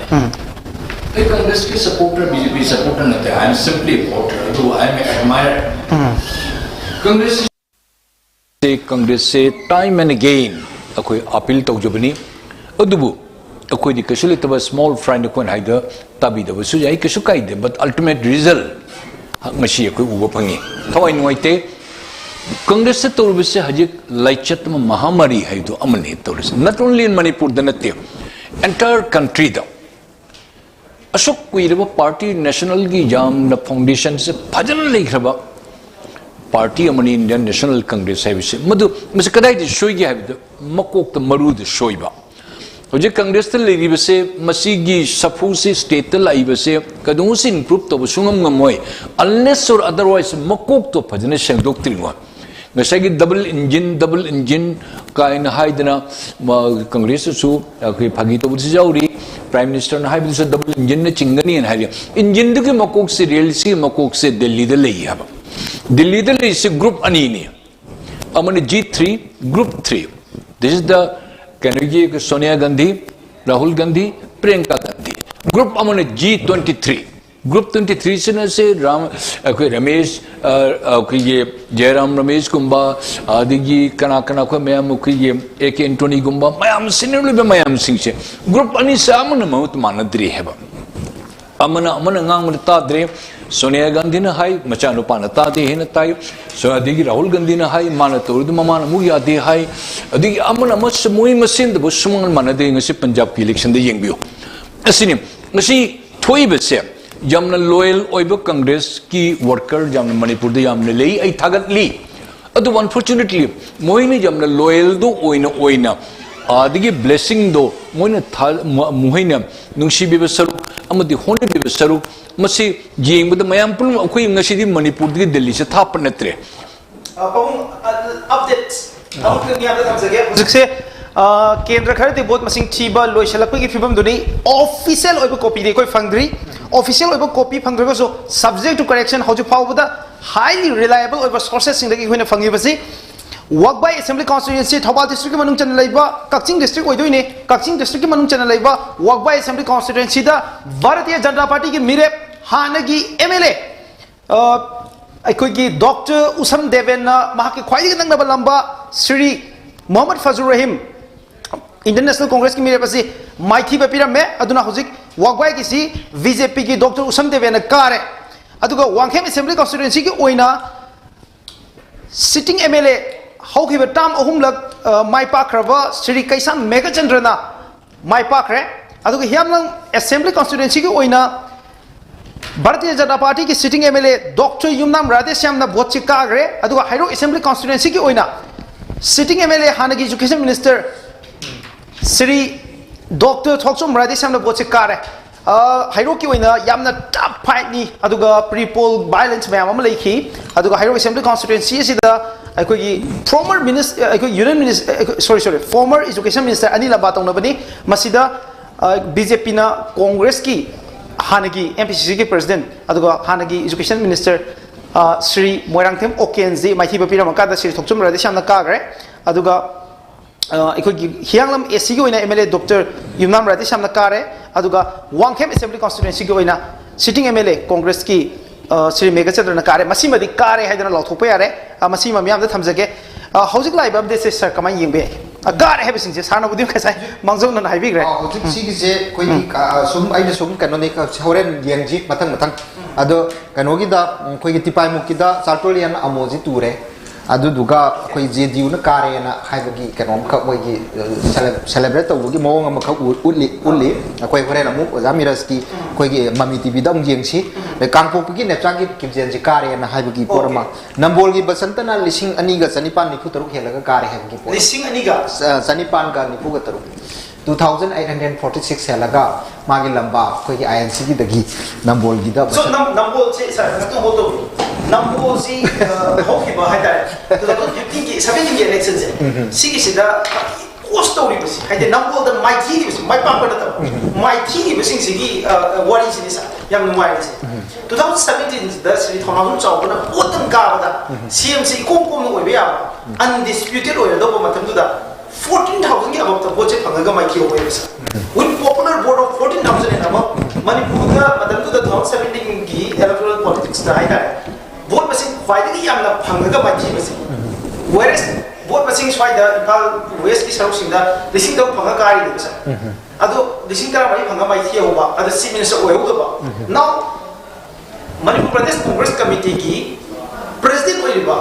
Shri लोकेना अब खतक से Mikey होगी film ने बस लाइसे कमाई Ying याय अदु नंबो की वाली से पर्सपेक्टिव से तुंगान येंबदा से अखोइना नाकल अमदगी other side of the screen अखोइना येंग तारगदी उलौ चावना कारम तारगदी माना चीफ मिनिस्टर और कदोइने अदुना चीफ मिनिस्टर गी लॉबी तौरप मतमदा अखोइगी हारिब पोसी याम हेना सपोर्टिव ओइबा बीजेपी दगी सपोर्टिव ओइबा पोसे मसि बाइदी फैमिली की मनुंगी फैमिली मनुंग की डायनामिक्स तदी कादो मिदो मदुदुना पावर पाइ टारगदी काहनदबना फै का हाबी पोतुजु बि कांग्रेस तसु तुम तौकी अदु फैक्टर लेरमगदा मयाम मिन सुम खनाबदुनी अदुना अदगी मुसु एस फैक्टर दसु लो चावसे ममांगदा सिटसे टिकेट से फंगदा फंगोइद्रा क्वेश्चन हम लेरमे अदा एस फैक्टर दुदा बीजेपी की दी सही यामागदी मदुगी वोट की करी हिस्ते द लाइबनिना मदुई पोतुदा मदुदा एस फैक्टर सु यंग पा plus कुइना ngasai tongan tongan ba political party myam di yaur kanda even mp oina bokta nakhoi tongan tongan ba makhal gi pham paidana aso paidana lakraba yamna khoi gi experience leiraba adugumba kaino mani nupa mani ulo chawbase aduna hariba magi ulo chawbugi posi kuina labanina number 1 kuina labanina matam da progress kaina da magi political gi manam lai bakta da ba akoi ko nupa mo oijaraga su अदगी BJP से दैदा Koyna test तौनिंबगी मतमदगी मियामना खावरगसु मागी S factor ने Koyna पायरखिबगी Koyna पायरादी compulsorily कहीं क्या है की मागी एस फैक्टर की पोसे अतोप सिंग की पोसे अदम लाए अदुगी पोट मैम जी पुलप लो चावसे मार्जिन खर खत हाइएस्ट नंबर स्कोर तौजरगसु माइकी होब्रा अदुना माना कदौरे है सिंगब लो चावना माइ मचा नुपासे थादोगा हंदकिसिदैदा से अनौब मखल की टेस्ट अमा मियामना पामिबदो मसिदा ओरिजिनल राजनीति की कैरियर माना लेके लेपमदा ताम अमा अनि मंगाई अदुना इचा नुपासिदैदा ट्राई तहनके हाइबगी वखलोल अमा माली सि मतमसिदति बसंत से अनौब कैनोमनी अदो मखा ताबियो Sir, another big story for Congress. Yes. Pabung, there is one big story for Congress. Congress AICC ki leader, Manipur ki one of the senior most leader hai tai AICC ki level da Sri Gakhangam. Congress working committee ki member, the only member from Northeast after Gaurav Gogoi. Gakhangam se hojik 6,704 phangaga trial da lady. Aduga leading oiribasi 8,634 Dingalunga Maise BJP ki candidate. So Masi Kamaina Ying Abno Haiti sir ladies 2,000 ki chang the margin jil like heli. So a man like the Kangam BJP na Congress Mukta Manipur yes Madu BJP de sango natragadi noi phibam ma chara roi habi warning ama madu ki poto thabuk oina ulap ki bong ma khoi uba phange asi sima sa MPCC ki president serial local by team bagi phim da lai re aduga Tamilnadu ki nungba esida hojik Sri Gakhangam one of the tallest leader of Congress party is now in a very bad condition. Kamai yeng gadoi si mane adini kan da koi oji okrami bo bi khakang national la koi mong ne oji lei si da ya ba oh mega chandra ma working president amadi secure oi re secure oi re ada atai lei bi city ekoi gi location gi porama oji lairi ko asi gi porama neck to neck lairi competition I sang with the high grade. Yes, assembly constituency, Mayam, ying of constituency, the whole drama. Nasaki ticket, people give Matang, the drama I am like, I'm a sitting minister, I'm a sitting minister, ticket Pangui Draga, Haineramba, Adagi, Manipugi, entrepreneur, Haigadra, Natragana. Business, established business, main singi marakta, special contractor, mo in Manipurgi, Lamyan Bahatai, I could give Sri Bikramji. We don't become Masanai personality ni. Adagi the youth icon oina I could give a very rebellious I could Tonozum Brinda. Mayam si contest of working in Rasida, Housing Siki and Rasiki results a pange. Masi official over Martina tree, Tobotobu. Oibia bagi phibam ni yam nakna reliable source ni credible source ni school assembly constituency ki sitting minister ikoi sector batana kare have ni kare have sida yam chauna su izi asa ikoi national people's party ki yam chauna sato busi NPP madi soidana kara kadra na khanbasi madi ya school assembly constituency ko na madugi poto mangzere have ni masina anoba update ni si phauji sar lak sake ado kamai yingbe ya school ki apang pong happy Hi. Congress की सही दोपी की दो गैखनम साहब की वासी कांग्रेस की downfall से मरम दी कांग्रेस से मसी थोकनी हाई बसे अकोई कोनोक नते अकोई एस्ट्रोलॉजर नते but definitely which side the wind is blowing at अकोई याम कर दिखांगे थाहुम रोम ममांग दिगे प्रोसेसना तो कोई में हम हाई जब बसे कोई सेक्शन लो नोई खुराई सेलिंग द नोई सन नवाई बाही बदो 28 फंगा नोई फॉर्म तो मंगा मुंगदबनी 21 फंगा फॉर्म तो गिबनी नकोई अहन ननी गायखनम साहब एनिबोवी साहब नकोई ने फॉर्म न लेरनु नकोई अनि ने कैंपेन तो हौरो you're late don't make it too late नाहरोन में मत थादोगा सि ओइरोय तोबियु ngamaga सरकार पाइबियु ngamdrga we want a strong opposition हाइबसे अकोई हंगचबनी yes we are nobody Congress but definitely we love you we inspire you okay what is kadang tabi di chumba jane okay nari se praja me ngang na reputta bad simply ventilate to we wan ngasi taribu ngasi tsunami thoi besing se congress ta chahi tara mari manga bho pak congress haugal loi machi yingbiu as long as Mr. Modi and BJP's government of India center the leaning go Congress having mukt Bharat te hai roi ayudumakti BJP natabani na adubu tsunami ni tori bese nohoi loin section lu hajishu akoi numaite nokoi ka baka dabadi it is immaterial opposition strong way opposition amata leiroi tore haiba. This is what we mean. Secondly, akoina pamana lepak akoigi lepak same the opposition do padina strong way badi moi me shogut pudu yana ba tausi honabiu haiba the appeal taujabane. Unfortunately, you did not listen it. When you have not accepted our request, the result is likely to be in your own table. Sorry for you, Congress. I say my thumb jage.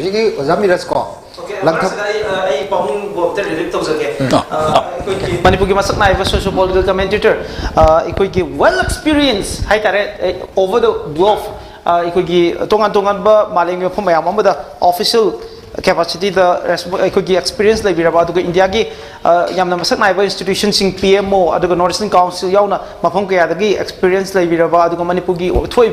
socio political issues mayam sida tatna comment to biriba naha oina young activists amoy hogat pirakpa ikoi babung sonamani bo ngasi MAMI TV ki study da like birakna judgment there sida comment to birama ki thagachari. Thank you so much. Okay. Thank you, very kind of you. Yes. Yes, have you? Last update we use Lantavan you Karam Shana, what is in the Kare, Haidana, Sima. Karam Shana, Lissing Aniga, Satu Komikalaga. Some official we have 2,600. Aduga, Nasaki Kanoda, Ketrigaugi, Nurul Hassan Kare Haiba, or NPPD, Nurul Hassan Kare, Mrs. who celebrate we have given Mamada. Masiki Sabjava figure city Hydri, Aina Sum Pangbus, the Kadi Kare Hai, Aduga Lilongi, Nasirna, Abdul Nasirna Kare Haibagi, Kanomaga, the Uriboki BJP Nakare Haibagi. Pau maga sum si akoi mami gi jore la dum ta si akoi na sum phangja buji ki matungina akoi sim nungai na bhai dana sin ji yam nungai ba sinama political gi keno si da Manipur gi si yam nungai ba sinam di oiri aduna live momentum si some ai gi expectation da some 31 magic number du yoba yoning yomang twai ji da laigada ba male aduga pura wai ni yoni ha bi ji pau da sure ha bi di ha ngamdri BJP gi si aduna Karadi mi au mari karadi lau dori independent gisu ama ani karak pusuyai adagi di madigi ZDU lairi adagi ZDU ji mal samina roi harabokta independent lairi ba independent kudam moina harabada ke chamthong da hojik kenona nisikant na kare adudi nisikant kara di nisikant di independent ni madi BJP da sangani BJP ticket pidragasu How's have you?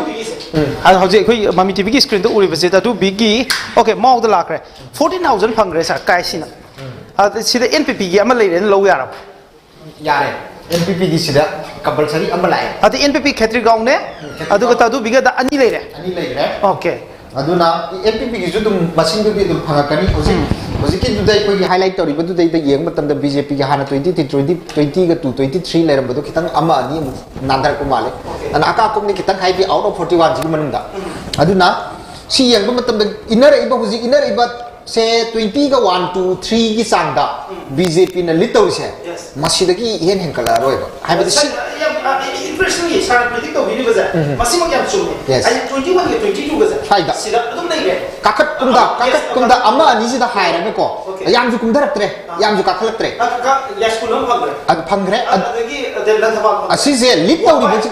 with never Pangas. Yes. Other little with the Panganina. Mana, Purawina, win where I had enough to control 35%. Masidi 21, 22 is the hero ever. Out of 41. I think car in a predictor where the like the knee, like double yes, double is the car, a car, and the Lantaval car, and the then yes, to assembly constitution car, yes, 6 homes. So trying to visit in a set of homes, when predictor was another gonna, a Miami predictor was something where Hingalena Logdini, Hingalena Duga, Hosik, overall Jambada, a more BJP in a little but 21, 22 cents. So I did Ian Helleroever. Horen pull up some total da. Aduga plus 20, 41 to the 19 walidana. 19 is the Oziki ratios da. Out of the psychic can also the 41 the 21, 22 kara adi. Do Tankai sang never. aduga 21 22 ji karen khalasi aduda ngasai out of 19 dadi tangkhai gi sang lor kum matamda 19 da 9 gumbane ba 10 di phabata ba aduna 9 gumba ma hapchalaga 20 ga 1 2 si dai da 31 magic number se swai si da lapa natragana adudagi amma ni haidaraga swai si da ne lai doi aduna iwat tu wat to mande kan bada magic number si iwat to mande aduga magic number yauraga di best makoi gi best performance to ore aduga hana claim to giba toll claim hai tare 41 40 plus ka habi di madudi dum tadi aduna hadak si sam mayam na paba miyam na paba mi eng dagi se npp gi khare he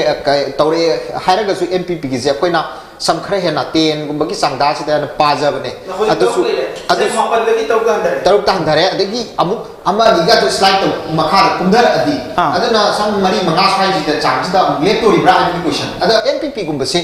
akoi gi kano si da sarkar sen posi da maruina bjp ga pundra bokta even yamna main role lor kadra haidana asal na ho se ai pabung kai bol se em to auction jage ai ko gi manipur gi masak na ye ba political leader mo ina tonga tonga ba political party me am yopi ka hojikna national people's party npp gi khwai gi masak na ye spokesperson oina hojik si mayam na ju yam pam na ba use polling leiba ai ko gi spokesperson am ni ai kakai bol je taram no chege kai khum no chere spokesperson national people's party kaka hojik lai ba question je ai kendra wasi makhatar pada lakchege hojik ai ko sana puthok mi ba point je da ina makhata janing ba je npp si after bjp hojik npp na masing khwai gi hele ado hojik npp na bjp na 21 lady out of the 41 bjp na lead to the bazi 20 constituency bjp na lead to de bjp na lead to the 20 constituency asida khwai gi masing yam na kari basi it is npp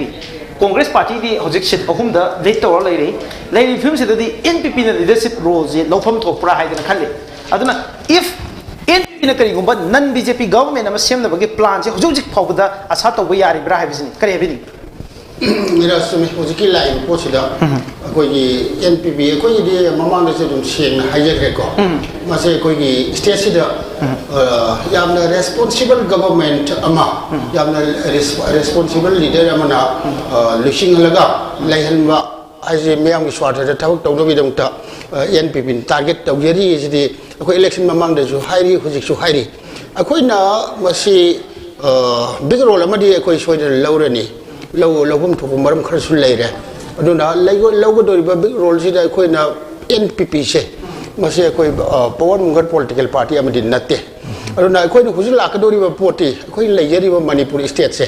issue ka na thallaba koi adu state amane ba se samna haire ba da koi manipur si da huzul leiri ba mioi khuding makse loina mak koi gi ngam khai gi matang haitare ne state se gi amna common issue eri ba masjidadi ekoi ipai pu gi habdak tagi hoji phokchi ekoi thawai ka thokpada ngamkhai gi damak irei ba ki dum thawai ka thokpada pamu da ba adugum bakal ba man khunda bane ba sigurum ba tanja sida ekoi na mamangi chahi manga gi sasan je masjida ekoi gi npp si yamna thamoi da langtak na ba anxiety am le ekoi da maram di kari kin harga ngasagi masing di yaujada ba sarkar da di yaw sangu ba aduna maram oire harga ekoi tauning ba kaya thamoi da leirisi phudok ngamdaba aduna ni ngasagi ekoi da sarkar paimin naraga bjp ga ekoi da fight tawra adumak laise aduna hujik su ekoi gi stand gd ekoi power paihung da ba ya ti hai ba ekoi poto de ekoi changaroi aduna ekoi ni hujik haijeri ba sidi ekoi lakadu ba sarkar je hoi number gd hujik bjp na yamna wang na mayam sidagi chatle chasanu adu makoi mamang de npp ni thamjeri ba kana gum political party amatan absolute majority lawroi asi coalition government amal legani every day koi hojik so adu gi stand do koi thajeri ba hojik su thajeri adu namasi oisu soidum ki orakani masida lakpa matam sida first koi gi npp ki target ti yamna koi leibak sida leiriba mayam si jati amtana kholing manate hayeriba tongan ba phuruk kaya na kholing iba bharat sida manipur sida akoina secularism haibse masida achet ba thaja ba thamba kanglup amakaki kano si force sagalaga akoi maduda akoi sarkar salai bedoni npp ne pamise arno khujik su masida akoi na akoi npp gi identity and integrity do power da khoi kaidong da surrender tawroi aduga khoi gi di leibak se supposing huji khoi na mamang sarkar da yaru matam da khoshi ma yamna lukthaba leikhi ba praja gi mamang da samna hajar abda oja oi ma professor of social architect ngatani masi loi ni yang pad uba ngatani khoi na kiri ba se ngase mamang da hajari ba manipur khunai sidi iraiba iramdam gidamakta haragadi nupi angang khaktana thawai ga khoi gi iraiba ki ijat ka sinabong ngam kalup ne ba aduna huji mak khoi gi mangda ta le ri issue chi yam chawi atai khoi issue kanogi armed forces special power ekpo oiro ongoing peace process NSNIM oisinu aduga khoi gi kano ama border issue ko le mari di ko phung chong yam chaw professor le ri ko sigi marak sida ai marak sida marak ta chaki khoi kan ha bi se hoje ikoi na panjaba ya school assembly constituency ki kunna table tare ta thi ki ba round manga fawda ai na hoje phangi ba sida di ngasai ai siri sai jabata na kare ha ba si mate khoi nakal side khara da gi de phangi adu bo ai na official oina phangi ba sida leiriba masing si siri thokjum se jabata phangi ba bot masing si 8172 ni aduga siri huidum bikam jina phangi ba bot masing sina 8473 ai kakata la ka ya school gi si NPPC mai thi hore ba gi pauta bi ra oi adu adugi paudi khoi ha chawra ko mandi here se ta re adu actually officially or something adugi khoi le ko postal ballot kum da oi bisa ai te ma henari ba masing je masing khachi khakta postal ballot to oi do male masi kari gumbe helam ta ra ga de maram de masing ji okay masing si yam di na adu mai thamjage aduga hauji NPP gi oina Categorical Assembly Constituency ki kare hai dana Paulere NPP ki oina adi NPP se hoju phawda sit kya mu kare hai ki Paulere hoju phawda koina yam ro right ka no de lei se khoi gi wangoi hima khoi wangoi kare da logo yare moirang ka bala yare moirang se okay dogi khoi kumbi thi dri ko lei tri compulsory le khoi lakani adugo koinang pai dri compulsory lakani lamsang pai okay kon thosam da yamna wala sarki se ahan bada yam phazaramaga ko na khaitang BJP na laksin yi bagi bawong ma mawong sul leiri du ko yengsi loidri na kam pura tu re karamba sri ka khangam se okay it is a breaking news Congress party ki AICC ki one of the senior most leader from Northeast ki oina di senior most leader ne aduga Congress working committee Congress ki highest decision making Congress working committee ki member the only lone member from Manipur aduga Northeast ki oina the senior most Congress leader hauji oiva Sri Gai Khangam je Sri Gai Khangam ki assembly constituency de ki maithi re habasini aduga mai pakre basi BJP ki candidate asina mai pakre adun masi it is a breaking news to all the viewers of MAMI TV ai ko kaka makata bi makata je aduna masagi koi khunai ji reiba chiri yam chi je bo furup amane ko aduna ko ji kanu se supposing koi honorable prime minister Modi ji mara ba chi ang chi bane bo chi be kudo bo aba se de Kashmir ji da Pakistan ji na lanchal la ko ji ngam koi se singnare kadore singnare ha bi khamu matam da Bharat ke lami myam thajal la sai ohelim ne ba boundary ngalim ne ba adugi mathak tamu nungdang da paisala surgical strike to khairi ne ba adu yam thagat ni ngai ne ba adu malu sing mado aduna khoi ni swai de posan de di khoi sa sim dal lo ye ko manipur gi oi matang da khoi gi pai pun thamamba boundary khoi na bharat ta tinba matam da khoi na bharat ta tinba matam da khoi gi boundary sig loi ni na chat tinjabani hajari ba adu ngasi adu gum boundary do makoina si Bharat da yaw matung de sembi ba boundary na te ko koina tinba matam de yaw ba boundary se masi hojik Manipur gi praja miyam na khangi Manipur gi CSO mayam na khangi Manipur khunai na khangi koi border mang re ati wan aduga jumlo nari ba Myanmar na kilometer ahum changkhel ko samai tawre leiba pung law thina leiba miyam haure haur ko matam sida koina sarkar da yaw salu ba aduga lamdam sida leiriba sarkar se BJP gi mapang kali ba leader sing tawge da ngamba leader sing sigi machine dagi boundary du gi matang da koina kari ko podam ko tholak te ba adugi matang du da yamna chumna report pije ba se koi gi concern oriba DC to bi ka ta mai panjige seran turan to birim ne ko discriminate tawrim ni aduna aina hayariba poti masigum basi koi sentiment ne ba NPP gi adugum kaya lere adu mathakta yamna koi nungai ki dabse Manipur ki political itihas haiji government ki itihas haiji ꯑꯩꯈꯣꯏꯒꯤ ꯉꯁꯤ ꯈꯨꯟꯅꯥꯏꯁꯤꯗ ꯑꯩꯈꯣꯏ ꯐꯝꯗ ꯁꯤꯗ ꯃꯌꯥꯝꯗ ꯇꯥꯕ ꯌꯥꯕ ꯋꯥ ꯈꯔ ꯈꯟꯅꯗꯅ ꯈꯣꯠꯅꯗꯅ ꯇꯧꯔꯤ ꯃꯌꯥꯝꯁꯤ ꯏꯖꯨꯀꯦꯁꯟꯗ ꯁꯤꯗꯩ ꯂꯥꯛꯏꯅꯦꯕ ꯑꯗꯨꯅ ꯏꯖꯨꯀꯦꯁꯟ ꯁꯦꯛꯇꯔ ꯍꯥꯏꯁꯤꯗꯤ ꯑꯩꯈꯣꯏ ꯂꯥꯟ ꯇꯧꯔꯕ ꯕꯣꯝ ꯊꯥꯗ ꯄꯣꯠꯇꯤꯅꯤ ꯁꯤꯒꯨꯝꯕ ꯁꯦꯛꯇꯔꯁꯤꯗ ꯃꯃꯥꯡꯒꯤ ꯁꯔꯀꯥꯔꯁꯤꯅ ꯁꯦ MUꯗ BC ꯄꯥꯟꯗꯦꯅ ꯑꯃ ꯐꯝꯕꯗꯨ ꯃꯔꯝ ꯏꯆꯥ ꯆꯥꯗꯕ ꯄꯣꯠ ꯑꯃꯈꯛ ꯐꯝꯃꯝꯃꯦ ꯑꯗꯨꯅ ꯁ꯭ꯇꯨꯗꯦꯟ ꯋꯦꯜꯐꯤꯌꯔꯗ ꯃꯥꯒꯤ ꯃꯥꯏꯟ ꯊꯥꯗꯗ꯭ꯔꯦ ꯍꯥꯏꯕꯒꯤ ꯄꯣꯠꯁꯤꯗ ꯁꯥꯇ꯭ꯔ ꯃꯌꯥꯝꯅ ꯄꯦꯟꯗꯅ ꯍꯧꯔꯛ ꯇꯧꯕ ꯏꯁꯨꯗꯨ ꯌꯥꯝ ꯆꯥꯎꯏ ꯇꯧꯕ ꯃꯇꯝꯗꯨꯗ ꯑꯗꯨꯗ ꯁꯥꯇ꯭ꯔꯁꯤꯡꯗꯨꯅ ꯂꯥꯏꯔꯤꯛ ꯇꯝꯖꯒꯦ ꯑꯩꯈꯣꯏ ꯂꯥꯏꯔꯤꯛ ꯇꯝꯕ ꯐꯪꯍꯜꯂꯨ ꯑꯩꯈꯣꯏ ꯒꯨꯗ ꯑꯦꯀꯥꯗꯦꯃꯤꯛ ꯑꯦꯠꯃꯣꯁꯐꯤꯌꯔ ꯂꯩꯍꯟꯕꯤꯌꯣꯅ ꯈꯣꯡꯖꯪ ꯆꯪꯁꯤꯟꯕ ꯑꯁꯤꯗꯤ ꯗꯤꯌꯔ ꯔꯥꯏꯠ ꯃꯈꯣꯏꯒꯤ ꯀꯩꯅꯣꯗ ꯂꯩꯕꯅꯤ ꯑꯗꯨꯅ ꯑꯗꯨꯃꯥꯏꯅ ꯈꯣꯡꯖꯪ ꯆꯪꯁꯤꯟꯖꯕ ꯁꯥꯇ꯭ꯔ ꯅꯨꯡꯇ ꯃꯌꯥꯝꯅ ꯅꯨꯄꯤ ꯑꯉꯥꯡ ꯂꯩꯔꯕ ꯍꯣꯁꯇꯦꯜꯗꯒ ꯅꯣꯡꯃꯩꯅ ꯀꯥꯞꯁꯤꯟꯕꯁꯦ ꯃꯁꯤ ꯃꯅꯤꯄꯨꯔꯒꯤ ꯏꯇꯤꯍꯥꯁꯇ ꯑꯍꯥꯟꯕ ꯑꯣꯏꯒꯅꯦꯕ ꯑꯗꯨꯅ ꯁꯤꯒꯨꯝꯕ ꯀꯌꯥꯁꯤ ꯂꯩꯕꯅꯅꯤ ꯑꯩꯈꯣꯏꯅ ꯁꯦꯀꯨꯂꯤꯔꯤꯖꯝꯗ ꯊꯥꯖꯕ ꯂꯩꯕꯤꯔꯤꯕ ꯄꯣꯂꯤꯇꯤꯀꯦꯜ ꯄꯥꯔꯇꯤ ꯃꯌꯥꯝꯒꯤ ꯐꯣꯔꯁ ꯑꯃ ꯁꯥꯒꯠꯀꯅꯤ ꯑꯩꯈꯣꯏꯅ ꯑꯗꯨꯒ ꯂꯩꯕꯥꯛ ꯃꯤꯌꯥꯝꯒꯤ ꯑꯣꯏꯕ ꯃꯤꯌꯥꯝꯒꯤ ꯁ꯭ꯋꯥꯔꯊ ꯊꯕꯛ ꯇꯧꯕ ꯉꯝꯕ ꯁꯔꯀꯥꯔ ꯑꯃ ꯑꯩꯈꯣꯏꯅ ꯂꯩꯅꯅꯕꯒꯤꯗꯃꯛꯇ NPPꯅ ꯍꯣꯠꯅꯒꯅꯤ ꯍꯥꯏꯕꯁꯦ ꯃꯗꯨꯒꯤ एजेंडादू अखोई एजेंडानी अदुगा NPP की एजेंडानी अदुगुम्बा एजेंडादो ngasi ju lengdana adumak adugi kanodu da koi leigani banida okay kaga thambi wafon sik mari to mari jingala frankly news ma yamna thamjage hojik jikki oina kai samdong assembly constituency de independent mirep sapam nisikanta botkare haiba koi yi pau fange aduga official oina madugi oiba cherol de koi da thokla padi leitri aduga Khatirgaon assembly constituency ki national people's party ki NPP ki mirep aduga organization gi oina general secretary oibiriba Sri Nurul Hassan ji hoju vote kare adugo Wangoi assembly constituency ki oina so NPP gi KH local vote kare haina lobu yare aduni NPP gi je puna candidate ani amaga jo hoji kare haina lobu yare adu NPP gi position si yam phajari marak sida ai goi sarsana to majam teng relief tawjage masak nai ba academician doctor Naurab sana to ba ai sarsana to bu ngasi mami TV gi studio da lingbi raktana yam maroi ba wakhom mayam ma thambiram ba adu hoji live current updates mayam sida ai gi wakhom mayam thambiram gi damta sarba am khana thaka chari kai khum bu chari okay thank you okay I hojik se live commentary ma khaktan kakalomi na je live commentary je okay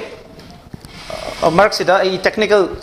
stake up dang lai masi adjust tawra ka live commentary si lagna bahut jage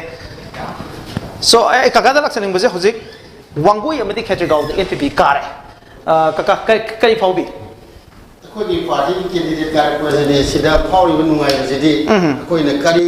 ग सांगदम नोदौ नोदौ मिराज मसिदी हाइबम खंद्रे दा अदुगा अखोई याम नुंगाई बदी फुजि कारी ब अनिसे अखोई party की यामनो hopeful ओइबा अदुगुम्बा कनो गातनी मंगजौ न जो अखोई न पॉलिटिक्स अमखा अखोई न मियाम दने अखोई की इलेक्शन की मतम सिदा अखोई लान तौनरगा आई भोट लेपनेगा पैसा खौजोम नंबर पोर थोलागा भोट लेपकनी हाइब खोटपसी अखोई NPP ने दि मसी याम हंगोई जब पोट अमनेबा अदुना मणिपुर सिदा अखोई न पॉलिटिशियन खुदिंगमक्ता अखोई न मसी मखोई लानदी लौना बिबा यादरे पॉलिटिकल पार्टी की खुदिंगमंगना अखोई न हुजिक तौरीसे मसी NPP गा मयाम से खेनबम लेबा अखोई न पामिसिना मियामदा अखोई सि कनानो अखोई की पुनिंग करी खली अदुगा अखोई न तौजगे खली बसिंगसे मरम चाब्रा चादबरा गासे नैननबे तंजाजे को याम छांगना पीबा से सपोजिंग नुरुल हसन जी याम अंगांग ओरिबा पॉलिटिशियन अमनी गम पुथोपदा जेदा मीन मिथुप त्रिबे चबे याव अंगांग अमने अदुबो माने ngasi Khatirgaon केंद्र जी याम मतिक मगुल लेबा केंद्र नि अदुगी मथक्ता रूलिंग BJP MLA म इंथुरपगा जिदि मसे अरुबनेबा मसिगी पोसिदा Khatirgaon केंद्र दा NPP की नुरुल हसन ना BJP की सिटिंग MLA के इंथुरैसे NPP की अखोई की वाखलोंदु दे इंथुरैनेबा अखोई ना मसी इलेक्शन फेस तौनिंगगदी अखोई लुसिंगबा अखोई लुसिंगबिरिबा अखोई वाइजॉय कुमार को अखोई आशा पुनमुक थमजेरिबनी मागी वाखलोंदु अखोई चुसनजबनी अखोई असिदा मियाम की दंगदा भोट लेपके हारगदी मियाम ग नकनो हाइबा पोट अमख अखोई की पोट अमख लेरिबा पुनमक्तगी मियाम की थबंगना मतम चुपदा लुमहनगदौबनी हाइबा पोसी अखोई की लेबा अदुना मखोइसिना असिगी वाफमसे अगी नुरुल हसन से मसी ताबा अदुना मरम ओइरगा माने मतम सांगना मियाम की दंगदा थबक सुरकपजे मसी प्रजाना खंगेबा प्रजाना अखोई सेंथुमनगा तौरुबा खोलुबा ओइरगदि अखोई टूनेबा मी BJP रूलिंग नि नत्रा अदु मागी सर्विस तो NPP na pamiba service tu mak man magi area da tawdagi ngasi naha ojerga su Sri Nurul Hasan da kendra du miam na mangun da mandate pi rakne ba okay ai question kendra ni ngwa che aham da samthong kendra se National People's Party NPP yo ni why is senior most ko legislature ha si ko Sri Lakola Punje de Kumar si de ramani do Lakola Punje Kumar se mai thi ne sabam ni se kan da kadai wai shoji ge si ka samthong kendra ni se mase ko gi na sauna ni mukai be NPP gi party ji mukchi gi jo ko gi kanoni working president ni aduga ko lai ba Manipur gi kendra puji dagi karai ba MLA singi manunda mase ko gi ka samthong kendra gi ko mamang gi do da kabira ga NPP gi MLA oina ga puthok chaba matam da ko NPP gi dam ta amna chok chani ngai oi ba adum candidate amani aduna magsi ko gi hujing lai ba political trend je masi hangoje ba no ko gi candidate ne ba aduna mana yamna chumba election amakhakta mana adumak ila chatwa aduga man chumna ila saliba potu matam jiga kitang chunaram da ba haiba tare ne ko mana laudana khongdana adagi BJP thek tawna adu ada tawdana mi gi thamoi bu nampu da joy tawna na ba khona ba haiba gi theory du yaw da ba magi chumna dagi chumchat pa amadi praja da magi aseng ba thamoi su uthoga tawwa political theory do adugi advantage se masagi chenjau pai ba se Manipur gi hantak 60 seat ki sida tawiba 1010 ba candidate ba na kanu to ko matam da nomination file taw ko matam da one of the research ori uni dana adu ba magi power do power something magi kanu power khana madu season ga matam ji ke chuna ba po kanu ama oi badagi ko gi sina adu ai da kanu lose oi ho bo oi gani na ko okay kaka live commentary khak lai live commentary sai long no bhon da jage dati ko ji Imphal West district ki oina karam update lai biri मेरा सुजिक से Imphal waste district की ओइना अखोगी DM college अखोगी teachers education द भोट मसिंग थीबा इस लंगथाबाल एसेगे दी हुजिक फाइनल ओइरे लंगथाबाल एसेगे दी बीजेपी की कराम श्यामना आईएनसी की कैंडिडेट ओक्रम जोइदगी वोट मसिंग 2068 हेलगा वोट कागरे 6 राउंड भोट तो थोलकपदा बीजेपी की कराम श्यामना वोट मसिंग 10620 फंकी अदुगा महाकी ख्वाइदगी नकनबा लंबा ओइखिबा INC की कैंडिडेट ओक्रम जोइना वोट मसिंग 8552 फंगी अदुगा NPP की कैंडिडेट नबकिशोरना वोट मसिंग 5895 फंगी अदुगा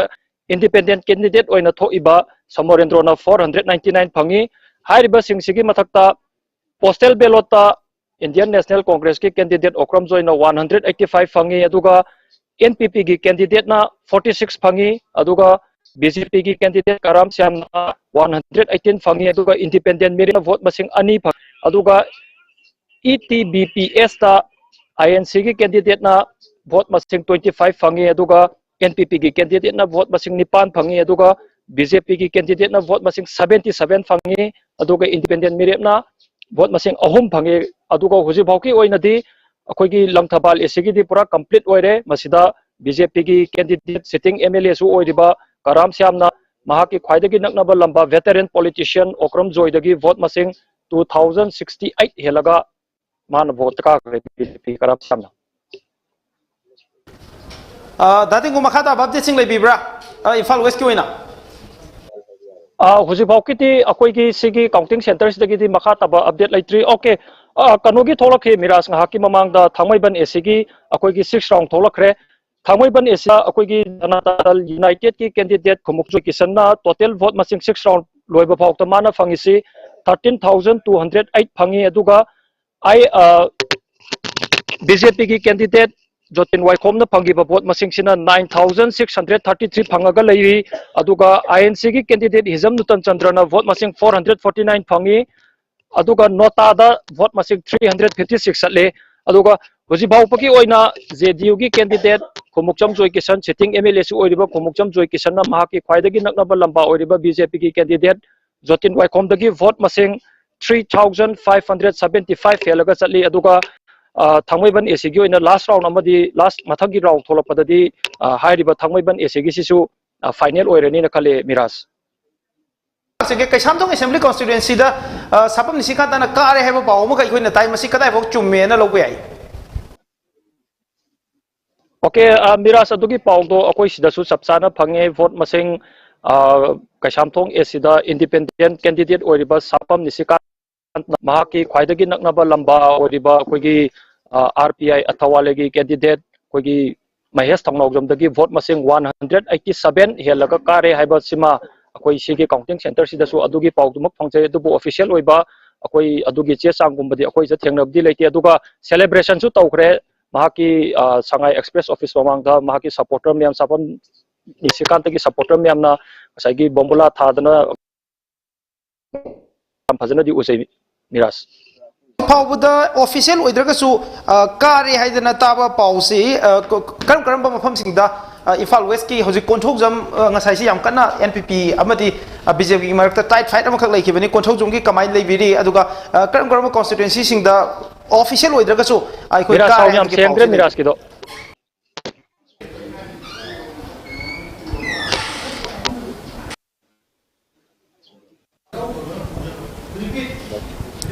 ओके दादी गो हौजिक फाउबदा ऑफिशियल ओइद्रगसु इम्फाल वेस्ट डिस्ट्रिक्ट की मनुंग चना लेबे असेंबली सेगमेंट तारागो हुंदोइसिदा करम करम अखोइगी असेंबली कॉन्स्टिट्यूएंसी सिंगदा काबगी पाउ लेबी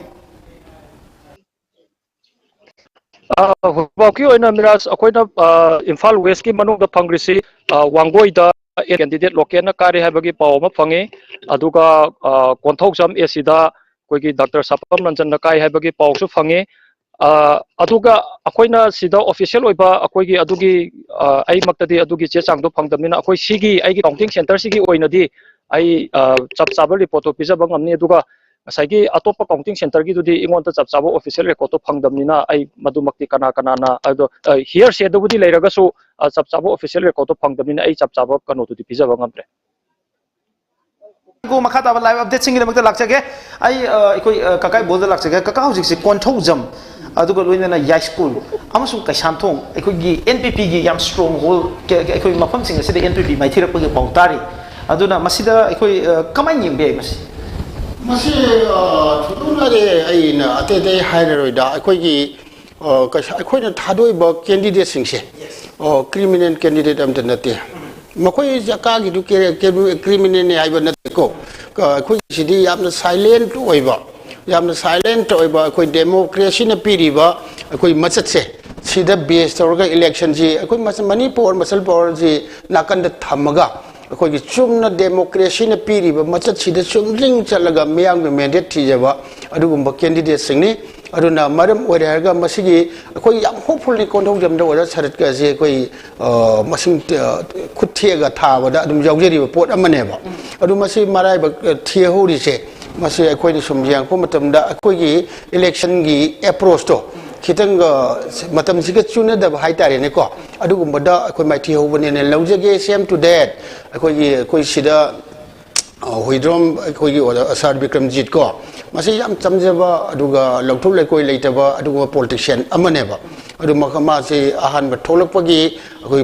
पॉलिटिकल स्ट्रेटेजी दा खितंग असोइबा लेमगदो माले अदुना मरम ओरगा माना सुमाइतो माइथियो वनि सुमाइना माइथियो बगा जे अखोइ एनपीपी गिदी थमोइ जे काइबा थौदो हाइतारेने को अखोइना सा याम तौजबा ngata तुरकपसिदा अखोइगी यामना निंगमदबा अमदि फावी सेनि मिरासा होजिक इलेक्शन जेदा अखोइना इंट्रोड्यूस तौगे खलिबा पोसे सीना करिगुमदा सक्सेस ओइबा तारगदी ओइरप तारगदी मसि मणिपुर सिदा यामना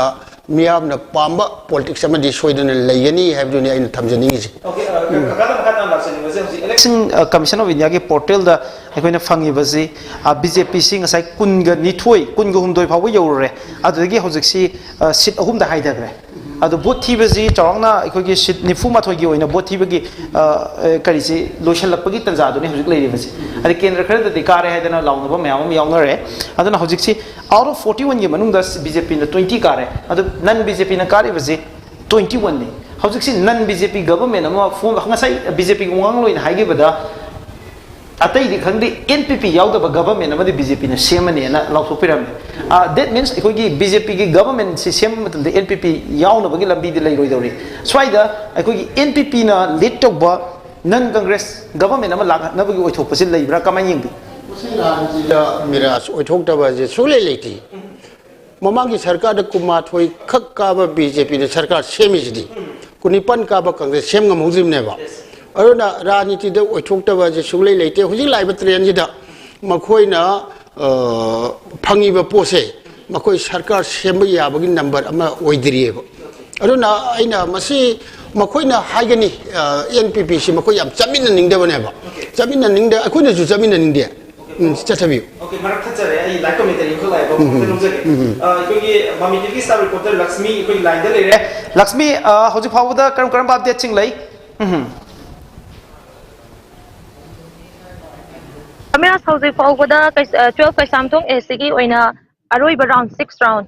की रिजल्ट फंगे हौजी फावदा इंडिपेंडेंट मिरेफ ओरिबा निसिकान सापमना मागी नगनबा क्वाइदगी नगनबा राइवल ओरिबा महेश्वर थोनाउजम आरपीआई की मिरेफतगी बोट मसिंग से निशिकान सापमना चनिपान गा हुंफु लिसिंग निपान गा सत्रुक यांखै फंगे अदुगा महेश्वर थोनाउजमना लिसिंग निपान गा चामरी गा हुंफु तरेट फंगे के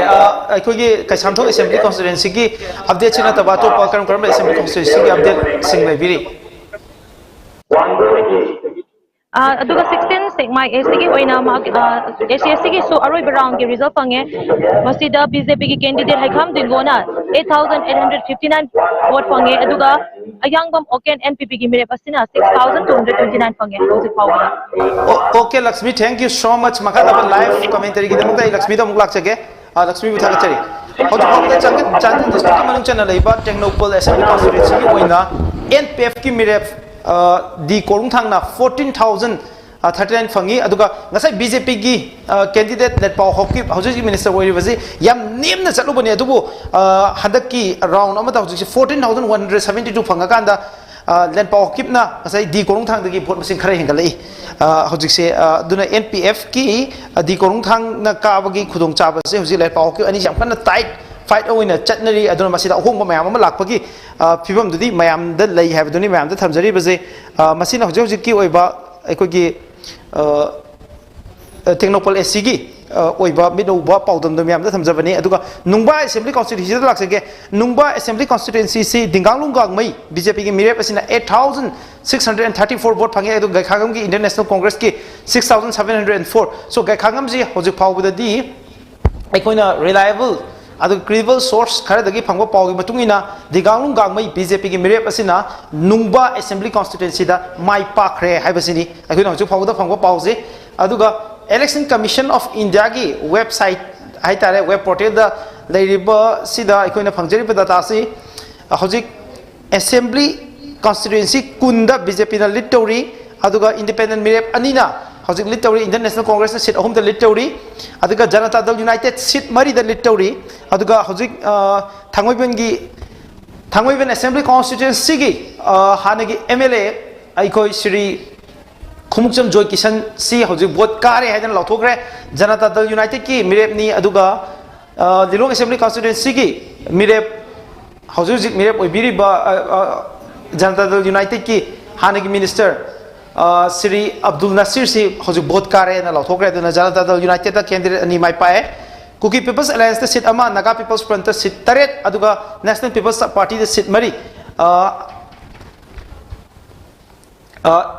मरक सिदा अखोई अतेन न्यूज ब्रेक अमतंग लौजगे ब्रेक मतुंग मयाम तुन हंजरके अदुगा लाइव कमेंटरी मयाम दा थमना बोना जगे अदुगा अतेन ब्रेक सिगी दमक मयाम भी काइना बे Athang निजरी mummy TV Ming तादुल labio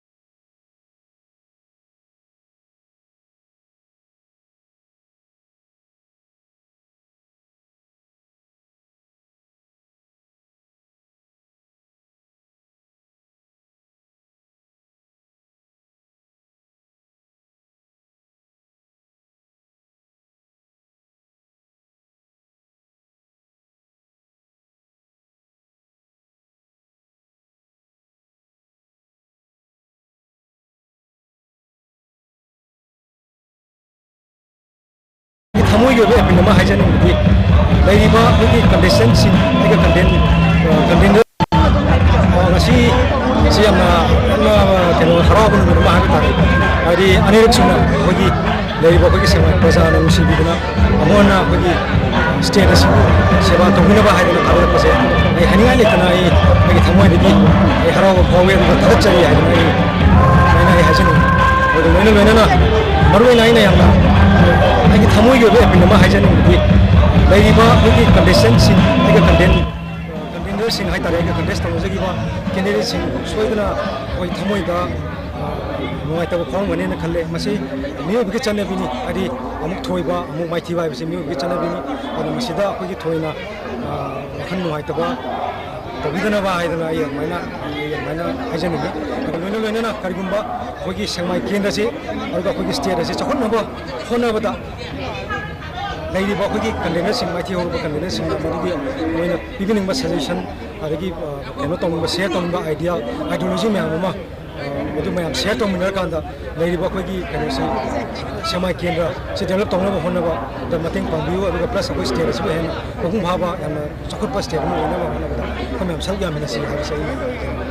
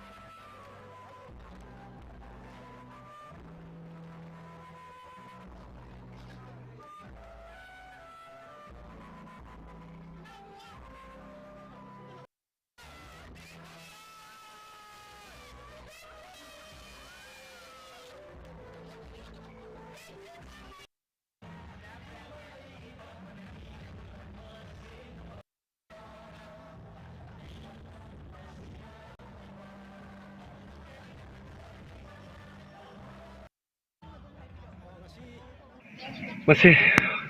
प्रजा मियामगा खुसमनरगा प्रजागी तुंगी मिहोरोलदा तुंगी हरुलिबा नहरोल सिंग अमदि प्रजागी लेबा खोगी मफम दुगी लमदम दुगी हाइबा तारे खोइदे एग्रीकल्चर डिपेंड तोबै हिंबा खोगी एरिया नि अदना खोगी लमदम दुगी मफम चाना खोइ मतम चाना मियामगा थबक सि नियम चुम तौजगनि अदुगा प्रजागी थाजबा आइजु मांगन जरोय अदुगा आइन जु प्रजागा आइबुसु अफब लंबी दे पुना बहुना बियोन आइ मतम लेबि खिक का हाइजबनि मयामदा जु थमजबनि यानो आइ साइट के जु ngasi mai pakse ba miyam ki sewa phonggi lambi ma phongjari ba se ongoi kendra ki praja miyam sauba masal power money power everything mo khoina bibi ngam si ina ongoi kendra ki mi amo boi ba phongjari se praja ongoi kendra praja miyam ba sokki matik hanba laitana thagat chari amadi miyam kai phungu chari akoi do makata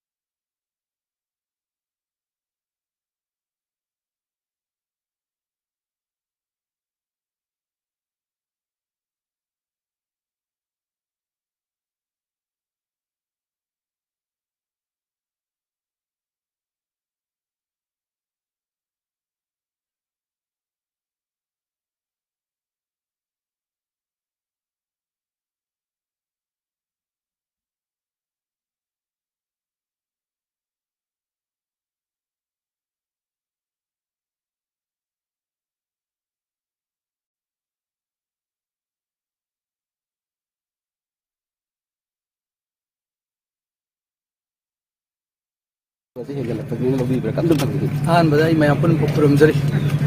ꯃꯌꯥꯝ ꯄꯨꯟꯅ ꯈꯨꯔꯨꯝꯖꯔꯤ ꯑꯁꯦꯡꯕꯅꯤ vote ꯀꯥꯕ ꯍꯥꯏꯁꯤꯗꯤ ꯃꯁꯥꯅ ꯅꯨꯡꯉꯥꯏꯐꯝ ꯊꯣꯛꯑꯦ ꯑꯩꯁꯨ ꯅꯨꯡꯉꯥꯏ ꯑꯇꯩ ꯑꯇꯩꯒꯤ ꯃꯦꯗꯤꯌꯥꯒꯤ ꯁꯨꯝ ꯍꯪꯕꯤꯕꯁꯨ ꯅꯨꯡꯉꯥꯏꯖꯩ ꯑꯩꯈꯣꯏꯅ ꯍꯣꯠꯅꯖꯔꯤꯁꯤ ꯚꯣꯠ ꯑꯃꯨꯛ ꯀꯥꯔꯒ ꯃꯊꯪꯒꯤ ꯇꯥꯝꯁꯤꯗ ꯇꯧꯕ ꯌꯥꯕ ꯃꯌꯥꯝꯒꯤ ꯆꯥꯎꯈꯠ ꯊꯧꯔꯥꯡꯒꯤ ꯊꯕꯛ ꯇꯧꯖꯒꯦ ꯍꯥꯏꯕꯒꯤꯗꯃꯛ ꯚꯣꯠ ꯂꯦꯞꯅꯔꯤꯅꯤ ꯃꯗꯨ ꯈꯨꯗꯣꯡꯆꯥꯕꯁꯤ ꯑꯃꯨꯛ ꯑꯩꯒꯤ ꯑꯦꯁꯦꯝꯕ꯭ꯂꯤ ꯀꯣꯟꯁꯇꯤꯇ꯭ꯌꯨꯟꯁꯤ ꯄ꯭ꯔꯖꯥꯁꯤꯡꯅ ꯑꯩꯉꯣꯟꯗ ꯑꯃꯨꯛ ꯄꯤꯕꯤꯕꯅꯤ ꯃꯗꯨꯒꯤ ꯃꯃꯜ ꯀꯥꯎꯖꯔꯣꯏ ꯃꯗꯨꯒꯤ ꯇꯧꯕ ꯃꯃꯜ ꯀꯥꯎꯖꯔꯣꯏ ꯃꯗꯨ ꯗꯤꯕ꯭ꯂꯞꯃꯦꯟꯗ ꯇꯧꯔꯒ ꯑꯩꯁꯨ ꯁꯣꯏꯗꯅ ꯂꯃꯟ ꯁꯤꯡꯖꯒꯦꯅ ꯈꯟꯖꯔꯒ ꯏꯁꯣꯔꯗ ꯈꯨꯔꯨꯝꯖꯔ ꯂꯩꯖꯔꯤ ꯃꯤꯁꯛ ꯃꯃꯥꯡꯗ ꯊꯦꯡꯅꯔꯤꯕ ꯃꯤꯈꯜꯒ ꯍꯟꯗꯛ ꯊꯦꯡꯅꯔꯤꯕ ꯃꯤꯈꯜꯁꯤꯒ ꯇꯧ ꯈꯦꯠꯅꯕ ꯀꯔꯤ ꯂꯩꯒꯦ ꯂꯧꯒꯦ ꯍꯟꯗꯛꯇꯤ ꯈꯔ ꯄꯨꯛꯅꯤꯡꯁꯦ ꯈꯔ ꯌꯥꯡꯅ ꯀꯩꯁꯨ ꯀꯤꯗꯅ ꯊꯦꯡꯅꯈꯤ ꯑꯗꯨꯕꯨ ꯑꯩꯅ ꯈꯜꯂꯤꯕ ꯇꯥꯔꯒꯦꯠꯇꯨ ꯈꯤꯇꯪ ꯌꯧꯐꯥꯠꯇꯕꯒꯤ ꯑꯩꯉꯣꯟꯗ ꯀꯔꯤꯒꯨꯝꯕ ꯈꯔ ꯈꯟꯅꯤꯡꯕꯒꯤ ꯐꯥꯎꯕꯗꯤ ꯐꯥꯎꯏ ꯕꯠ ꯑꯗꯔꯋꯥꯏꯁ ꯌꯥꯝ ꯀꯥ ꯍꯦꯟꯅ ꯍꯧꯈꯤꯕ ꯏꯂꯦꯛꯁꯟꯗ ꯅꯨꯡꯅꯥꯡꯈꯤꯕ ꯄꯥꯈꯠꯈꯤꯕ ꯇꯧꯈꯤꯕꯗꯨꯗꯤ ꯏꯂꯦꯛꯁꯟ ꯀꯦꯝꯄꯦꯅꯤꯡ ꯃꯇꯝꯗꯁꯨ ꯔꯤꯖꯜ ꯑꯥꯎꯠ ꯑꯣꯏꯔꯒꯁꯨ ꯍꯟꯗꯛꯀꯤꯁꯤꯅ ꯈꯔ ꯀꯣꯝꯅ ꯋꯥꯈꯜ ꯅꯨꯡꯉꯥꯏꯅ ꯊꯦꯡꯅꯩꯅ ꯍꯥꯏꯖꯕ ꯇꯥꯔꯦ ꯇꯥꯃꯣ ꯑꯗꯣ ꯍꯧꯖꯤꯛ ꯃꯥꯏ ꯄꯥꯛꯑꯕꯅꯤꯅ ꯃꯈꯥ ꯇꯥꯕ ꯑꯍꯦꯟꯕ ꯃꯃꯥꯡꯗ ꯇꯧꯈꯤꯕꯗ ꯋꯥꯠꯍꯧꯕ ꯆꯤꯊꯍꯧꯕ ꯍꯦꯟꯅ ꯇꯧꯅꯤꯡꯕ ꯃꯥꯏ ꯑꯗꯨ ꯀꯔꯤ ꯂꯩꯒꯦ ꯑꯗꯨꯗ ꯐꯥꯔꯁ ꯄ꯭ꯔꯥꯏꯌꯣꯔꯤꯇꯤꯗ ꯀꯗꯣꯝꯗ ꯁꯤꯌꯣꯔ ꯑꯩꯁꯤ ꯕꯗꯅꯥꯝ ꯈꯔꯁꯨ ꯆꯥꯏ ꯃꯔꯝꯗꯤ ꯑꯩꯈꯣꯏꯒꯤ ꯀꯦꯟꯗ꯭ꯔꯁꯦ ꯌꯥꯝ ꯄꯥꯛ ꯆꯥꯎꯏ ꯑꯦꯔꯥꯎꯟ 60 ꯀꯤꯂꯣꯃꯤꯇꯔꯒꯨꯝꯕꯅ ꯄꯨꯁꯟꯕ ꯄꯥꯠ ꯑꯅꯤꯒꯤ ꯑꯀꯣꯏꯕꯗ ꯇꯥꯕ ꯑꯗꯨꯒꯨꯝꯕ ꯀꯣꯟꯁꯇꯤꯇ꯭ꯌꯨꯟꯁꯤ ꯑꯃꯅꯤ ꯒ꯭ꯔꯦꯇꯔ ꯏꯝꯐꯥꯜꯃꯨꯛ ꯆꯥꯎꯏ ꯑꯩꯈꯣꯏꯒꯤ ꯀꯣꯟꯁꯇꯤꯇ꯭ꯌꯨꯟꯁꯤꯁꯦ ꯃꯤꯕꯨꯗꯤ ꯌꯥꯝꯗꯕ ꯇꯣꯏꯒꯨꯝꯕꯁꯨꯡ ꯂꯝꯒꯤ ꯑꯁꯤ ꯄꯥꯛ ꯆꯥꯎꯈꯠꯄꯒꯤ ꯊꯕꯛ ꯗꯤꯕ꯭ꯂꯞꯃꯦꯟ ꯊꯕꯛ ꯇꯧꯗꯧꯁꯨ ꯑꯣꯟꯊꯣꯛꯅ ꯌꯥꯝꯕ ꯑꯩꯈꯣꯏꯗ ꯊꯥꯗꯔꯤꯕ ꯂꯣꯀꯦꯜ ꯑꯦꯌꯔ ꯗꯦꯕꯂꯞꯃꯦꯟꯁꯤ ꯒ꯭ꯔꯦꯇꯔ ꯏꯝꯐꯥꯜꯒꯤ ꯃꯤ 7-9 ꯀꯣꯟꯁꯇꯤꯇ꯭ꯌꯨꯟꯁꯤ 9 ꯄꯨꯂꯞ ꯊꯥꯗꯔꯤ ꯆꯞ ꯃꯥꯟꯅ ꯆꯥꯎꯈꯠꯄꯗꯤ ꯌꯥꯕ ꯑꯗꯨꯝꯕꯒꯤ ꯈꯨꯗꯣꯡꯊꯤꯕꯗꯤ ꯂꯩ ꯕꯠ ꯑꯩ ꯇ꯭ꯔꯥꯏꯠ ꯃꯥꯏ ꯕꯦꯁꯠ ꯑꯩ ꯌꯥꯝ ꯀꯟꯅꯗꯤ ꯍꯣꯠꯅꯖꯒꯦ ꯑꯗꯨꯕꯨ ꯂꯣꯏꯁꯤꯟꯕ ꯉꯝꯍꯧꯗꯕ ꯃꯤꯅ ꯊꯤꯅ ꯉꯥꯡꯅꯕ ꯂꯝꯕꯦꯟ ꯊꯨꯡꯅ ꯂꯣꯏꯍꯧꯗꯕ ꯇꯧꯅ ꯂꯣꯏꯍꯧꯗꯕ ꯈꯔ ꯂꯩ ꯃꯗꯨ as soon as ꯒꯣꯚꯔꯟꯃꯦꯟꯠꯁꯤ ꯐꯣꯔꯝ ꯇꯧꯔꯒ ꯑꯩ ꯁꯨꯡꯁꯣꯏ ꯁꯣꯏꯗꯅ ꯃꯗꯨ ꯂꯣꯏꯁꯤꯜꯂꯒ ꯃꯌꯥꯝ ꯅꯤꯡꯕ ꯊꯨꯡꯍꯟꯒꯦ ꯍꯥꯏꯕꯁꯤꯃ ꯈꯜꯂꯤ ꯇꯥꯃꯣ ꯒꯚꯔꯟꯃꯦꯟꯠ ꯐꯣꯔꯃꯦꯁꯟꯁꯤꯗ ꯇꯥꯃꯣꯒꯤ ꯔꯣꯜꯁꯦ ꯀꯔꯤ ꯂꯩꯕꯤꯅ ꯂꯧꯕꯤ ꯑꯦꯛꯁꯄꯦꯛꯇꯦꯁꯟꯁꯤ ꯀꯔꯤꯅꯦ ꯂꯩꯕꯤ ꯃꯔꯨꯑꯣꯏꯅ BJPꯗ ꯀꯥꯔꯕ ꯃꯤꯁꯛ ꯑꯃꯅꯤ MLA ꯑꯃꯅꯤ BJPꯗ ꯁꯣꯏꯗꯅ ꯃꯦꯖꯣꯔꯤꯇꯤ ꯃꯛ ꯄꯨꯔꯥ ꯇꯥꯗ꯭ꯔꯁꯨ ꯑꯩꯈꯣꯏꯅ ꯃꯁꯤꯡ ꯍꯦꯜꯂꯅꯤ ꯍꯥꯏꯕꯁꯦ ꯑꯩ ꯑꯆꯦꯠꯄ ꯊꯥꯖꯕꯅꯤ as a MLA of BJP ꯑꯩ ꯇꯧꯐꯝ ꯊꯣꯛꯄ ꯔꯣꯜ ꯆꯥꯎꯋꯦꯅ ꯈꯟꯖꯩ ꯑꯩ ꯃꯗꯨ ꯁꯣꯏꯅ ꯇꯧꯖꯅꯤ ꯁꯨꯃꯥꯏꯅ ꯈꯟꯖꯩ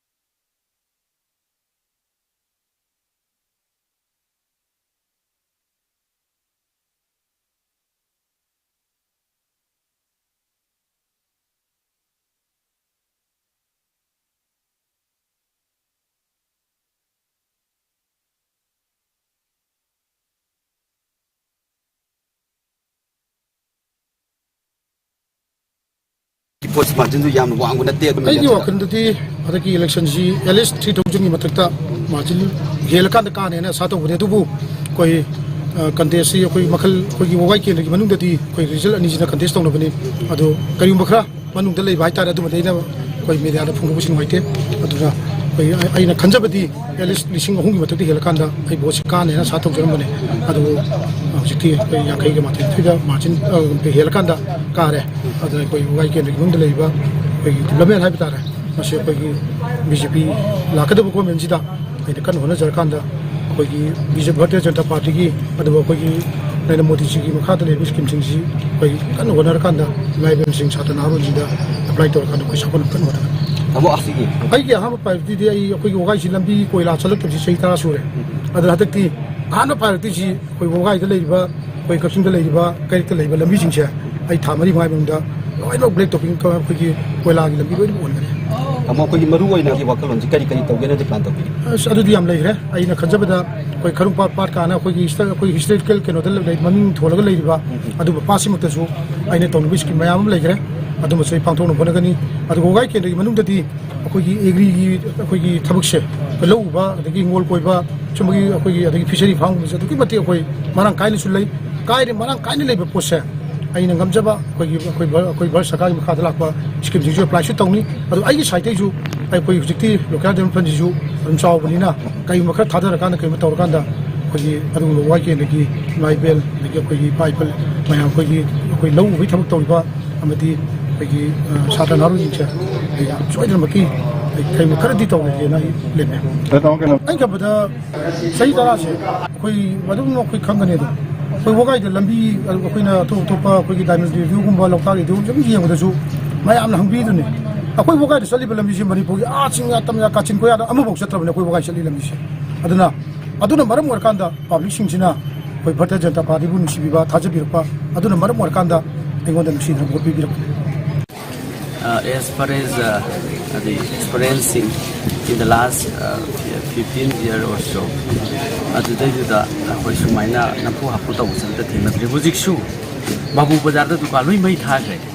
the Congress supporters to burn down the shops and houses now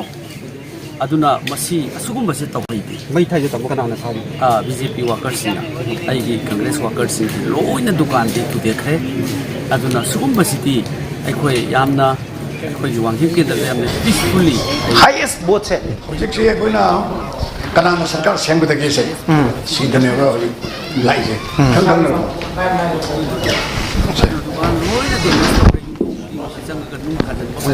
sida nang bottle lam ta puru ko adum marak ta pisala su ye ado khawra se pakung thenge ba khawra da lo ga Doordarshan देखो ठीक ठाक ही ठीक ठाक ही तो गया मगी yang kan ni na ni ma ko ba le so ba ma ko ka da ni ke su no Govinda se Congress un kahani ni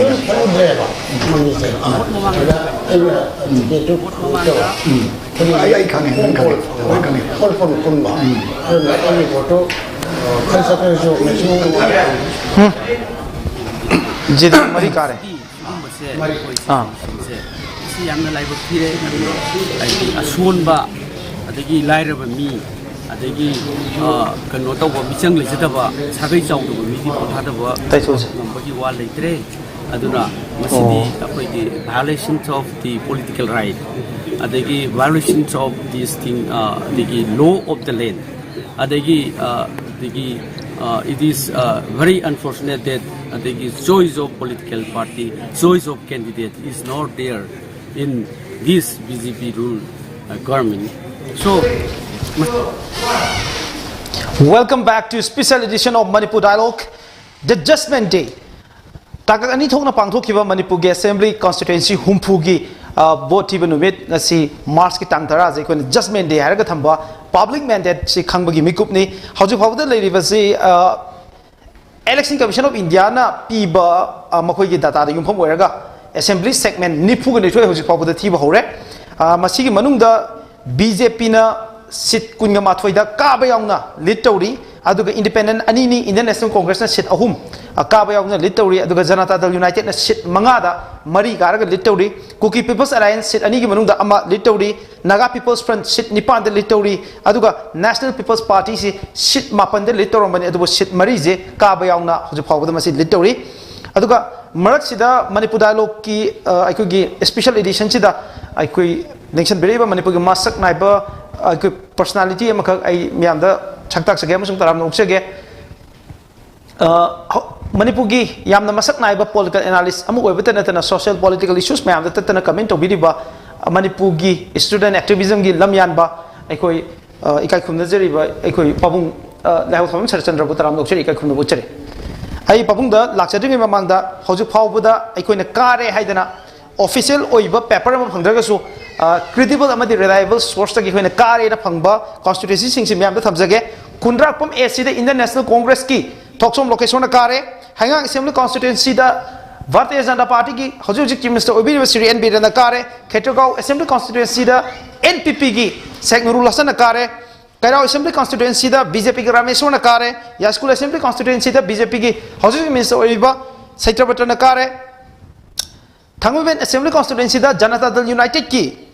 candidate Sri Khumukcham Jogishan na kare Sengmai assembly constituency da BJP ki Dingo na kare Konthauzam assembly constituency da BJP ki Sapam Ranjan kare Nambol assembly constituency da BJP ki Thonazam Basanta kare Thang assembly constituency da TH Robindro kare aduga Saitu assembly constituency da independent Mirab kare Lilong assembly constituency da Janata Dal United ki Abdul Nasir kare Henglep da BJP kare Thobal da ANC kare Sri Okrami Bobi Tipai Mukta Janata Dal United kare Wangkhem assembly constituency da INC kare Hairok assembly constituency da BJP ki Hanagi education minister Sri Radheshyam kare Wagbai assembly constituency da BJP ki Hanagi ex MLA Dr. Usam Deven kare Hyanglam assembly constituency da BJP ki Mirep kare Ziriwam assembly constituency da Janata Dal United ki Asabudin kare Chandel assembly constituency da with a huge margin BJP ki SS Olis kare pabung hojik phawbada leiriba pibam sida kamai yengba yai hojik ki BJP ina chit kunga mathoi da litori BJP bo yaba yada bagi wanate hojik lai film sorry BJP na hana thamamiba magi 40 plus haibse masi yamna chinnaramani manghai haiba kotpasi mayamna nuaitabal lei ai koisu nuaitabal lei matamda henmali daina adubu election sigi mamangda karigumba strategy khara pura total sense khara singda maruina koigi yamna thong kano toba koi Indian mainstream sida sanga iba haidare election ga thada dana khotana koi suda leiba khotpa chinau sing moisi openly BJP da sogar kani je masi haigre adagi koi NPF hari basi su ahan bada yamna koi BJP ki karigi tawdraga su moina NPF se moi masagi oi basi lengdana bale matamda moisu BJP ga tied up tawruba khara leibadagi understanding amada BJP no bukara su moina bukara su na khanmi ba kendra gum khara leibra haibase lai aduna NPF ki kano sida koi NSNIM na matamama election ji tuai da lami ba kholami ba hari ba singi isinau sing koi revolutionary ki toriba kambu sing se sibawbada makoi ki kambu sina NPF sini da samulaktaba samna da khudam am bijage Sandel da SS Olisi BJP ni mangonda sagaki bi mami am sauna tagi heba aduna haiba kuki gi isinau sing suda leba kambu sing suda changkot badandi BJP da haiba group ani makse sidai da loina mo weda ya group kharadi moi mu sobat pase lai adusina maram moidna somda lepaw hokipse Chandien da lepamba NPP da lepamba suma BJP da torga technopol da ma tawmatam da magi phim se kendra homoi khudong thibal leigadra na khalamba se mai phim jam phadna hojikti magi ai tajam da declare torabra tawdibra declare tawdraga su akona kare haidra su ka thak amada leire ka ba yabagi thak leire na long tare adu sumain tawbse mafam ayamba da singilam se masdei da torapada hoi khara yali ate ate party aduna hojik yamna samna da BJP na absolute majority se oigadra haibagi moida yam thajaba lei aikoi marakta su oirakadra na khali adubu atopa party mayam si yale ise yan badi kam hai to da BJP budi amna pamjaba BJP da ticket phangudaba aduga BJP da ticket phangna su BJP ga songna ba sunga yadaba untouchable loina leina ba kamu su yaw da ban te ba even Manipur gi lady ba BJP budi yaning chunga yaning dra ba adu center gi BJP budi ya ba samna hara da koi ka samthong da hojik dikla tori ba koi gi nisikal da sapam independence hai ma center gi BJP budi ma thajai ba adu whereas Manipur gi BJP na mau victimize to bi gi bani hai ba gi pen am le rakanda Manipur gi lady ba BJP gi ticket ka pi ba ngamba du ba sakti lei ba hai tare nisikal ta bu yadra ka summa nisikal ta masa sen independent oi ri se ma tai da JDU da chatte ba ma na JDU da chalam ge hari kada na sindu ni jai ko ma chatte da mai determination je ma independent oiraga ma gi dharma ma mana BJP bu nuksi ba adu gi dharma se ai adum leibra ana khali sumai to na atopa se jiri da hojik to ri ba ko gi asabudin se ma BJP ha independent ka bane ba ma BJP ti ta na gi ba ma ta ma BJP ti ke se phangdre al phangdre ka ma JDU hai se matam da moina budi sawi ko JDU ki losing ba rankok leite ba JDU se ba magi capacity da lepna rakpane ba sina gaina to NPP da mana rankok ka lebe na te ba ko al mai to na ma to ko capacity da lepak pasina horen kana di karak kana ba karak pase kana na control to da mogi JDU ki losing ba ma infan na leye ba sikche mahak kanano haibada Nitish Kumar gi representative oidori na ba Nitish Kumar kanano haibada BJP gi full support ma oinel di always ba tied up si togi ba ya bai thakhi leidna ana hojik BJP na pa bi badi makoi da khurau chen ga do ba adu mida do latraga di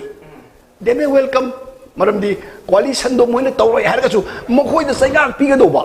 moi da mating pi ga do di kari gi politics ya roi do no hai ba ngasi har ju horen ba gi strategy lak ba ya ba samai to na samra da NPP harene NPP da sing minister hoine na masana bhawa hai ba ngam ba Sri Joy Kumar si phim automatic pharam ba gi overnight kamai dong change to gi banoi je zain da gi phim kamai dong change to gi banoi je simai le ram ni na ren ko moi ba moi ama ani se masi kendra ga di NPP da ren ko yaw dre do di ama da pressure to sne da napsin ba ya ba gi thak ama se moi ura ga di moi da matieng pi ba kai do ba gi loroi do no ko ma aduna strategy se makoi personality cult makoi masen moi ama ga gi power ta na pa kamu du na ta ba tinna pada moi kai su problem le ro do ba kamu oi ra boi di moi na kai su thingba le roi aduna BJP na hai ba NPP khangde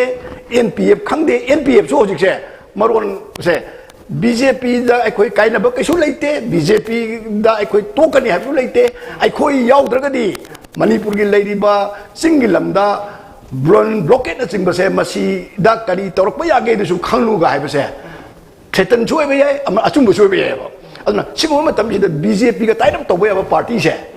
yam lai hojik di BJP ga NPP ga se samjin na de ana uye ba ko samjin na ba di ka su leite ahi ba na samjin la lo re na ko central government ki le di ba Sri Modi gumbati coalition dharma si yam ngak na chat pa pam ba even moi gi majority he na le ra ba absolute majority ayo ra ba da parliament da mayam samnari ba samna ba kana ba di kai na mission ni he le ha ba na ba aduna masigi formula se central leadership na pamang bani adu BJP da hojik am luri badi hojik makoi gi power gi martang da leadership hai badi chief ministerial candidate hai tare na hawa gi koi gi kano se madu di puthok pam gi tram ni na intending CM gi grouping amadi hojik mak se phong sa na madu gi mami tare hai ba sidi vote hai dok loi ding da nahana khompham chemna re hojik se aduna hojik tori se Sri Biren ningadum thaba ya ko maram di ma gi kwai dei sa di ma gi mapsing kwai dei yamna ka ba kien da oige hai ba film je ma si focus pi do ri ni Biswajit man maming khoi pandaba ya roi adai Radhe Sam maming pandaba ya roi Sri Khemchan maming pandaba ya roi adai Dark Horse samona lai di ba ko gi Sri Govindas Bisnupur gi pandaba ya roi hai ba renkop oi ba ya ba mayam se si gum ba mawong se atai party da yaw right yaw de ba to adur boy di BJP may lead the government if there is the coalition government coalition versus single versus si moi manung ji da plan ni taw ya ba thank you phong lai committee do lai phong lai committee se do ge ai koi mami tv ki news anchor Rakesh koi lai committee mami na le se sa do le ha mi am very basi Rakesh ki makeri la pa lai committee ni vote ka ni celebration ni Rakesh hoji kar mo hum no le video se kar candidate ki celebration no puri basi Mira sa ko na usi le jari si tamo sapam nisikan गी Hague अखोगी resident मागी Hague मयुम गी ममांगदरे coin लेजरी बसे हजे हजे अखोगी certificate लौब चटपगी ma'am से थवान तौनरी माले अदो अखोय हजे मी अमनि खक्तंग interview लौजरके मखोइदा फावबा के दो मैम आपे खंगिनसे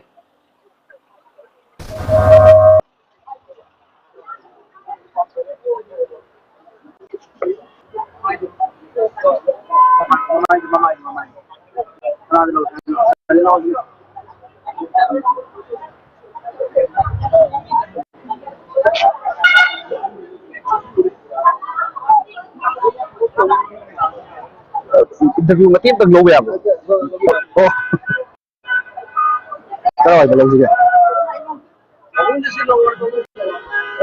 हम दोने लो से अरे ओ मम्मी टीवी की माइक दी लाक्स बने कोई तमो निशिकान हजु जी माइक से की कोई इलेक्शन सिदा अदो लाके तो बा कोई की मैं अंदर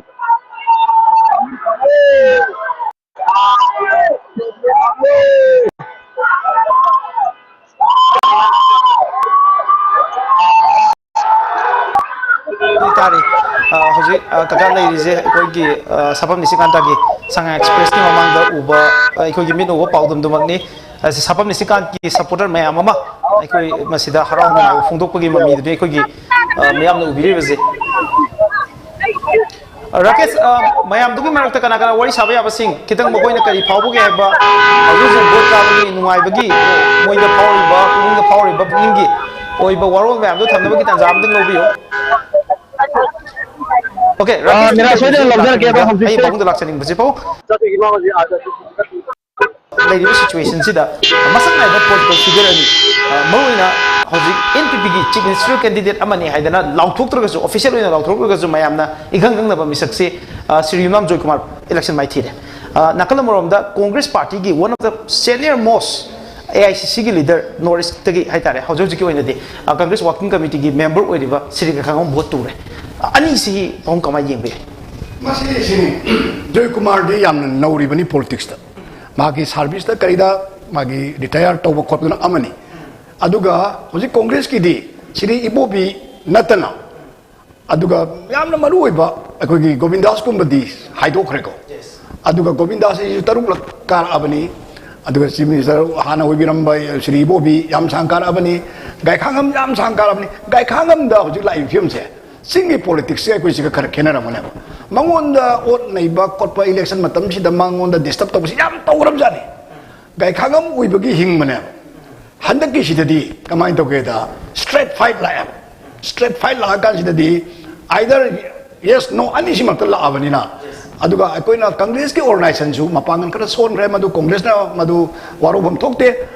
as a whole congress ka other central leadership tagi hauraga manipur bawda mapangan yamna soli adunani hojik akoi state mangagi election sidai da congress na pm ji kadai lege da goa kakang di dream khatang tobra adu bawda su thajaba wali bani ko aduga kano da punjab ta congress na torami ji bawda aam admi na thobi tu ne habko andi congress all india ko ne su sondar adagi manipur da su lusing base ibo bi natana gai khangam natana leitaba dona torpo sida gai khangam si mapangan si kari haini ngamjaba thakta puramado masu tektharak paimo leyo ado singi politics amuk so ena danger ne aduna matamama su masi maithiba orure oja gangumi na ka gi baga yaurabane aduna sidai dai thedong ngang na thokte ado gai khangam gumba ado sigumba lusingba congress ki heavyweight local mak hai tare ko number gi APC president masa ada ma tobaga se masi moina tur pai phium lei bai se kada na su ko nungai re na harau no ka do se party mo yana da ma sen di tor ma yai in general mi wa be sen beti kai no adu mo khoi nak sang na kara abani na mo yu lo ya ba khudong sa ba kai do mo gi government pai ro gi kaya ma tawre adi another new man amna sin ba kari kai ga ha democracy ni adu mo masa na so dum khalam ba yai yes rajniti ni amuk ngamba ngamdaba aka kumni aduna aikogi maithi bai se masi su tungi success ki amane na lobu yai masi makna congress pura maithi na mu le de itha thajada na yengbiyo soira ne na khalami ba thunda komgi lokesor haigalak bi lei adagi aduni na te haigalak bai bu ka gare adagi keno da wakhim gi yam wa bani andar je bjp ki thengna bada adum gium ji phai ko sri ibo bi masama ki dum le hojik chi khanga bok ki Suraj Kumar vi ko mai phim si kamai to de hai dok tin khang di ma su pharak rai na dum khali anyway Congress su khara magi mapangan kan keno khara di soina lakani alga Congress na sarkar da semin na bagi ngambagi khudong cha ba se masi kaitang marginally soira ka dai bagi chingnabam lei maram di Congress ki ngasai wagwai se ka bi ai na pa kan suna gi bot masing kutra deben hendokre adu phajirul se karani etta paror me ba adu yengsi ko aduna Congress su adi government semba moina BJP ka punbai ni mapung si ya roi dong na okay moina BJP da mung chongsin na jau gi khangre ko BJP da di madu ya di ba leite ba BJP da any kano da moina Congress moina chadra ka su chongra ga any take this to ka su kai de soi na ta ga do ba di to tho su ye ka su kai de ko to ri ni past experience ai ko phangya ba na BJP da hoji geng do ri di kana na lu singba re ko oi do ri ge ba se si mi ye BJP da tham me ba hoji ti yes BJP na soi ma ko ko rom sa de ba re ko kana na oi ka da ge ha ba si da mo gi pura heavy weight khara se si gi thang khri da ko gi musical siar se kana na pham do ri ge si na bi do ri si okay hoji pabung na wahang ma hangi magical chair se da kanana phangba da ge haiba wahang ama adune hojik BJP da mayam na miyeng thamnari baje sit 21 da ahan ba tangka ki oina hojik vote masing thi baje kendra humpu 40 ga 2 da vote masing thi bani sigi manung da sit 21 da BJP na lead tori bani na hojik mayam gi miyeng bhamje BJP gi aikoi gi throne je da kanana phangba da ge haiba sine hojik aikoi mami TV gi Lakshmi line da lai Lakshmi hojik forward da kai kai update lai ba ge haiba do Lakshmi thabiyo hojik ta phangba pau da 18 konthosam a sigi Taruk Suba round ki result asida Dr. Sapam Ranjan BJP ki candidate asina 12,934 vote phangi aduga magi khwaidagi naknaba lamba oriba konthozam Sarat NPP candidate asina 12,784 phangi hauji fawada Dr. Sapam Ranjan na magi naknaba lamba konthozam Sarat tagi yankai henduna chatli ꯑꯩꯈꯣꯏꯅ ꯇꯥꯖꯕꯗꯗꯤ doctor ꯁꯥꯄꯝ ꯔꯟꯖꯟꯁꯦ official ꯑꯣꯏꯕꯃꯛ ꯅꯠꯇ꯭ꯔꯒꯁꯨ ꯀꯥꯔꯦ ꯍꯥꯏꯗꯅ ꯑꯩꯈꯣꯏꯅ ꯇꯥꯖꯩ ꯀꯗꯥꯏ ꯐꯥꯎꯕ ꯆꯨꯝꯃꯦ ꯃꯁꯤ ꯄꯥꯎꯁꯦ ꯇꯥꯕ ꯂꯩꯔꯕ꯭ꯔꯥ ꯂꯛꯁꯃꯤ ꯆꯨꯝꯃꯦ ꯗꯥꯃꯤꯔꯥꯁ ꯍꯧꯖꯤꯛ ꯐꯥꯎꯕꯗ ꯃꯥꯒꯤ ꯑꯔꯣꯏꯕ ꯔꯥꯎꯟ ꯍꯥꯏꯒꯗ꯭ꯔꯥ 6 ꯔꯥꯎꯟꯁꯤꯗ ꯃꯥꯅ ꯀꯣꯟꯊꯧꯖꯝ ꯁꯔꯠ NPP ꯑꯁꯤꯗꯒꯤ 150 ꯚꯣꯠ ꯂꯩꯔꯦ ꯍꯦꯜꯂꯀꯥꯟꯗ ꯍꯧꯖꯤꯛ ꯀꯣꯟꯊꯧꯖꯝꯗ NPP gi mirep konthojum sarat si hojik maithi gre habani masigi reaction dune khoi hojik kaka ibuhol na utkhriba do yam nungai taba haitare thamoi kai bagi mami makakte khoi kaka ibol dagi khoi na ugre anyway makha tarak pa update se kai ge Imphal West doina keno damira hojik fawbagi di oina ate thoidokpa update leitri aduga hojik ta lamsa 17 lamsa assembly constituency gi oina postal ballot amadi ETBPS thinabagi counting agents in caution update ahen update amuk tau sharake how much ai kai bol da lakse ka hoji se konthojum gi official oina just in 150 votes ta hoji maithi hore NPP gi konthojum sarat hairaga khangnaba misak se koi hana ju XML obiramani konthojum se da di BJP ko NPP gi oina di yamna ningba kaingai ori nakal rom da lamsang si NPP na sa to boya ba kendra ama oibra haibagi kamai ni boy lamsang gi counting do ba kai counting agent ma'am coction ba ho kre hai Miras polisi punya IRC yang kena koi kamen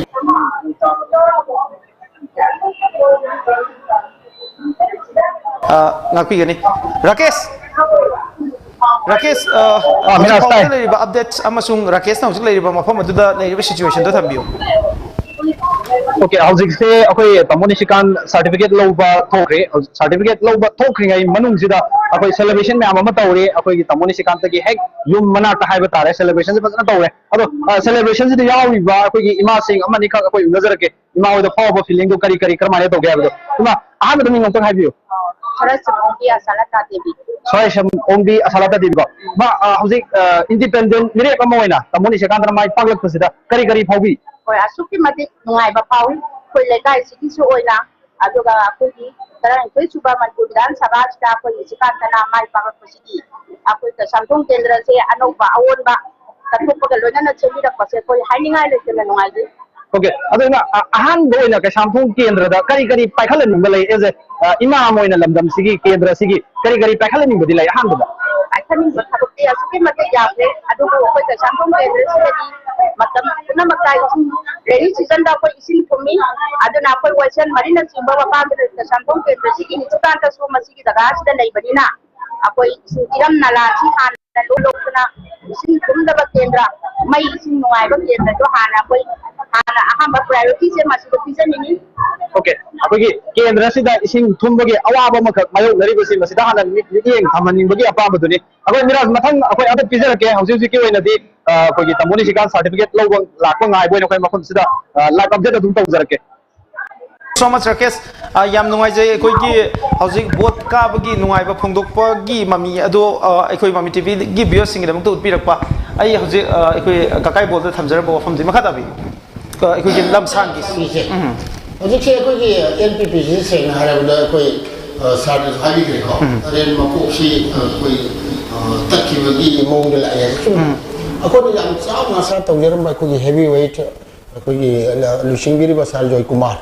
koi kano se kasam thongi sergeant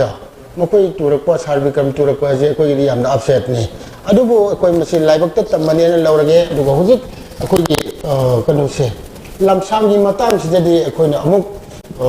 ora sarta jo koi full confidence lai bani ko lai ba potu ngasai gi amaduna action na lai ga matung da maga paris no hujik government lai ri ba in power da lai ri ba amaga pa ba matam da 150 khakti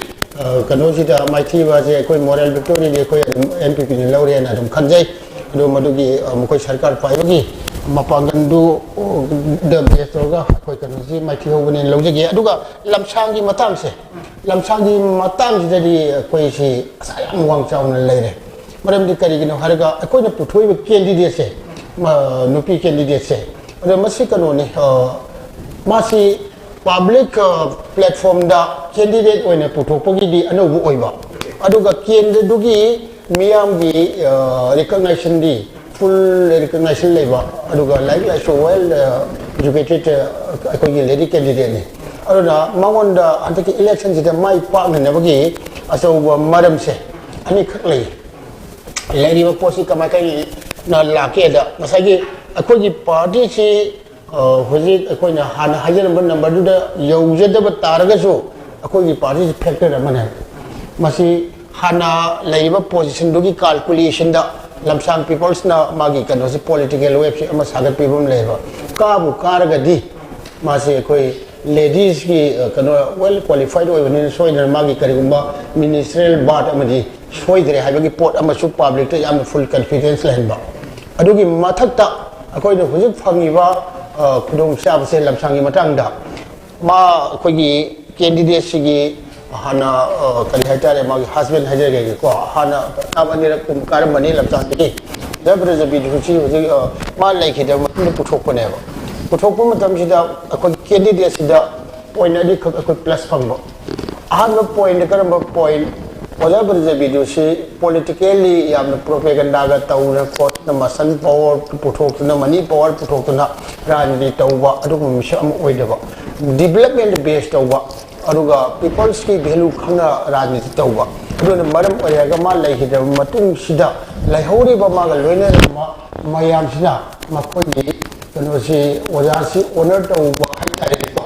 oja ki kano si honor tawba oina madam na pi ha potu ne ba san claim tawga thoro candidate na te ba people's na puthor ko candidate amane ba so candidate si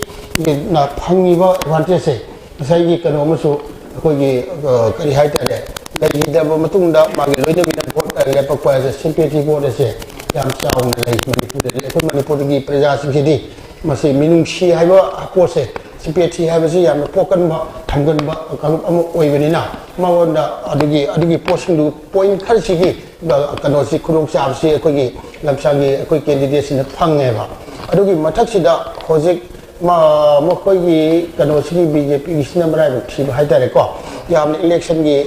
lusala ba mi kup sida ma ko gi ma gi weak point khara ai ko gi leba miam tho mamang da pungjau thinna uthor ko hai ba tare ne ko hoji chaw khal ai wa ko gi khunai sida ꯑꯩꯈꯣꯏꯒꯤ representative ꯑꯃꯅꯤ ꯀꯥꯏꯅ ꯄꯨꯊꯣꯔꯀꯥꯟꯗ ꯉꯁꯥꯏꯒꯤ ꯃꯥꯒꯤ ꯉꯁꯥꯏꯒꯤ ꯑꯗꯨꯒꯤ ꯎꯠꯊꯣꯔꯛꯏꯕ ꯃꯥꯒꯤ week ꯄꯣꯏꯟꯠꯇꯣ ꯃꯁꯤ ꯃꯥ ꯈꯛꯇꯒꯤ ꯃꯥꯡꯖꯕꯗ ꯅꯠꯇꯅ ꯂꯝꯁꯥꯡ ꯀꯦꯟꯗ꯭ꯔꯁꯤꯒꯤ ꯄ꯭ꯔꯖꯥ ꯃꯤꯌꯥꯝꯒꯤꯁꯨ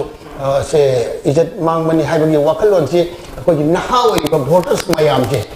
ꯁꯤꯅ ꯃꯈꯣꯏꯗ ꯐꯥꯎꯕꯒꯨꯝꯕ ꯑꯗꯒꯤ ꯏꯟꯇꯦꯂꯦꯛꯆꯨꯋꯦꯜ ꯁꯥꯔꯀꯜꯅ ꯐꯥꯎꯔꯛꯄꯒꯨꯝꯕ ꯑꯗꯨꯒꯤ ꯃꯃꯤꯁꯤ ꯆꯥꯎꯅ ꯇꯥꯏ ꯑꯗꯨꯅ ꯍꯥꯏꯔꯤꯕ ꯃꯌꯥꯝ ꯑꯁꯤꯅ ꯃꯔꯝ ꯑꯣꯏꯔꯒ ꯂꯝꯁꯥꯡꯗ ꯑꯩꯈꯣꯏꯅ ꯊꯥꯗꯣꯛꯆꯔꯤꯕ NPPꯒꯤ ꯀꯦꯟꯗꯤꯗꯦꯠꯁꯦ ꯃꯁꯤ ꯁꯣꯏꯗꯅ ꯃꯥꯏ ꯄꯥꯛꯂꯛꯀꯅꯤ ꯍꯥꯏꯕꯒꯤ ꯑꯆꯦꯠꯄ ꯐꯤꯔꯦꯞꯇꯣ ꯑꯩꯈꯣꯏ ꯂꯩ ꯉꯥꯏꯍꯥꯛ ꯂꯩꯔꯒꯕꯨꯗꯤ ꯉꯥꯟꯅ ꯑꯗꯨꯃꯛ ꯎꯔꯒꯗꯧꯕ ꯋꯥꯐꯝ ꯑꯃꯅꯤ ꯃꯤꯔꯥꯖ ꯀꯀꯥ ꯍꯧꯖꯤꯛꯁꯦ ꯑꯅꯧꯕ ꯑꯞꯗꯦꯠ ꯑꯃꯈꯛ ꯂꯩꯔꯦ ꯀꯃꯤꯁꯟ ꯑꯣꯐ ꯏꯟꯗꯤꯌꯥꯒꯤ ꯋꯦꯕ ꯄꯣꯔꯇꯦꯜꯗ ꯂꯥꯛꯏꯕ ꯂꯤꯗꯤꯡ ꯑꯃꯗꯤ ꯇ꯭ꯔꯥꯏꯜꯒꯤ ꯑꯣꯏꯕ ꯍꯧꯖꯤꯛ ꯗꯥꯇꯥꯁꯤꯗ ꯚꯥꯔꯇꯤꯌꯥ ꯖꯅता ꯄꯥꯔꯇꯤꯅ ꯁꯤꯠ 19ꯗ ꯂꯤꯠ ꯇꯧꯔꯝꯕꯁꯤ ꯁꯨꯞꯅꯒꯤ ꯁꯤꯠ 10 ꯈꯛꯇꯗ ꯂꯤꯠ ꯇꯧꯔꯤ ꯑꯗꯨꯒ ꯍꯧꯖꯤꯛ ꯐꯥꯎꯕꯗ ꯀꯥꯎꯟꯇꯤꯡ ꯂꯣꯏꯈꯤꯕ ꯑꯃꯁꯨꯡ ꯇꯧꯕ ꯄꯨꯟꯅ ꯃꯁꯤꯡꯁꯦ 43ꯅꯤ ꯑꯥꯎꯠ ꯑꯣꯐ 43ꯒꯤ ꯃꯅꯨꯡꯗ ꯁꯤꯠ 10ꯗ BJPꯅ ꯂꯤꯠ ꯇꯧꯔꯤ ꯑꯗꯨꯅ ꯅꯟ BJPꯅ ꯂꯤꯠ ꯇꯧꯕꯒꯤ ꯆꯥꯡꯁꯦ ꯁꯤꯠ 3ꯗ ꯍꯦꯜꯂꯦ ꯍꯧꯖꯤꯛ ꯐꯥꯎꯕꯒꯤ ꯑꯣꯏꯅ 23 ꯁꯤꯠꯇꯅ ꯅꯟ BJPꯅ ꯂꯤꯠꯇꯧꯏ ꯑꯗꯨꯒ BJPꯅ ꯂꯤꯠ ꯇꯧꯕꯅ ꯁꯤꯠ 10ꯗꯅꯤ ꯁꯤꯒꯤ ꯃꯇꯥꯡꯁꯤꯗ ꯑꯩꯅ ꯑꯩꯈꯣꯏ Pabung Sara Talaksaning, Pabung Education Minister Manipur electoral politics ki puwari da ayam kagande na ikoi na tajai atubu Education Minister Hanu Oirambada Sri Loke kaise Radhesham se hayok ta kar aduga hojik lamsang gi di khangdri handa kaise da Education Minister se anirak sing gi banina masi kamai yengbe masi som pagai haiba kanuni Education Minister kagande gai gumba kendram da anirak hande gai gumba thang si line ya dia anirak hande gai hanba ko tuom yawi ko Kasam tu kalau mahal ni, masih ni mapa saru bagi highway wani, apa brand tu kedua haloi tu ino. Education ni saya, kau lagi, bagai corruption ni makon ni, kalau dia orang kena kalau lagi territorial council macam lagi, kamai tu kita LP school ki wajah kan benda, aku lagi class 8 na, 8 pass out di jaya si rural area jadi tahu dia, aku lagi macam tu munna kangje, aduh kan sohor tadi matriculate tu dia dia, macam tu dah territorial council macam sida class 8 sidi macam tu deh, aku awak jadi mubung kong baga siam bevar tahu deh, culture ki kari art ki ni na, macam tu mubung kong bawa boda, wasa hak kreve se, lagi SD hai bani, pramanda, mari dah keramain tu lagi tapi beda, rape hai bese, ko rape hai bese itu na, ko nongmai, ada rasa ikar hai itu na, ko mamang dah satin tupa, ko maning dah satin tupa, na angang tambiram ya bawa boda, oja khandra bane ba. Territorial council macam ni lah. Madu ki film tu degi hau na dom. Manipur ki education se, fatam se hau kena. Adu ki mamang tadi. Class 6 pass tu ba. Matric kai si ekoi cuai MA na kasani. Ya mai kiram sani ni. Adu ki BA kai si di. Awi beda ma hai kena beko. Adu na ekoi ki education cuai se territorial council dah hai di oja kukan se. Maswai degi dom hau rapu tu na matang tu tadi kondang tadi. Kamain tu kita mark tak karida tu dah in torokan dah. Oja kukanji kero, jadi matang sarkar si lakbe matung ina, aku gi oja masalah kanjana do hok da rate lagi kere apa. Oja am ada ini amuk regular oja si uiding itu kaino mah hapsi lega kola de regular bade strike, hendak di noise andalon kara tahu, oh adu regularization tu pilih ke abi theory dah. Ana education je kau ini sati ba, ada kau ini su, kita government na mating pima tanda piam su pin ba. Sumana oja apa yang merata oja aku kari ini matam matung ina reality ki advantage da oja wo hiba mayam amasu yaw rabani na mela militer ka kesi on re machine mara mo education je hojikti education mantri har di sen tanbam adu ma portfolio pai bani khudong sare haina aduna makhong na maton phau se bebhari tongnai oja na adu oja singje amuk sumoina amuk victimize amuk tobi ba college lokshin badagi school lokshin memang tahu aduna education minister dia koi di mata mama tadi asukni batik education bubai si am khang ba hai ba dum ba samna ada oja yai ma har si jumnam yai ma matik cara mini ko oja en tombi congress tagi ama tahu aduna samna di education minister guys di am na mina makuk non ba dum mina oiram me ba haji di ka main to ke da soro of hel ma su MLA war di mantri bu war di education ada puro ga hai se kai tu bagi puning ni si sungak pa meniko aduna pare adu mai magi rajniti ki kenoi duni aduna education minister na bot kagandi hai bado mana tawruba sinmam gi jo cha da dei ka da bor ngani afaba education minister kai dui karoi dui no mai ajani okay babu hojik se update Moirang Assembly constituency ki update hamjage Vishnupur district ke manung channel leba Moirang Assembly constituency da aikoi hojik ki haidare sitting MLA oina BJP ke leirambadagi ticket phangkidaba Indian National Congress tele piba Pukhambam Sarachandra phangba vote masing 9034 aduga Mairambam Prithviraj ex MLA na phangba vote masing lising taraga mathoiga chatruk subna ani aduga National People's Party ke Thongam Santi Singh na phangba vote masing lising taraga humdoiga chamapan kun ado Sri Thongam Santi na election se Moirang constituency ki oina di kare haidana ko unofficial oina phangi ado official oimokti phangdri aduga leiri film sida di Sri Thongam Santi NPP na akoi BJP gi mirep asidagi chawrakna vote lising ani gi mayada helaga leibagi film ni masima akoi gi hoju phawda leiba update che aduga Bishnupur gi oina Sri Konthojam Govina Singh na lising taraga chatruk ka yankhai gi nithoi phangi aduga oinam na Bakeshwar Singh JDU ki candidate sina lising mapanga chatret nifuga taruk yam nangna inari aduga Ningthojam Joy Kumar Indian National Congress na phangba vote masing se lising ani ga chanipan humpuga mapan BJP amadi JDU gi ani gi marakta vote si masing lising ama yogdana hoju phogi di inari adu any mawung amada change lakpagi oithokpa lei oinam gi oina Irengwam Nalini NPP gi okay oinam gi si masing thi bahudri aduga ekoi gi Bishnupur district gi manung channel leba Namol Assembly constituency gi MPCC gi president Namairapum Loken Singh vote lising taraga humdoiga chanipan kunmanga phangakanda maithi hore aduga Thonojam Basanta Kumar na lising taraga taruk ka chanipan marfuga manga phangaga mai pakre ai keida laksage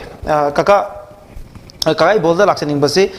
Manipur gi electoral politics ta yamna interesting way area amadi Nambol constituency ni Nambol constituency se ayam bamatam da straight fight oina towi mamang da Sri Thonojam chawbana bot lising tara mari gi mathak ta phangaga maithi howi handakna Sri Namairakpum Loke na phangiba bot masing lising tara ga humdoi chanipan kun mangani hariba bot masing sina di Manipur gi assembly constituency mayam amada kaba yaba he na phangba masing ni masigi popular vote phangaga maithi base Nambol gi oina kamani be Nambol की politics दे मेरा अलग को politics ने अकोई ये last मैंने कन्वर्सी दा मकोई ये अदम ये set fight type नहीं दल आई से कोई अहुम लेपा याव करे कोई ओजा कुमार जी ने professor मकोई याव करे ममत याव करे तो तौरी से set fight अदम ला करे लोग मकोई ये कनो अकोई ये मोगी system से मायाम voter सिंगिना है वाला मकोई से Kanona koi chawo versus local haido aduki mathakta lam oina se haine ma koi je laima popom versus ullo adumai torga fight on ne ma koi je ado je ma koi na ni si tong na ko gi si amana ineri ba ni se tung ilai si su masing handara ka tu ho na ta ba tung ilai su mamang de phangi ba vote gi adamo he kala adum tu ba de mang chali ba mang thar sat ni su mamang de phangi vote gi adum he kala ga mang thar sat ba adum system ma da adum increase ka no amana amagu adam dominate tor ga yam satin laksana ka hela ka ko di potin nate yam nungai ba interesting ba kano ne kendra ne anda makhoi gi se khojik la iba po se thor ni khang ba po lam ka thor pa ni da makhoi gi ko gi yam noi te ko gi ola MPCC ki president ga waripa ga sini sar yam na ma gi political process wa ngre du so party masa ma su na ta ba Congress kumba yam sawa oldest India da oldest political party amagi state president ga na waripa se yam na saw prospect yam le hajari ba maduda mana haidar pa hai se masi haidar pa hai se haidar bom thoko gi haidar ko ne loi madam di ma ga panari bi se mayam na vote on lepsari di basanta ne Thonojam basanta na vote on lepsari ne ba tawde mo mayam gi outlook ta uri di ulau saw ga haiban ne aduna basanta na vote lepani work amadi strategy na pabung saw na taw ne ba ada man pari ba nupa se kogi honorable kanogi MPCC ki president na masi khara kuini sumana ngamakpagi magi theory single theory ni ma sijin ne ai kogi ta sarabadi district ki manung chan leba ta du assembly constituency ki yam NPP go ne yam nungai ba paw doi ni hoji paw da official oi na khoina phangbadi leitri adubo masi kare haidana loba ya ba pibo mamdi leiri National People's Party ki president N Kaisina bot lising kun ma thoi ga chani nifu ga taret phanga da hojik mai pak pa gi film ma da leire ana tajai aduga official oi ba masi gi paudi leitri aduga M Francis Kajokpana National People's Party ki hana Congress leader oirame BJP da changure hauzik NPF ta leibani NPF ki candidate sina vote lising kun aduga kunga chatret nifuga taru handaki election asida vote masing khwaidagi yamna maithiba aibasi karigumba hairiba aikoi tadu bigi pausina chumba taragadi Sri Francis Kajokpana vote lising kun phangaga maithiga doribani ado sigi tadu bigi area sida NPP gi pausi kamai yingbe tadu bigi area sida President Jaina mafum kaya reso adu makhaje kare masi akoi kano nate akoi magi political kano sidi mayam na tambaga ngamdaba singi oine ko mayam na tambada ko waga duliani masi aina mamang di haje kare masi miyam sini yaba yam lusingba amane lusingba oi ba mingon da masal utna kutum singdana adagi paisa khawjau chaiga migi thamoi huwa ado gi theory do chapel leader nate yamna sabna magi promise magi tawa promise ai karkanda ai miyam gi seba se kanona haidi miyam ga loiner ga chakni ga hajaba wakalon je miyam da 5 years da utkiba aduna ni mana aikoi mamang da akoi jidi uncontest like kanoda karkani ga na akoi hajari adugi matakta makoi ne su party amagi president ama haibase aina mamang du hajari do party amagi president haibase value si aduki mati wang maneba aduna magi voters induna president amagi value si khangbire ne lobani aduna manu huji kara abani na masai koi sarna koi phamin ne bada koi na khanaramba koi NPP gi yamna koi ren makok yaudabana leiramba position do adugi ahadu madi party si president kara abani na ren makok tu madi hakchal ngame lagi aduga reko mere ani subada ina ngasai loido bam haya nambol gido akoi ngasai akoi honorable MP sorry president kanona local saneri politics na all theory ne lema popong versus ulo ne ba ado mana pari bel lamba se basanta oina mana hol ne ba magi pari bel lamba se state ki politics te deputy chief minister yona amkar ma ba Manipur chief minister auto oye hana politics khone jaba राजनीति की technique अमदी theory मयाम याव अदुद नतना union minister Oram बा नुपा मणिपुर योनदी किनरी बने पाउं चाउसे अदुगुंबा अमगा पाबा पारपा हाइबसे आई हानगी theory दुनि यारिबरा नत्रगना अनोब theory Haasan बद दरकार लेब्रगा से अकोगी कांग्रेस के honourable president ना खंडा बद खरा वाल होबदगी मसी सिगी एडवांटेज लौगिन आई मथंग दे आई पाउंड लाख सके कगादा लाख सनिंग बसे हजु बिष्णुपुर डिस्ट्रिक्ट पुन केंद्र तरुकनी बिष्णुपुर डिस्ट्रिक्ट सिता मणिपुर प्रदेश कांग्रेस कमिटी की प्रेसिडेंट अमा याम ngन खल्लगा थमग्रे आफ्टर गोविंदास चक्रबा मतुंगदा बिष्णुपुर की केंद्र तरुक सिदा हजि एमएलए अमा फाव पोरक ngमदबगी फिल्म अमा लेरे स्वाइदा कांग्रेस पार्टी की प्रेसिडेंट अमा ओइना खितंग माकी दायित्व से सोलेना लौगदोरिब्रा नत्रगना तंजा सादबगी पांडबने लौब यादोरे नंबोल बिष्णुपुर मोइरांग अमदी थांगदा हजि कांग्रेस की कैंडिडेट अमता माय पाप की पाउ लेते दुगो ओइना अमदी कुंबी सिदे हजि बोथि बा हुबदा गाई कमाय येंबे सि कनोनी को बिशनपुर डिस्ट्रिक्ट खतगी नते दा हंद कांग्रेस तारिब दशा से से सेमना हारिबदा से कोई मिराज की दुदा हाइफेट हाइलाइट होंगे को प्रेसिडेंट अम ओइना लेरिबा की डिस्ट्रिक्ट से सिदा आई ngalo idori baneba MLA mayam amaka halakpa hase president amagi post ai chief minister oiba yara baneba majority phangagadi adu masida mana sid nilson ai adu mamang du hare Bishanpur district se congress ki nilson ni BJP ki NPP ga je 50-50 koi painera ni na ai mamang du forecast tawjari do ada sida khujin laiba post si congress ki one marai bagi amthiba tangkak amane से अंगा की NPP ना कार्य आयो जी पाउ fungi अजा मुंगाई congratulation Manipur बोरां केंद्र प्रजा पुनमक एनपीपी की स्पोक्सपर्सन अमा ओइना मियाम की तौबिरेबा थबक सिंदो अखोइना इकाई खुनजरी या टीवी की खुदांगदा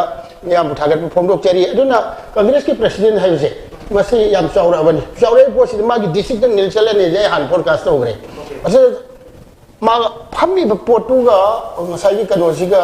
तौगदो ड्यूटी से सिकायम खेनगे जो उदब मखोइनो हुजि फंगिबा पोसे बिशेपुर डिस्ट्रिक्ट कांग्रेस का ngमदेबा जे प्रेसिडेंट जी की मागी मोरल रेस्पोंसिबिलिटी दिसिदि याम वांगा दंनि अदा अंगांग जुंबान मानबा अमखक हदकी ली हरब चाउरबा kanosi Congress ki system je angang jumban man ba mukha lai ba se akoi sarwai khoi si sarje koi na political analysis amo koi na akoi yenjer bu matam de yamna sarwai ke yena ba forecast au gra bani da hojik lai ba Congress ki si ngasai angang jumban man dom lai hajer je sida yamna Manipur da politician ama ne putho ko da tuk yaw ba lai ri ba ne ba se gai khangam masa ma honorable ba kanu se CWC member adagi chahi tra mangang shasan pai wi rami ba honorable chief minister sum se political party amna puthor ku matam yamna change ba lai change ba mayam sina ngasai gi hadaki election se makoi election tau gibra tau na ba sem sabra sadabra je masi miyam na ubang ngam de ba makoi gi manung gi Congress si da lairagadi akoi politics mai paroi se lawbana pharabra khodlarabra ne khanba mayam amana khuling ba adu party ama oigre ba adu ngai themna na bo honor bo matamda tawai de ba thabuk mayam tawgre adu na adu ki polne hoji Congress la ije okay kaga thank you so much ai matang se pong nom lak se pong hoji se Bisnupur dum amtung nei nagi yam kupna nei da thoga mathang atop da lage pong hoji Nambol Bisnupur Moirang thanga chawak po loire hoji oinam go kumbi ge sini oinam amadi kumbi da NPP amadi BJP JDU ahum je yam kana thina rakadra haibaduni Congress yam kana pandre aduga oinam su NPP aduga BJP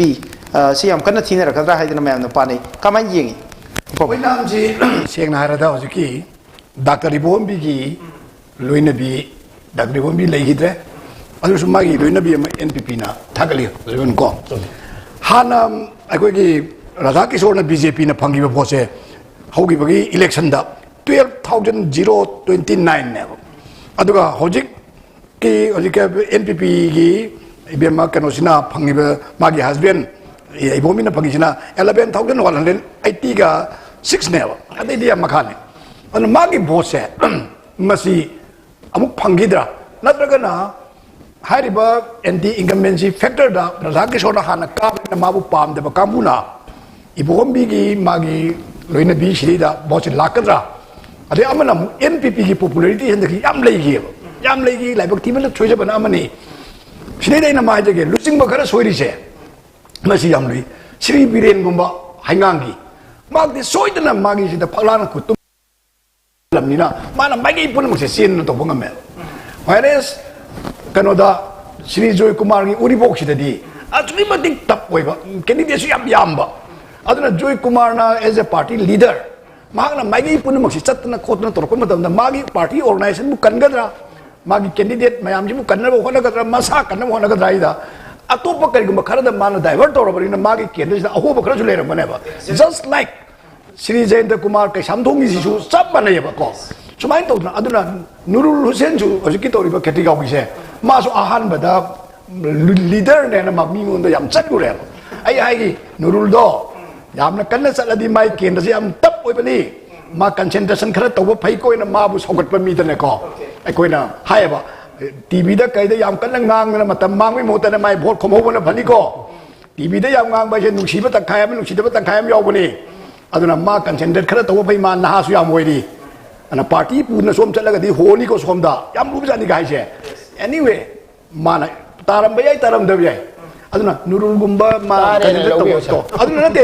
kabi na aduna sigumba sida party leaders aduga kai sigi su mana signal ni ta pak sida mayam kan de magi de concentrate to aduga magi ni am sathi bini ko mana de kare sidi magi pure magi popularity khare le ka jani angak pa yo irang thokra bane Francis na phamisi bot lising kun ni aduni Francis na to Francis wa hana somda ma NP to aduna ai ni BJP president jo ri ko kai si se ma ki vote si de ai mai mi sang sang da bin na tem na tong de ching nga sai gi vote thok ki ba thong duk pam bi ra ga de yam na seng ba ma gi asem vote se lei bra na mai khali adu nambon gi si de nga sai ama ha yam tam da kumbi wa na me kumbi si na kumbi matang se yes kumbi gi matang si de ko gi kare ko thang kumbi se kumbi si da san san bi na si to kra masih maga mangi ya saya mangi sih yang sathi juga nih mana nih bire itu jangan silap bire ada mangi sih nak koi jen kayen sana bayar agak mulai jam lida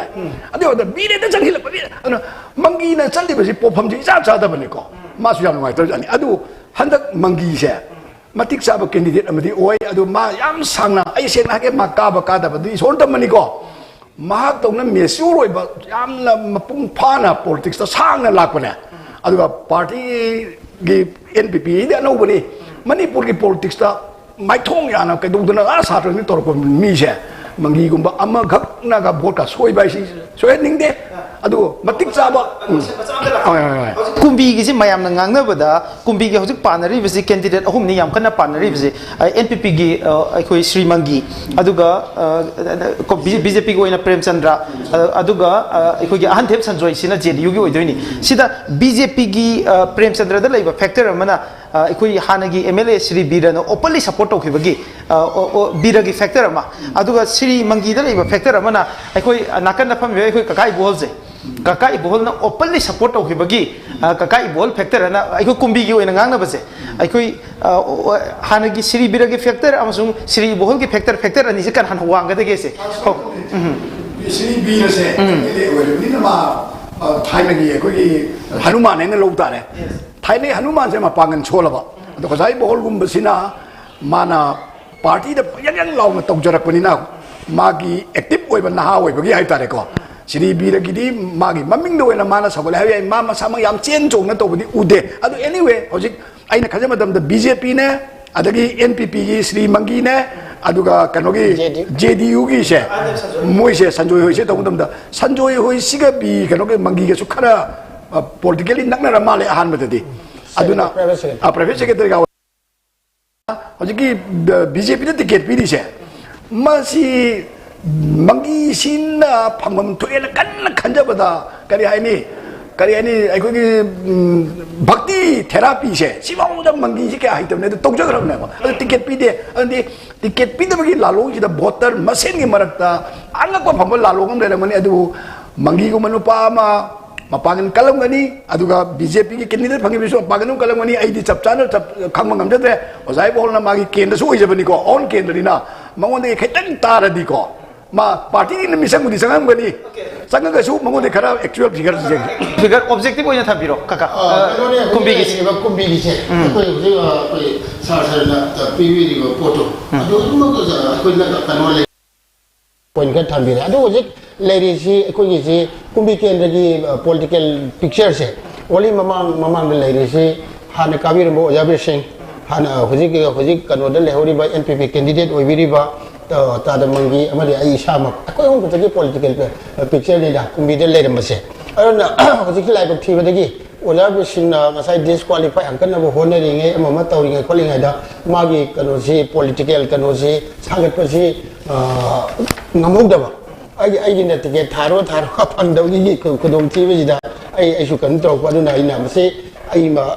moral responsibility da party na ai wona kan to dra ni na mase ai to ko phare hai pot ai to kere ai no khusi lai gi si pot ani ni BJP gi tholai ji da Jabir Singh hana hojik MLA obiram Jabir Singh na support to woni aduga ai na ai gi party ni ko cheri ba LPP gi candidate Mangi je sida ko support to jom ni masida ngan na akoi uba ya ba point yamna full confidence oiba ya ba pot ma khak lei masai gi thingre de pot ani kano se ta da Mangi si BJP de le ma tu ne ba aduga sida NPP da pusala ko sida ma wori ko yam chabum lei muslim factor su lei ko gi ko adu hana ma gi mora boran bi ni lei ba kuning gi da lei factor ma kita handar do khanga ha ge tre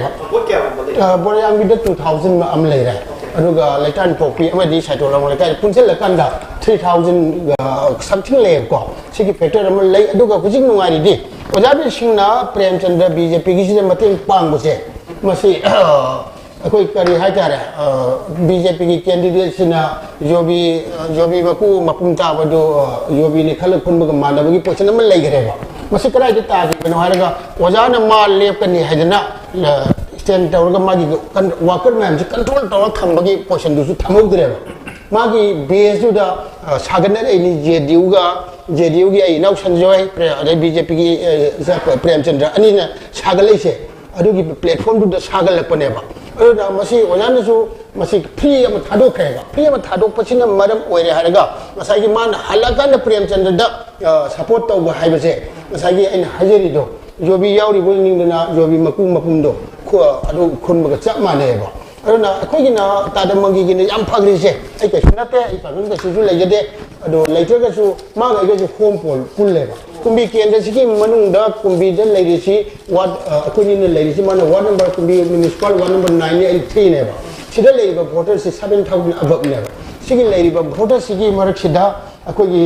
ꯀꯪꯒ꯭ꯔꯦꯁꯀꯤ candidate ꯑꯃꯒ ꯑꯩ ꯇꯣꯛꯈ꯭ꯔꯕ ꯃꯇꯨꯡꯁꯤꯗ ꯂꯩꯍꯧꯔꯤꯁꯤ NPP candidate ꯑꯃꯈꯛꯀꯅꯦꯕ ꯂꯩꯍꯧꯔꯤꯁꯦ ꯑꯗꯨ ꯀꯪꯒ꯭ꯔꯦꯁꯀꯤꯗꯤ ꯃꯔꯥꯏꯕꯛ ꯌꯥꯝ ꯊꯤꯔꯦ ꯇꯤꯀꯦꯠꯁꯨ ꯃꯥꯡꯍꯜꯂꯦ ꯌꯥꯝꯅ ꯅꯧꯔꯤꯕ ꯑꯩꯈꯣꯏꯒꯤ ꯇꯨꯡꯒꯤ ꯑꯁꯥ ꯂꯩꯔꯤꯕ ꯀꯦꯟꯗꯤꯗꯦꯠꯇꯨꯁꯨ ꯃꯥꯡꯍꯜꯂꯦ ꯄꯥꯔꯇꯤꯁꯨ ꯃꯥꯡꯍꯜꯂꯦ ꯀꯨꯝꯕꯤ ꯀꯦꯟꯗ꯭ꯔꯒꯤ ꯑꯣꯏꯅꯗꯤ ꯀꯪꯒ꯭ꯔꯦꯁꯀꯤ ꯄꯣꯠ ꯑꯗꯨꯋꯥꯏꯗ ꯂꯩꯈ꯭ꯔꯦ ꯑꯗꯨꯅ ꯄꯤꯄꯜꯁꯅ ꯃꯁꯤ ꯄꯣꯠꯁꯤꯃ ꯅꯥꯀꯟꯗ ꯏꯟꯊꯣꯛꯑꯒ ꯏꯟꯅꯔꯛꯏꯁꯦ ꯂꯥꯞꯅ ꯂꯩꯕꯤꯔꯤꯕ ꯃꯌꯥꯝꯅꯁꯨ NPP JDU BJP ꯅ ꯔꯤꯀꯒꯅꯥꯏꯖ ꯇꯧꯕꯤꯔꯤꯀꯣ ꯁꯥꯔ ꯑꯗꯨꯅ ꯁꯨꯃꯥꯏꯅ ꯄꯤꯄꯜꯁꯅ ꯅꯛꯅ ꯂꯩꯗꯨꯅ ꯍꯦꯟꯅ ꯈꯪꯉꯦꯕ ꯑꯗꯨ ꯃꯁꯤꯒꯤ 7,000ꯒꯤ ꯚꯣꯠ ꯕꯦꯡꯛ ꯑꯃꯈꯛ ꯃꯪꯒꯤꯅ ꯍꯣꯝ ꯄꯣꯜ ꯑꯣꯏꯈ꯭ꯔꯦꯕ ꯑꯗꯨꯅ ꯉꯁꯥꯏꯒꯤ ꯍꯣꯝ ꯄꯣꯜꯗꯨ ꯑꯩꯈꯣꯏꯅꯤ ꯃꯨꯟꯅꯔꯝꯕ ꯄꯣꯠꯇꯨ ꯑꯩꯈꯣꯏꯅꯤ ꯃꯨꯟꯅꯗ꯭ꯔꯕꯅꯤ나 ꯀꯪꯒ꯭ꯔꯦꯁꯀꯤꯗꯨꯗꯤ ꯄꯣꯖꯤꯁꯟ ꯑꯃꯗ ꯂꯩꯈ꯭ꯔꯕꯅꯤꯅ ꯃꯗꯨ ꯄꯣꯠꯇꯨ ꯃꯥꯅ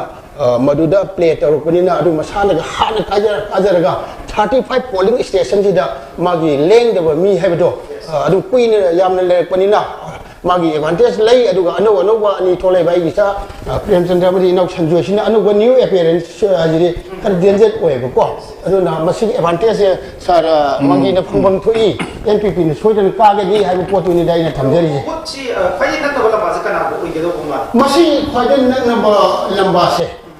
ꯃꯌꯥꯝꯅ ꯄꯥꯕꯒ ꯑꯩꯅ ꯄꯥꯕꯒ ꯈꯤꯇꯪ ꯑꯩꯒꯤꯁꯦ ꯁꯣꯏꯒꯗ꯭ꯔꯥ ꯈꯪꯗꯦꯀꯣ ꯁꯥꯔ ꯑꯩꯅ ꯄꯥꯖꯕꯁꯤ ꯃꯁꯤ ꯃꯌꯥꯝꯅꯗꯤ BJP ꯍꯥꯏꯌꯦꯕ BJP ꯍꯥꯏꯔꯤꯕ ꯄꯣꯠꯁꯦ ꯑꯩꯅ ꯑꯩꯒꯤ ꯑꯣꯕꯖꯥꯔꯕꯦꯁꯟꯗꯗꯤ ꯃꯁꯤ JDUꯒ ꯑꯣꯏꯒꯗ꯭ꯔꯥ ꯁꯟꯖꯣꯏꯒ ꯑꯣꯏꯒꯗ꯭ꯔꯥꯅ ꯈꯜꯂꯦꯕ ꯄꯣꯠꯁꯦ ꯑꯗꯨꯒ ꯃꯔꯝꯗꯤ ꯀꯔꯤꯒꯤꯅꯣ ꯍꯥꯏꯔꯒ ꯃꯔꯝ ꯈꯔ ꯂꯩꯈ꯭ꯔꯦ ꯁꯨꯒꯥꯏꯅ ꯍꯥꯏꯔꯔꯣꯏ ꯑꯩꯈꯣꯏꯒꯤ ꯁꯟꯖꯣꯏꯁꯤꯒꯤ ꯑꯣꯔꯒꯅꯥꯏꯖꯦꯁꯟꯁꯤ ꯃꯥꯅ ꯍꯩꯖꯔꯒꯗꯤ ꯃꯥꯒꯤ ꯄꯣꯂꯤꯇꯤꯀꯦꯜ ꯁ꯭ꯇꯔꯣꯡꯃꯦꯟ ꯑꯃ ꯑꯣꯏꯕ ꯌꯥꯕꯅꯦꯕ ꯃꯥꯒꯤ ꯄꯣꯖꯤꯁꯟꯁꯤꯅ BJP ꯇꯥꯟꯅꯔꯝꯗ꯭ꯔꯕ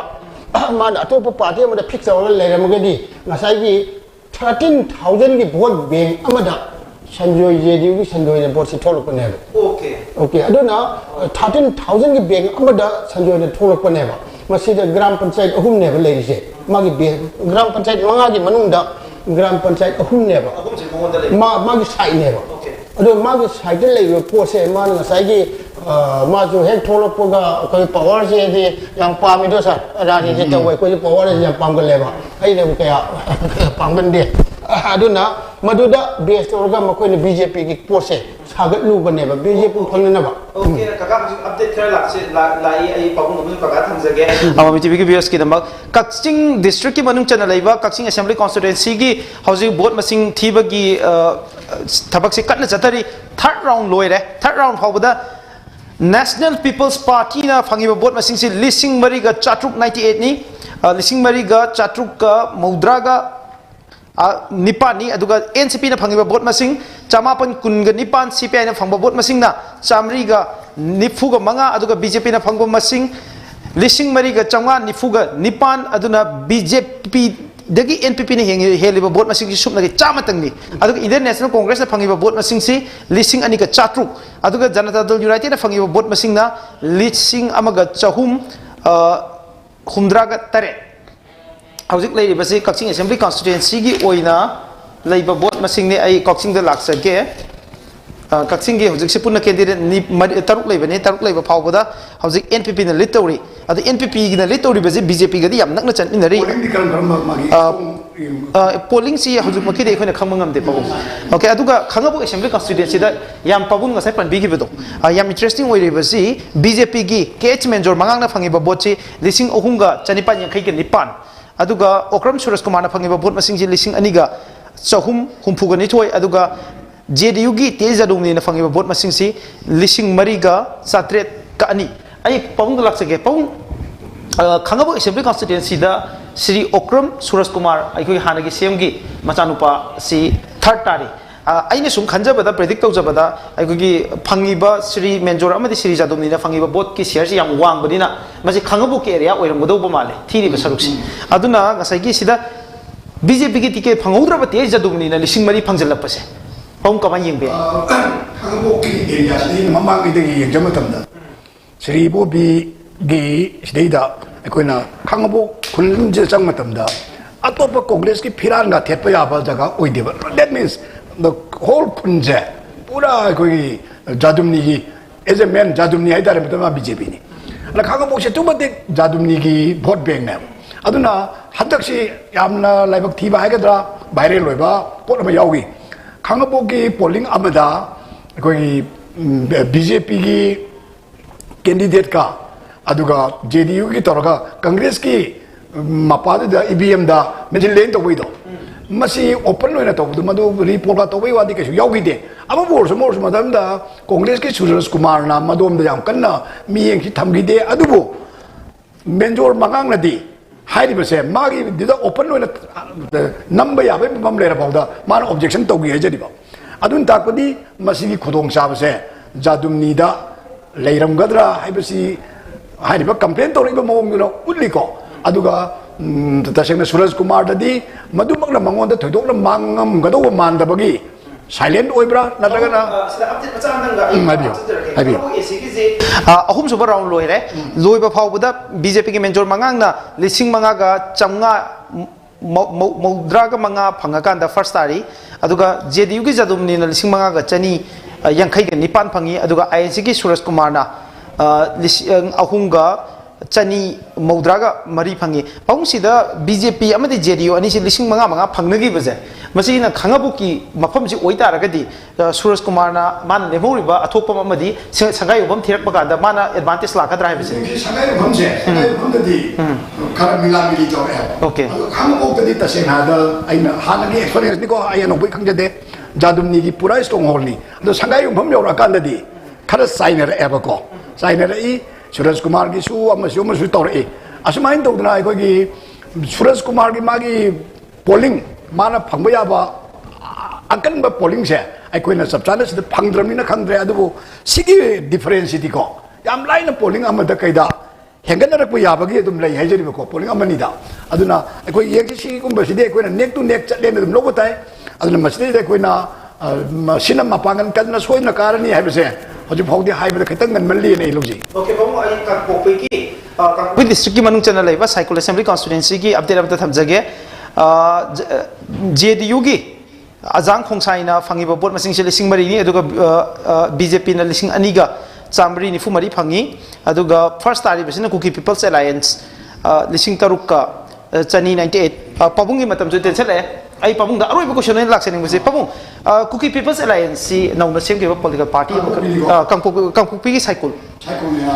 cycle da sit amadi kara da sit ani ni sit ani ji ki manung da sit amadi kara dra hai bagi pibam amada lai maram di bothi bagi counting si ayam balotion ra pagi mami ni aduga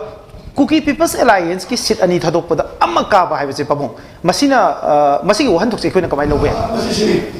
Kuki People's Alliance thabo se na khamda singa chunu su yoma yes singa si BJP ga moeni tina doina singa ki se yang limba ke ni ko BJP ki ni se control jose ma uncontested for the by election the kari ne ko hojik we Kuki People's Alliance thorak pada asagi su da lady ba kamu sing che sina BJP sagut le ji kaya yam na ngamam ga ngamam moi de ke se ko singat ki sida ko yem ba ta ba adun di som da lai ba kangpu pi ki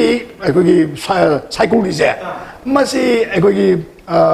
kano ki saitu ki namthang hau ki macam pi nei tai ai ta je matam da subject to correction mark si mapangan ji ek ngasai ahan ba hor pa de ma se mapangan nu kan lai re ado di ma se hek hau ba de hau na ma na lit tau na lak ki pyam ji lak ni na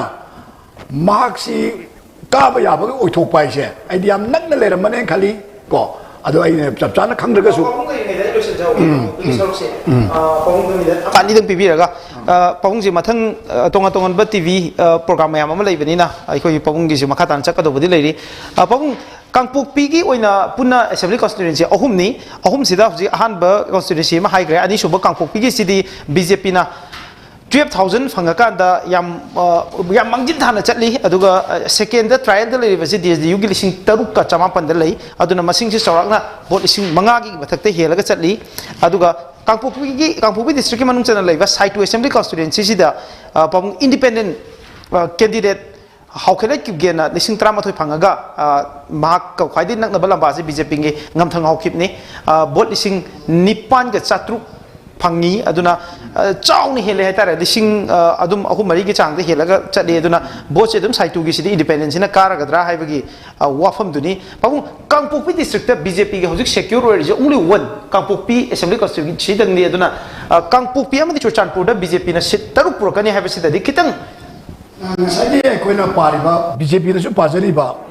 aikoina hanna di palle oro de sugi kamuna toriba magugi notification na thokna BJP da sagol kane ise maga mapangan chap manana leiba samna haitare ne lagi cookie kanogi kari alliance cookie people alliance haire ba kamgu do lamba thengna bada ko nop ta ba oiram dare ba aduna masigi film jida adu candidate su paramane ba aina khanja matamda nupi su oi ko ajiki kanogi sa sai kanogi aduna aidi magi mapangan je aidi yam kalam ga khali adu masi hana su yam na mesure ba political family indi su lakpani ko adu hojik su masi tomatamda aikogi chandir gi oliska na ss oliska si mapangan jam leidna sumain tu na moi suma pangan kan ba mai orang kali yang si marai bak cuma kadi marai kajarani aduga hari ba singi politics up and down jam leina bani na kudak ki weba na no da ko report to tam da only taru khak thore ene kari ken ro bo sigum baga si so ab pa mane ba ko yang si kano miras Thank you so much. Manipur ki masak naiba aikogi student activism ki lamyan ba mo wita natana hausi uzik thoiba political amadi social issues mayam da tatana comment to biriba aikogi masak naiba political analyst aikoi pamung la thabon Sarachandra Mami TV ke studio da lengbi raktana mamal yam la ba matam kaya kai thokpiraga ngasi ki news discussion sida saruk ya biba pamung ko boga ta chai kai khong buche okay pamung khata na khanning ba area si hausi si pamung aikoi kai se amtang yeng minas election tongan tongan the state manga da pangthoi be election ina not just Manipur khaki natana hojik se aikoina yengba yaba sida hana panaram badagi even exit poll dagi fawba khara hena advantage BJP da laibagi mami tai gawa si BJP na gi asadi tawdabani adubo gawa da 20 seat secured oire hojik se ado hana gawa da moigi punna MLA kunga mathoi botha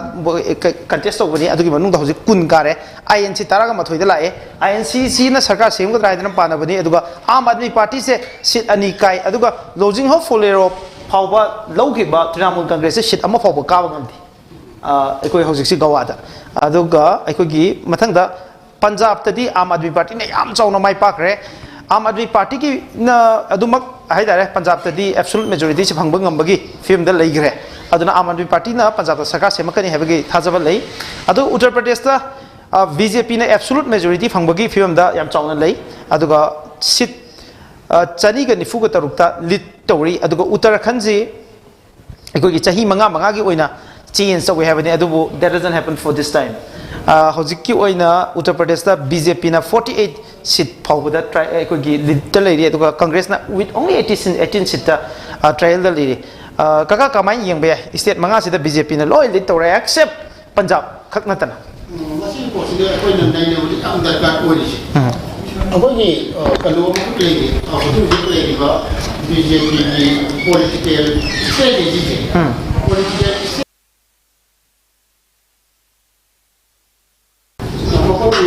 performance hydra have you performance hydra ayo moko ji moko ba tin ba ya ba di ne masi moko kari ko moko ta ko ngomori saki moko sijinari se samna bi ji ke election among the samaj UP de samajwadi party ki wapun ji adu ke wang ya jadi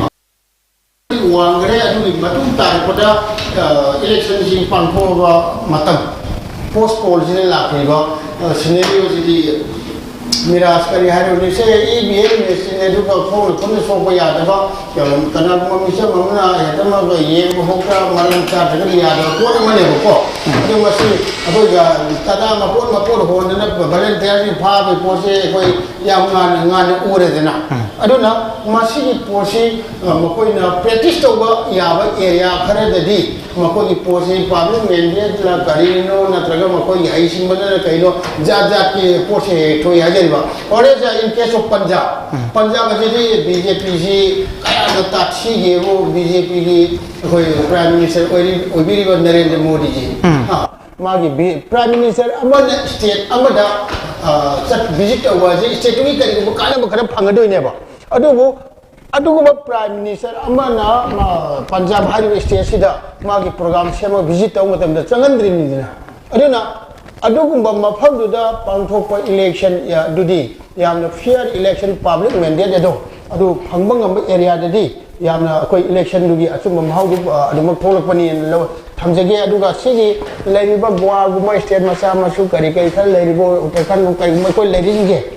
swai dadi yamna lusal ise ngasai gi mal practice ki kanwa je khara ui aduna swai dadi ai yam kan comment pinning dre miras swai dadi comment kaya kan pinning dre si ki janata ki masing si yam kan hengali mi taret phawba gi phibam da hujik leading the line ngasa NPP gi mahuchi janata dal united amuk singala khre adu ki NPP jo hanba date sit taruk te hengali hujik leiri ba phibam sida out of the 46 khoi gi counting to riba masing si gi manung da BJP ne litori be 21 ni adu itar ga non BJP gi 25 te litori na lo bayai sida hopeful oibra anu bolenga amagi masi sini adu ki potu ne koina NPP ne yamna interest leiri je masai ki 47 ka ni 40 ka ni ga na kado tawra makanda masai ki kano da 20 rom da handar ga lai je sida hujin lai je akoi kano ne hele da na nan BJP group sina adu nan BJP group sina hele banina asi huji akoina mamang da NPP ne toin haja coalition sarkar le compulsory leire ko yabu ko yabu lambi du leire na duna machine lei gre banina huji bharatiya janata party ni sarkar ama lehendaba je somda nan BJP group da la even number sin lepane ba machine karigumba akoigi yamna hai singna kanagumba mapung phaba amana punsinba haibagi kanodu mawonda lejer magadi mase akoigi sarkar ama semba yabagi othokpa lambi dudi yamna chauna leire na mera sa edumai thamjige. Thank you so much MAMI TV special edition of Manipur Dialogue the Judgment Day haidana thamjari ba ani su tangkak ani thongna pangthokhiba Manipur gitara thoisuba Vidhan Sabha election asigi result haidokpa numit asida laiba anuba updates me amase khananabaga khanaba program asida Manipur ki masak naiba academician Manipur University ki associate professor Dr. Bharat Thiam agi ozabu taram nungcheri amsiga khumda buchere ai koi Center for Social Exclusion and Inclusive Policy Manipur University de bibani sir associate professor in the bibani sabuthaga cheri sir hojik si ai koi kaka nilam karise kakai bose ngasai dagi yobi dana ikoi National People's Party gi oiba laiba update mayam asida yamna chawna sakar semani haibagi point si yam chawna assert obirami aduga maithi ba madi mai pakgi laiba updates mayam asida emotional oiba wapo mayam share to biba aduga party gi oiba point of view thambi bagi damak ai kakai bo mukan thaga chari thank you so much ai sabarata laksage sir hojik leiriba phibam sida election ka khiba kendra mayam ama yaure ka khiba singi manungda aikoi yam ngakna thokpa je aikoi Congress party ki leader ani maithi banange Congress party ki leader ani maithi banange yam chauna BJP na the political party singi the setback sing leiri yam nungai ta wari mayam ama leiri maroina Congress party ki Manipur Pradesh Congress committee ki president Sri Loken maithi gre aduga aikoi AICC gi level da the senior most leader mo in the north gi leiriba Sri Gai Khangam Congress working committee gi member maithi gre hojik se nakalam rom da National People's Party se sarkar semba matam da yam chawu role logani haidana panaba aduga if NPP na kai gumba lengak pair gadi NPP gi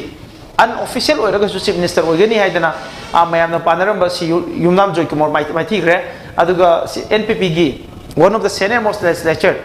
Sri Lanka Polapam Jenta Kumar maithi gre heavyweight mayam maithi bagi film lai kamai yingbe MAMI TV gi official sing amasung viewers mayambu yakna kai khumna buchari मीरस ने हुजिक हंगबीबा question दो एक्सु खलम मने अदुई मतंग दो हाइदी हंदक की election stage result हाइडोप जेदा मियाम की ओइबा वखलोंदा यामना कहतारे याम तायोनबा मलाक पाइतारे हुजिकी हाना election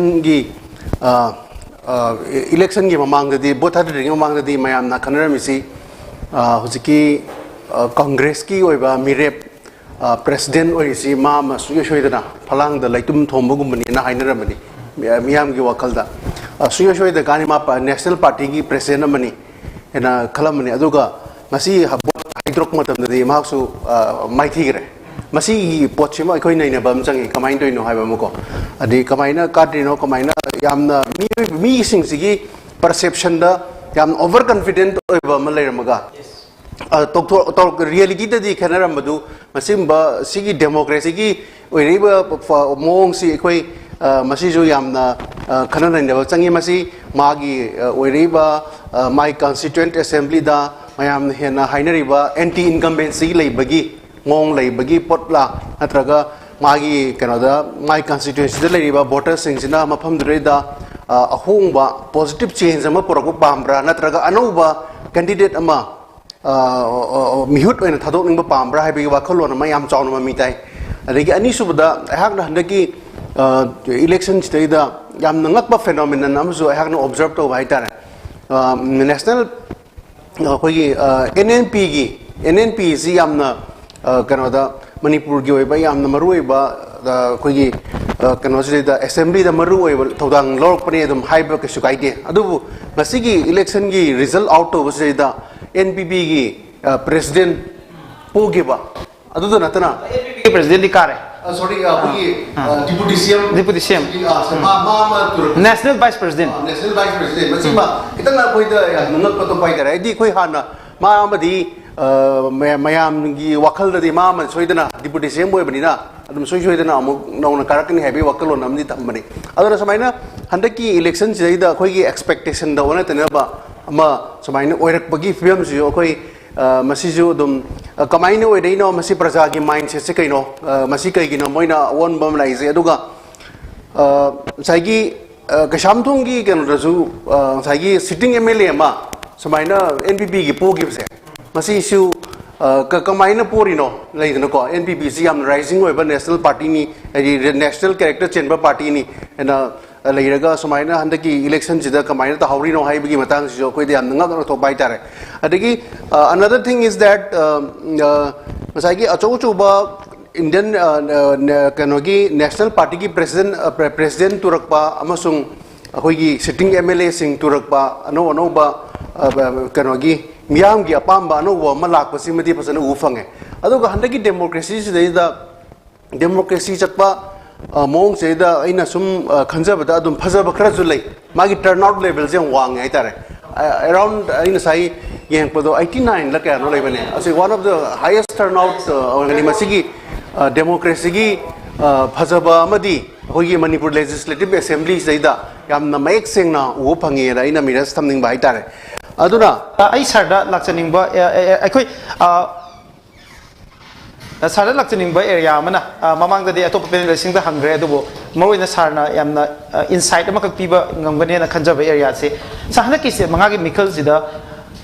BJP सी अखोगी यूपी दसु एग्जिट पोल ममांगदा before election the opinion poll दि बीजेपी सी यूपी दसु लाप वागा राइदन पानबनी अदु उत्तराखंड से चाही मंगा खुदिंगी सिनबनिना हंद कांग्रेस लाकद्रा अदु पंजाब तदि बीजेपी नसु आसा तौदे गोवा मुक्सी बीजेपी ना आसा तौबदे याम वाना लेरमबनी अदुबो एक्सेप्ट पंजाब नतना all the states howzik leading oiribaji BJP ni aduga Uttarakhand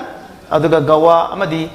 UP dadi howzik lead toriba masing sin adum absolute majority fangbagi film da lay except Manipur dang ne howzik absolute majority gi mark yogdris ga kamai yengbe sir BJP gi emergency मसी होय अतोप state की मोगी election जी होइना याम कन dipper analysis तौद्रगसु BJP की याम strong होइबा मोगी activity अमा उबा सोइदना absolute majority होसिगी rising trend अम Lakpa मरोइना मसिगी factor C मागी strong rivalry होइबा Congress की कनो से मागी कांग्रेस की होइबा मागी स्टेन जुम लेरतबा हाइतारे मागी कांग्रेस की होइबा performance फजरतबा अदुगा masigi magi sidadi akoina kasho haini leke haitare adubu sagi Punjab tana kai no magi kero duma kamain to duma duma koina naina bamchangi aduga overall loina koi center da samaina mara chetpa koi national party BJP gumba malai menina masigi larger impact se dum state assembly da suma mi chawng ta gani haibasi ma hak na mi da samain thamjani thank you so much sir roi bawa from ne sana phongdu pire base hauji kangpukpi district ki manung chana leiba assembly constituency ahung gi manung da BJP na ama lead tawraga ama independent lead tawi hauji phawda leiba phibam je ama kuki people's alliance na lead tawri swaida BJP na kangpukpi ama di chuchanpur district gi yam chawna lobu ngamgani habasi kangpukpi gi na seat ama di hena lodre aduga chuchanpur district ki makhata na counting tawrpa dasu hena khangba ngamgani hedan thamjage aduga BJP na aikogi kangpukpi da BJP na asa torom baje chapchana phangmang ngamgidra hai basini only one city phange sakai bini tabada some reliable source kara de sum tabada sagi koigi geographical kanosi features khena bi matungina koigi plain da amasung hill areas da sagi boarding patterns je khena ye na sum ayam phungdro boting ne moigi some opinions ji idea sagi karoda hill dadi sagi border ji magi sagi relatives friends magi naknaba mari mata maru pangda yamna chappadung tawi aduga masi pra koi national party da adunia dani haibigi mongda chattabadung tawi haibigi aina some information ama pangba tare masi koi we need to verify this information ko so in terms again okay thank you so much ai mathak se koi ai lamba khorai khu kasum da laksage aham maktada mami tv miyeng ta video bamayam da saktak chabaga loina taram no okchege manipur gi masak naiba political leader mani haukiba decades asidagi horaka da manipur gi electoral politics ta yam chawom phom kaliba miyam na tudui do masak khangna ba political party mo oiba naga people's front aduga hariba naga people's front ki tonga tonga be agenda mayam ama political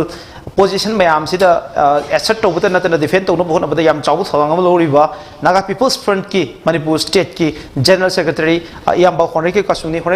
yam ba bo khoi ama btv ki studio da taram nokcheri kai khunu bo cheri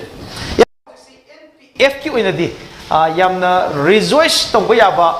moment am khakni out of the 10 candidate hojik ka ki ba khara yaure aduga 7 candidates leading the lady adu NPF na miss story is only in 3 seat hojik phawda NPF kam kari phongdok pinigi akoi su akoi leba shemba leba phawda ta na da mi ngon mobilize kana to adu ta te akoi na party line na thongdi huji si manga di confirm lai okay confirm se oh kati da kra mang ba hai da stage da mu lai adu bigi se yam da lakchani se huji tadu bi da yam nanga ibaje Francis ka jok phangi vote masing je lising kun gi mathak da ne atabu national people's party ki president sikai sina vote masing je khara helaga ka ki bagi oina paw oina tawe masi NPF ko ni yam thamoi sok nai maram ne haide 20,000 vote phanga kan da mai thiba gi phibom khak lak pase si ko ju no mai te aduga kagni na sa toramani adubu miyam na piba verdict ni na ko akoi dum ikai khumna ba hai tare adimo amani da ursu helabdi man ka bani na ko do ko su miyam na piba decision do ko su respect piba hai tare kabdi kaning ya to ka hodre ko hojik si ke yaba DIPR ki ba ai ko gi live oina hojik DIPR miyam da phangali ba official oiba pause da NPF da sit tare ta hojik litori election commission of India gi ai ko ne phangjari ba da si da su tare ti litori hojik NPF natna BJP nataba ai ko gi atopa dol mayam se political party mayam se gi marab da NPF is leading with 7 seats adu itaraga di hojik NPF ki position je kaino sini hojik BJP na absolute majority di hojik leiriba masing sida de phangma ngamdre aduna lemhoriba political out of the 46 hojik masing thibaji punna 46 ni masida BJP na litoriba se 20 dagi 22 de hangat kre aduga lemhoriba si 24 amadi non BJP ni swaida BJP ga punna NPF se sarkar sembagi oithokpa oina adom da sakka doribra natraga na NPF na lead toroga atopa political mayam party mayam se pujan bagi firep leibra akoi na lead toroga atopa organize to ba haibdi lete okay aduga अखोई हुजिक से ममांग हौखिबा term aduda akoina BJP bu support oba haibidi akoi stable government si state level si darga le aduga koi national level da BJP na strong government oina lebini na akoi leba ki damak da su strong government amai makha da asidi to do yaroi asidi si to honinge mya pama asidi hairadi madu aphaba oigne do whereas akoi se regional party ni na hondo honjing su pak to ning de okay aduna akoi si कोई मी यामदबनी ना अदुगा majority की आशादी नते अदु मी अतेना हैना पुनसिले मोय अदु चकनी हैबा अदुदी हुजिक दि खनद्रि अखोसे अखोइ सेडी SCD को BJP का पुनबगी BJP की सी हुजु मोयना नंबर याम कारादी मोयना करी डिसिजन लोगदरा हैबा दुनी अदु आइना हाना मीडिया दसु फोंगिबगुमना हाइगिबगुमना को अखोइदी अखोइगी पोर्शन अदुम लेपके अदुगा मयामना फनगाय तो हैबा गांदा अखोइ अफबा हैबदि अखोइ दुरोमददी analyze तौरगा कोई participate होगनी है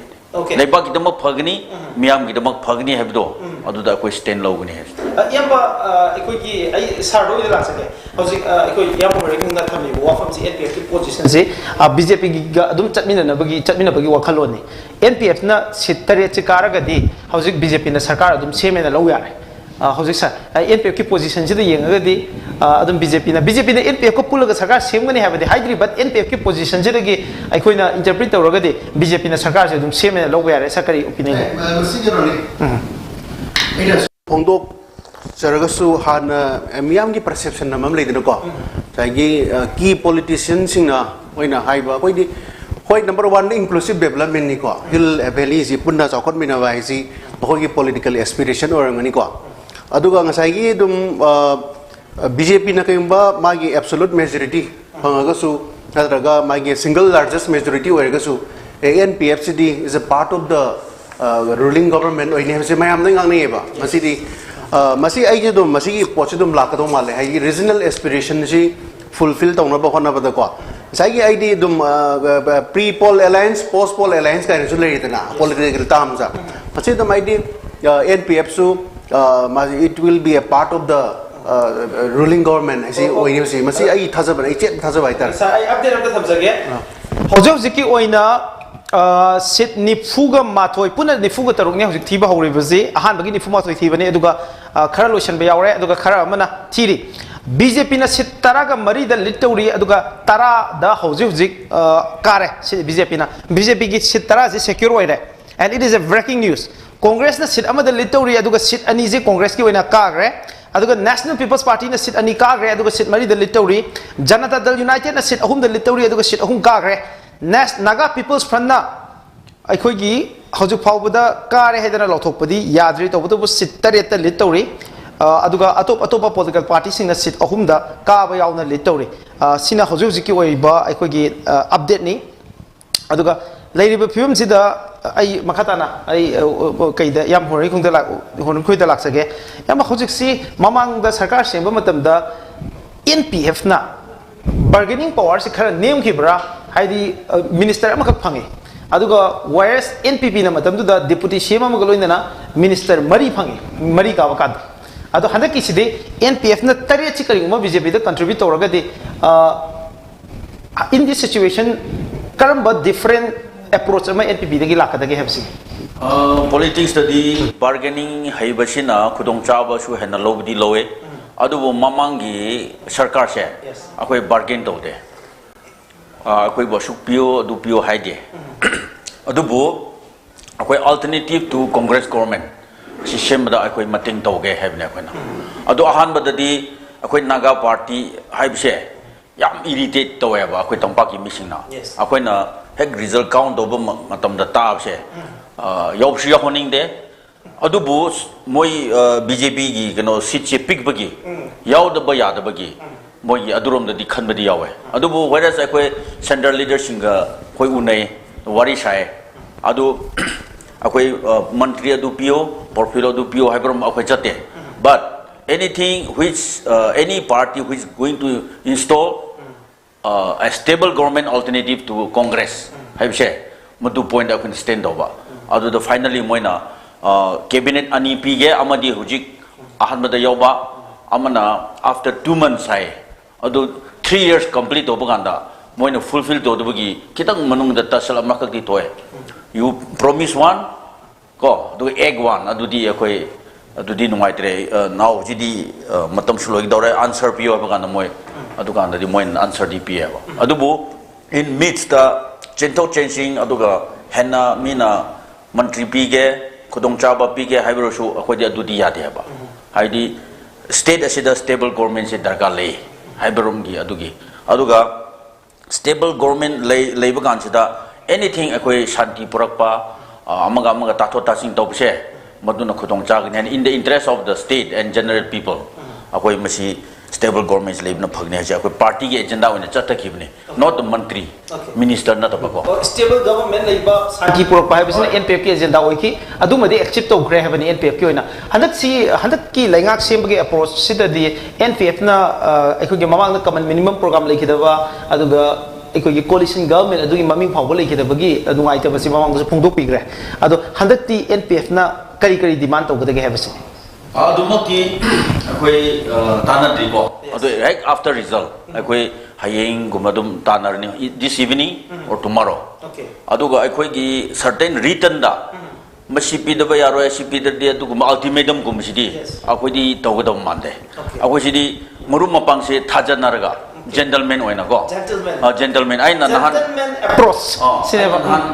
koi gi center gi moi tv gi discussion amada noi hana condition le to bida aduga common minimum program le bida how you go together hai akoi tori sini chadi sini ko aduga mamang da british government na officer amana Nagas agreement is a gentleman agreement. I know court over. I put yes is yes, no is no. Aduna she mayam get mak phanai ni. Nang profit later of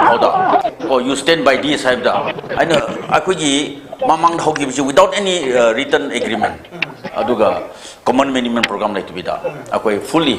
trust on ba hai tare. Adurum na koi gentleman agreement da. Janam nang lak sake koi NPF ki candidate tara je lau thupa numitu da NPF central gi general secretary na hai gi baje BJP ga on certain ground da ya naraga chatmi na gani habani hai ba grounds ji kari hoye lage grounds specific koi disclose to na de ko aduga maram asi issue hai de du after election akoi ji kaina da ba nang itu mah shortage le so akoi men khata ya kre no wala sa akoi de shortage le so noi di akoi semua polisi je smooth leba semua leba government semna ngai party ose okay tamo hauji NPF ki point of view me ama ikoi thamjari marak sida ikoi live commentary ma khak lai Lakshmi Mami TV ki staff reporter Lakshmi ikoi ground da leiri Lakshmi kari anuba update sing lai हौजिक फंगबो पाउदा 13 सिंगजमई assembly constituency दा मियोय मरीना ललंबा तौनरी मसिदा इरेंगबम हेमो चंद्र सिंह INC कैंडिडेट असिना 275 वोट मसिंग फंगी अदुगा मथंगदा NPP की मिरेफ ओइनाम रोमेन सिंह ना 1065 अदुगा मथंगदा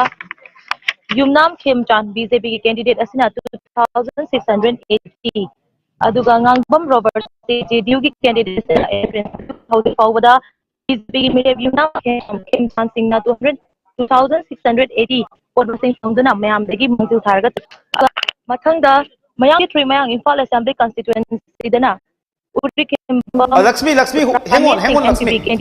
Lakshmi hojiki aikoi na khonje je kitang senga tabu wat pa hebetai hojik aikoi singjame assembly constituency gi ji kana leading tori ge hebeduni BJP के कैंडिडेट युमनाम खेमचांद सिंह क्या फंगाga lead tori दामे khonjil ji yam sengna ta da bagi problem ama gak ne khoi da mayung gari bas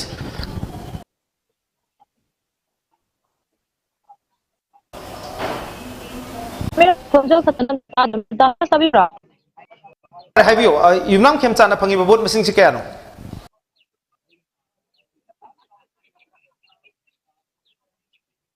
hello damiras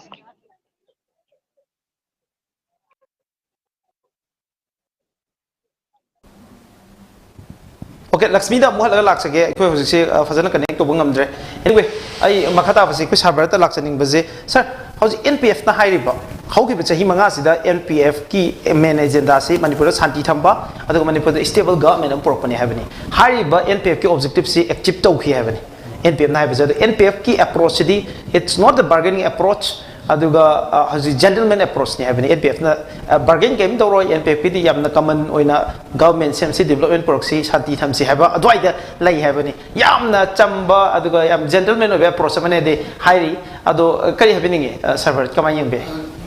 ai su dum yaning hai tare agi NPF ki spokesperson aidra kanona so mana pungtrok matuina sai ko jana hai bi do ke da koi ai mieng de regional party moina so miang pa hai di regional party is my grassroots leba problems sing do top ti u phangdabani na top ti u phangdabani na sai gi regional party ma gi aspiration do di sai gi miam na khangmani na ma koi gi miam gi mu tha do ra ga di ana yam na stable government porpada soidra mating pangani he ai tha jai udan so hai bi de na ko ai di NPFC samaina minister phang bakhopa adu lete adu masi bakri dum mamang ju NPF ki participate to goda dum yam phasana dum mong ta na dum to gi bai tare adu yam pai adu na samaina ko gi ko etare NPF ki oiba mute top na regional oiba mong da to karai ba kholi basi miyam na dum yai na ta ai hai tare sai duri ka yam na adum haina ri to bodu moi ju dum kana ta yok to mal hadi ruling kana da kari government se amra ju soidra part of the government or kani hai bigi ai su thazaba tham bai tare okay azu babu da NPF ki leiriba film sida yam chauna thazaba thammi haibagi ofam made ko sara phong duk piri hojik se sir 40 ga 7 sit che hojik masing thiri okay marak sida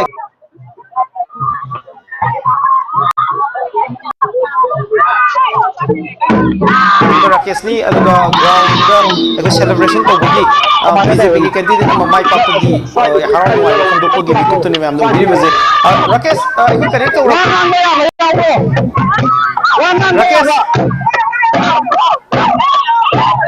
oh meas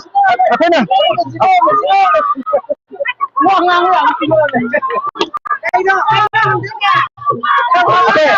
okay na usi jadi siapa ki saya kuki se wafan dane BJP ki bhi ore kana ki vote ka bolo kamai to ro doctor na bhi ho akoi ki se report kendra ki aira konna gulli ki BJP ki ne sida ai ne amje sachi kala mun ya je BJP ki na gulli ki hata ne ori po assembly constituency ki akoi kamo rahumi na vote ka bu ki haro bong ba haro wai bong ko na ho ko dum guri to ba pa sida ma'am haro wai bong ko kira me sa rahumi to pa la okay kari to honi mudle han da ko ki tamora honi na se vote ka ra ni na ori po kendra sida madara mo na ko ki constituency si ki ma ma andra kari to honi mudle ma andra to honi bache hoji akoi na ade ma thong suta kari to ta sa ra honi na angang wani kambi badaki lai da bayeng badaki adagi lambe thong sem badaki kada da kari sa thana ga le ja sa ba honi na mama na ma tawre amuk na tawre kani sidi ai na si tawani ti honi adagi darkar hoitre ana ka gi badiki ba karin tawande ana pagi bigo karin tawande akoi second ta hauri sidagi hojik tamora gumina first are hojik se heli no vote machine ji mamone expect to viram na dumat yawe na khali bra na khara heli ne akoi ne singam tama ka tang gen ga khan bane ba ko hojik ni singam ga ne chambi sanga mu directly to pa bu ka ho ha bandana kela kare bani yam samna ko gi expect to ba vote machine gi hena hangi ha bani yam waje ma matang akogi hariba uribok assembly constituency da akogi tamora gumina hena baba akogi kendra ma ga lakwa warasan wa ba wafam jimu tam sare da wa ta ja gi da la yi so hai ma bu chu tapi sa ge la gi yang khani sahi mana ma ko ni le ada udan okay matang sahi mana ma ga le pa da so ta ga ni ya lo ko me ni le bon maya na ya ba ma bu pa kamu ni na bon okay मैं आपसे मथन आगे बुला सके मथन बिना समझ रखे और दिखे रे कोई हाल रो कौन जरा पता आते Yes, thank you so much hojik Uripok assembly constituency da yamna harau nuai ba phongdo pugi mami ni tare bisi Uripok assembly constituency sida Janata Dal United National People's Party, Indian National Congress amasung BJP ki yamna tight fight amakak leibani adubu loinamak kabagani haibagi yam chawba sa leinabani aduga Uripok Assembly constituency sida ikoi BJP ki Mirep Sri Ragumni na auju mai pak kanda mahaki supporter mayam da harau nungai ba phongdokpagi mami duni mayam na ubiri baje ikoi gi hoji phawda mai pak raba candidate khargi ming lauthokchage Bisnupur Assembly constituency da Sri Konthojam Govindas na ikoi Janata Dal United ki candidate oinam na baki sordagi lising amaga chamri helaka bot chika bagi ikoi gi ECI gi report ikoi na hoji phangbani margin si la status si Chandil Assembly constituency ki SS Olis na Naga People's Front ki Langhu following anal dagi bot lising kunga tarit ka chahum nifuga mathoi hele 27,000 is the margin ikoi Chandil district ki and it could be the highest margin oibesa 27,000 aduga Kasim Basum Naga People's Front Chingai Assembly constituency Ukul district ki manung chana leibani masida Naga People's Front ki Kasim Basum na Ningam Chimroy National People's Party ki candidate sidagi vote masing lising aniga chahum kuntra ka taruk phangaga hoji kare Chusalpur district ngasai LM khauti si yamna trial de lerambani adu Chusalpur district ko Janata Dal United ki candidate hana ki DGP LM khauti na Bharatiya Janata Party ki one of the tallest tribal leader in Manipur haita hai BJP ki oina B hankhali andagi vote masing supna ki satret ke chatru humpu khakta da helaga hojik si kare aduga sri aikoina phangjaba si ECI gi report chini aduga Hangang Assembly constituency da Sri Nongthombam Biren na Bharatiya Janata Party ki candidate ni aduga Indian National Congress ki Phanjengbam Sarachandra dagi vote masing lising taraga nipan helaga vote chikare aduna hadak se margin yamni henba singi manungda SS Olis na vote lising kunga teret phanga ki heli aduga adugi mathang da Hangang da Sri Nongthombam Biren na vote masing lising taraga nipan helaga kari nakalamrom da hierarchy yam tight fight ni BJP amadi Congress ki marak sida Sri Thoksom Radhesyam hanagi education minister na another Congress ki education minister oiramba Moirangthem Okendro dagi vote masing chamri ga supna ahum helaga kare makata na Bharatiya Janata Party ki lejama hokim na Henglep Assembly constituency da Indian National Congress ki a very tall leader T Manga Wi-Fi dagi vote lising tarit ka chanipan nifuga nipan helaga kare masi Congress ki karai waidi hengi bano habisi yam chawna hangnaba maram moi maram di T Manga Wi-Fi si Congress party ki oida di yam na masak naiba leader makak ni Hyanglam Assembly constituency da Dr. Yumnam Radhesyam Bharatiya Janata Party ki candidate usina Dr. Huidrom Jiten Indian National Congress ki candidate sidagi vote listing ani ga kunga mapan helaga kare aduga Jiribam Assembly constituency da Janata Dal United ki candidate MD Asabudina Namayrakpam Buddha Chandra Singh Bharatiya Janata Party ki candidate sidagi supnagi vote samri ga taraga taruk helaga kare hauji pawda leiri bazi aduga makata na aikogi mayam na ju yengninga da khanjai information sini mayam na ju ngai ji maroina information khar pina bona jage Hojik si aikogi Kakching Assembly constituency ki result se hadupadi leitri adubu kaba yabagi film da leiri basi mayang lambam Rameswar National People's Party na Yangkhom Surchandra dagi vote masing si chamaga yangkhai heli kaba yabagi film da leiri aduga aiko Kangpopi Assembly constituency ki manu gi oina nemchak ki gen hanagi former minister BJP gi asina Janata Dal United ki Sosim Gurung dagi vote masing lising manga helaga aiko ka khre karung da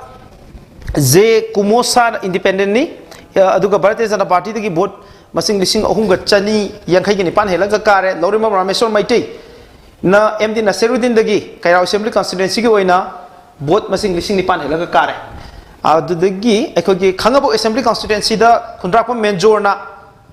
Bharatiya Janata Party ki candidate Suras Kumar dagi list aikogi chatre ke supna mari heli aduga Khetagao Assembly constituency da Sheikh Nurul Hasan na BJP ki candidate Hakpam Indrajit ki vote chatrit ka supna nifuga nithoi helaga kare Khundrakpam Assembly constituency da Indian National Congress ki Thokchom Lokeshwar na vote masing chani ga tara manga helaga Sri Thangjam Mohendro BJP ki candidate se maithi papir maga kare aduga Khurai Assembly constituency da Sri Laitun Jam Jayananda NPP ki candidate asina Sri Laisangthem Susindro dagi vote masing chani ga mapan helaga hojik lit chatli aduga Konthojam da Dr. Sapam Ranjan kare aduga Sapam Ranjan maithi papir mi basi Konthojam sarat supna gi vote Chahunga Ekogi Maudraga Mari.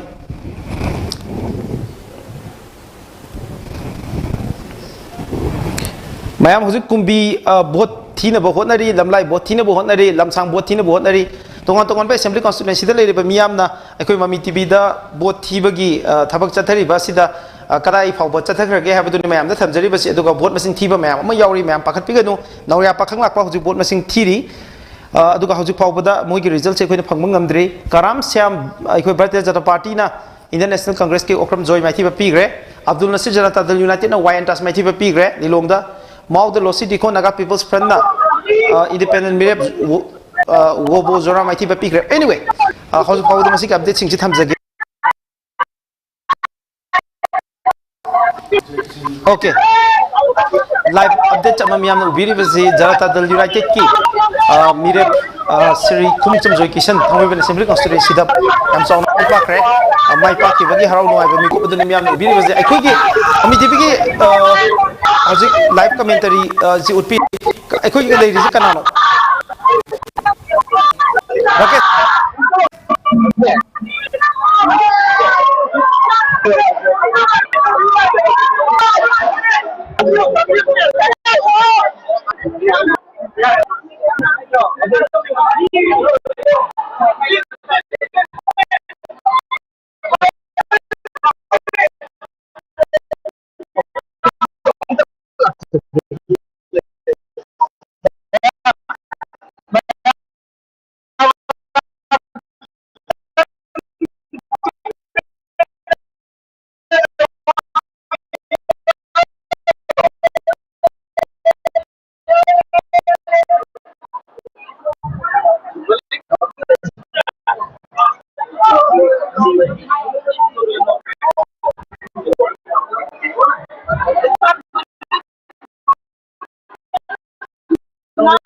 The United Key, one of the leader, Sri Kumuksam Joykishan, na Mighty Piki, Vasina Sri Jotin Waikom, Bardes and the party get the government over, I could give Mami the Magni and Brown, I could give Sri Joykishan supporter, I am the Opagi Miko the Magni.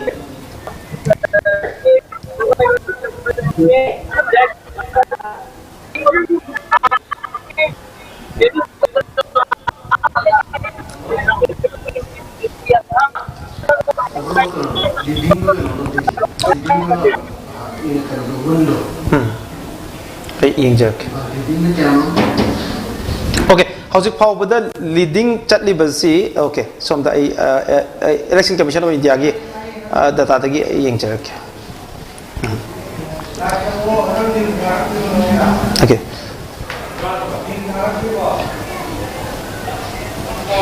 49 seat near how's it power the 49 seats Kabayana, BJP na little 23.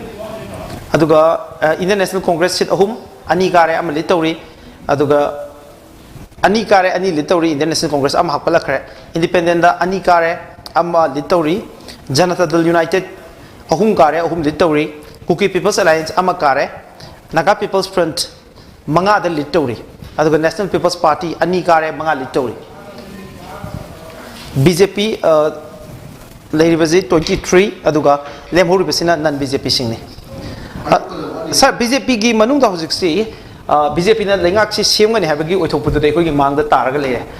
Very likely BJP government Simbagi Utopasiam Chownale. Sir, Lady Films the BJP goina, Manung, Chief Minister contender, Mayamale have a go from July, Nakalamunda, Housing Minister University and Birena, Market Chief Minister Sip the election thing of the Dayam Chowna, my Paglak Puggy. A few Malay Vendina, Masigi price, Simana Pangadra question, don't you everything? As a neutral observer in a co, some Kanbaita, I give personal opinion. The Handaki election, BJP, the Mjar car, Masinga, May 23, I see winning 1 plus leading Nico. Atra, Sidagi Hangal to translate Riva. Aduna Gape say. Atai winninga leadinga pullaga seda lehoriba atagi party sing na pangizi kaaba amasung litaw da manga home aduga BJP di kaaba amasung mana mangjin thar chapada 23 ogre ko. So there is a huge gap ko among the parties ko BJP and other parties. Aduna makoi sida yamna landslide victory oibegi kano chance yamna wangna lere adubu ayhakna sum mamangi sum election gi kahata story sum paroga naina matamda absolute majority bu phangasu adagi single largest majority phangasu problem di adum leibadong tawi kuda moina habda BJP si moi absolute majority phangen lawrasi for example hayeng moi gi sarkar se mo matamda ani khak ne wa aina seida u phangi se phenomena ani khak tholok pai first leadership crisis sama lak pai idea no no ba dum mamang do he na mayam na khangbili deni id kano internal oiba adum issues mayam adum laitaba nate adegi second point is samarak sida ikoi na ikoi mami gi life commentary bang lobiness pani okay Rakesh you are on the line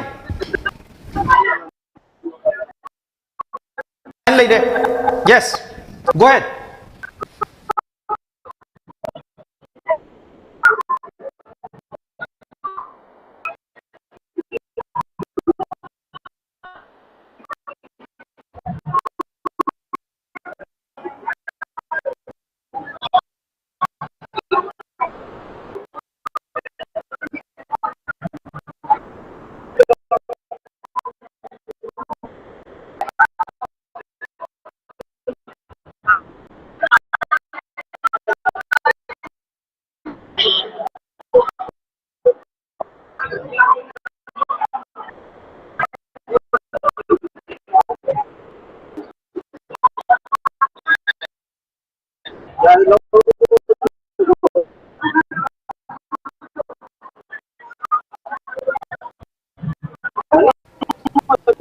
Rakesh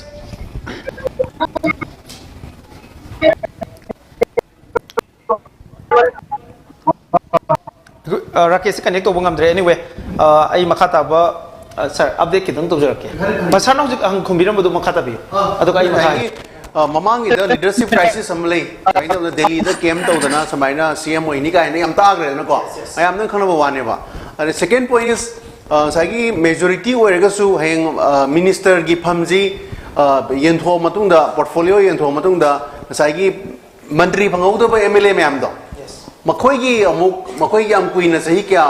MLA oir lakpa adagi chamana ba kano dana bot kamina badana mantri ohen ba adagi MLA khara dana matam kuina mantri piat bagi skumba problem jo kuin u pangi masi case jo yam na phagi yam ka gi problem amani haijening ba haitare heng kai haitare hagi MLA kuina minister phangna lakpa BJP manungda makhoi gi su heng soidana amuk mokaida matam khara umpiu haibagi sumba internal crisis ta ari hana keno to ba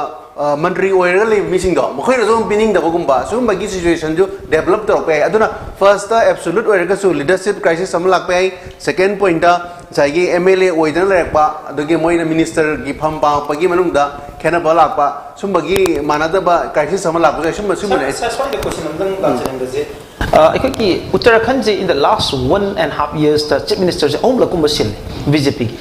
adugo whereas in mani Gujarat chief minister dum sil then Manipur di ekui chief minister se singi deba so ida ekoi party manungi irang ama laiba kan national politics chauna reflect or atop state ki de adu Manipur gi oina di adum ekoi national leaders in high bada haitare ekoi leaders in adum ya ba haitare madu da contest to do moi opinion ji da adum basu hek man badum na towi sakama yeng be Manipur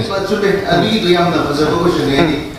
mayam ne ko nari na ko mamang na kana CM mi huzina kana oiri adu current oiri ba ko gi kana di CM ji yam na kra dum kra ko gi Manipur gi situation da kra dil to bhai ba skill le ba male hai di any issue lak ba ban blockade la ka so heta magi kehtare people to people mon da friendly oi bam yawi mon da ai di CM oi ka su mi se hekta freely ko loina bangam ba friend people friendly oi ba CM oi magi adum ba dil to bangam bagi mon da skill lama le ai sum ai ni enjaba ni ko ai na sum uza ba haitare sum ai na sum neutral lama ai na sum enjaba da aduna ni miam na ngasi koi ngasi result out oi ba da koi da we should learn lesson from this democratic practices ko ngasi sahi kyam kuina MLA mantri oiramba aduga ngasi pokri se kamai pokri no ebis ne be mai magi mi lamdam dugi mai constituency gi voters sing hogi mi sing duna ahongba ma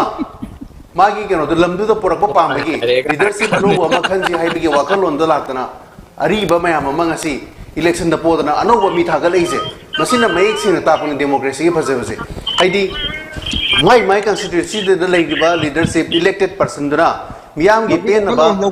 tawraktra matamda miyam jna khoi kano da anoba mi hudam thadoktana ikhoi gi oiba kano sigi kendra sigi hena afaba thabak tawgada ama khanji haibigi mong ne bangasi khara khan karam ba mi karak taba adi han new face me ama lakse masina tapdi miyam sing sina hena khoi leiri phem jeida mahoina realize to bodi anoba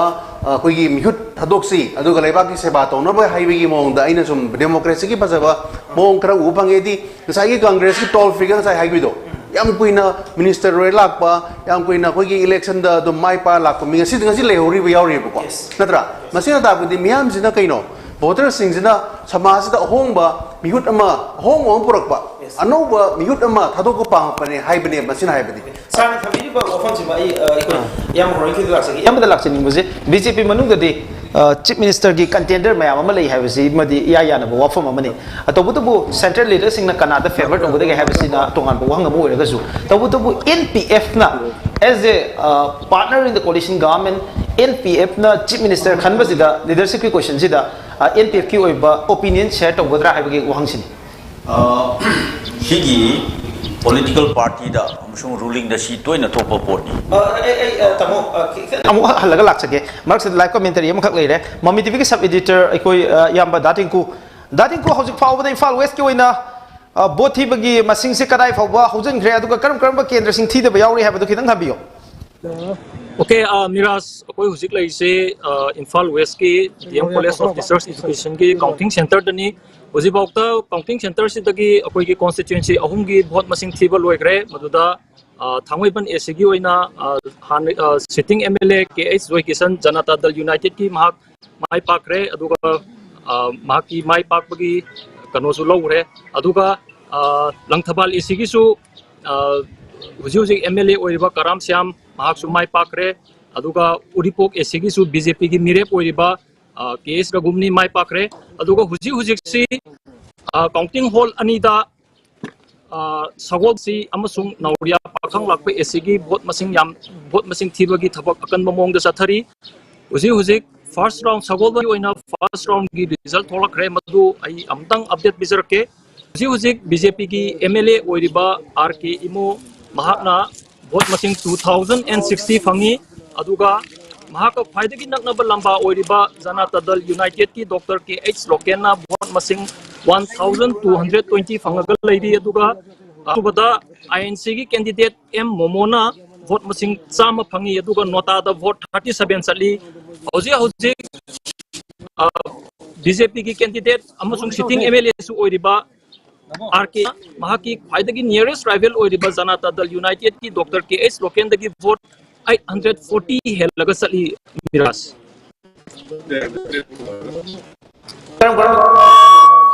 karam constituency singi Imphal West koina anubata ta sing lei Miras akoina sida hujbau ki di official oina sigi DM College of Research Education ki counting center sidagi assembly constituency mangani masida vote masing thiri se hujik sidagi confirm oigre si uripok AC ma confirm oigre thangwaiban AC ma confirm oigre aduga langthabal AC ma confirm oigre ariba constituency ahum sigi moigi mai certificate loinamak longnagre mirep ahum makna ngasai handaki lakaduriba government anoba term sida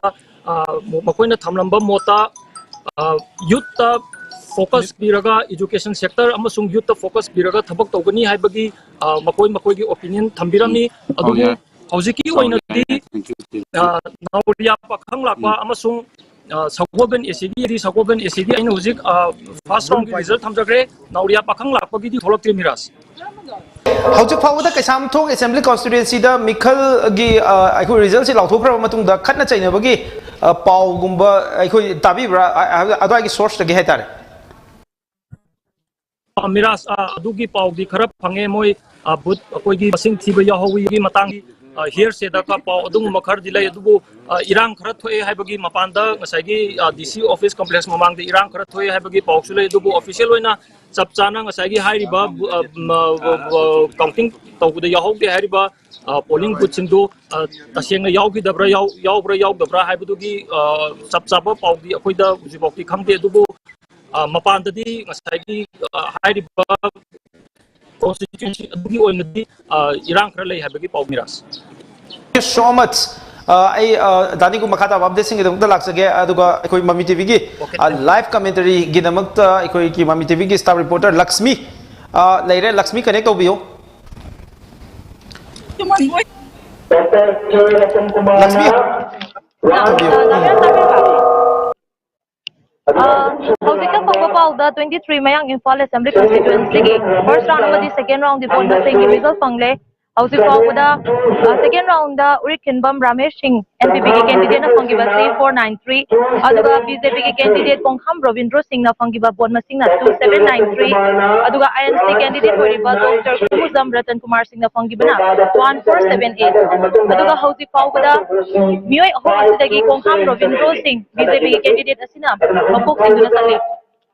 Lakshmi hang on to bio just hold on I koi madam de Lakshmi ki deputy commissioner ki office mamang da I koi mic ki concept ko tare habi amu halai bio 1637 Kalau thok pun luar ka dum habi no Hajuk miam no ubiri si I koi ki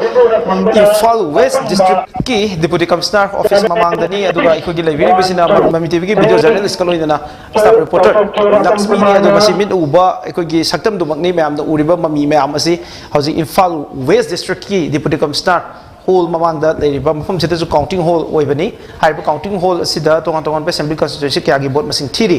aduga nakalamorom da DM College of Teachers Education gi mafam sida su Imphal West ki oina counting hall sing leibani aduga hojik vote masing thiri baji maroina mayam na sai digi ngainarakpa mayang Imphal assembly constituency aduga teachers education da sai thibana sagolban assembly constituency ni Lakshmi makata bi hojik 23 Mayang Imphal Assembly Constituency ki vote masing thiba gi tabadu chat NPP ki mirep oriba Urinkibam Ramesh Singh na second super round da 493 pangi aduga BJP ki candidate oriba Kongham Ravindra Singh na 2703 vote masing pangi aduga INC ki ba Dr. Kumuzam Ratan Kumar Singh na 1475 78 vote pangi Howzik Pagpada Kongham Ravindra Singh BJP ki candidate asina Okay,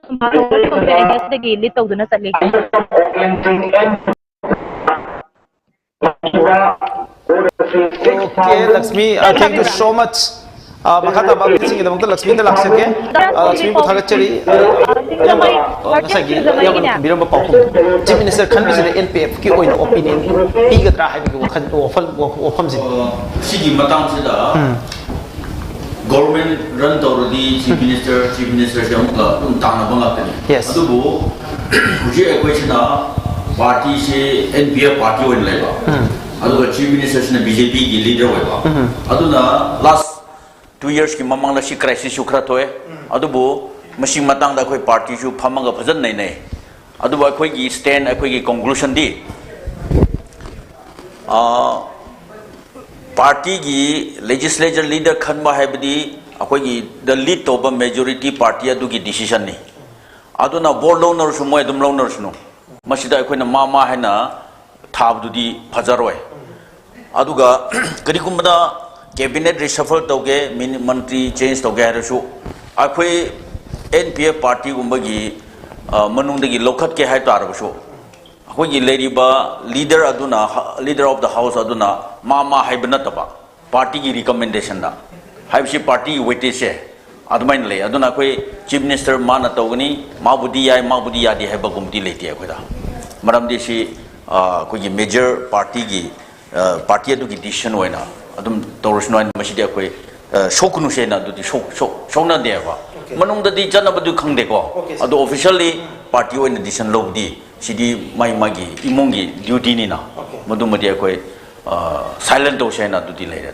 okay hojik phawda miam da ikogi update sing thamjage election commission of india gi web portal de thokpa update chi assembly segment punna assembly constituency humpu sigi manungda 52 da boti loi ki ba yaur kanda assembly segment 52 da boti ba ki thabak chathari masigi manungda BJP na lead chatle baje hojik shupna gi assembly segment nipan khata ngai re boti ba hodo baje masi jo aten matam sigi manungda horani haidana thamjage aduga akhoi Bharatiya Janata Party na sit taraga nithoi kare aduga sit taraga nithoi da lead tawri independent ani karaga ama lead tawri Indian National Congress na ahum kare aduga ani da lead tawri Janata Dal United na ahum karaga ahum da lead tawri aduga Kuki People's Alliance ama kare ama amuk lead tawri adu Kuki People's Alliance ki je ani ma karak pa yabi oithok pa lai ani thadok pada Naga People's Front manga mak lead tawri aduga National People's Party ani kare manga lead tawri ai sabarata laksage sir Kuki People's Alliance si hadak nongna singge political party amani adu Kuki gi oiba tongan agenda mayam ama yauri sit ani thadok pani ani mak kabagi hoju position da leire amadi ka gre ama kaba ya bagi phibam da leire kamai ying base kana hosigi mira sahibi do BJP na trying to karaga yes adagi independent na amma kara mi litoba ani kara amma litoba ani kara amma litoba adagi JDU na ahum kara ahum litoba ahum kara ga ani litowe ate ahum kara ga ahum litoba adagi NPF na manga kara ga ani litoba ani kara ga manga litoba adu masi masi dum makoi gi chu dum ga hetare masi koi gi Kuki People Alliance ki chu makoi chu kano si mihuchi makoi gi oiba regional oiba moi gi representative ama soyo soidana thadok ning bagi apam bal rem do male haidi ama karaga ama su litter or chalisi halakti makoi chu dum kano se da sarkar se amada moi chu participate tongna ba honor ka do male aduga kano si haigi masida natana saigi NPF su saigi ani karaga ani lito bantrang haida yes aduna haibidi saigi kano si KPA su NPF su samaina dum NPF ina ani karaga manga lito adum basum karak ni chance nei yes aduna mahoi sing si handati regional party sing si susoi soidana dum elis kharati dum karani na dum lobu yare yes aduna mahoi ju soidana dum kano da handaki assembly da adum mahoi ju dum sarkar se ba yaudana adum aidi dum mahoi ju susoi soidana saruk yahan bagi chance ma biga do male aidi saigi koi gi peace and development ki yumpham moiraga dum sarkar ki ju dumaina khari yang ka do male aduga hairiba singsi koi gi community gi oiba top leaders na ta warangani haidi community NPF ka Kuki People's Alliance ka gi agenda moi gi election manifesto se masida exclusive oiba exclusivist oiba political agenda khara yawi aduna masina aikogi Manipur kairoi da buni ga haiba punna leiga do buni administrative reforms tani khangde anywhere Manipur gi leiriba apun magi saktam sida kai bya ba machak ama phawba yadaba peoples ma ama leiri swaida sigi sentiment di shokadra haipagi question dure kamai yengbe sudu yam sensitive oiba area ni masi se koina hek kanta hatar haidi kari kari tauningba kari paikhaningba leidna ko ai tuna kai haitare x ta pharaga y da kairak bugumba mayam na pamnai di x su pamba y su pamba ani ma ko better ro pemina ba adugi point do lakpe live commentary inda lojage live commentary se Imphal East District ki ai koi Mami TV ki sub editor Dazos leire Dazos kari ko biyo Dazos line da leire hojik leiba Imphal East District ki update mayam thambiyo वी ओइना अनि सुबो तांका की pollicis की ओइना उजिक लमलाई खुराई वांखै अमसु अंद्रोगी कन्ना counting से तौरि भाई तारे उजिकी लेटेस्ट अपडेट ता लेरिसे खुराई की सेकंड राउंड भाबु लोइख्रे अदुगा वांखै की सेकंड राउंड भाबु लोइख्रे सिकी लेटेस्ट अपडेट से पिटर के खुराई की ओइना लेटेस्ट अपडेट से उजिक लेरिसे सेकंड राउंड भाबु लोइबोगी मतुंग दा उजिक लेरिबा रिपोर्ट से NPP की एल जयानंदना अहान चेली भाई तारे महांगना NPP की एल जयानंदना उसे फंगलिबा वोट मसिंग से 3551 अदुगा मागी ख्वाइदि नकनब लंबा BJP की एल सुजिंद्रो मैतैना 3342 अदुगा मबानी की खेनरि से जयानंदना हेलिब से 209 हेलगा उसे कन्न चली भाई तारे मसी सेकंड राउंड की कनोनी उसे जयानंदना हेले हाबसिमति 2009 हेले हाबसिमति उसे सप्ताना लेरे खुराई ओइनदी जयानंदन हेले हाइबनी अदुगा अतोप केंद्र सिंह अंड्रो यावना केंद्र मैम अदुगे अपडेट केदंग थंबियो अंड्रो की से कन थी फर्स्ट राउंड की रिजल्ट लाक्ट्री अदो वांगई की लाए वांगई से तब थंजरके वांगई की ओइना सेकंड राउंड फाउदा उजिक फाउगी लेटेस्ट अपडेट द लेरी से सेकंड राउंड की उजिक त थीब लोइखिदा गाइरी उजिक सिदा लेरी से जनता दल यूनाइटेड की थंगजम अरुण कुमार ना अहान बदसेन बाय तारे थंगजम अरुण कुमार ना 4230 फंगी अहान बदा अदुगा मागी ख्वाइगी नक्तब लंबा बीजेपी की ओकम हेनरी ना 3072 फंगे अदुगा थंगजम अरुण कुमार ना बीजेपी की ख्वाइगी नक्तब लंबा ओकम हेनरी दगी हेलिबो मसिंग से 1158 आइबदी लिसिंग अमगा चामगा यांखै निपान हेलगु जे कन चेली अदुगा सिगी टोटल की कनो से फिगर से मती पंजर के फंगी से जेडीयू की थंगजम अरुण कुमार फंगी से 4230 अदु युमनाम इराबोट वेटरियन पॉलिटिशियन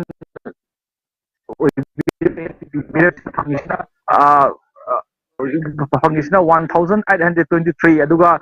बीजेपी गेनरी ने फंगिसना 322 अदुगा इंडियन नेशनल कांग्रेस की राजकुमार प्रियोवतन फंगिसना 90 फंगा नोटादा 107 अदुगा जिक अइना वांगे सिविक कॉन्स्टिट्यूएंसी ओइनदी थंगजम अरुण जेडी बिसना नक्तब क्वाइदिनब लंबादगी लिसिंग अमगा चामगा यांखै निपान हेलगा चली यस वांखै की से हजिक जेडीयू न लीड तौरी अदुगा खुराई एनपीपी न लीड तौरी अदुगा ख्वाइदगी नक्ना चटनरिबजे बीजेपी नि अदुगा मखाता बाबद सिंगदे इफालिसकी इम्फाल इसकी से फाउगी से अनी खतंग ओइ बाय तारे आंध्रो की कन्न थीदी अदुगा लमलाई की कन्न थीदी आंध्रो अमसुंग लमलाई की ओइना फाउगी अहानबा राउंड की लेटेस्ट रिपोर्ट से लाक्तर बाय तारे लेटेस्ट रिपोर्ट हेक फंगबगा अदुमा लाइन लौजा फंगबगा लाइन लौबिरो मरमदि ममी टीवी की व्यूअर्स मैम अमना आंध्रो लमलाई खुराई वांखै हाइरिबा सुगौ छगोल बन यावना मैम सिगी ततना तानिंगबगी मिकुप अमखक लेरे मदु मैम दा फंगनबगी तजादु लौजरके अदुगा फर्स्ट राउंड से लोइग्रे लोइखिबगी हजिक मैम दा अपडेट लाक्सगे अदुगा हजिक लक्ष्मी अमुक लेरे लाइन दा Lakshmi go ahead second round di vote masing tiba loshila masida candidate marina lamba tawri ireng bam hemo chandra singh and sigi mere pasina second round of the vote masing 874 aduga npp gi mere oinam roman na pamba vote masina Lakshmi hang on 1106 mic maning the mic lauri bado adu loira kan da oina haibiro ekoi natraga sound ji confusion thoe aduna tabi riba mayam da nuai taba ekoi haitare ekoi chu phajam chu taba jadam okay ekoi gi mic ki konjel do taba loi hiba dum haibir pa ya adu marak tu fau budi dum akoi bagi leiriba film da dum utpira pa ya Rajkumar imo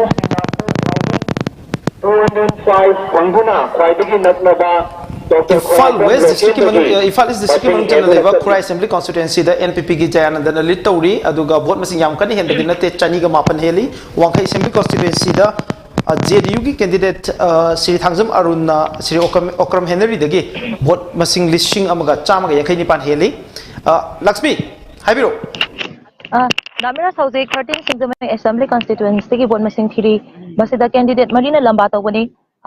ahan bagi candidate Ireng Bam Hemo Chandra Singh and Simiref asina second round fawda 874 Saudi second round da vote masing asi fangi aduga oinam Roman Singh na 1106 fangi aduga apun masing na 2171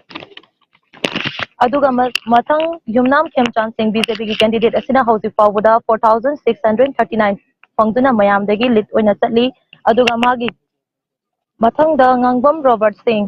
mana hausi fawda fangba vote masing na 1430 mire mari asigi manung da hausi fawda Yumnam Khemchana BJP ki candidate asina mayam dagi makok chingduna chatli aduga Damiras Patsoi gi amta pijara ke update amta tawjara ke hausi fawda pas 19 Patsoi asigi so second round gi result pange hausi fawda akoitam Mirabai Devi INC candidate asina 3549 fangi aduga mathang da NPP gi Miref RK Rameswar Singh na hausi fawda 2841 aduga mathang da BJP gi candidate Sapam Kunjakeshwar Singh kebana 3746 aduga aroibada Wakambam Ibom Singh JDU mirep asina 64 hauzik fawbada candidate mari asidagi Sapong Kunjakeshwar Singh BJP ki candidate asina magi khwaidagi naknaba lamba oriba akoiza Mirabai Devi dagi lit oina chatli. Lakshmi, thank you so much. Hauzik Pawbada Pachogi oina Eki Mirabai na lit tawri haiba wapom ama thambigre aduga Singjamai Assembly constituency oina BJP ki mirep Yunam Khemcha lit tawri happy bani makata ba live update singi damakta Lakshmi de laksage mathang si Damiras kenomi mayang Imphal gi updates from the tawzage. Damiras sabibra. Mayang Imphal gi happy 23 Mayang Imphal Assembly constituency ki so hauzik fawbada second round gi vote masing thiba loshilagle second round da Urikhimam Ramesh Singh na fangiba vote masing asi 493 aduga BJP ki candidate Kongkham Ravindra Singh na fangiba vote masing na 2793 aduduga INC ki candidate Dr. Kumutam Ratan Singh na fangiba vote masing na 1478 hauzik fawbada Kongkham Ravindra BJP ki candidate asina candidate ahumad candidate asina magi naknaba lamba ani dagi lead tawduna chatli. Thank you so much Lakshmi makata ba update singi damakta Lakshmi da mohana laksage ai yam orin phu da roi question na laksani baji hauzik ki Kuki People's Alliance ki sit ani khak thadok pada ani makaba gi phibam ma lakpasi sigi si kamai ni Naga People's Front ki yeng di kamai yeng be nokoi gi party shi form dor ga registration ni ga people numit da moi gi party president na newspaper da phundok da khona pa da theno se Akwai Naga gidi moi platform NPF ama lere and they are participating in government. Aduna moi gi grievances asi toba phagni si toba phoroi moi di phungtoba platform le. Likewise akwai su si lere herga akwai grievances se phungtoba si darga le hen party si form dobni hayaba. National party da yaw basi di moi party gi rule gi matungena individual gi aduga community ama gi phungtoba si khudong chadba le aina moina newspaper de maina hai aduna huji akogi India ki constitution da su multi party system se permit tobni na koi small tribe ki su represent tobi ananga gi basui to mamang da moi se grapes tobra hebse adugi aina dum khabar pawda adumai thenobi adum haido. Okay, thank you so much. Ikoi ayam ohari ko kasu Manipur masak ay political figure makni baroina Naga People's Front haibagi ikoi ki political ideology aduga leriba political objectives mayam ji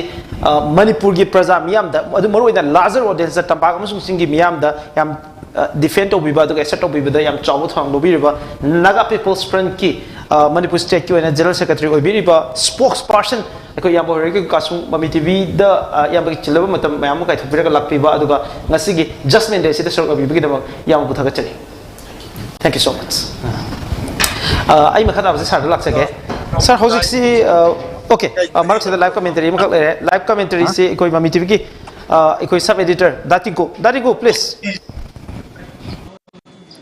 Miras koi Imphal West ki DM College Research Education something uzik sagoban esigi first round haki mamang thok matung uzik second round namuk thokle second round sida di twist amla Miras uzik litti arki imona dum taroga sali aduga second round gi kanana kyam phangi gi haibase emtang thamjarake BJP ki candidate arki imona vote 4205 overall phangi uzik aduga mahaki khwaidagi nearest rival oiba JDU ki candidate Dr. KH Lokena vote masing 3495 fangi aduga INC ki candidate M Momona vote masing 198 fangi aduga Nota da vote 90 aduga haiba thamjari si first round amasung second round di total dunuga second round gi oina ai amtang thamjarake second round da RK Imo BJP ki candidate RK Imona vote masing 2145 fangi aduga JDU ki candidate Dr. KH Lokena vote masing 2275 fangi aduga INC ki candidate M Momona vote masing 98 fangi aduga Nota da 56 sali uji bawda second round da JDU ki candidate Dr. KH Lokena vote phangpasi second round dadi Dr. KH Lokena mu heli aduga lead tawbadi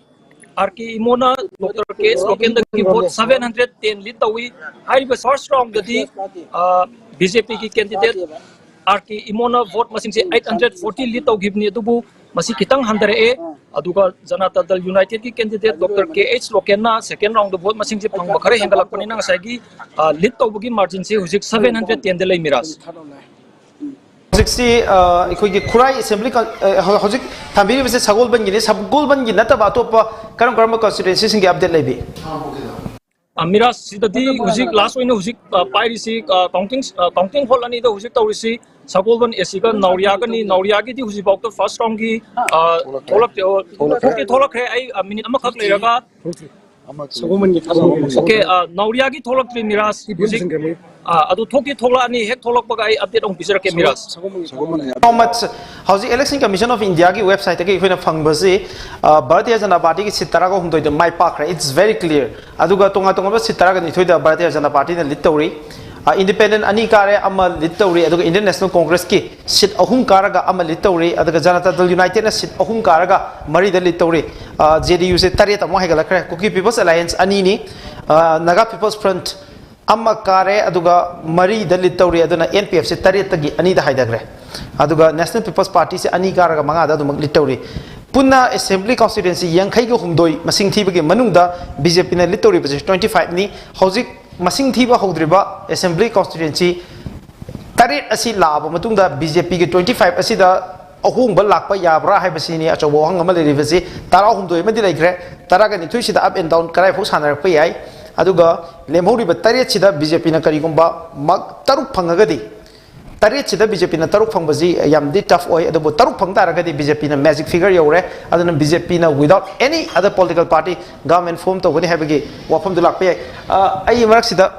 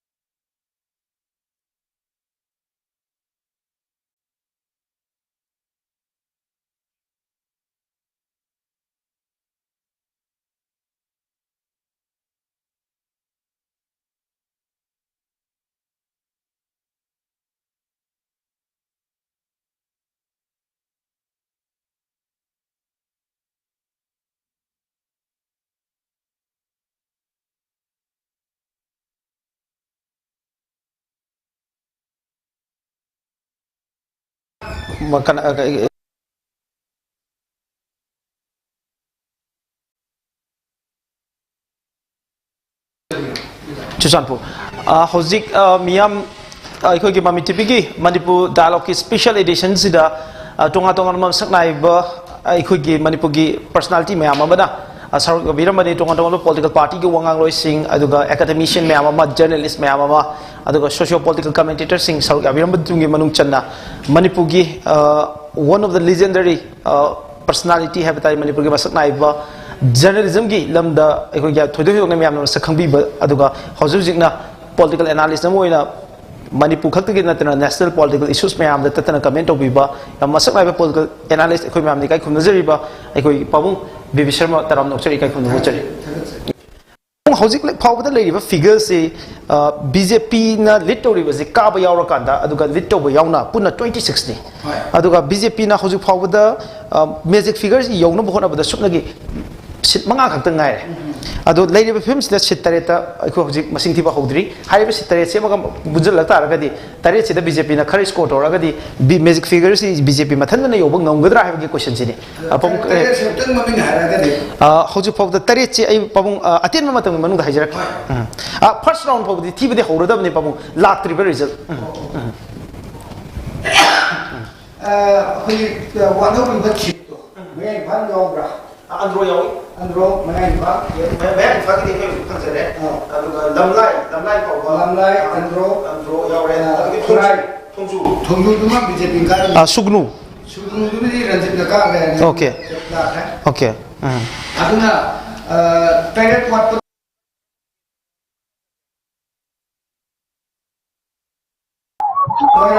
Moirang ka NPP na ka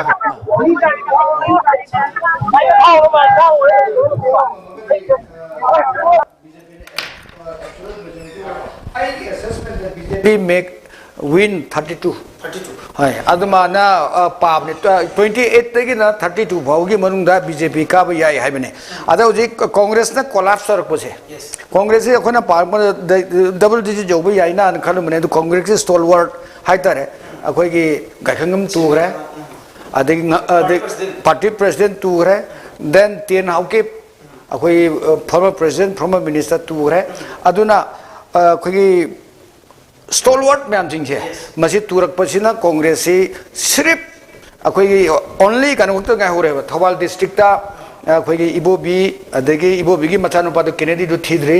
अदुगा हुजिगा अदुना Ranjit टिकारे हारे Ranjit has already won the election aduna jiga kana hane ki president tuni adudi it is a forward conclusion tuni mati adu mkhoi hane dum khange ka ga ne thaba da yaw de ba ai koina thaba da yaw si ranjit ibobi mai machan ba kennedy adagi fazur rahim adagi megachandra adagi akoi gi lokeshwar sineba loken jo khoi hane thaba yaw de ba aduna akoi de anu akoi atai de thaba de taruk ne ba khoina ka ya im pari se atai di 50-50 akoi khudamuna khali mirabai khangde adagi akoi gi manau ton wa bari ba these are the 50-50 ne adu akoina pulakanda nipan mu ka gadra na khalam bane ba adu nipan du ai yobu ngudung mandre hujikchi second largest party si either NPP or JDU no wegedo maleva and Congress is completely collapsed or crab and the collapsing of Congress here why see why have you kind Congress see in view JDU the chunglaga joikation na Congress tai to JDU lepe adu mana JDU lepne na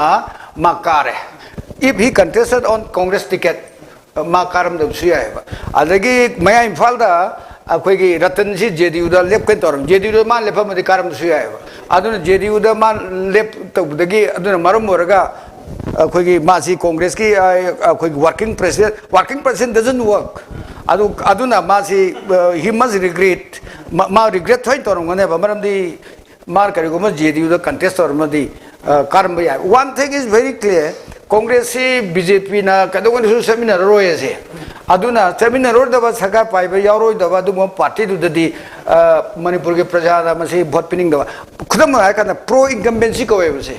pro incumbency ba karino sarkar pai ba ki paisa ki adegi muscles power money power whatever facilities from the government ma se ki pro incumbency se Manipur le only ma se kind double pro incumbency ne le center da pai ba Manipur da pai ba aduna maram oraga Congress BJP ka dung su sabine ro BJP na हेंगलकपरे अदुगा अतोपा NPP सिना down तौरे से करिगनो लौथोखरेबा NPP से कदोंगदसु अखोई BJP के समिना रोयना अदुना मरम मोरगा एनपीपी दा डाउन तौरे अदो एनपीपी की stalwart deputy chief minister then another next then the guma tour then what remains anu bakabsri first time a greenhorn politician ngakne anu no na karakpa degi rajniti ki tawda khudwa noi ki nasir kariba hak JDU the kabra aduna NPP si now in wilderness kana khagni moi plap na iru rebadi BJP must have bisu yai aduna lakadu political ai tadu bidai kariba crisis sigisina mana NPP Manipur state ki president so kaisina lakpolapom Jento Kumar amasung Sri Joy Kumar gi mo chi sinba ngamudra I don't think Manipur ki leadership si singi leadership lakpaje kaisi si noi khangi dungai adu yamna commanding oiba adai sam paisa di mana paiba Francis na ka ba yabdu ngasai gi paisa gi factor da koi gi hantak ti NSN IMC new trend oi thokra aduna maram moraga koi gi kanu si koi gi kare aduna aina chum yeng mada Rakesh on the ground. Rakesh, how's line the lady? Rakesh, can you update like any update? May I do? Me I let you. When I was like si one big constituency, give Manu Chandra give book and I say one way assembly constituency might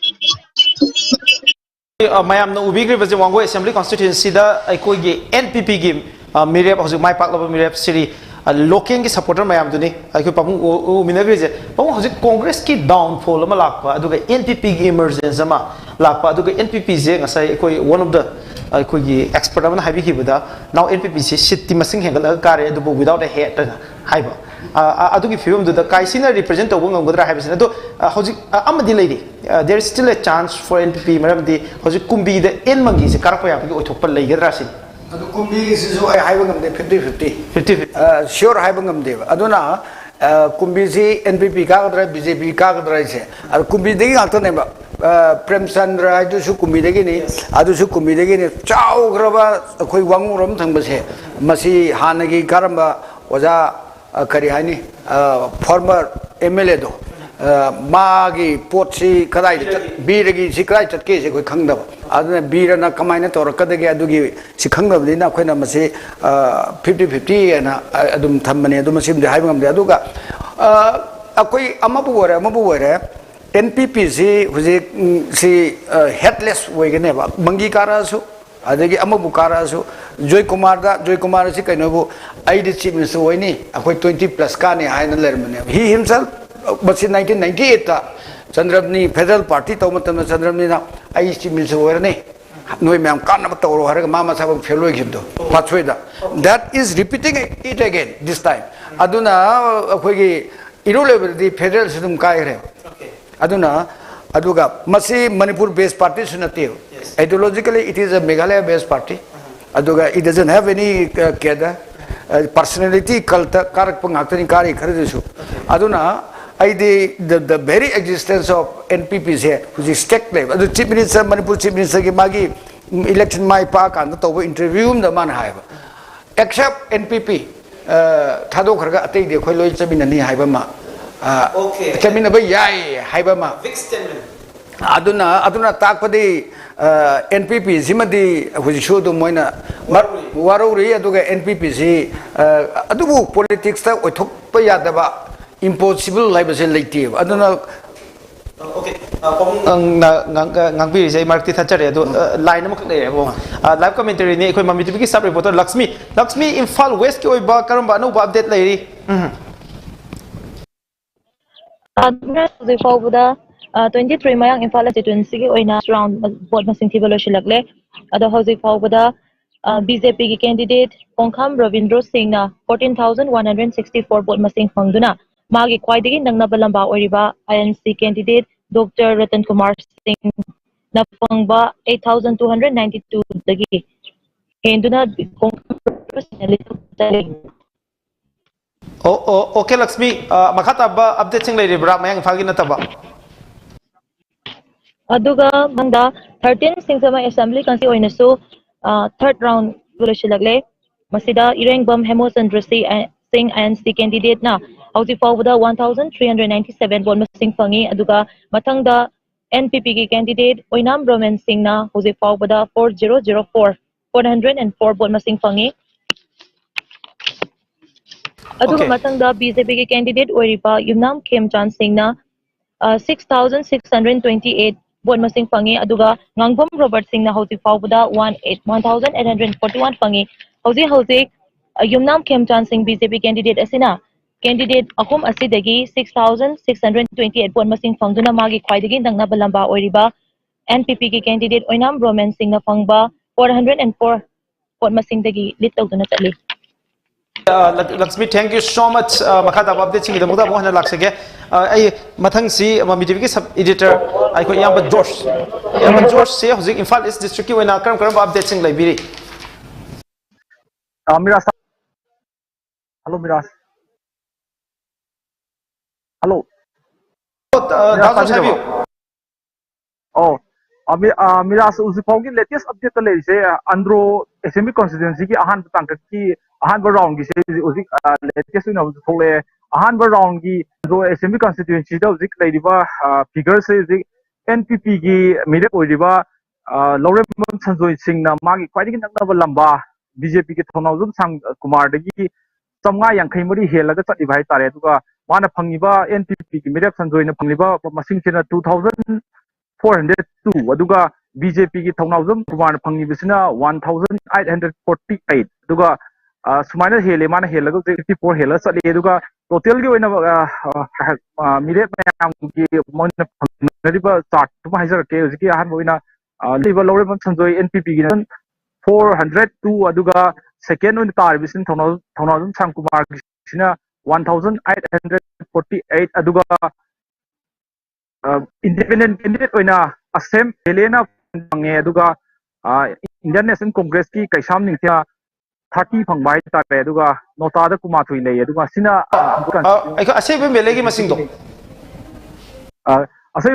belegi masing se 495 phangbai tare 495 okay mire si Laurem Sanjoy na adu ki police station ji makata wa police aduga uziki police station no khambra identify to ngambra police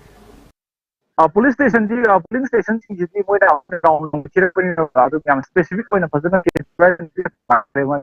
pulap oina chatpagi round mom ji oina pirak pani na thojopa kuthabu di yaw bre aduga khata pina skill la assembly round loi observe ke nga cái hai bài કોઈ khởi tang siêng là tao và sẽ khởi tang watt này ông Amir Sami bra watt ba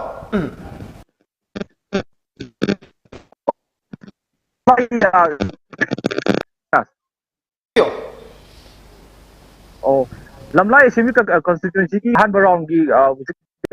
thi loi khawai tare han round ki thi basida lamlai ki oina JDU ki Ketrimem Birenna lising amaga chamnga kunthra matoi 1,531 phangduna magi kwaidi naba lamba BJP ki KH ibom chadagi vote masing 40 chali bhai tare aduga uziki lairiba figure singi lairiba figure singina haijarake dum JDU gi Ketumium Birena 1531 aduga second tariba BJP gi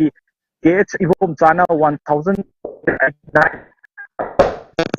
tabada Indian National two aduga independent mirror sapam kamipal maitai na fangisina 57 fange aduga RTI India athawa leki mongji poidei henba maitai na fangisina 177 fangba haitare aduga nota na tara fange sina nampai constituency kanu ne latest update ya mira so much yam makhatana ekoi da George makhatana kurai gi picture ke kurai gi kanu 4 round bagi latest report ke pause le se kurai gi mari subo tang ki vote kanu ko divide kar ki BJP ki candidate laisang them syndrome maitai na mahak pai na lamba L zananda sing NPP degi vote masing chamaga taruk helagu zik amu haikala pai tar mamang da usi zan ne bodo zik ka syndrome maitai na chamaga taruk helaga zik bitawga sa 6757 fange duga Zayand Singh NPP gisna fangisna 6551 fang simok thamjage miras bogya latest update ka update singi damakta ikoi mami tv sabi do editor da mohna laksage ado hojik se Imphal West ki oina makhata ba polling station mayam ama aduga assembly constituency singi update sing leire hojik dadinku on the line please go ahead. Okay miras okay miras taiko miras akoi Imphal West DM College of Teachers Education da akoi ki manga gi vote masing thiba ki thabak chathai masida constituency ahum loikre hojik nauria pakhang lakpagi first round ki result lae hojik ai amtang miras update tawjarake BJP ki candidate oiriba nauria pakhang lakpada BJP ki candidate oiriba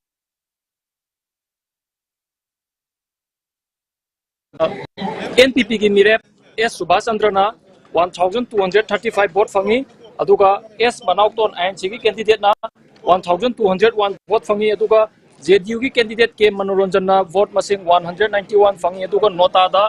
vote 45 सल्ली हुजी BJP की candidate ओरिबी एबी महा की खाइदगी नकनब लंबा ओरिबा एनपीपी की कैंडिडेट सुभाष चंद्र दगी वोट मसिंग 459 लीड तरोगा चली मिराज अदुगा एस सुभाष चंद्र अमसुंग आईएनसी की कैंडिडेट मनाउ तोंजु याम नेक टू नेक चली हाबि ताइ मिराज Okay, makata update nauragi na taba topa kendra singi laibibra. Nauria pakhang lakpon na taba topa kendra sing dating guda laibiri Imphal West kize.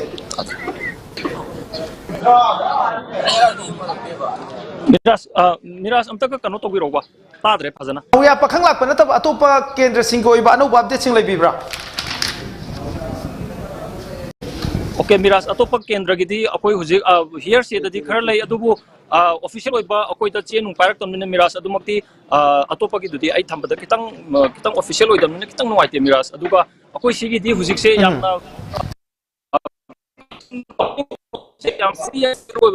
update singi damakta ekoi dati buda laksage ai sarbarta laksage sir hojik si andro assembly constituency gi ai aduga lamlai aduga khurai Imphal iskize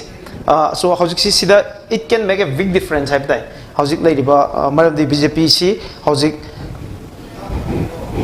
basic figures yoram dai gi matang ni aduga ken ekhugi constituency ma singi yam salaktraba sigi matam sida BJP na karingba se taruk amaga etor agade BJP na soidana magic figure fang kanda absolute majority the government form to bugi oithokpudu leidoini ada andro da BJP ma di NPP yam kan inari hojik NPP na helaga chatli aduga lamlai da JDU na BJP dagi yamna helaga chatli aduga khurai da BJP amadi NPP si yam tough fight ni Imphal iski oina sa kamai yeng hojiki winning amasung won haitare won amasung kan leading do so overall observation jadi sigi figures da ko sagi akogi kan thai congress na collapse to gi no mang da haibi gi do aduna mamang ai di rivalry je BJP congress ke na sapne ba handak ki matang jadi congress di bra gan tawre down chakre ba maduna haigi kan counting je da yamna gap yam chawam lai se BJP na significant difference among the legs 26 winning plus we can say win plus win plus leading da adubu ziki hoi magic number agi magi can say phanga da ustaru kitang ai hai siko adubu hojik lem horiba constituencies dang ina hajara kanda kunga taret lai hojik 27 wunga lit ke yaura kanda aduna hojik sit mari kang ai BJP da sing kitang ai ba aduna sagi force masi dum gradually dum high kala di male adubu hojiki ate da counting do hojida yam neck to neck chapam yauri ba id susindro kurai do ma maning dale ramane ma mu high kala ba adu margin disu yam na chaw ba te ba 400 around 300 aduna margin yam chaw da bida around 500 ki distance ta le gadi adum magi hagi nan BJP jom high kala chance le aduna hoji bakti koina hekta haibadadi ngamgiroi haitare maramdi saigi koina ana saigi keno dusu nauria pakung lak pasu yamna nek to nek chap li haitare aduna yamna koina seida yamna huge keno da difference ama leiragadi BJP na dum sure success haitare ko adubo lemori ba juji counting chatari je sedi yamna kiki inana chali haiba ngamde nan BJP jo haigalak pai aduna ngasai sar hengalaga dum 27 29 de lep ki bezu kana kangmono aduna masigi pochni aduna hagi performance atai nan BJP ki performance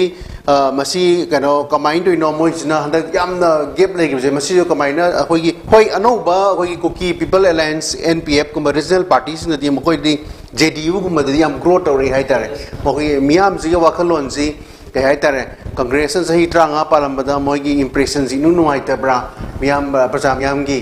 congress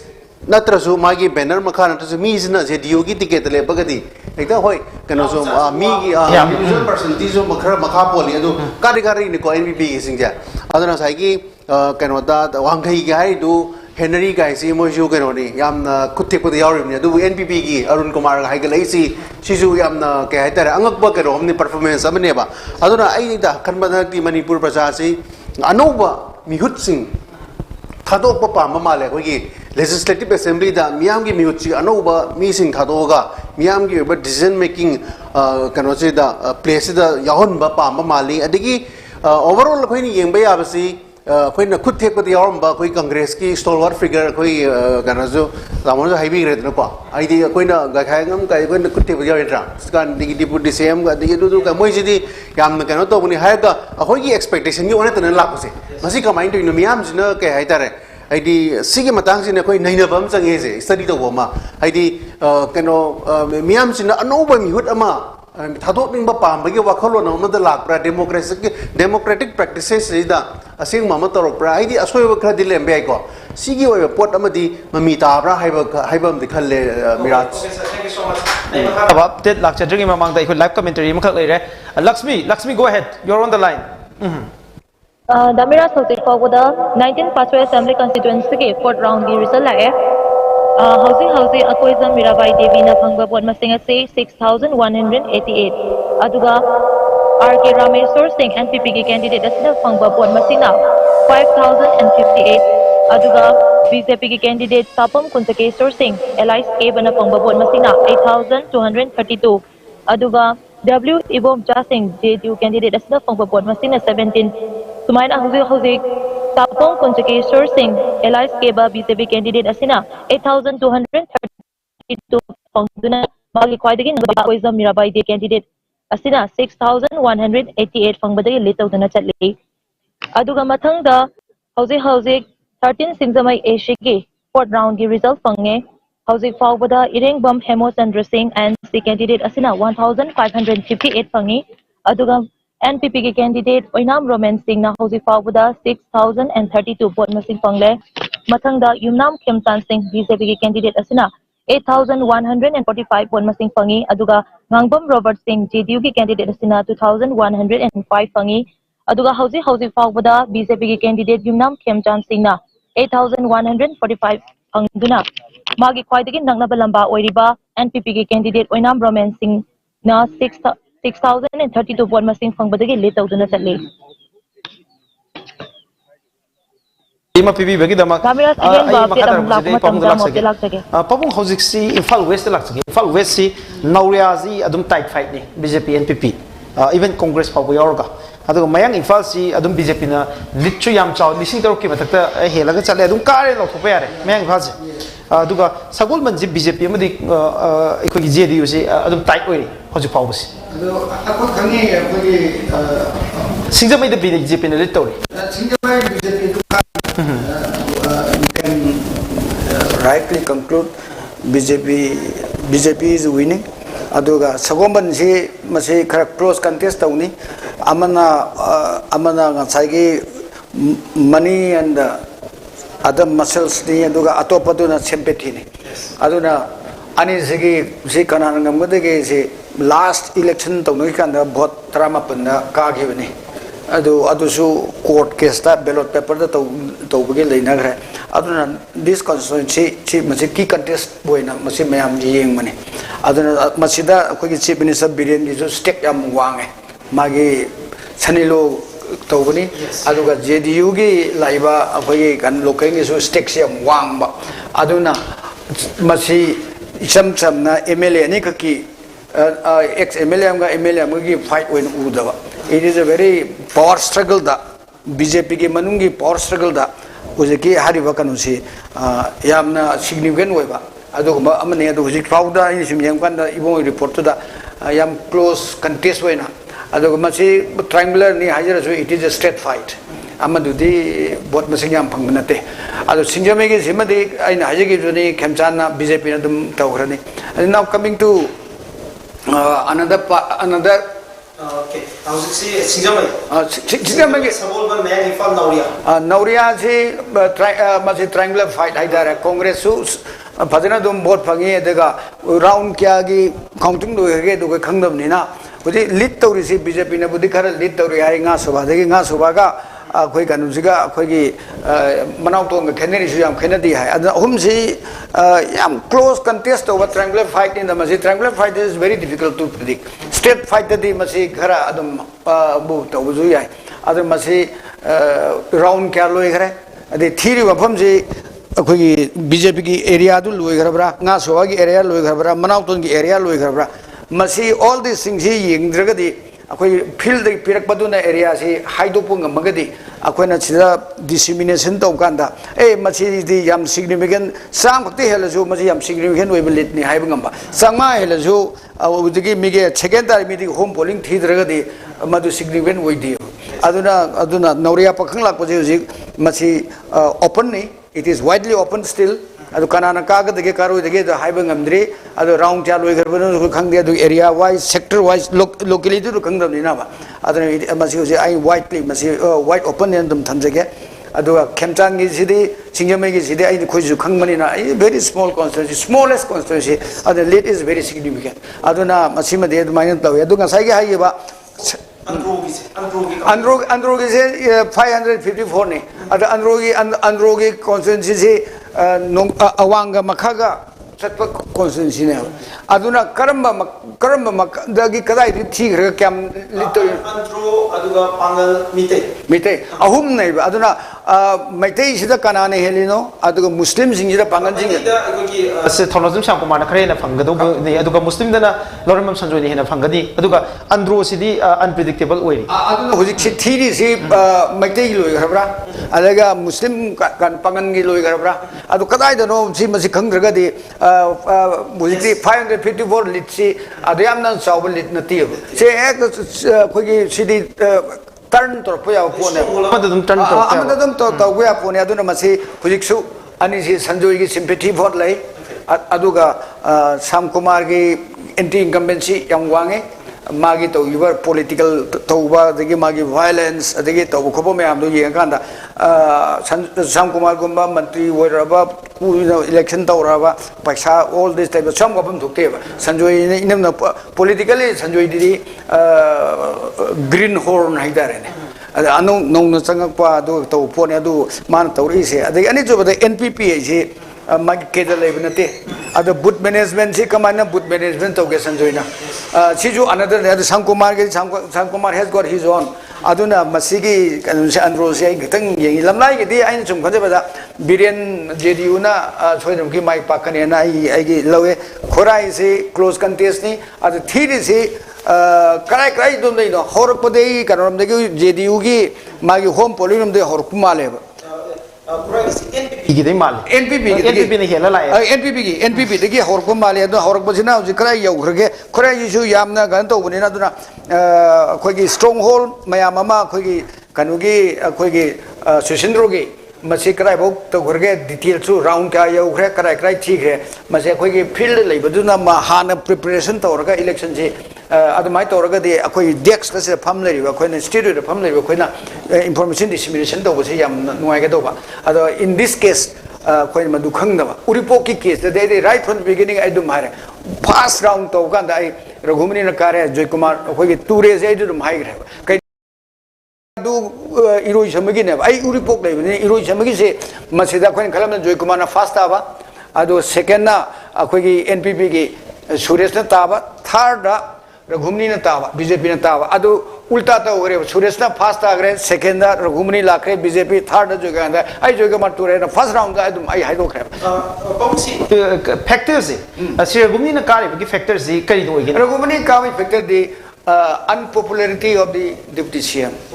Aduna ngasai haji gitu. Magi anti incumbency leba. Mana deputy chief minister warasu anti incumbency leba. Ani so pada chief minister ka magi ana thawa. BJP ka magi ana. Mana chief minister woine lauthu ba. Adu moje kunmanga kuntrukani ka na tauru baduna ngasai ke entire kanusi BJP ke force akhoi ke adu thadar ko. Ani so pada akhoi ke kana Joy Kumar kana my TP gam de ke Raghumani who is Raghumani is IAS another is IPS chalo aduna Raghumani ki na kaabo di mana kare adu mostly masige so factor hai the unpopularity of the Here is one question. Yamna maru question ok vaze BJP gi oina how ki pre-poll gi matam zida yam chaw development am lakhe vaze BJP gi chief spokesperson ji expel tor khiba matam sira sri pom chong tham bi joina JDU gi ekoi candidate Sri Suresh sogoi khiba je masida Sri Bijoy gi factor ama ekoi gi uripo assembly constituency de play to khidra ba haibasi like the factor ka su adu factor ka su akhoi na se khadang ngangu ga another defamation lakani aduna man whom I don't like to comment on him aduna factor si isam sam bahar ka da magi di non issue ne adu ma bhojan khangamani adu issue leite adu ga sidi Raghumani amsung kanugi negative vote mayam du chonda Raghumani the positive to convert to give. That's why I right from the beginning I don't know. Joy Kumar Roy say. Okay. Commentary makak lere pahungi oibo opinion thabi ngai marak sida hojik se aikoi live commentary da lere baje Mami TV ki sub editor aikoi Dazors oh datingu okay api gani datingu lere baje Imphal West district ki counting hall lere ba mafam aikoi gi DM College of Teachers Education asida ne datingu please go ahead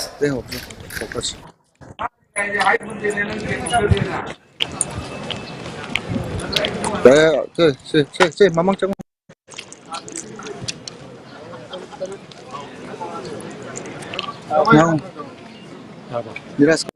Miras tabra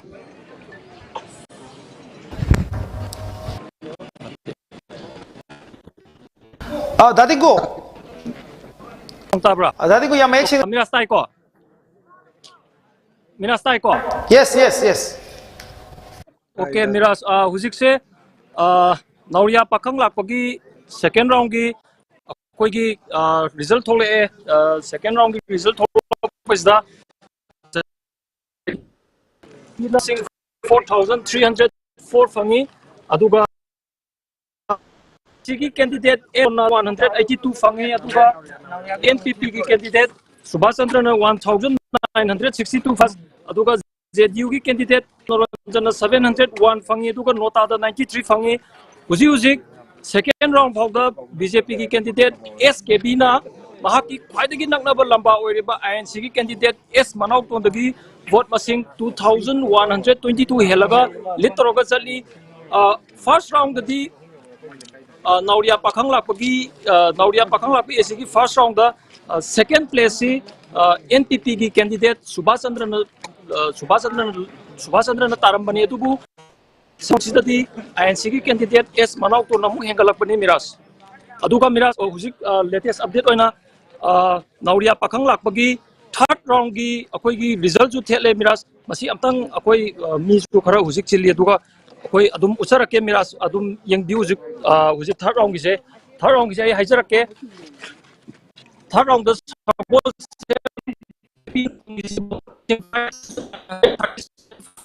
aduga NPP ki candidate Sovam Subhasandrana vote mas 1049 fangi aduga INC ki candidate suna 4381 fangi aduga ZU ki candidate Konthokjam Manoranjana vote masing 1093 fang 93 the lady miras usibi neck to neck second the third neck the adum lady adubu sagi list to BJP ki candidate cabinet lead ang city first round amasung second round to giba adugi soraku masing adwai dum lead tawri na adumai khanjai miras Hojiksin Nauria Pakang Lakpada tweets and turn nama lakhak lai aduga makhata ba atopa Imphal West ki mayang Imphal Sagolban amasung Singzamaida karamba anobu development lai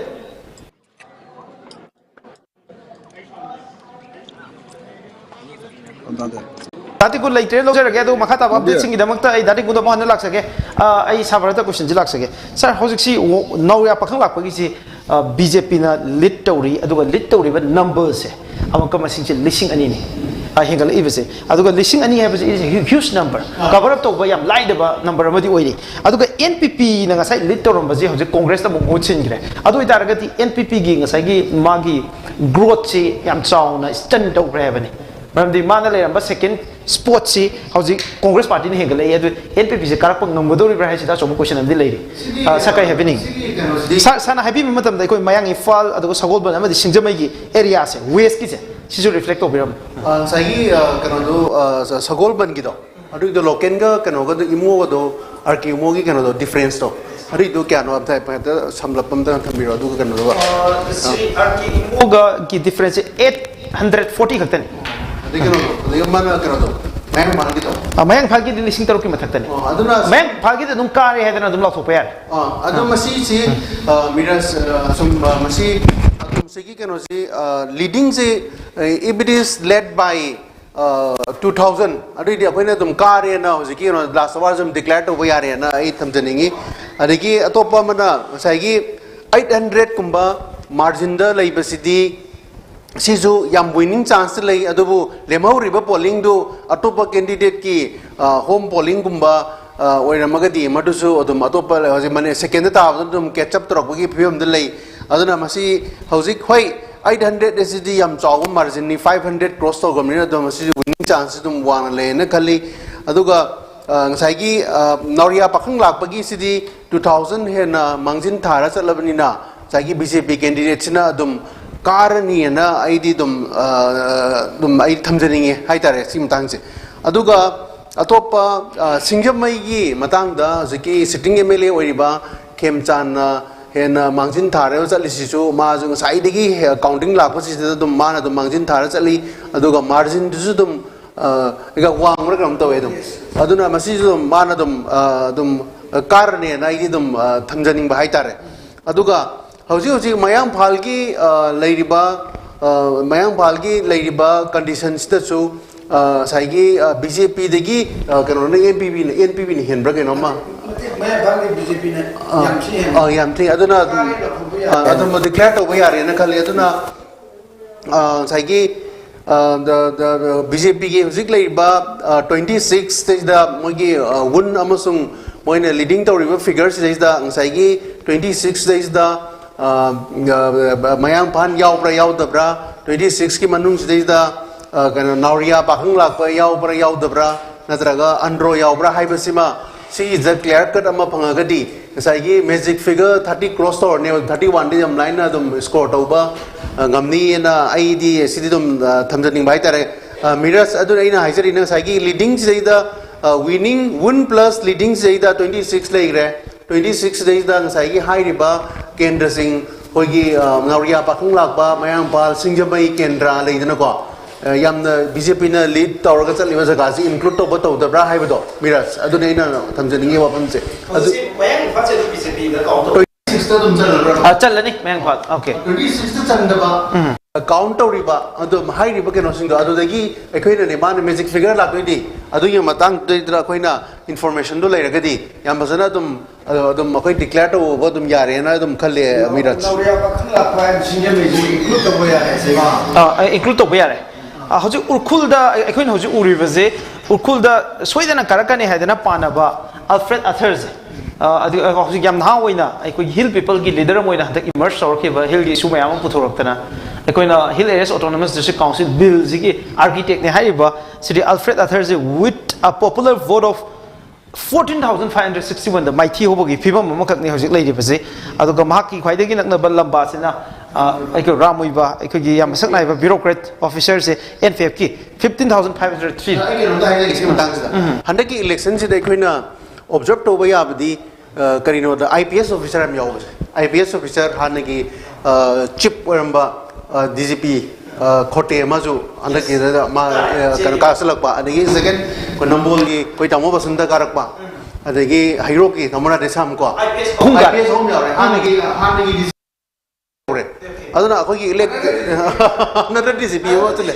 ꯑꯗꯣ ꯃꯁꯤ ꯑꯩꯈꯣꯏ ꯂꯩꯗꯅꯀꯣ ꯃꯤꯌꯥꯝꯒꯤ ꯃꯤꯍꯨꯠꯁꯤ ꯁꯨꯃꯥꯏꯅ active ꯁꯔꯚꯤꯁꯇ ꯂꯩꯕꯁꯤ ꯈꯔꯒ ꯑꯗꯨꯝ ꯃꯤꯍꯨꯠ ꯑꯣꯏꯅ ꯊꯥꯗꯣꯛꯄꯁꯨ ꯄꯥꯝꯕ ꯃꯥꯜꯂꯦ ꯑꯗꯨꯒ ꯉꯁꯥꯏꯒꯤ ꯑꯩꯅꯁꯨ ꯃꯃꯥꯡꯗ ꯍꯥꯟꯅ ꯃꯦꯟꯁꯟ ꯇꯧꯖꯈ꯭ꯔꯦ ꯃꯅꯤꯄꯨꯔꯒꯤ electoral ani yaure Ramuiba yaure ahum sure Nungbagi Tipu okay Ragumani Tipu Nungbagi Ramuiba ahum IS yaure IPS ta ahum yaure IS ta ahum yaure voting scenarios da social yamna sauba ka hadare train ama ubusu phangi handaki kano se political history sida mayamna hainaba haitare adubu haukiba ikoi Vidhan Sabha election taraga mathoi taraga inthoi sidadi chauna hongbadi lae police vote kagan de habse masigi police ki image de public friendly oibe image mo ina hojik se project tawra bra haibigi question jere kamai yengbe adu ne hase bra han tawrumdaba train scenario ma surface lae ba masigi pochi miyam ki perception ji da kaitare miyang mi thado puse da khara change sama lae masidi am clear cut oire da kemta aran mam da yaudre commentary mu khak lae MAMI TV ki sub editor Josh ikoi yamba Josh na hojik lai basi Imphal East District ki accounting hall dani aduga hojik phawda lakpa Imphal East District ki anu update sing thabiyo Miras tabire ko hello Miras taje habiyo Miras uzik phawgi oina latest update lai rise Khurai assembly constituency ki round tor phok thi bolo bai tare round am khatang ngai re sidi sida round tor phok thi basida BJP ki candidate Laisang Them Susintro Maitei na lising tara sahum ga manga phangduna haibadi 10,305 phangduna mangjin tharaga chatli magi khwai naknaba lamba NPP ki candidate L Jayand na 8,433 phange aduga heliba margin jina laitang khoi ki Susintro Maitei heliba margin jina 1,872 helaga laido 6 round bosida aroiba am khatang ai sigi round sibau da Susintro Maitei na magi nearest rival NPP ki candidate Jayand Singhdagi 1,872 helaga ujik chatli sima hanba khrai gi update ni aduga androgi su lai androgi su samjarake androgi ujik phawda lai dise Miras second round ball loisin gre androgi se adu mamang da ujik Laurembam Sanjoi ne NPP ki Laurembam Sanjoi ne helaga chatlam bodo ujik second round sida thonazum Syam Kumar na BJP ki Syam Kumar na yam helaga sakhalak pai tare yam pick up to kholak pai tare mano ji NPP ki candidate Sanjoi dagi 752 helaga zik mamang tharga cheli aduga thonazum Syam Kumar na phangiba vote sina 5,052 phange aduga NPP ki candidate Sanjoi phangi sina 4,300 phangbai tare aduga aduga thonazum Syam Kumar na helaga 752 helaga lady aduga asina androgi ne aduga Wangkai assembly constituency ki su 4 round ki zik thiba loi gre 4 round ki so zik lady se du sida lai base ma 4 round sida JDU ki candidate Arun Kumar na magi nearest rival BJP ki Okram Henry dagi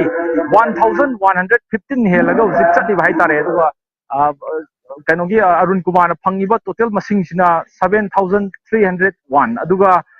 Okram Henry na phangi sina 6186 koi bhai tare aduga usik pawdi wangai SMB constituency ki oina 4 round pawda Khamjam Arun Kumar na 1115 helaga chati hai basima leijare aduga mathanda Lamlai SMB constituency ki jo haijar kya Lamlai SMB constituency ki usi pawda third round ki usi thiba loi kre third round ki thiba loi bisida Janata Dal United ki Khetrimim Biren Singh na magi kwai tangdaba rival BJP ki Khongman Tabam Tilom Sadagi vote masing sahum ga 35 helaga sali 315 helaga ju chak pai tare je aba masida Khetrimim Biren phangi vote masing 4770 phange aduga Khongman Tabam ibom sa BJP ki sina 4455 phange aduga heliba masing sina BJP ki candidate ki JDU candidate Biren ne heliba sina 315 hele sima thamjage miras hogi atita please hang on dazo sai khatan lakcharing baji lamlai ki mamang da lising amaga chamga kunthra mathoi helambani JDU na ado hojik si chahunga taraga manga khak ngai re adudi handaki round si da BJP na yamna hengibagi mammi tai lamlai ki kamai to lamlai ki mamang da lising ma kano na chamaga maudra akoi second round si kalaga third round la ni mamang ni helam ni se chamaga maudra thu ka helam bane lamlai ki duka usina mu 3015 koirapani third round ni lising ma ram dong man de ga mira koina pana ba hauji heliba masing si chahunga taramanga kano da Khetrimim Biren na JDU ki Khetrimim Biren na BJP ki candidate ibom sadagi heli base 315 heli Dazos, thank you so much makata update singi da makta ilakchage ai pong lakchage pong hojik si androda twist amala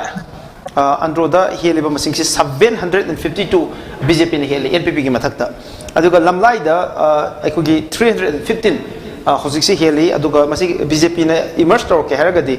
masi twist center na dum lakpa yabo othokpogi phimam dai wangkhaida JDU ne yam hengre Wanghai Assembly constituency sidadi tasengna NPP amadi BJP na hena khare hena kanra haidra mayam na pandra mani dubo after election JDU gi emergence amadi yam chaunu uri wanghai khawbi hona akhoi arunji BJP gi intending aspiration kare hani BJP gi man inspire to jaba amane mangon ticket bi dabne aduna masi mangon ticket bi magri yam like yaramado some other political conditions adu dagi akhoi mangon ticket phangi reba adura mai inta mai family mai well wisher adagi mabuk tawsing du dagi nungai tababa adum taw ada piriba BJP ki candidate puthori ba candidate si masi kari haine akhoi gi aina haibe nungai re mayam na khangba bane kanuda chenaba mo tawa image gi issue leiba adu whereas irabot sina khara all wigiba aduna masigi tawkan sida aidi masidi close ended masi akai hawna kani na idea du mai ya adu adi kani idea du mai dum low ko adi regarding asai gi andro gi du kara di kara lakpanu huji it seems that thi kanu gi the area the thiba male akhoi gi Sam Kumar gi aduna mana tawkhlai se hana helam madigi mana third round da hinglai se aduna third fourth fifth sixth round ji karai karai no si akhoi khangma ngam da aduna hujiksu masi haiba ngamdri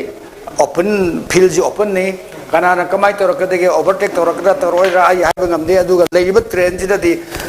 sanjoina swaina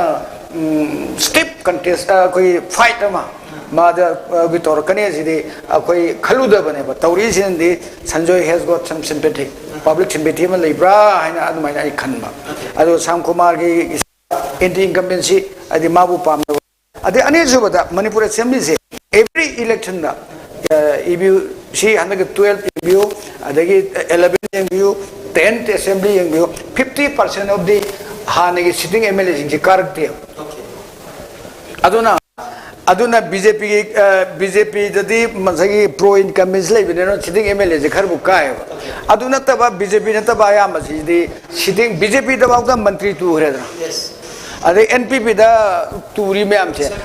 adu masika karan to gebu ngasagi dipuna ka kari ba me am che kare ai go anti incumbent ji kui na lakpage 50% of the MLAs of the Manipur Assembly House gi ji mase return to rukti chi nom ne ba if you check up 2011 so you check up 2010 so but this time also 50% of the MLA sitting MLA returned to oil Androgi how ke election ahum jida Sri Sham Kumar ka ke huge margin ni yamdra bada lising kun gi matak ta phangba yaw pre tara ga nipan mamang da phangge ba vote masing ji lising tara nipan ni chip khoi gi andro kendra gi wena le ba hoju sit ani khunda troma ka ahum da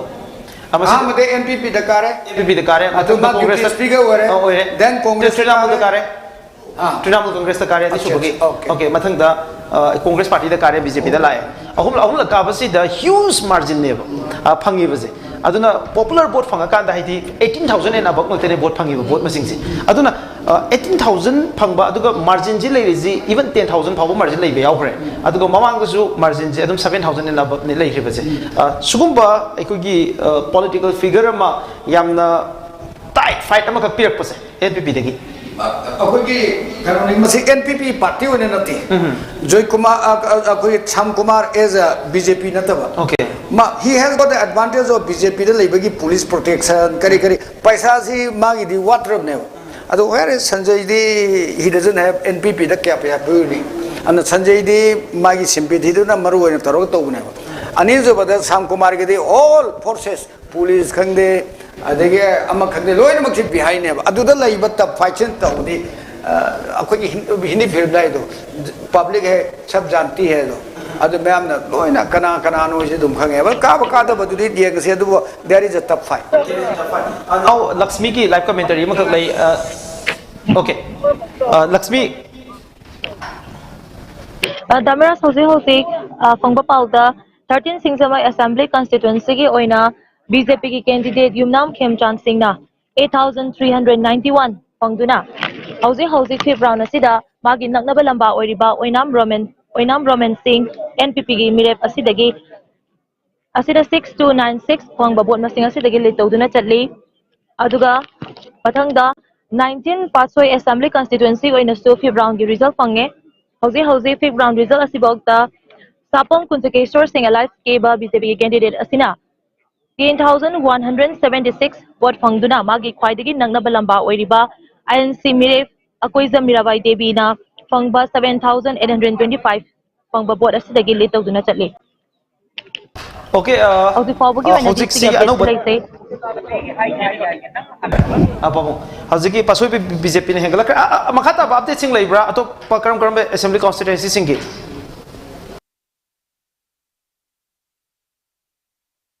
Lakshmi, thank you so much. Makata babde singi damangta Lakshmi da lakchage. Duga ai pabung da lakchani bo question je. Pabung masimi amje loin thamgra kanda Janata Dal United. Mag emergency. Indian National Congress MLA mayama maleriba aduga strong leaders mayama maleriba National Party ke support laiba INC se pura ture. Hauji INC ke leriba se karak pa ba amasung ka khra ba yauna ko gi mi mari. Aduga hauji Janata Dal United aduga National People's Party ahum ji chan yenga bada Janata Dal United na quite new ni aduga Janata Dal United hari basi ekoi Bihar da based over aduga Manipur ga connect to no bo hono bada yam live political party bade nate aduga atin matam sigi manunga Janata Dal United na yam na mapangkan political party mo erga second place ya hoji Janata Dal United na tana atopa political party mana tana launa bo film amda leitre na lobi ai maramdi ekoi NPP di 7 phawda hagalak pa yabagi film amdi leiri aduga hoji hoji phawda 7 gi figure fange basi it is only Janata Dal United pau kamani ing akoi ge sai ge Janata Dal United ta kari ba mayam sing se khokte BJP khokte hi man akoi BJP ki ticket tal mang hakta ne BJP da ada BJP ki on duna koi sitting MLA ma bypass to ya damina adum pigi da adu de my option da Congress is Siberia ne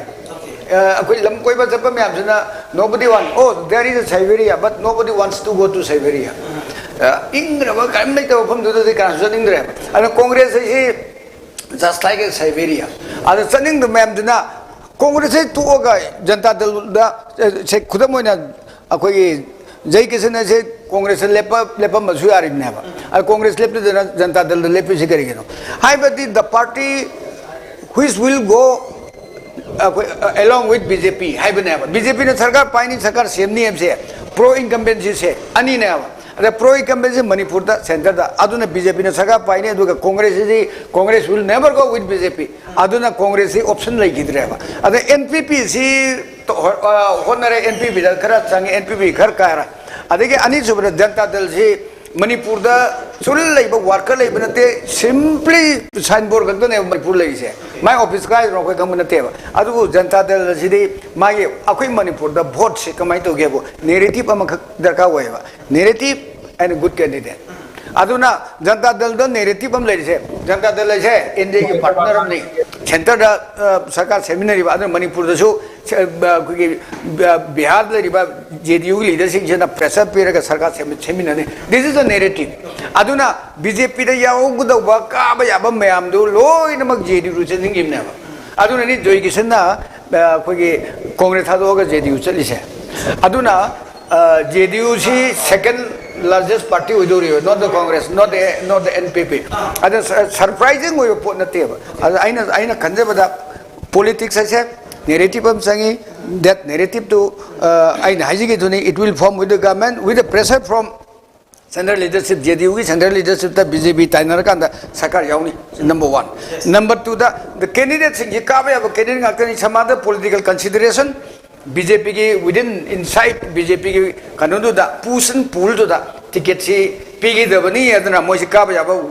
winning candidate घाटते नहीं है चे बीरेन खड़ी में बीरेन काने हारी बस बीरेन जी का no BJP की ticket तानरम बने वाह भारी वाह अरुण BJP की ticket तानरम बने DGP खौते BJP की ticket तानरम बने अदुना आया मना mostly BJP दा ticket फंगी दबा सिंधुगी forum मा platform मा अकोई JDU ने सेम करेगा अदुना JDU सी सीधा immerse और इन्हें Kung ay sir dalak sir kasi wang sino po kung dagi so pinin kaza ningin sir dalak sir sir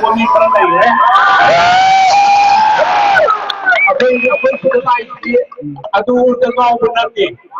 pangi wa kala to hanjo kenan do kamu ai sa ki taraf lagi BJP की तरफ लगी मंडल की तरफ लगी lining में से कोई सरकार से एब्सोल्युटली कोई न पकड़ने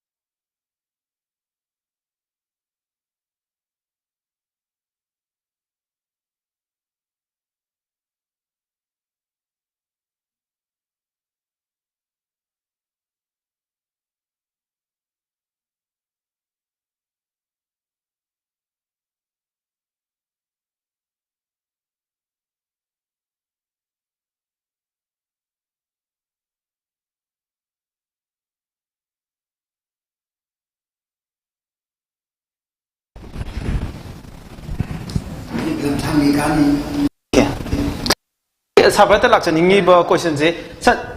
JDU na second place si fangbagi chance yam wang leire howsik si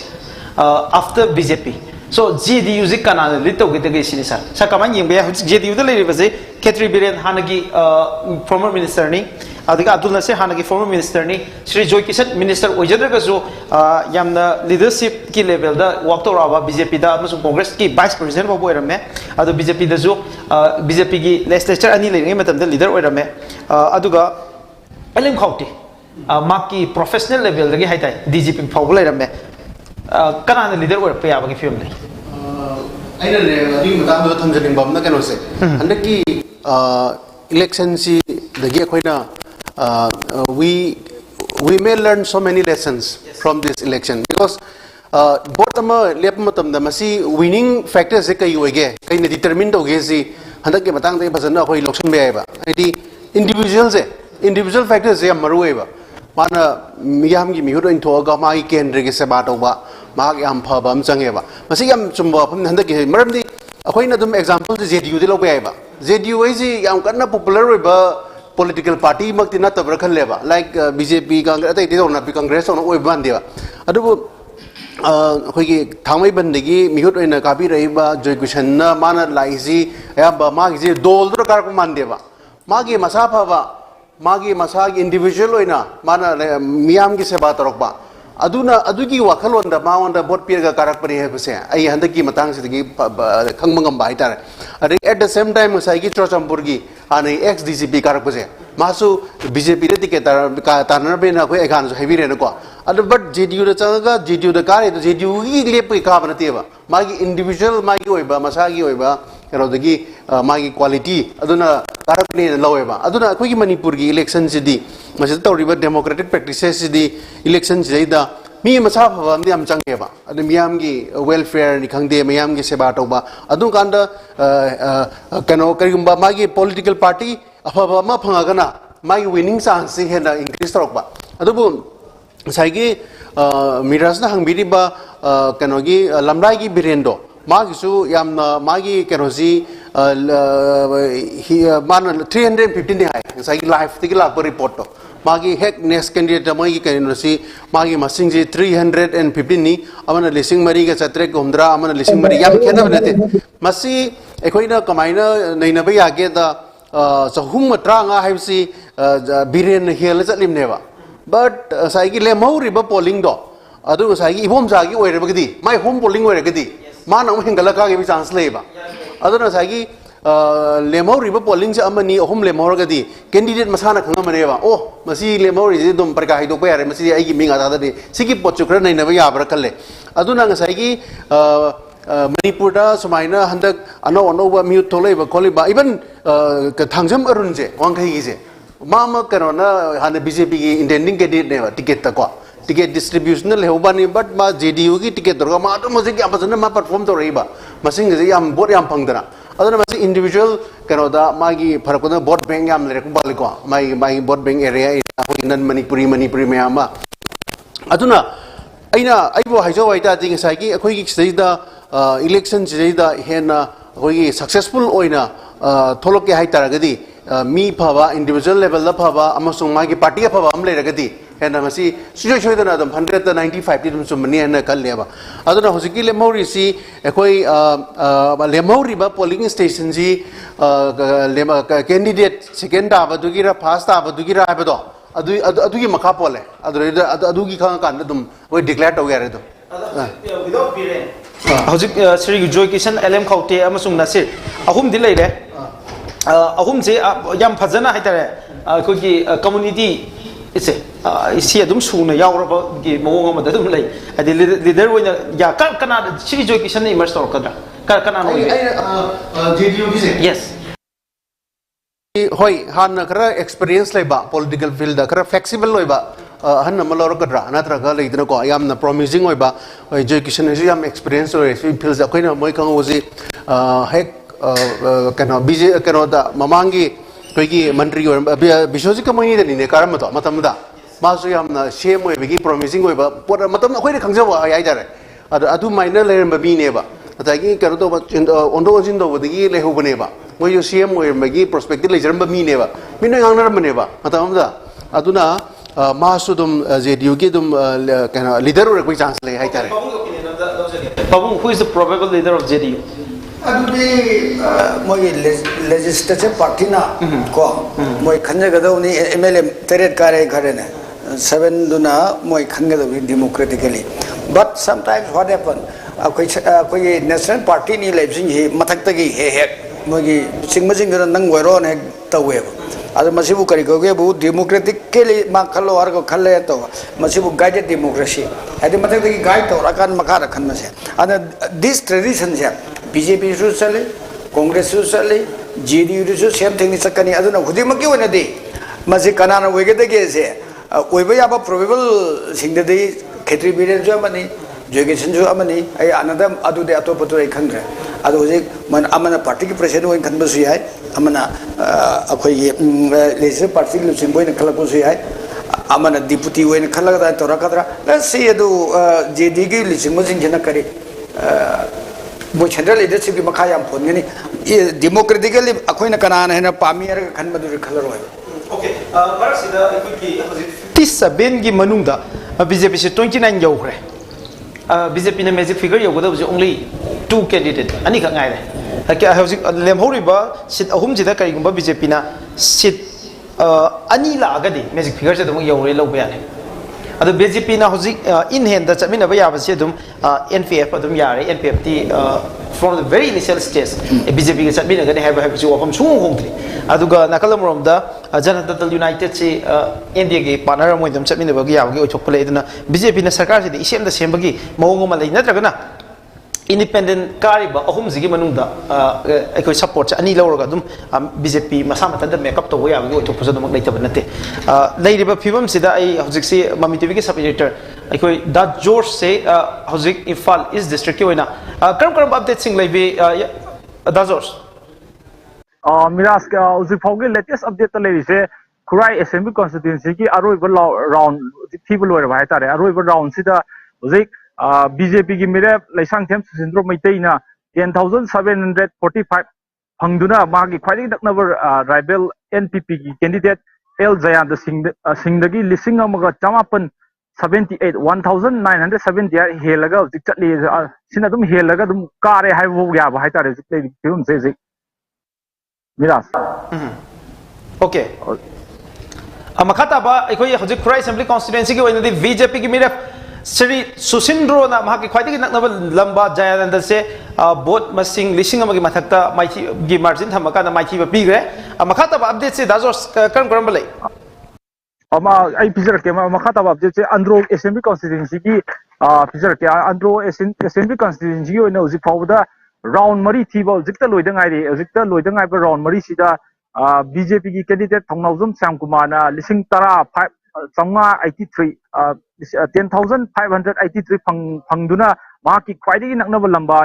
NPP की मिरेप एल संजोइदगी मसिंग से 1,595 हेलगा चटलिबा हाइतारे दुगा एनपीपी की मिरेप संजोइना फंगिबा मसिंग सिना 8,988 फंगे दुगा थौनाउजम श्याम कुमार नसु फंगी मसिंग ना मांग फंजगिबा 10,583 फंगे अदनो उजिक लैसे बीजेपी की मिरेप टीए श्याम कुमार संजोइदगी 1,595 फंगगा उजिक फाउगी 5 राउंड की लोगी मतुंग सि लैरे अदुगा मखा तारकपदा लमलाई असेंबली कॉन्स्टिट्यूएंसी की ओइना मु हाइजरके लमलाई असेंबली कॉन्स्टिट्यूएंसी की ओइना उजिक फाउदा लेटेस्ट लैबा इंफॉर्मेशन से उजिक 4 राउंड लोइगबा मतुंग सिदा जनता दल यूनाइटेड की हानगी एमएलए रंबा खेत्रिमिम बिरेन 6,749 फंगे अदुगा महाकी ख्वाइदगी नकनब लंबा जिकी बीजेपी की केएच इबोम चाना 6,553 फंगे अदुगा माना खेत्रिमिम बिरेन हेडबिसिना 196 हेलगा उजिफाउगी चटली अदुना उजिफाउगी 4 राउंड की मतुंग दोजे बिरेन लंबा की ओइना जेडीयू की बिरेन बिरेना बीजेपी की बिरेपतगी 196 हेलगा चटली दुगा मखा तारकोइना वांखई असेंबली कॉन्स्टिट्यूएंसी की ओइना बिरास पैरिसे अयाबा 6 राउंड लोइसलने मथंग अमदी वाले दु हुजिक फाउदा लैरिसे मसिदा वांखई असेंबली कॉन्स्टिट्यूएंसी की ओइना जनता दल यूनाइटेड की कैंडिडेट टीएस अरुण कुमार ना 9,482 फंगदुना मागी ख्वाइदगी नकनबा मिरेप बीजेपी की ओक्रम हेनरी दगी 613 हेलगा चटलिबा हाइतारे दुगा बीजेपी की कैंडिडेट ओइबा ओक्रम हेनरी फंगिबा वोट मसिंग ना 8,869 ने लैरिसे अदुना उजिफाउगी 6 राउंड की मतुंग दो लैरिसे कनोना हेलगा सकपा हाइतारे जेडीयू की मिरेप टीएस अरुण कुमार ना 613 हेलगा उजि बीजेपी की मिरेप ओक्रम हेनरी दगी हेलगा चटली लेटेस्ट अपडेट को लेजरे मिरा जोस अखोगी वांखई असेंबली कॉन्स्टिट्यूएंसी की से हजे postal ballot खक naira दोइरा 613 J postal ballot se koina tajabadi mamang de ise adu fazana information je koina law thok se law bisida koina manung da sang da bine ba executive tham da du ko mamang da c koina CEO gi press meet ku taw gi bidadi postal ballot sina hana thiraga marakta last but one da thiraga EVM no lusin gene haibine do sabchana adu muki postal ballot da hana dai bura lai ta ba haibdi se wangkai se koi thiba loire lo ya rabra T book said, about the 1.6 rounds, nearly last but one give from the ladies is but leading with 613. That's was Makataba to Park Gazing update like Biribra. Makataba can get the ladies. You can never allow him. I simply have the I'm going to look again. I am in Naira Biba, Bistupur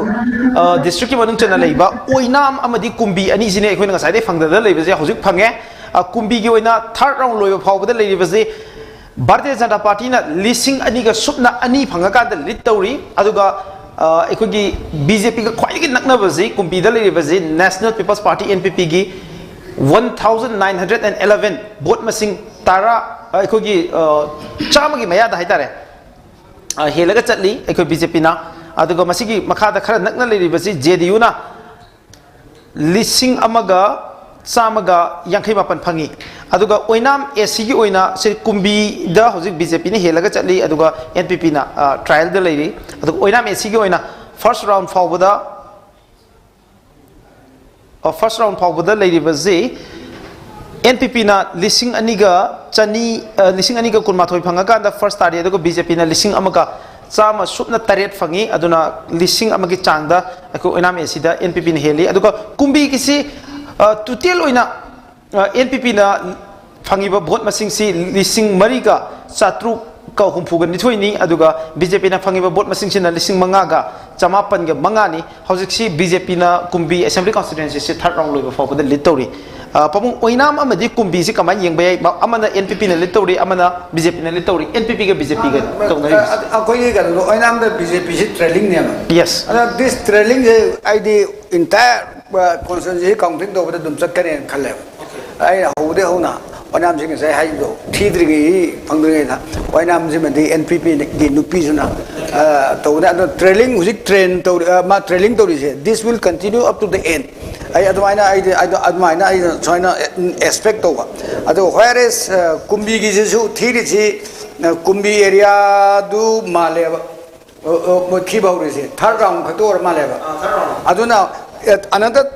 round Homamadi Wangi side labor. BJP ni heli no BJP ni heli je do wangu rongi side se masida wangu ki haragi MLA uramba birana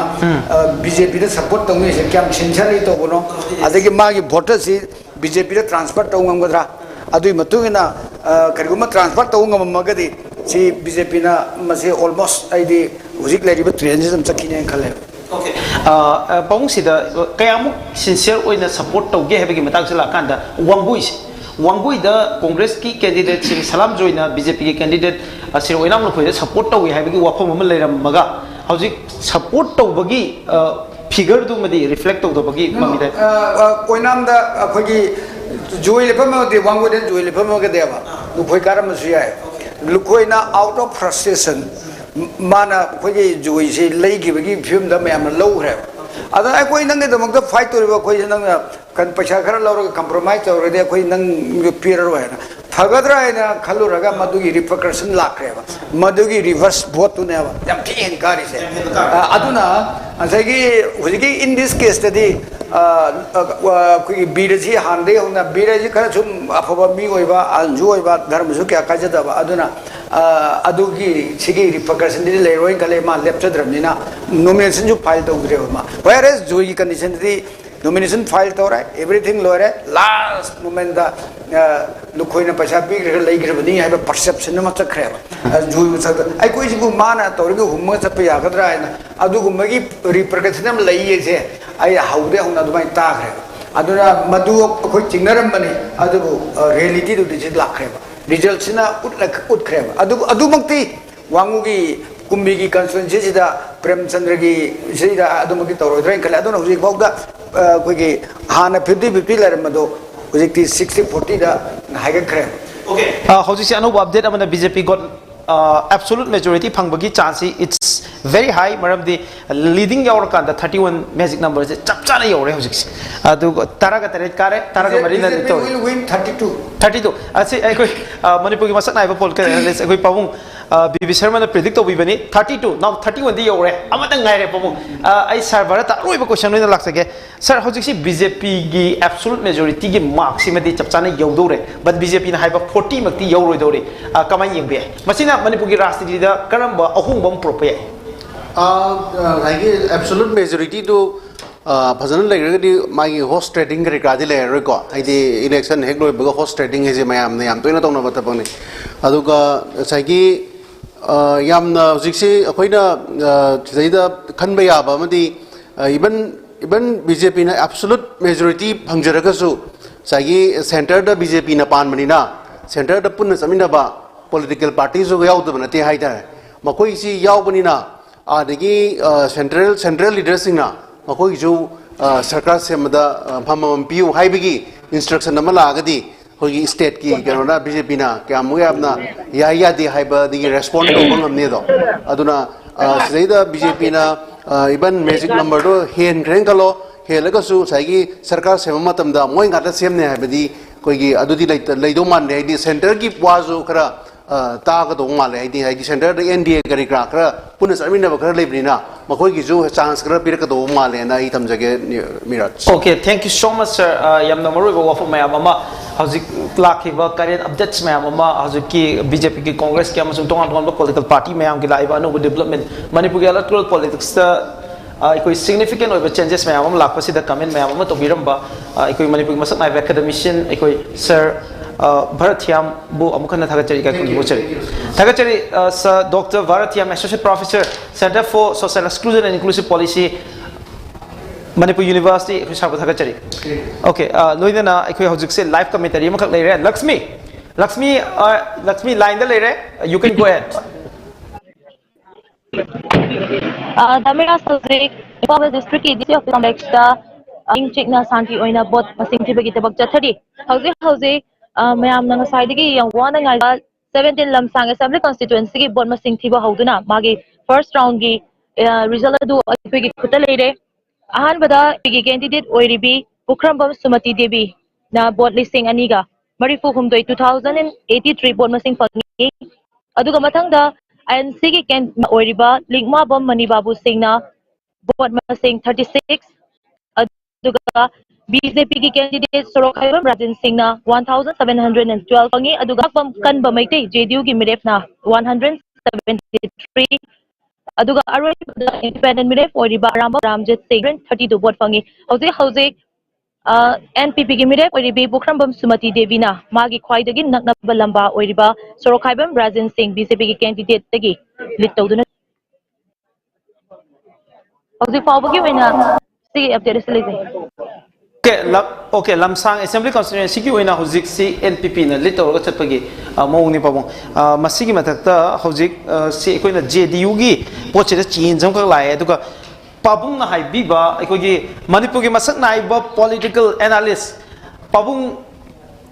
BB Sharma na ekoi ngasi Mami TV da lakringi mamang da hana predict to biraba aduga Mami TV da lakpiraga so yam ngana predict to gi ba 32 gi numbers je hojik yore it is almost 32 17 kare 15 si hojik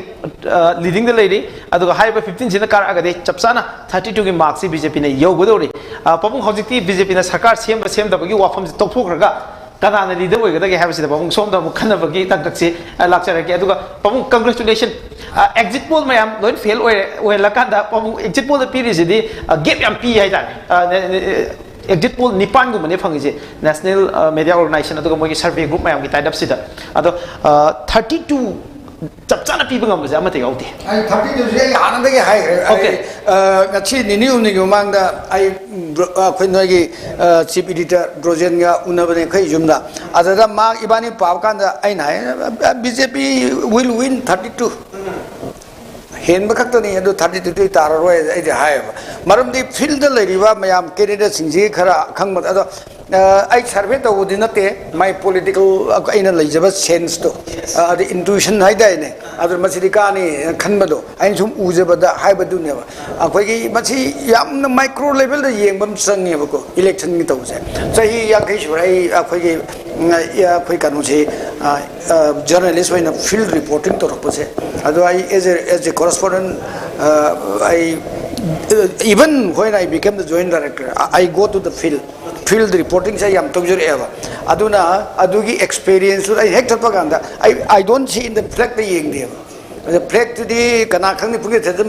flag to the native me dugi karan to rakanda chinida adu maina in a field over ani subada akogi election se masigi kanusi ai kanu da jakarta da akogi media election na Sigi the Mitra one workshop Indonesia capital Jakarta, Masi government of India, I represent or I was selected. Adu Taumatam da Aina, Masigi Karusi, Ying Masida, Masigi Tobakasida, political science Sangeva. Anybody Razniti Natraga, Pamimu Webase, Pamimu Webase, Sumnagi Pami Webadunatava, Newsy Sensema, Manam Nambam Kambam Sangeva. Adugi put to die in some Yaganda, I Kanjavadu, Masidi Shui, BIS, Aduna, Udiki was the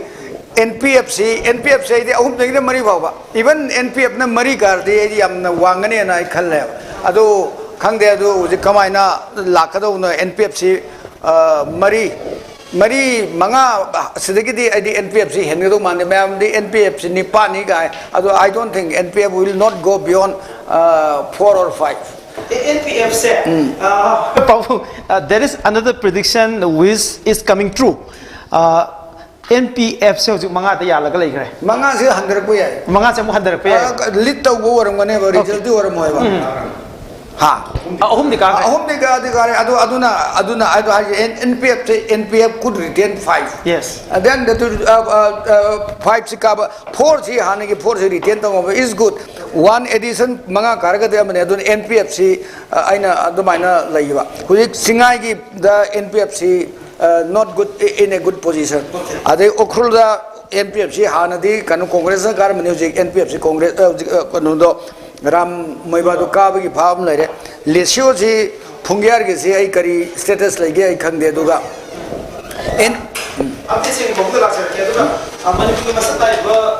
Social activists. I could Tamokiran Yendrim, or TV study of election later. I could Mami TV study of the Tamokiran, but I'm not sure I can know. Okay. Howzik Powada, I the Mamitibiki Bios in the Tamzaning was say, Nasi, I come Mamitibiki study with a very well experienced political analyst, Aduga journalism, the Madam Sangna Katupiduna Lava, I could give a Kumamna, Ozamo, Nikai Kumazeriba, I could Pabung Bibi Sermana, Mangzuna, Hokiba, Puza Kragi Mamang, the predictor Kivaze, Matamdu the I could BJP numbers, it was only 22. BJP Masingina 22 Hupshuring Matamda. I go. Pabung Bibi Sermon predict of BJP na give marks say 32. Flexibility amata just one number. Pabung predict of it was only 32. How's it say BJP gi 17 je how's it car 15 namana litore. So together 32 gi marks chapchana yore. Aduna the whole exit poll of national media organizations it get pale. Pabung, we are very proud of you. Congratulations to you. Thank you. Aduga Mamitibiki study of the Ikui Pabung link pa Aduga Pabungi prediction say Yam Chumna Pangzabaza, Masigi Yam Nui with the Fogducci. Yes, lit changes like okay. Aduga Litla Bakara, Karatabusia, Aduga, Tia, Kanto Dribakara, Hagel Busia. Yes. Aduna, my fixed number is 32. Adukara changes like 32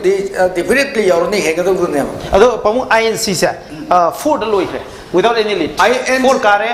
without any lead. INCC completely collapsed away. The way the INC campaign, INCC come to give narrative ama she yaudre election sida. Sumnagi political rhetoric kunma kani sarkar semi nobody believes. Adu kananu dhazadeva. Aduna INCC election campaign narrative completely failed. Okay.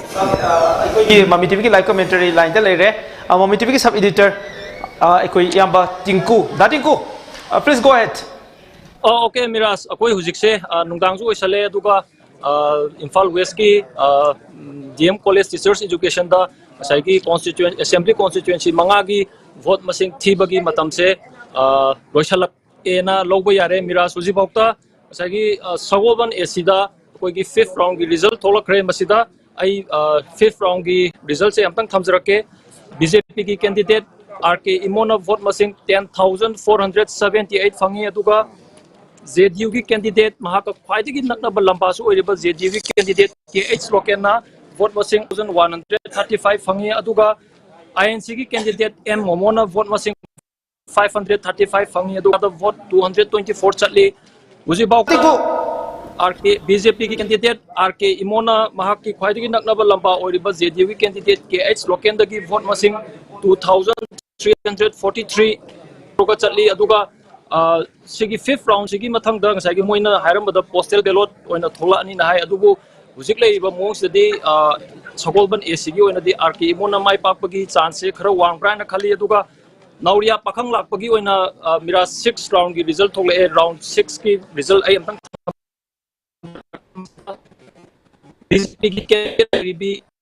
bi na 60 fangi aduga mahak ki khwaidagi nakna ba lariba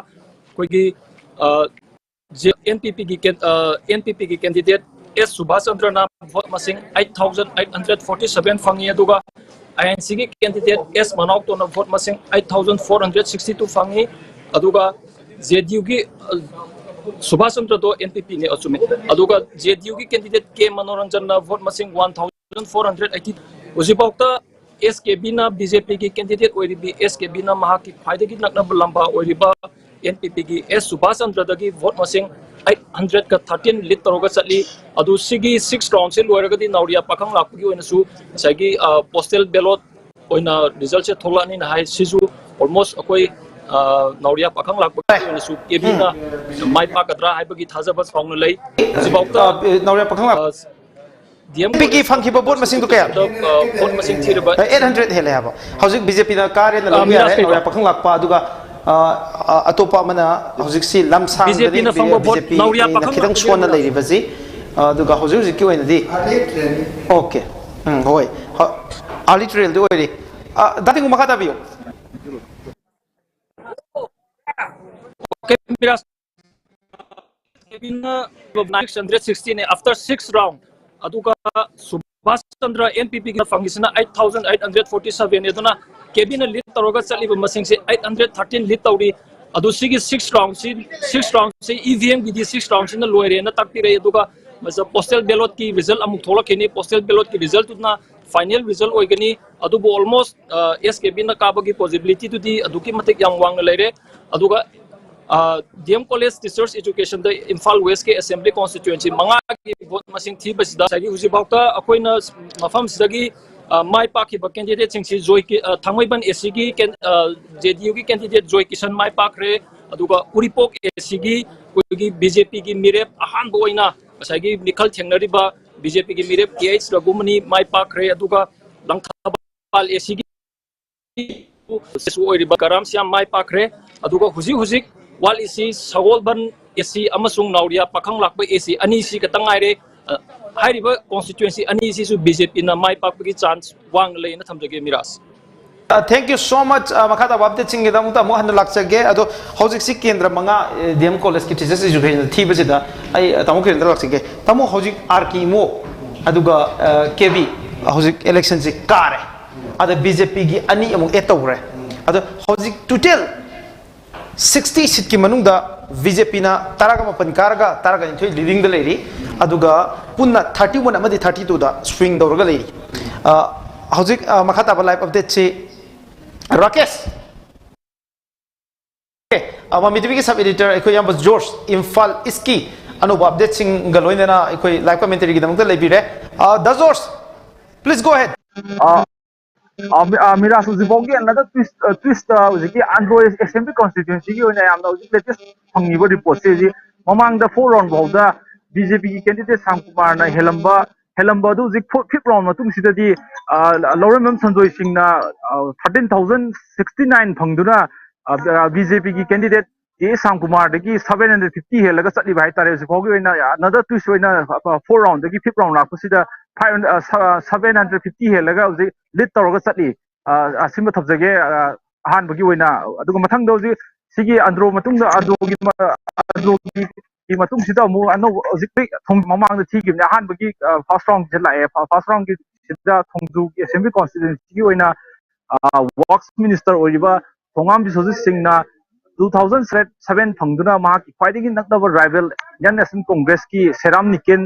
दगी 1844 हेलगा उजिक चटि भाई तारे Miraj okay अदो लमलाई की से लमलाई के no update लेबिब्रा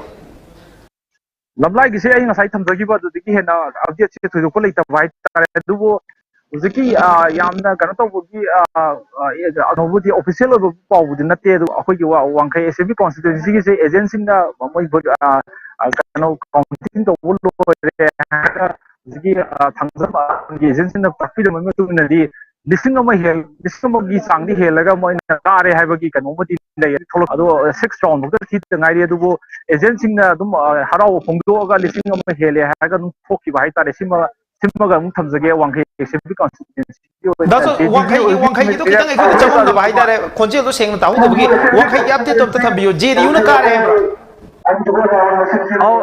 official ओइना official ओइना दी थोक्रे दुबो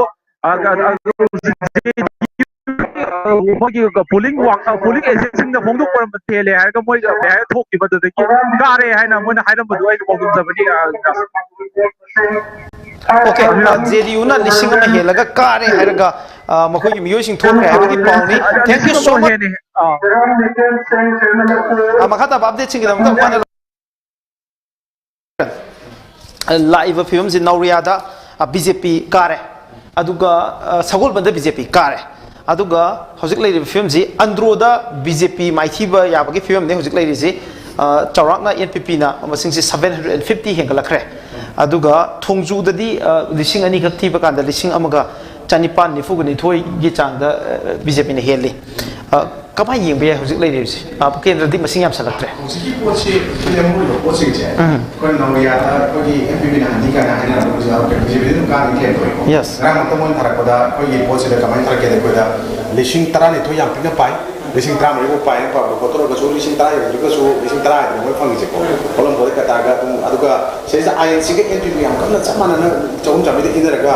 लेग्रे नौरिया के जो इमो के जो माने हेला सकरे ngani me adagi ji wangkhai du jedu na ka ga ne na ko pre to chima chumme aduga kaino gi andro gi pose na sai mamang de sang ko man kre hela salam bane adu hoji kaino ne hengale hari pose da swing do hai pose da andro gi pose how far madu masing kya wali jano magi hoji ki thik de round kya mo man ji round manga taru de tar pho ama ali maximum ali mangai ne ko yes yang lu ko rom de le sang ko mari ko adu bo thongju gi di adum han gidra ne khalli ko aduna bjp ga sai ka bi masing sida punna hojik lai 19 na tro 19 sen law ya ga sabu ma tha na tra bjp kun kare sen law ya sabu man ya ba kun 20 yaw re ba ko adudi hojik karak pa ya ba ko da khoina ngarang khoi gi nungdang gi miras ka khana ba de khoina hai gi ba do bjp si 23 24 और maximum 25 फक्त लाख पे याय ने कोई गरंग पागी दना को अदुगी पोतु सुमद्रा नि खले बीजेपी से ले होई पोस्ट दिको अदुगा अतोपा मखा तारक पदे कोई की केनोसु अदुम फनाम कारे सेरिंग जेडीयू से को कोना हाना हागिबा तरुक तरे आइदो दम ऑलमोस्ट मंगा तरुक कार माले हुजि पोते को अदु स्माइ पोट लै नोइना हुजि यामना लुरिसि कांग्रेस यामना सडन डाउनफॉल मदि ओइग्रे हंदक से Koyna ngarang haina badu 719 buka bi yaina pa bane 20 yaudrasu ko madu yau ro film nei congress ki matang se di tamukiran adu ga hu paung jule biri nobody predicted it kana amatana even exit poll da congress da khwaidi yamna sympathy poktra ba haitare adugum ba exit poll duna su 4 de predict tawdi 7 de predict tawi aduna congress yes double digit 7 bawdi predict tawi one ikoi exit poll mana babu adu 4 de nobody predicted it aduna masi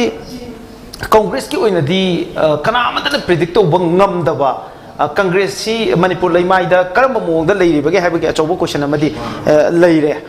kamaina haibibe ai matang sida masala ne koina mamang de koi bjp na congress ta mayam ma hainai congress ta bjp mayam hainai ko adu BJP na yam chauna dum hai gi koi absolute majority phangni 40 plus hai badu koi na ngarang khana badu koi na hana param baduna even Congress na bo hena chakka kai mamang gu de torum badu ona bo poram chakre bi rasai mtang na ko adu koi na masida NPP gi pot su koi na ngasai gi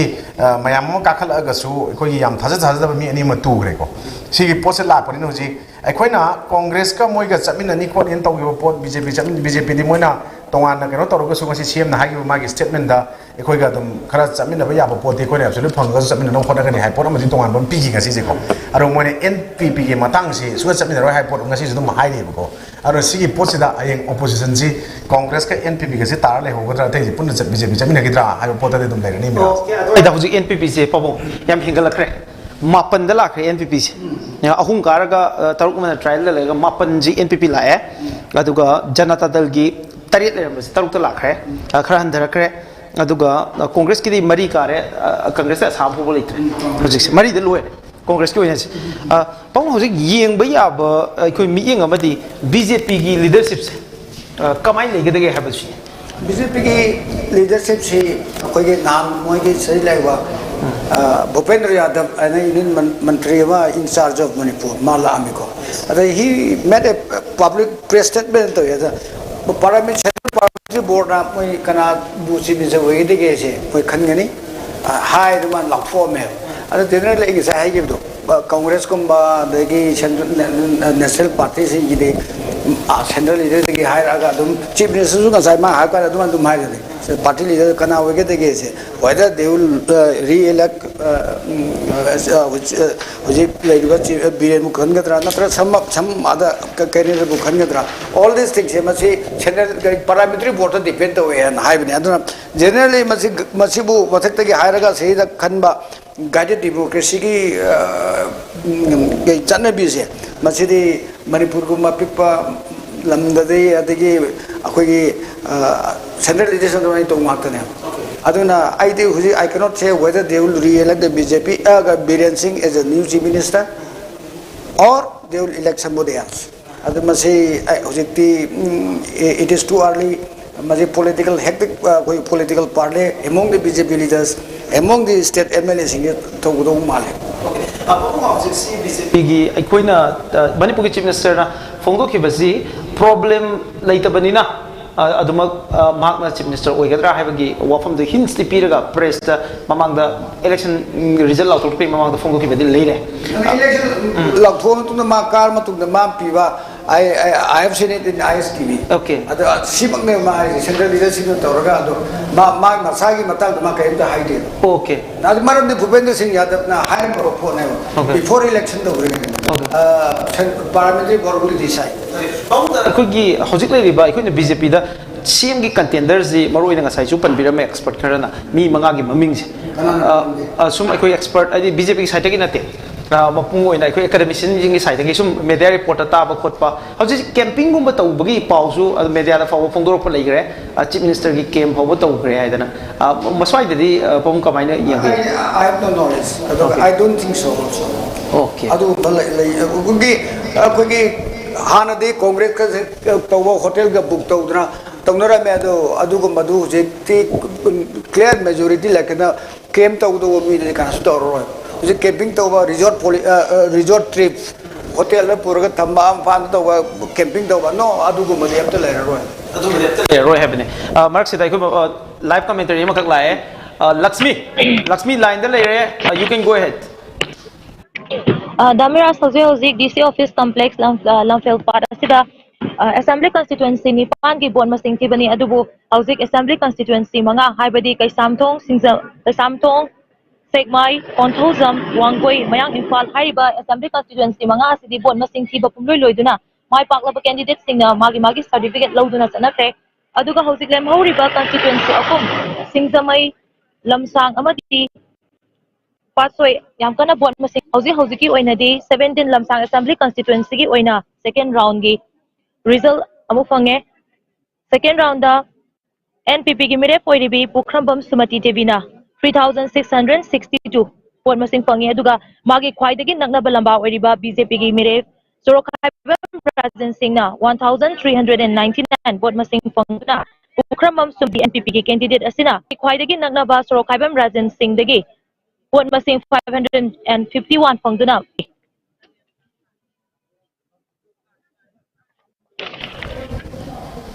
Lakshmi Makata Bio. Kaya Aujik Lamsangi si NPP na BJP dagi kaya mo yam hele. 551 heli of the forward. Update sing bra. How's forward the winner Damira How's Sivo Katanglay Aduga Hen Bob de La Ganda Mu Life again. So much Makata update sing the Makta Makata Muglak again. Pong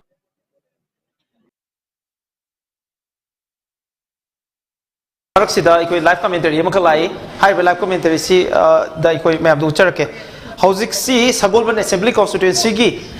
my Paklaba, Bharatiya Janata Party, candidate Sri R.K. Imo, I could line the lady.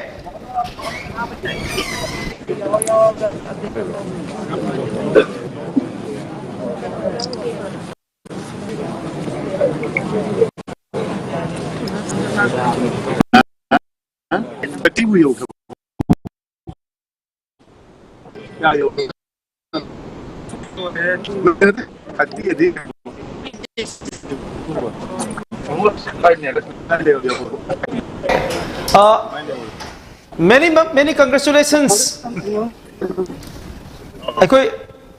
Mami TV ki News Desk Live ni tamo many congratulations.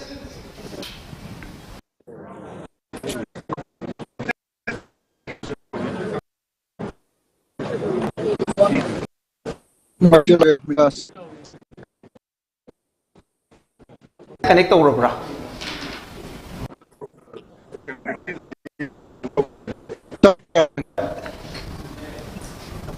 Chappa male.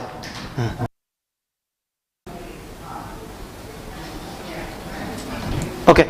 touch. Okay. Akhoi Sri R.K. Mo the interview long na bagi tanja amakak le ramane do technical problem khar legre masi da mata ngakpi gene hauzik si amuka akhoi ECI gi akhoi result se akhoi na amuka refresh to matam da BJP se 32 da muklai.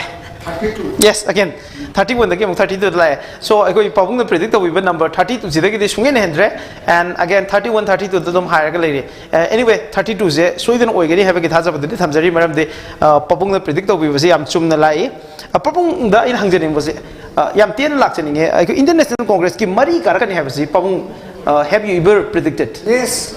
Yes, ma'am. I number one that double digit yobunga mo chima. Again number two da akwai asawa stalwart. If you ask leader of the opposition who's wiriwa waja ibo bida hangare kanne. I told him Joy Kumar will be defeated, then Gaikangam will lost, then Tien Hauke will lost. I don't know maram de akwai ki sense say yakai mo chigi tabak chechum tor pudinda akwai de sense le. Aduga I nga sa 50% of the sitting MLAs masi halakti simasun norms niko Manipur ki assembly ki election ki history ta anil se bada Congress se lowest ifte kan ne leide khwai di ani mathat ne do mase mo bounce or kani it will come up much ne aroi bidi nati aduna I na chumi bada except Thawal district ka one apai Sirigo bi ko magi natana akwai my pocket si natana Congress almost id lektrabra ina khale kai mari su aina chum khamda uksigi kendra siga kundak punga war mane magi ahum wa khemama adagi masama adagi mari su war mane okay adu weekend expect wa shuru karta hai Congress akan sare ka para ko har ke ko thawbal ma ka re ko adagi I Congress mapan sure adagi kundra pong kare ani sure ko are ka shamthong ka sorry ka shamthong di independent ha ga dam si ai ani le de mapan ni so kar independent or mane is the Congress na INC na malo independent ha ga dam chai tu okay ani chobe mari ga tan Congress mari da tamod laksening basi tamo hojik si sagol manda yam nakna fight to we have si ikoi few thousands tani ikoi helaga kari sagol ban gi si adu mayam na predict tawna baga ikoi gi soina ba khara lakba se adumak yauri akama yeng we sagol ban assembly constituency masi yam na ko pola mane mamang da kana predict tawna ba mayam si moga local ga si mamang da postal ballot da bot trama to yela kana gibni na handa ki magi ticket phango phang da bai matang hai tare mo na solong chang gi bai matang local kano to mamang je mamang han jane to paina praja gi sympathy so na local da leigani aruga sagomal gi BJP gi kano gi dal le ram bahana ari basing doi muthat la kan da local support to hai pol ina gi pot da ani ji even local na halak pai ai bu panara mine swai jaga si adu buji imon dum hangre yam masing he na ko adana masigi handaki pot sida ngasagi mamang da kamai kamai ne khang de mamang ne gi pot gi di koina BJP na ngasagi pa gi ba mogi masing absolute majority moi 40 plus 40 di ta dana kani aduga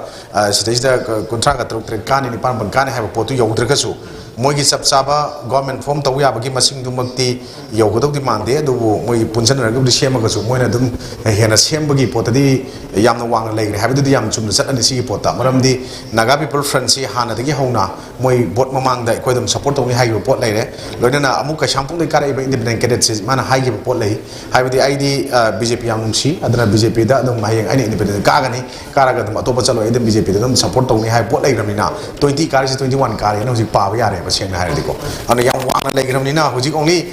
number si 30 yogodo si mapan ga ta ngai ar sing do masing tara khatne ba da lai si ana si gi pot lai bini na government sorry leading the two of the adai khara kam kasala ga sai pe to dum ka na khara adagi pin same the same bagi yes ar congress ki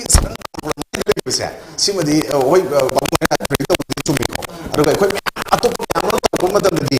masigi posi moji yamna tar tra mi ma tar ta te kan pa nga ta ne ba ar bo soi oi da porum nei re adu ngarang tharak pada ai marum BJP themselves na predict over the su single digit de laite BJP na hybrid laite BJP na hybrid su moi mi maroi ba sing ga ko na wai sa kan moi ji 20 gum ka ga ram pa ja dun hen re adi rakhumni karo hari ni moi na BJP that's how BJP ki marung da who is the BJP man karo hari se ai khang ba BJP ki marung da rakhumni karo adu karo moi karo ai ma loi kai other BJP se ticket ki tomatam the lot of infighting like otherwise BJP would have JDU the kari me BJP ki ticket adar matane aduna akoina akogi sum yeng bakanda BJP na alone will form the government but coalition to ba to da bai ji up to them moi na to ni to roi du ki matung he sarkar di BJP na absolute number du dum phangrane yam interesting oi very yam khak le handak se none of the political party in the accept to bangam da mega success se Cookie People's Alliance ne accept to out of the two candidate filled over candidate ani da ani makka it is only Cookie People's Alliance is success ka bani Cookie People's Alliance it is neither a state party nor regional party, is a localized party floated by some Cookie militant outfits who is under Shugi Bakale Kamune. This is bound to come. The thing that the Handaki NSN neutral Netokra, other NPM Yamkado Maram. Elections in a Maram Oregon Naga, people give America divide the way to Rapayoro, Ivagi, Amalay, Manina, Masi Kara. Neutrality kara maintain to adu magna show you the ability lower ka da thoru ki involved tor mane ba matak ta de tu mai lai gi na naga sing lai adu Cookie di pure level de sure lai ba Cookie chin group ke office sing de hasri involved to adu mung da koi Cookie People's Alliance is jo amane ba adu ne da adu na machidi political outcry hai ni koi party floated by Cookie koi sure lai ba kamu du na plot over adu moi group ne khale okay hauzik forward the ekogi under assembly constituency ki update amdang tawjage lorembam sanjoina fangiba vote masing se 13069 aduga Sri Syam Kumar na fangiba vote masing sina 12319 hauzik si Sri lorembam sanjoina Sri Syam Kumar dagi vote masing se chawrakna lising amaga chamaga khara helaga chatli gaps adum widen tori aduga in favor of yes amana 12319 already satri yo hele do okay chatu ka kharani okay amana 13069 hai do okay aduga amana 12319 no ba okay anu update amuk lai anu update Sri Syam Kumar na fangiba vote masing si 15128 aduga Sri Loremam Sanjoy na fangiba vote masing na 15034 the turn and twist okay quite interesting with Kendra ji hojik ki oina loiram dai sida hojik phawda round masing 6 round phawda yes adudi about to end adudi some votes ta mai thi ba lai the digit ta gumba mai thi rakpa ya bagi film am lei 15128 Sri Thonazum Syam Kumar aduga Lorim Sanjoy ne fangi basina 15034 adu makata update sing I menaji aduga hojik si drama amadi dum leiri marak sida ai makata na ai ta model actioning base tamo hojik government formation sida NPF ki rules kamai lege de gesine NPF na high base de am clear when high we don't bargain anything minister post so demand of the neither deputy CM ki post demand of the NPF ki spokesperson general secretary laga form me the gentleman approach ni Manipur santi thamba changi santi thamba adu stability amasung peace lagna bu khona bakan NPF darkar lai sini adu ki role to NPF na contribute to gani have ni government formation khaki natna governance NPF ki role ama leibra have sini kari have ni Masih yang semua ni miras tahu. Aku jadi moina moi general secretary ngasi haram mi hari post masih NPF si yamna bulap whole state si goina yang bahoro berahai bagi pot amalai deh. Malam di mamang dah ikut je saya babungna tapi kita pot sing dah saya NSN ikut yawar roh lau tu kita pot sing dah anda keras hanti apa naga